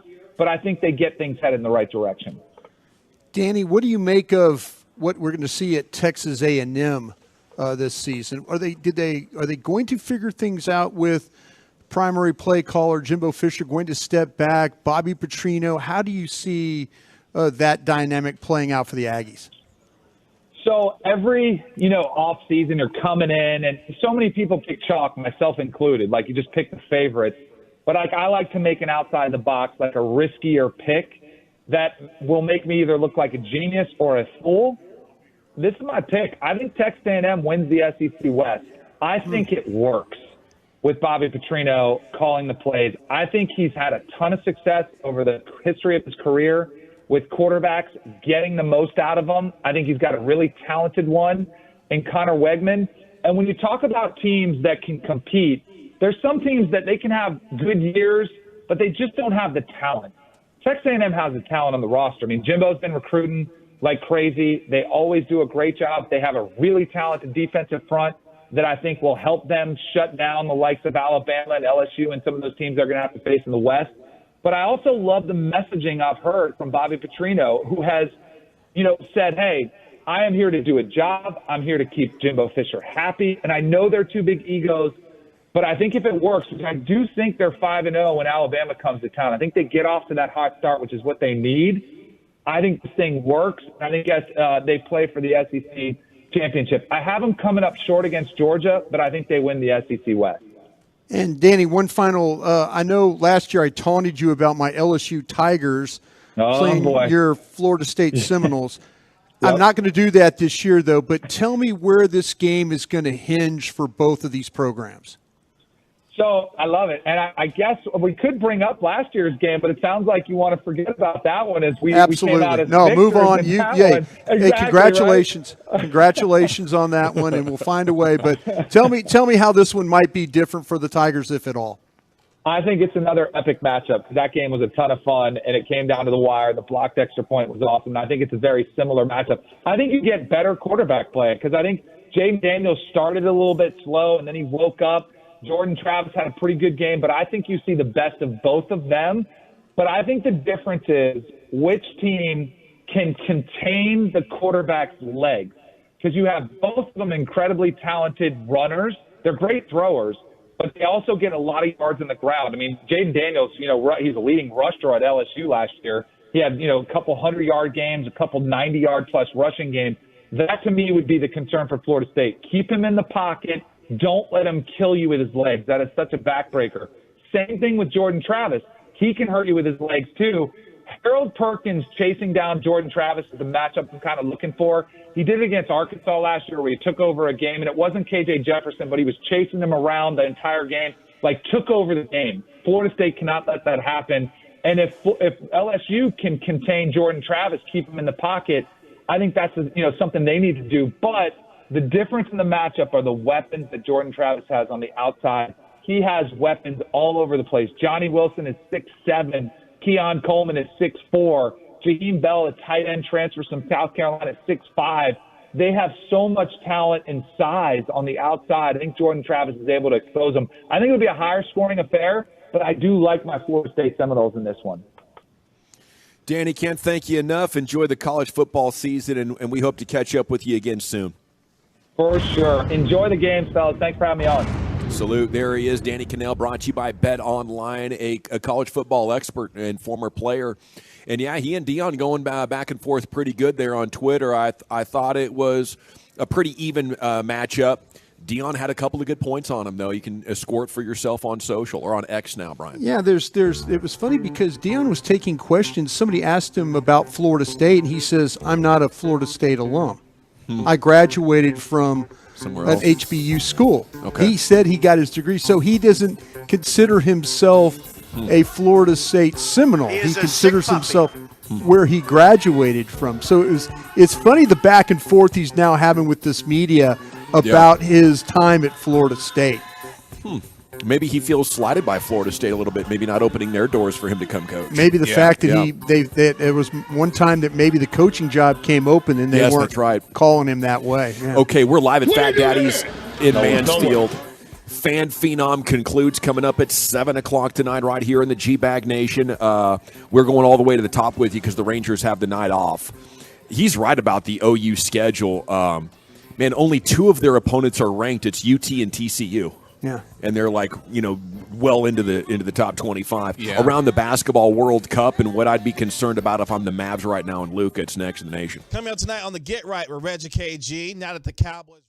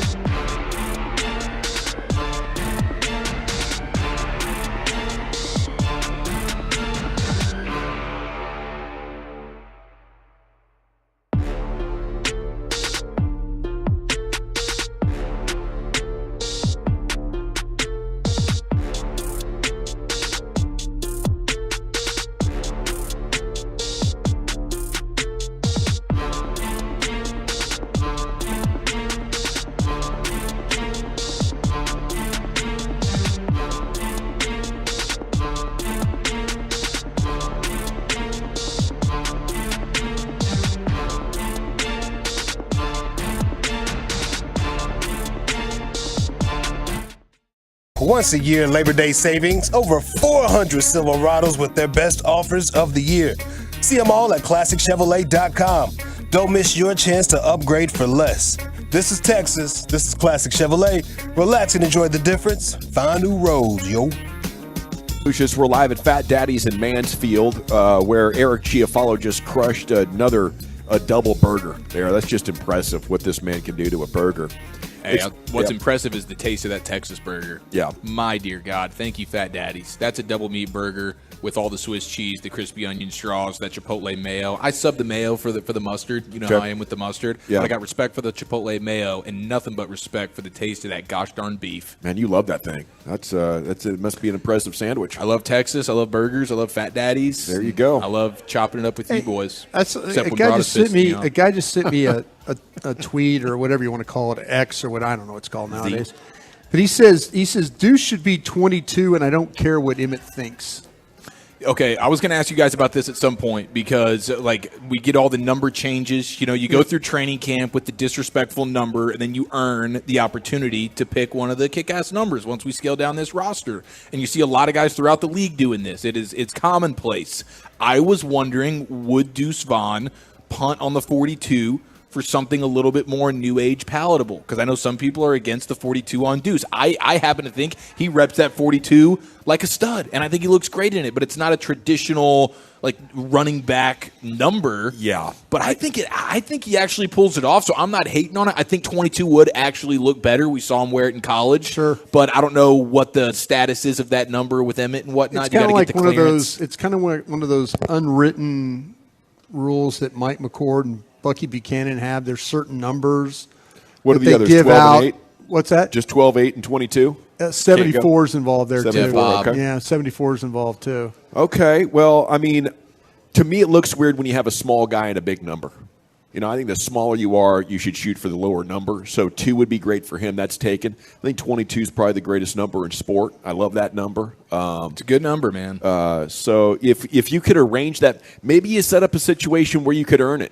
You go out there and be a legend, and we'll switch you over to Deuce. I kind of feel like, to me, smaller guys need taller numbers. Yeah. I feel like 28 would be a good number for him because 8 being kind of tall, yeah, and you can make the 2 kind of tall. 11 would be best though if Micah didn't have it. Yeah, exactly.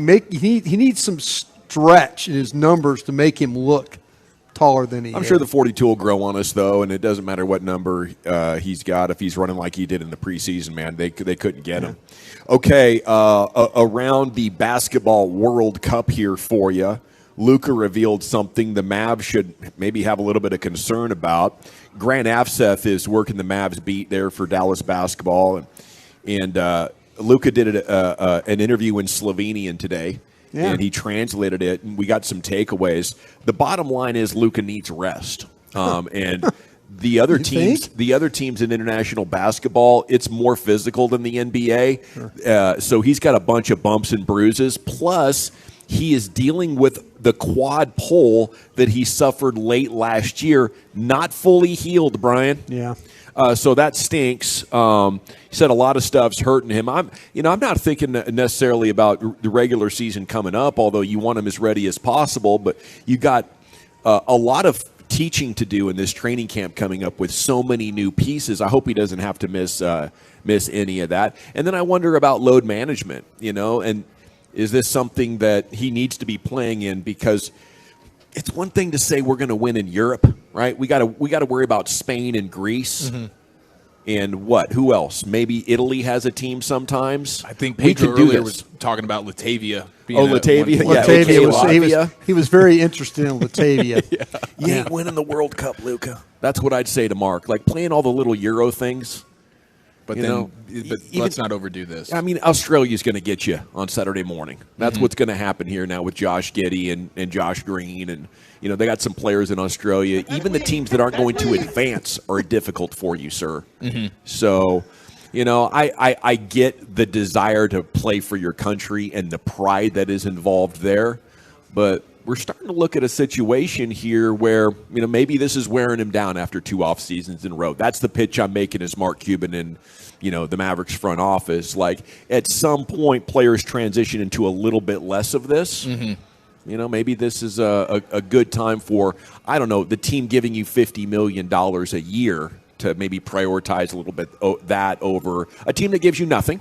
And I get the national pride, but if you have no chance to medal, I would like to maybe mitigate that a little bit. Yeah, I mean, for me, the idea that you're still dealing with an injury issue with the quad Yeah. And it's obviously not so bad that it's preventing you from playing, but he talked about, we mentioned last week how they asked him about the quad, and he was saying, like, it's better, but it's not 100%, and it's still going to take a while. Yeah. You know, and so I don't know what the protocol is there, because you still want him to be active as much as he can when it comes to just being in good condition and everything. But how are you actually playing here if you're still dealing with an injury?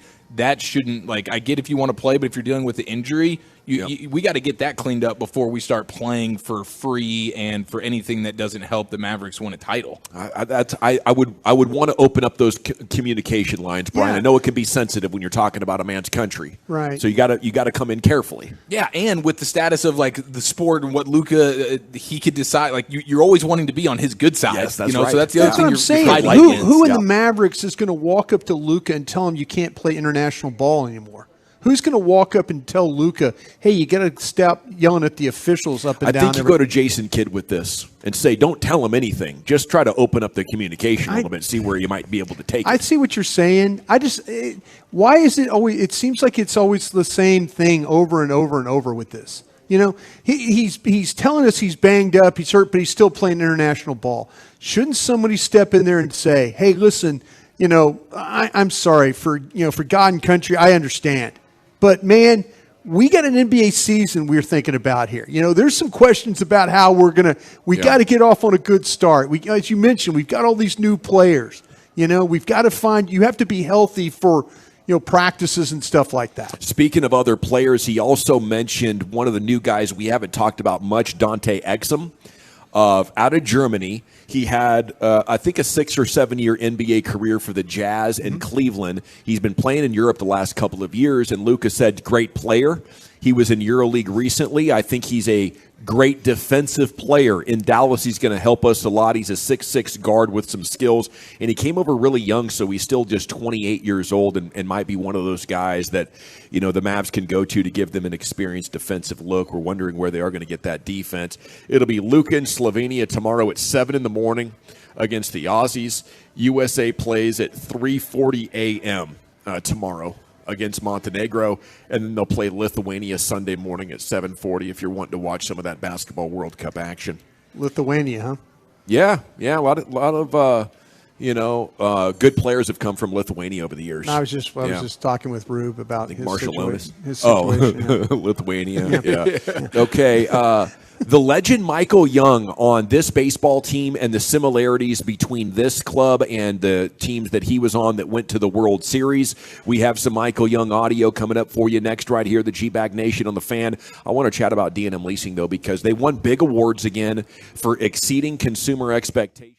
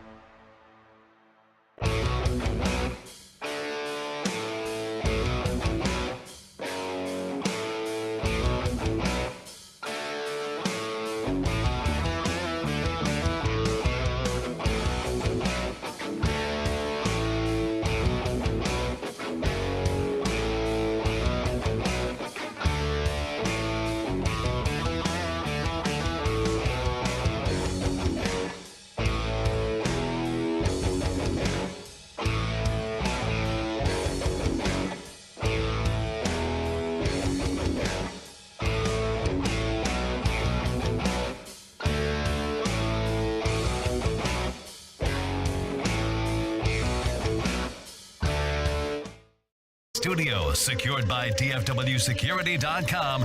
You're rolling with the G-Bag Nation on 105.3 The Fan. Here we go. It's hour 3 of the G-Bag Nation on 105.3 The Fan. Hope you're having a great day.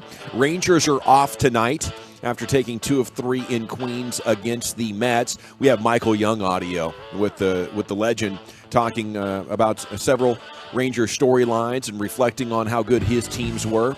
And we're going to get to that live here at Fat Daddy's in Mansfield. We'll be here all the way until 7 o'clock when the Fan Phenom is going to pick up. In 2 hours, Chief will have a proper round tripper for you as we're covering not only the Cowboys' preparation, but also the Rangers round the clock here on 105.3 The Fan. What are we going to do about this rule with the waiver claims?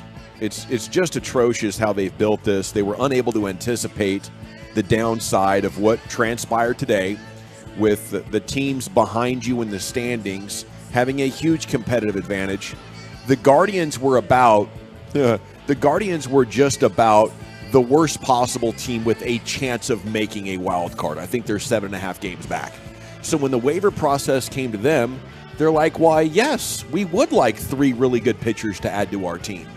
If they're able to close the gap on their division, heaven forbid if they're able to close the gap on the Rangers wild card, and you look at how this all transpired, there's no doubt Major League Baseball has a major problem on their hands with this rule, as they were able to get Giolito, Matt Moore, and Reynaldo Lopez. They're 3 of the 5 players the Angels let go. That's what I don't understand over anything, and this is definitely the league. It's unforeseen incompetence from a franchise, which is what the Angels have just continued. They keep raising the bar for incompetence here over the last few years, and now they've gotten to the height of it, and it's going to affect the rest of the sport in a huge way. I don't understand. Isn't it in the NFL? You get one guy. Yeah. If you're a team, there's a bunch of guys you want to put a claim in for. Yeah, waiver claims. You get one, and then it's got to circle back to you if you're going to get another guy. How can I just say I want all of them and then everybody else behind me? It should be I get one of these players, and then the teams behind me will get to make their bids on the next guy. You put a priority of who you'd like. So you put a priority of the claims.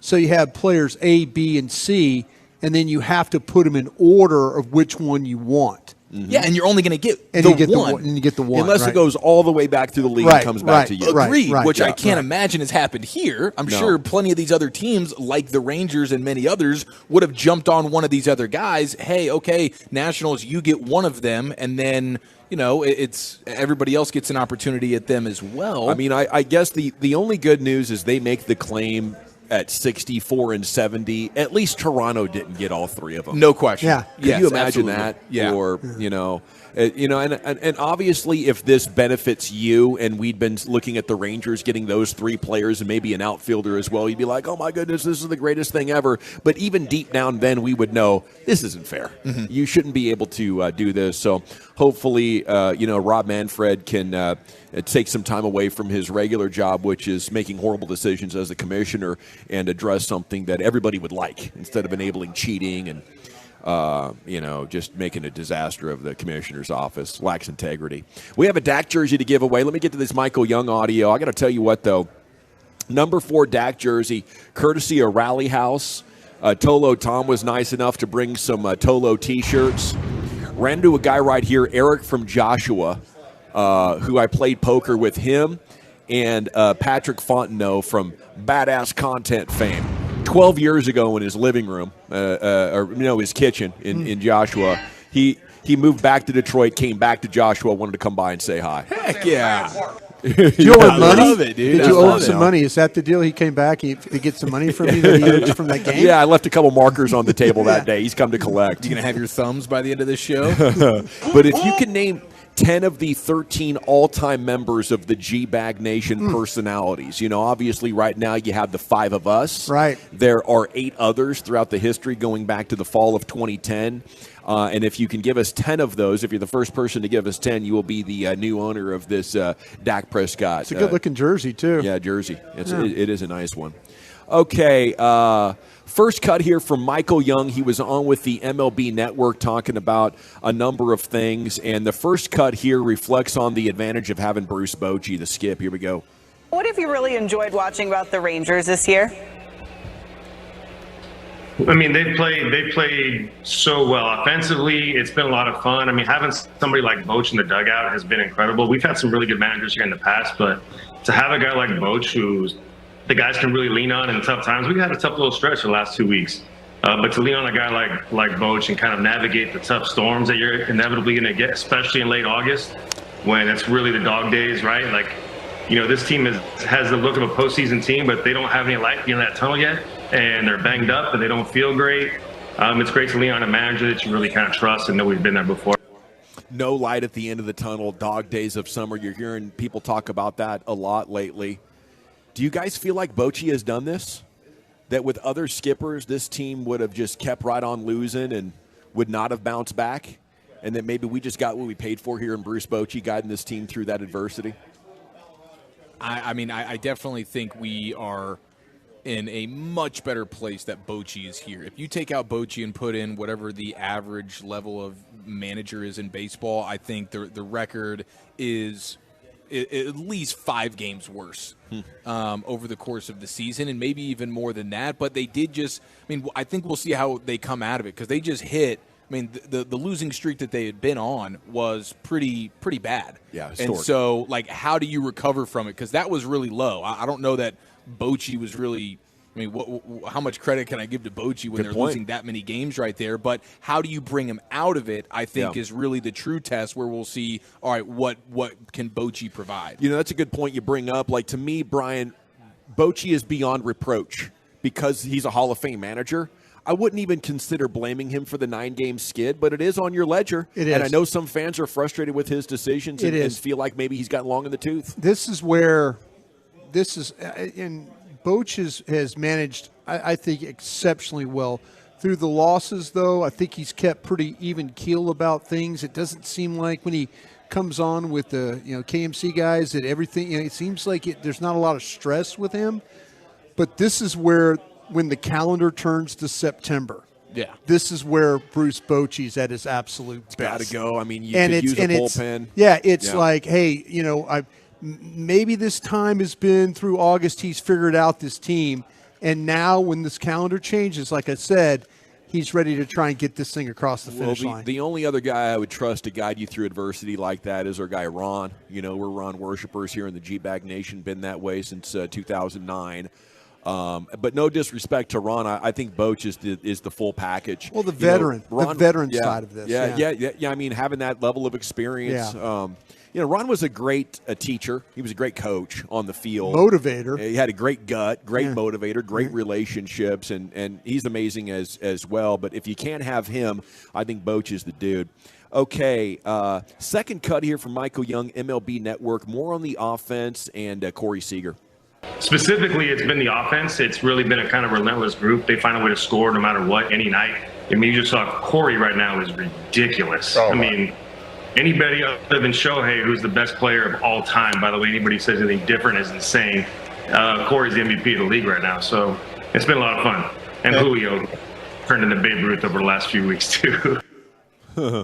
Yeah, Yeah, he's a problem. That Julio is a problem for us. Julio's stupid. Yeah. Shohei's just crazy, but like Seager's the only one that has that next level aura about him, that he's that confident. Doesn't matter what pitch you throw up here, I'm going to find a way to get the barrel in the baseball and almost guide it into a hole in this defense. It's just like he's playing a different game. There should be a higher league for dudes like that to graduate to, because they look like Julio playing against the A's this week if you're checking it on the big league package. I think the thing with Seager that's just been so amazing is just the ability, the consistency that he's played. Jared talking to us in the pregame show about a number of games that he rarely goes back-to-back games without a hit. Right. He finds a way. It's even on a bad night, he's 2 for 5. Yeah. He's hitting the ball hard the other 3 times. I think the thing that's amazing about him is when you get late in the games and you just know teams are going to walk him. I mean, you're starting to like, okay, it's going to be Taveras, Seager, Taveras, and then Simeon, and then you're thinking, if those guys, it's like they walk him automatically. They just don't even pitch to him anymore. It's interesting you bring that up because he gives me like Barry Bonds type of vibes. You know he's going to get a hit. Yeah. He's going to hit the ball hard somewhere. Yep. If runner in scoring position, he's going to drive the ball to get the run home. Mm-hmm. He's going to put it in play, and that's the thing that's so amazing about him is that he just has that ability just to always be clutch. And they've had some guys be clutch, but there's also been some of these through these bad stretches where we focus so much on the pitching. Man, the clutch hitting has been a little bit lack at times. And so, that's if the bullpen wasn't so bad, we'd be talking about through this losing streak what's going on with that, with some of their clutch clutch hitting. And that's not a problem with Seager at all. No, you marvel at him. You said the consistent nature in which he is always performing well, and you know what you're going to get out of him in a high volatile sport. Where these guys, it's tough to go a full season without some slumps. Yeah. And other than the injuries, I'm like, has he gone through any slump at all this year? I don't think so. It's really just been the injuries that's taken him off the field. And otherwise, when he's played, he's been so dynamic and in any facet of life, but especially at the height of maybe one of the most difficult, potentially the most difficult sport in the world, depending on whatever. But hitting a baseball is very, very difficult, and to be as consistent as he is at that is truly insane. He was on a run there where he was hitting home runs pretty regularly. He was one a game, and then the slump was, and it's funny listening to Jared and Hicksey. It's and Seager hasn't hit a home run in his last 8 games, and that's like a slump. Yeah, it's not like this massive where he's 2 for 34. In the last, it's everything is he hasn't hit a home run in 5 games, and you're going, okay, yeah, it is a blessing. I think your window's open as long as he's here and in his prime, and he's crazy. Yeah. Jared had a tweet earlier. Corey Seager has reached base 3 or more times in 31.1% of his games. That's the best in baseball this year. It is a blessing to have him, and it's a blessing to have a committed ownership group for sure. The thing I love about Michael Young before we get to this third cut is he's just a media guy's dream. He gives you answers that could be newspaper column quotes or headlines. They asked him, what have you enjoyed about the season? He gives you the premise of Bruce Bochy guiding this team through adversity, newspaper column. What do you like about this offense? Talks about Corey Seager, MVP, boom, newspaper column.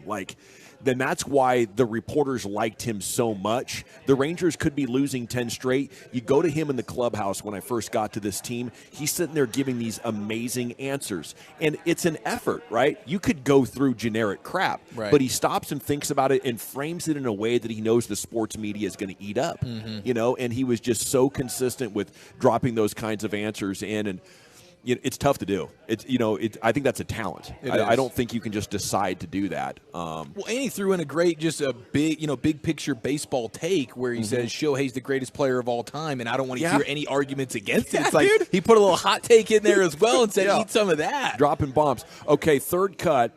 When he was talking about this, I kept thinking about the return of Josh Young and how that'll put things into place. Here's Mike Young there on MLB Network. When I first came up, it was a really veteran team. It was Alex and Juan and Pudge and Palmeiro, and it was super, super veteran and super salty.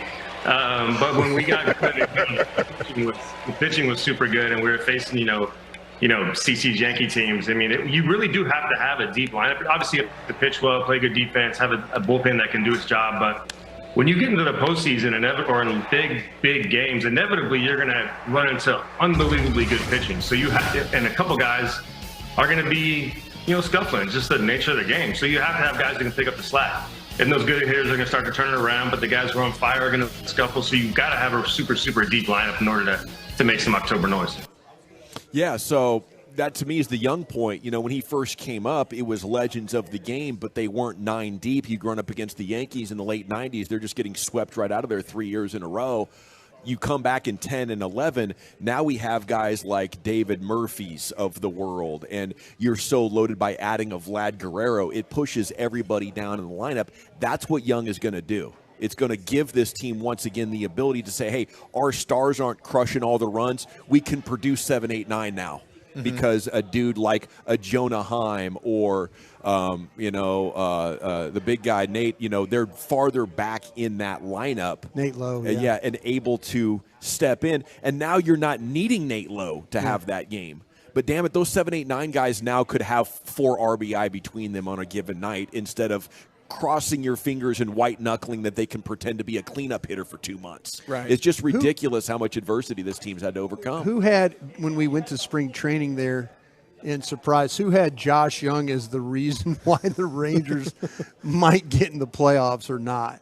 Yeah, it was. I mean, we were just talking about like him just trying to fit in at third base and his defense. Remember, there were some early games we were watching. He looked uncertain at the plate. He was scuffling along. He really wasn't seeing the ball all that well, and you're thinking, well, maybe he'll be okay. His defense will. Now it's like, my God, get him back in the lineup before things. It's like a young Bregman. Yeah. Could you imagine him being out for the Astros? Yeah. It's like, well, of course they can't hold off anybody. They don't have this guy. They don't have that guy. All the excuses made for Altuve. I think because he's only been a star for a short period of time, people aren't fully grasping how much this has hurt the Rangers. I'm just excited to get him back here now. We're about 2 weeks away. Me too. I mean, it was the best offense in baseball by a pretty wide margin in most categories, and he was a huge reason why. And he was getting ready to be awarded the Rookie of the Year in the AL, and now that's certainly up for debate.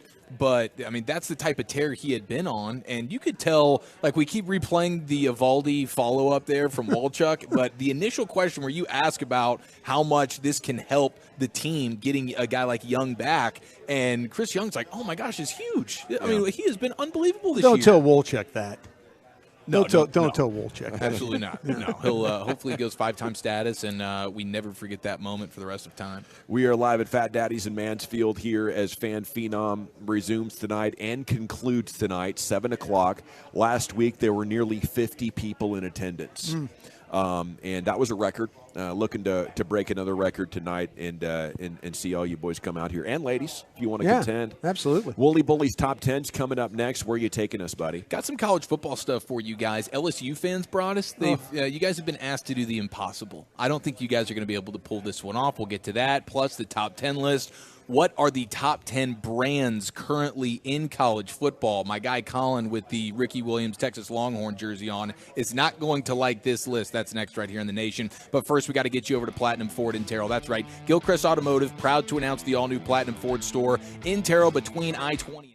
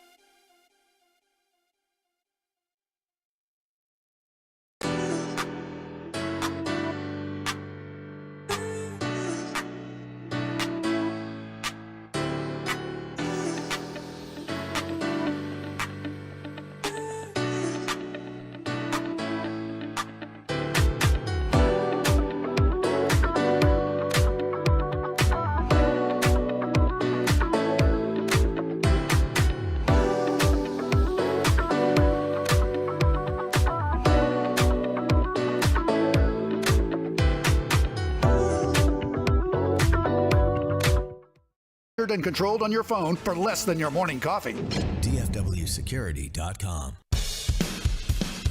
Welcome back, Nation. We're live at Fat Daddy's in Mansfield here on Debbie Lane. Fan Phenom resumes coming up. We're now just 2.5 hours away.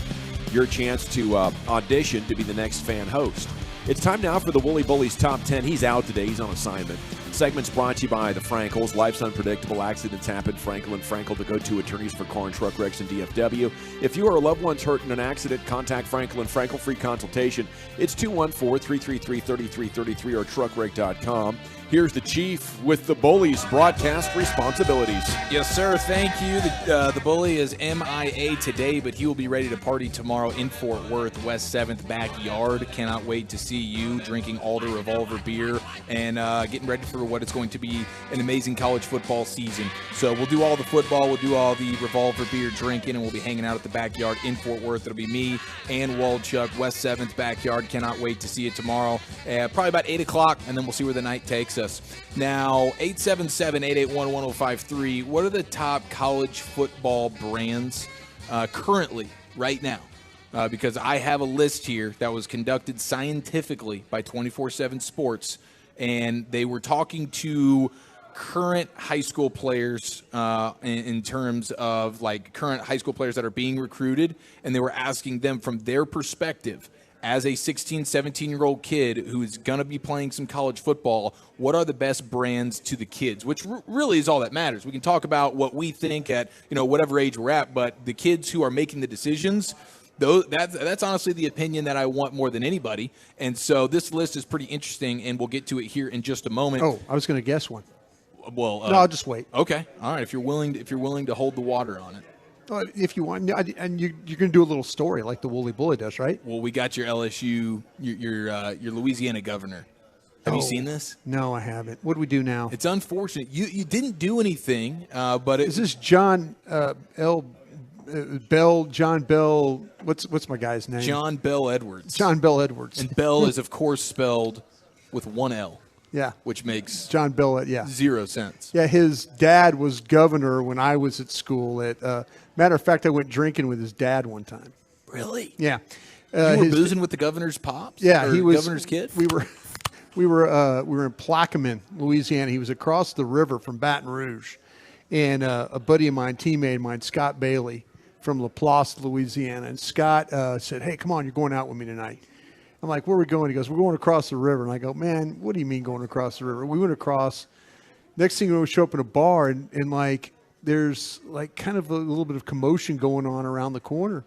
And I walk up, I'm behind Scott, and next thing you know, Scott goes, "Hey, Governor." And sure enough,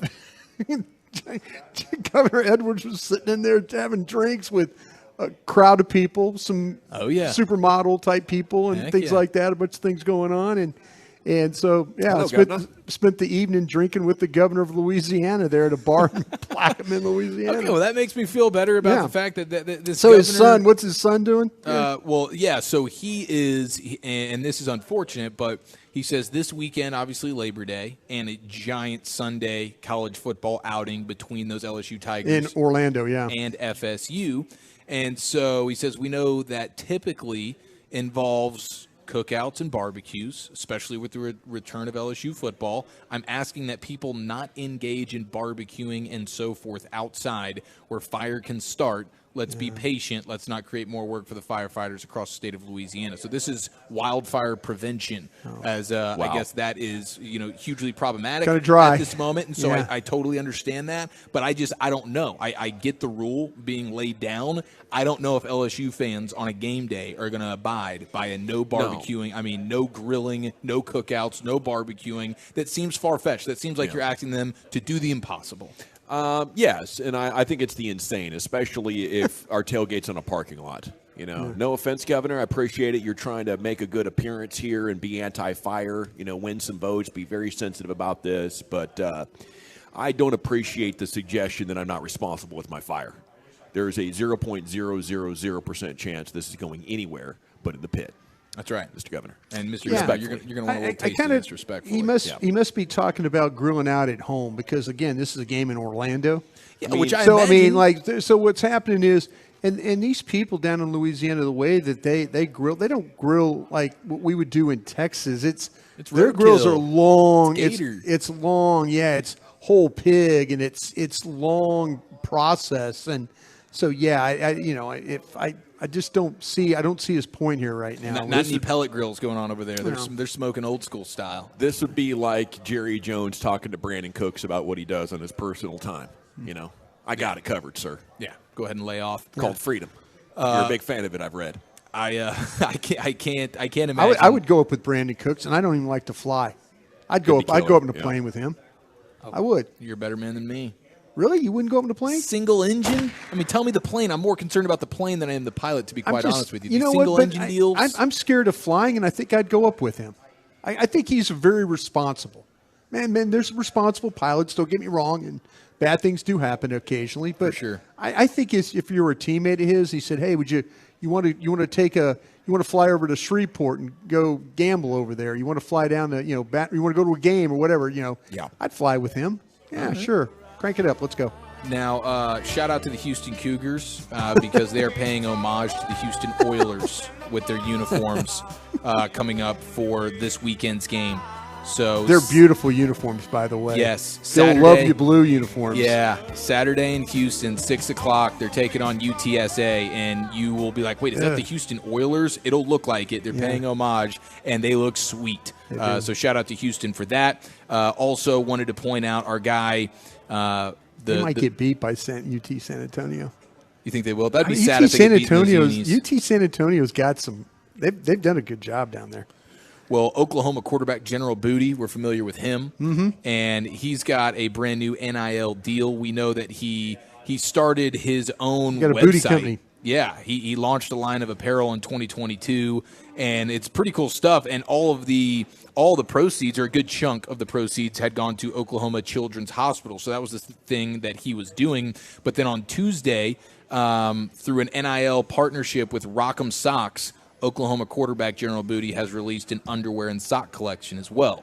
And they got this little video trailer. I don't imagine this is a commercial that gets played on television. Maybe locally in Oklahoma it would. Sure. But this is pretty amazing. He's on a steed, and he's just in some Oklahoma tights, underwear style, and he's wearing no T-shirt. He's got a cowboy hat and some OU cowboy boots. He's got some leather gloves. He's out there, and he's throwing hay barrels, and he's so it's beefcaking it, huh? He's beefcaking it. Dude, if I'm General Booty, I don't need to get paid for this commercial. You've done me enough favors here. Look at that, man. I mean, it's insane. Yeah. It's an entire commercial of him riding on horse in horses. underwear. And at one point, he rolls up on the horse, looks at the camera, and says, "There's a new general in town." See, he was talking right to you. You screenshot that right there. That's your Tinder profile, and you've been compensated for life. I couldn't agree more. Yeah. And if that's going to make it to television sets Forget in the about it. Norman area, oh my gosh, that's going to be insane. But either way, that is a great online video that is just. So he has no problems getting dates from this thing. Is that what we're saying here? No, he's going to have no problems getting dates. And on the back of these Sooner undies, it says "booty" on the booty. Yeah, so he'll be very popular. Yeah, he's capitalizing in a huge way on his Wait, name. he's gonna be walking around with something on his butt? Yeah, Some writing? His name. Writing. Like Booty. the juicy pants my girl used to wear? Yes, dude. Oh, come on, fam. What are we But it's doing? actual underwear. It's not shorts. It's actual underwear, Yeah, still though, I'm a grown ass man. I don't want nobody writing on my butt so it wiggles and jiggles when I walk in. Wow, booty, booty, booty. What if it was your name though? No, Alexander looked pretty good back there. across my butt? Yeah. The top of my back. The top of my back, not on my boot. I don't want no writing on my butt, so everybody looking down at my butt. Oh, what is it said right there? Oh, okay, I get it. It is a lot of letters, I know, but I think, you've been eating good. I think you can fit them all back there, Lucius. Shout out to the We won't even have to curve the name, right? It says Bianca Batuga across my butt. Plenty of real estate. Put the whole damn alphabet on there. All right, so we got the top 10 list here, the biggest brands in college football according to current high school football players that are being recruited at the moment. So the biggest brands currently in college football, let us know what you believe them to be. But I was a little bit surprised by some of the orders on these things. If you have any guesses, feel free to throw some names out I there. would say Ohio State. I would go this number 1. Ohio State's actually number 2. Well, we can Georgia? guess. We can guess. Go ahead. Jump in here, Lucius. Michigan. Michigan did not crack. Sorry, Mooney. Did not crack the top 10. Wow. Very surprised by that. USC. USC also not in the top 10 current high school football recruits, not acknowledging USC or Michigan. We've gone 2 years basically without losing. It's got to be Georgia. Georgia is number 3. Okay. So we've got 2 and 3 right here on the board. Oh, so it's not really the sauce of the brands, like putting it on and look good type of thing. So North Carolina wouldn't make it. No, North Carolina wouldn't make it. I got it all backwards. I know, as I'm saying, the high school kids got a different way of thinking right now. Colorado. The Buffs did not crack the top 10, sir. Well, Bama's got to be in there. Bama's actually going to be number 1. Oh, Sitting pretty at okay. number 1. We got 1, 2, and 3. It's the Crimson Tide, it's the Buckeyes, and it's the Bulldogs. Don't tell me the Longhorns are in here. The Longhorns are, in fact, in here. What could kids be looking at? I understand their parents. What are the kids looking at? That's just Longhorns are number 8. Going to take a reach here. Big swing. Here we go. Oregon. Number 9. The Ducks right behind the Horns here. It's got to be the Unis. Wow. That's what I'm starting For to play sure. on. That's More what I'm playing brand on now. awareness than USC. Yeah, that's what I was an accomplishment. I know. It's the Nike and it's all the facilities and everything is just so new age. Like that is Oregon is definitely the cool place to go. Clemson is at number 5. We got 2 more SEC. Tennessee. We got not Tennessee is not in there. LSU is number 6. Auburn not in there. Ole Miss also not in there. Wow, they got a lot of good players though. Somebody likes them. Now, Broadus, your LSU Tigers. Yes. They're in the SEC, and they're in the top 6. They come in at number 6, the LSU Tigers, with brand awareness. But we're missing one other SEC school, right? You have one other SEC school, and you have 2 ACC schools. Or wait, did you already say Clemson? I said Clemson. Yeah, okay. Then we got 1 ACC school. Florida State. Not Florida State. Wait a minute. This is a trick. Is Notre Dame okay. Oh, yeah. The U. Still getting it done, even though they've sucked pretty much every year. But they started that turnover chain fun. That's true. I want to go. Texas see if I can A&M get that has to thing be around my then. neck on the Texas sideline. A&M's the SEC school. Texas A&M is at number 7. That is correct, sir. But what's the number 1 Big 12 school? It ain't Texas. Coming in at number 4, TCU. Carter Freeman. Success. It's not Boomer. TCU. It is those Oklahoma Sooners, man. And so they come in at number 4. Texas at number 8. I know you were pooing on Texas a little bit, but I thought from a brand standpoint, that's what they were getting by on. Gavin's hoping for another 5-7 campaign from Oklahoma. Yeah, I love it. It will be fun. Yeah, I could see this. I love twisting the dagger on proud college football fans who have bad programs. It's just hilarious. They're so triggered, man. They really do. They're a rabid bunch. Carter's about to come through that screen. I dare you to, Carter. I dare you. I'm your Huckleberry. All right, we're live at Fat Daddy's in Mansfield here on Debbie Lane. And we're going all the way till 7 o'clock tonight because the Rangers have the night off. Now, Cowboys Twitter's coming up. What prompted the coach to call the new quarterback beautiful? Plus, NFL star restructures. This is the guy for the Cowboys to trade for around midseason if there's a need. I'll tell you who that is next in the G-Bag Nation. I got to chat with you about my friends at Twin Peaks before we do anything else, though. This is the place to go for eats, drinks, and scenic views. I'm always bragging about them. It's the ultimate sport.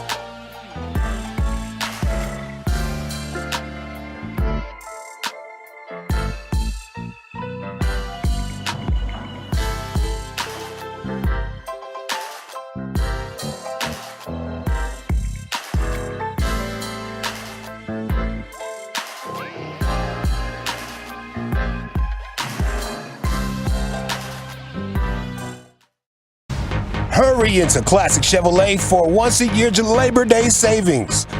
Over 400 Silverados with their best offers of the year. See them all at ClassicChevrolet.com. Don't miss your chance to upgrade for less, y'all. This is Texas. This is Classic Chevrolet. Relax and enjoy the difference and find new roads, yo. Thank you very much, Lucius. It is the G-Bag Nation here on The Fan. We're live at Fat Daddy's in Mansfield, where Fan Phenom resumes and concludes this evening, 7 o'clock. It's time now for some Cowboys Twitter top tweets going viral. Mike McCarthy on Trey Lance, very hard-working. We have a quarterback meeting room area. He's pretty much taking it over. The grease boards look like the beautiful mind. We just need to work on the extra things, particularly in the area of footwork. Very impressed with the acumen there of Trey Lance, and apparently Trey Lance with some leadership skills stepping in there and making it his, getting to work, learning this offense and showing the team that he's ready in every way that he can. What's jumped out to me was, he's not sure what to do with his feet when he throws, but, I wonder from you, Brian, how often we see guys like that transition, because he's basically still a rookie. We saw how bad Peyton Manning was his rookie year. Even the greatest of all times can really struggle. What did he have, like 25 picks his rookie year? So what do you anticipate is possible from a guy who's only started 4 games in his career so far? Man, I'd play to his strengths with his ability to move. I think he's got the same kind of traits when it came to, and I said this in his college report, in his breakdown of his ability to throw on the move. He's going to find himself in some times where I think that quarterbacks, when they get their feet get a little nervous or get a little jumpy or get movie, is they're not sure what they're seeing. They're like, man, when you're confident and you're going to stand there and you got a base and you're like, okay, I'm going to deliver this shot here in the hole, or I'm going to hit the out here. But when you have to read it for a time, it gets to be. Do I need to start running? It's when you start moving. It's when you start bouncy here. Peyton Manning. You're exactly right. I remember when I went to a game in 1998 when he played against Ryan Leaf. It's when one played 2, and it was a game in Indianapolis. And I'm like, I got to go see this game. So I loaded up and went. And I always remember Peyton Manning just bouncing on his toes, bounce, always kind of bounce. And it's like he's bouncing in a way to kind of keep himself ready to go. It's like being. But you knew he couldn't run. You knew he wasn't going to be able to get anything out of it. But he might need to slide or something. Exactly. That's that anxious energy. Yeah, I think for Lance, he's staring and waiting for the guy to get open and thinking, well, if he doesn't get open before this defensive end gets here, I'm going to have to run. Yeah. No disrespect. North Dakota State is a multi-time national champ. They live in Frisco when this national championship game. All these people that come down from North Dakota to go to the championship game, I mean, they should pay taxes down here. There's so much. But the thing with Trey Lance is, though, he's played against some competition where it hasn't, he wasn't challenged that way. And then you get to the pros, you're starting to think like, oh, wait a minute. Okay, I can't do what I did against South Dakota State. I can't do what I did against North Dakota, or Northern Iowa. I have to. So you kind of find yourself having to speed up. Mm-hmm. And I think that's the thing when you talk about footwork, you're kind of like you're feeling like I have to speed up. How teachable is that? I think it's just a matter of playing and being more comfortable. Like, maybe he wasn't fully comfortable with what was going on protection-wise with San Francisco, even though the play caller tends to put your quarterback in good spots. Maybe the opportunities. There's a lot going on. Yeah, still. The game he started last year against the Bears was played in a monsoon. And now then the next week he gets hurt, and so he's never really had that opportunity. He sounds like a perfect guy you'd want to take a chance on, though, with these I have quarterback no room problem. habits and his character and everything's an A+. We're hearing about guys right and left that barely watch film in the NFL. Yeah. It seems like that's his thing. The Cowboys, I felt like had him right. They had him right where they took him in the second round. He probably wasn't a first-round player, with the lack of experience that he had. No, that's fair. Can we try to go on a manhunt here for his S2 score? Why don't I keep telling you I'm going to Good get question. this, and I'm going Yeah. to get this. So I'm real confident with Mike Talk McCarthy amongst yourself. developing We'll see if you these get that guys as S2 well. score Like, here. Yeah. I don't think Mike McCarthy's on like a Sean Payton level as far as being a teacher and a developer, but his resume is working with a ton of young quarterbacks in the West Coast offense and bringing them to a place where they're a very good starter. So I think they got the best team in place to make something out of this. The Bucks are restructuring center Ryan Jensen's contract. Okay, he was He's one of hurt their again. best Yeah. offensive Yeah. linemen. He's hurt. Yeah. He reportedly has restructured the remainder of the contract, helping the team with the cap. It'll basically restructure $11 million. Do we know when he might be back, Brian?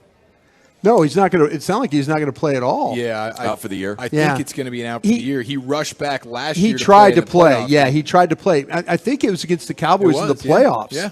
Yeah, the whole season he was out, and then tried to come back, and there was a big setback, and that's why you're restructuring your contract. So maybe retirement comes at the end of that. Yes. Likely they're just doing that to alleviate the cap hit and then move him on. Okay, that's disappointing. I thought maybe he had come back from that injury and could be a player that the Cowboys could be interested in if they do have a question at center. Michael Gelkin with the story from J. Ron Kirsch briefly thought about changing his number to 0 last year. Why he didn't and instead went with number 1. Somebody will wear 0 next year, and hopefully they'll give it to Overshone.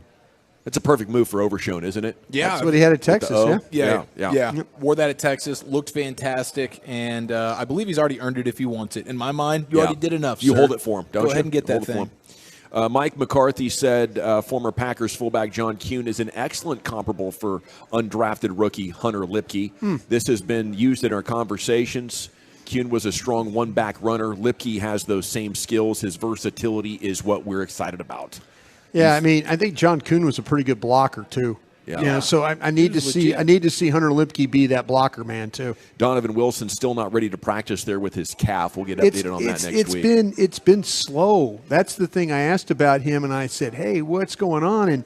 And they said this has been one of those calf injuries that has been slow to respond. So they're working hard on it to try and get him back. But again, the word I was told was slow in the process right now. I mean, you got a lot of these guys that can play that position, so I wouldn't want to rush him back. I think he's important for them as the season goes on and everything. So hopefully he gets back as quickly as possible. Sam Williams not being on the field this morning. He left yesterday's practice with what they say a turf toe. Yeah. They're saying it's not considered significant. But, I mean, geez, dude, the toe injury, I feel like we might be talking about Sam Williams and his toe all year. Yeah, toes can be a problem. They're going to kill me for mentioning this, but today I went out there to watch practice. I got to see stretching. Oh, cool. That's all we got to watch. The only thing we watched. And I asked Archer, I go, man, is it like this all the time? He goes, I think we got a little too much yesterday. They probably felt like that we had maybe a little too much. Well, now that you've exposed what you saw today, maybe they'll limit even more. Jeez. Right. But literally, I went out there. They took us to the field. We watched stretching and then off the field. Jason from Over the Cap. The Cowboys currently lead the NFL with being responsible for starting the career of 82 players currently in the league. Ravens are second with 77, followed by the Vikings with 75. I just think that's a huge feather in the cap. We talk about this scouting department and the work that Will McClay does, and there's your evidence right there. Currently, the most players in the NFL have been acquired and identified by your Dallas Cowboys. Okay, that's 3 down, 2 to go. We're live, Fat Daddies in Mansfield. Come on by, do some fellowship, and get ready for the Fan Phenom coming up at 7. Chief, where are we going next? Football's finest, among other things. We will have our first installment of GTS for this NFL season. I'll put the fellas' feet to the football fire next right here in the nation. Sports.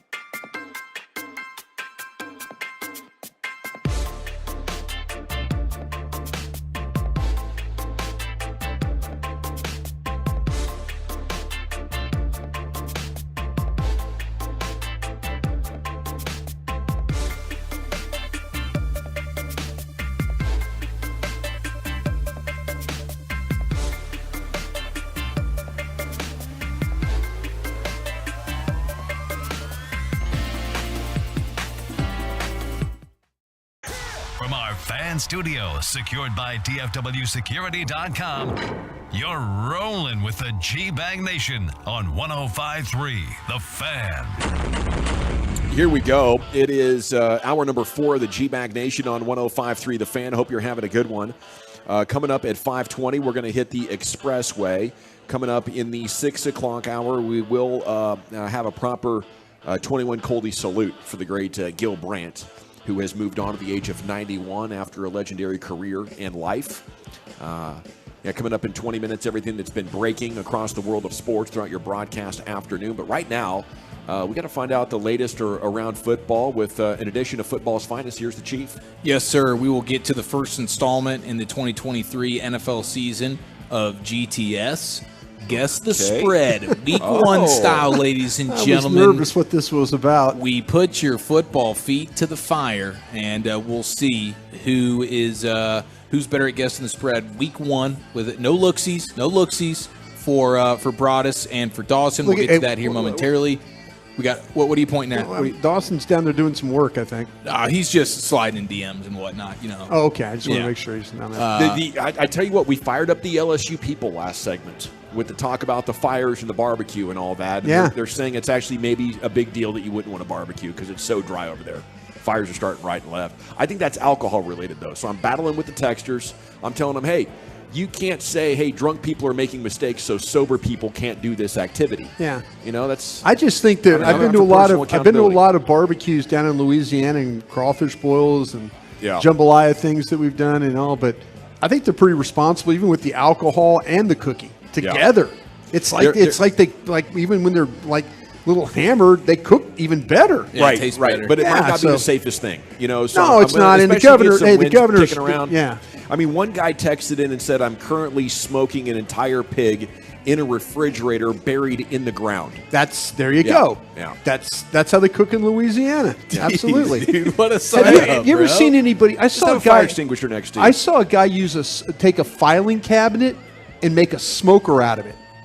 Like a big, with a big metal. Yes, so you have to paint first, but that sounds like a good idea. You pull the trays, and you got the where you could put the meat, but you do the smoker in the filing cabinet. Not necessarily built to last, but you could, I've seen that pop up. I don't have all the barbecue stuff in my algorithm the same way you do, Broadus, but I get a couple of those. And yes, I think there's even some local Dallas. That and the margarita songs in my algorithm a lot. It's weird. There's some folks in Dallas that are getting it done with like filing cabinets and stuff. And then every drawer is a different meat being smoked. Yes. And I'm like, oh my gosh. Yes. This is incredible. This is revolutionary. This is resourceful. And I got nothing but respect for it. We'll see if we have respect for Dawson and Broadus's football acumen as 2.5 GTSing coming up in just a few moments. But I did want to throw this out there. It looks like we have Joe Montana putting all the respect on the Dan Marino name. And he says that it's Dan Marino that's the best of all time. Put Marino in today's game where his wide receivers get free releases and his receivers back then weren't very big. Now these guys are all 6'4", 6'5". He's the most unsung hero of the game. People don't talk enough about him or realize the numbers that he put up during the times that he put them up. And so he talks about him being the best of all time, quick release, and he says he had the perfect torque of his upper body and strength to deliver the ball quickly at a fast release with accuracy. So he's like, move over Tom Brady. It's actually Dan Marino that is the GOAT and the unsung football hero. And then on Mahomes, he says Mahomes has the most potential to get there, though. Quote, the things that he does and is able to do are so different than what any other quarterback does who's out there. So he's that's Joe Montana. Yeah, I wouldn't argue with him. He obviously has an appreciation for the position and understands how important his great team was in getting him all the team success. I also think Marino's 2 years older, so Montana was probably coming up through high school as Marino was lighting the college world on fire. He was an underclassman at Notre Dame when Marino was dominating it at Pitt. So I think there is something to the idea of, who's the best when you're a kid kind of leaves an impression upon you. But you can't argue with that. Like, I think John Elway might be the real GOAT, Brian. I think there's a number of players out there putting that Patriot system that would have won 6. Marino was the 83 draft, right? Yeah. He was 83. Oh, you're right. Montana's older. Montana's older. Montana played at Notre Dame late 70s. Yeah. So kind of like it's like one went from one to the other type of a thing. Montana. No, you're right. Montana. One of his most memorable games was in the Cotton Bowl against Houston, and I think it was 1980 when it was. Like maybe before that, where maybe it's in the early 70s. I can't remember. I was 70. You were hammered, man. You have no. It's like I want to look this up. I think when we had a freeze here, it was like 78, 79, but it was a Cotton Bowl, and Montana's like lost all like warmth in his body, and they like had to bundle him up in the locker room, still throwing chicken soup, and then come back in, and he threw like the game winning touchdown. But yeah, Montana was before. That. But I tell you, with John Elway, though, man, you look at some of the things that he was able to, as far as mobility, torquing the ball and throwing the ball on the run. Yeah, guy was pigeon-toed. He kind of moved funny, but man, could he let that thing fly? We talk about the S2 test and how important that is. I bet you Marino aces that thing. Plus, actually, his Wonderlic score was the really Wonderlic low. score is different from I the think S2. it was a 13. Yeah, he was not book smart. It was No, you talk to Dan Marino right now, and he sounds very blue collar. Yeah. You know, he is a tough son of a gun from the streets of Pittsburgh, and did not grow up with a silver spoon or super academic or anything like that. He's definitely a working class style of dude, but his football processing was next level. Then his release and everything from the ground up was so quick, and then the velocity and the accuracy on the ball was insane. Mm-hmm. Like every single thing in the process of throwing quickly and getting it to your exact spot, nobody's been better at Marino than that. Yeah, he's a legend. There's no question about it. I'm glad you mentioned Pittsburgh tough guy with Dan Marino, because I can never talk about Dan Marino without playing this old sound of his from back in, I believe, the 80s or so. And he is doing like a commercial, a promo, and they keep having to restart. They're telling him that he flubbed, and he's like, I didn't bleep and flub. Here is the sound of Dan Marino, definitely not flubbing. A winner later tonight. Okay, it was a little long, and I think you flubbed on that last. Did not flub at all. No, it wasn't a flub. There was no flub. It was not a flub. You want to see that play back? No, come on, let's do it. Okay.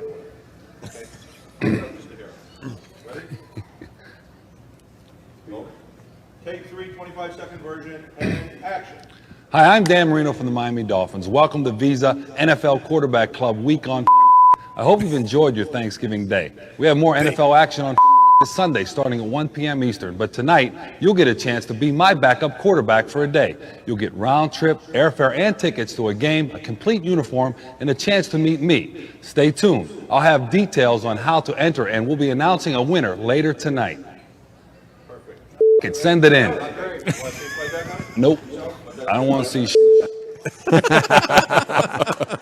So there's behind the scenes of Dan Marino trying to record something commercial-wise, and he was not here for the... He became quite a pitchman for the Isotoner. Bro, I was getting ready to say that. I think it's amazing that he was the pitchman for Isotoner gloves when his ass was in hot-ass Miami.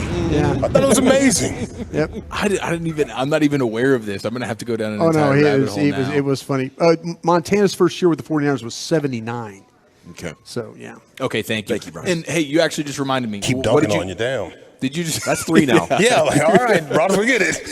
He hung on the rim and he did the flying squirrel with his legs. No. I didn't do a 360 real quick here on Dolphins. I didn't remember myself. I was just reminding myself when he played. I thought he was before 79. That's what I was just you never forget reminding you on your forehead, did you? Yeah. By the way, it was 1979. Oh, come on. What's if you want to really know.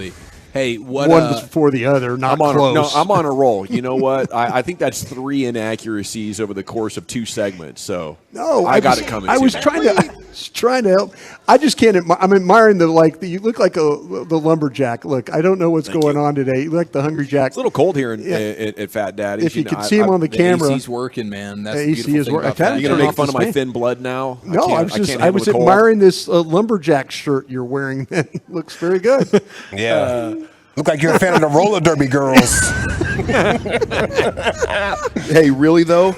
that heat in the house. Yeah. My AC couldn't get it down below 77, and No. now 74 feels great inside. This is going to save me hundreds of dollars. Yeah. 74 feels amazing in the house now. Yeah. I used to be a 70 AC guy. That heat spell reset me. I'm good now. That's how I feel just being outside right now. I'm like, this is the rare case where like high 90s feels like mid 80s. Yeah. It's hoodie season. I'm like, this is kind of Hoodie crazy season. right now. We've all been so accustomed to boiling outside that mid 90s, and we're going, okay, I is think it we like found a out- bit chilly today? You know what happened with all these 14 and 15-year-old kids that wear hoodies? I think they just got to spend time outside. They're just like, because I was wearing a hoodie a couple of days ago at 95, walking around, getting outside, and it felt somewhat comfortable. Yeah. It did. I didn't really feel a screaming need to take it off. We've been through so much heat now. I that just- hot weather actually feels. I'm going to keep my house delightful. about 70, 71, what it is right now. You just remember that Montana got in the league before Marino. I know you. You're circling back around for number 4 here in a second. It's not often I get to take you down like that, but why not? We're going to get Broadus's Trey Lance S2 score coming up in the expressway, or at least what we've learned about it. Because right now we got to go GTSing. Let's go. We don't have I time. know, but I can't repeat I can't repeat it because where I got it from. Because you'll know where I got it from. Oh, okay. My apologies. When I get the score, I didn't get the score. Didn't but get the score, I but we told had an you- update on the score. I didn't know that Yeah. we were not allowed to update the update on the score. That's my apologies. Let's No. get to GTS, the first installment of the 2023 NFL season. The Wooly Bully is definitely sad he's missing out on this one because he would probably try and dunk on you the same way Broadus just tried to do on the General. We start a week from today, a week from tonight. Thursday, September 7th, the NFL kicks off. Detroit goes to Kansas City. Now, these are Broadus's Detroit Lions. He's got a lot riding on Detroit actually winning a playoff game this Probably year. beating Dallas It in the is wild most card game. Certainly not going to happen, and we look forward to the day that it doesn't and we can get the Broadus payoff. But, boys and girls, what is the spread? Guess that spread. Night 1, week 1, Lions, Chiefs at home. 6.5 points. 6.5 points as the General. I'm going to go 5. It is 6.5. The General leads 1-0. Ladies and gentlemen, hot You need start. a spot on BetQL? I'm your guy. That's right. Damn. All right, we head to Atlanta. A noon kick between the Panthers and the Falcons. A battle of NFC South discussed. What is that spread? Gentlemen, Broadus, you're first. That's going to be 3.5. 3.5 says Brian Broadus. Niners Falcons in Atlanta. This is going to be Panthers Falcons in Atlanta. Come on, Wolchuk. Panthers Falcons in Atlanta. Atlanta is favored by 1 point.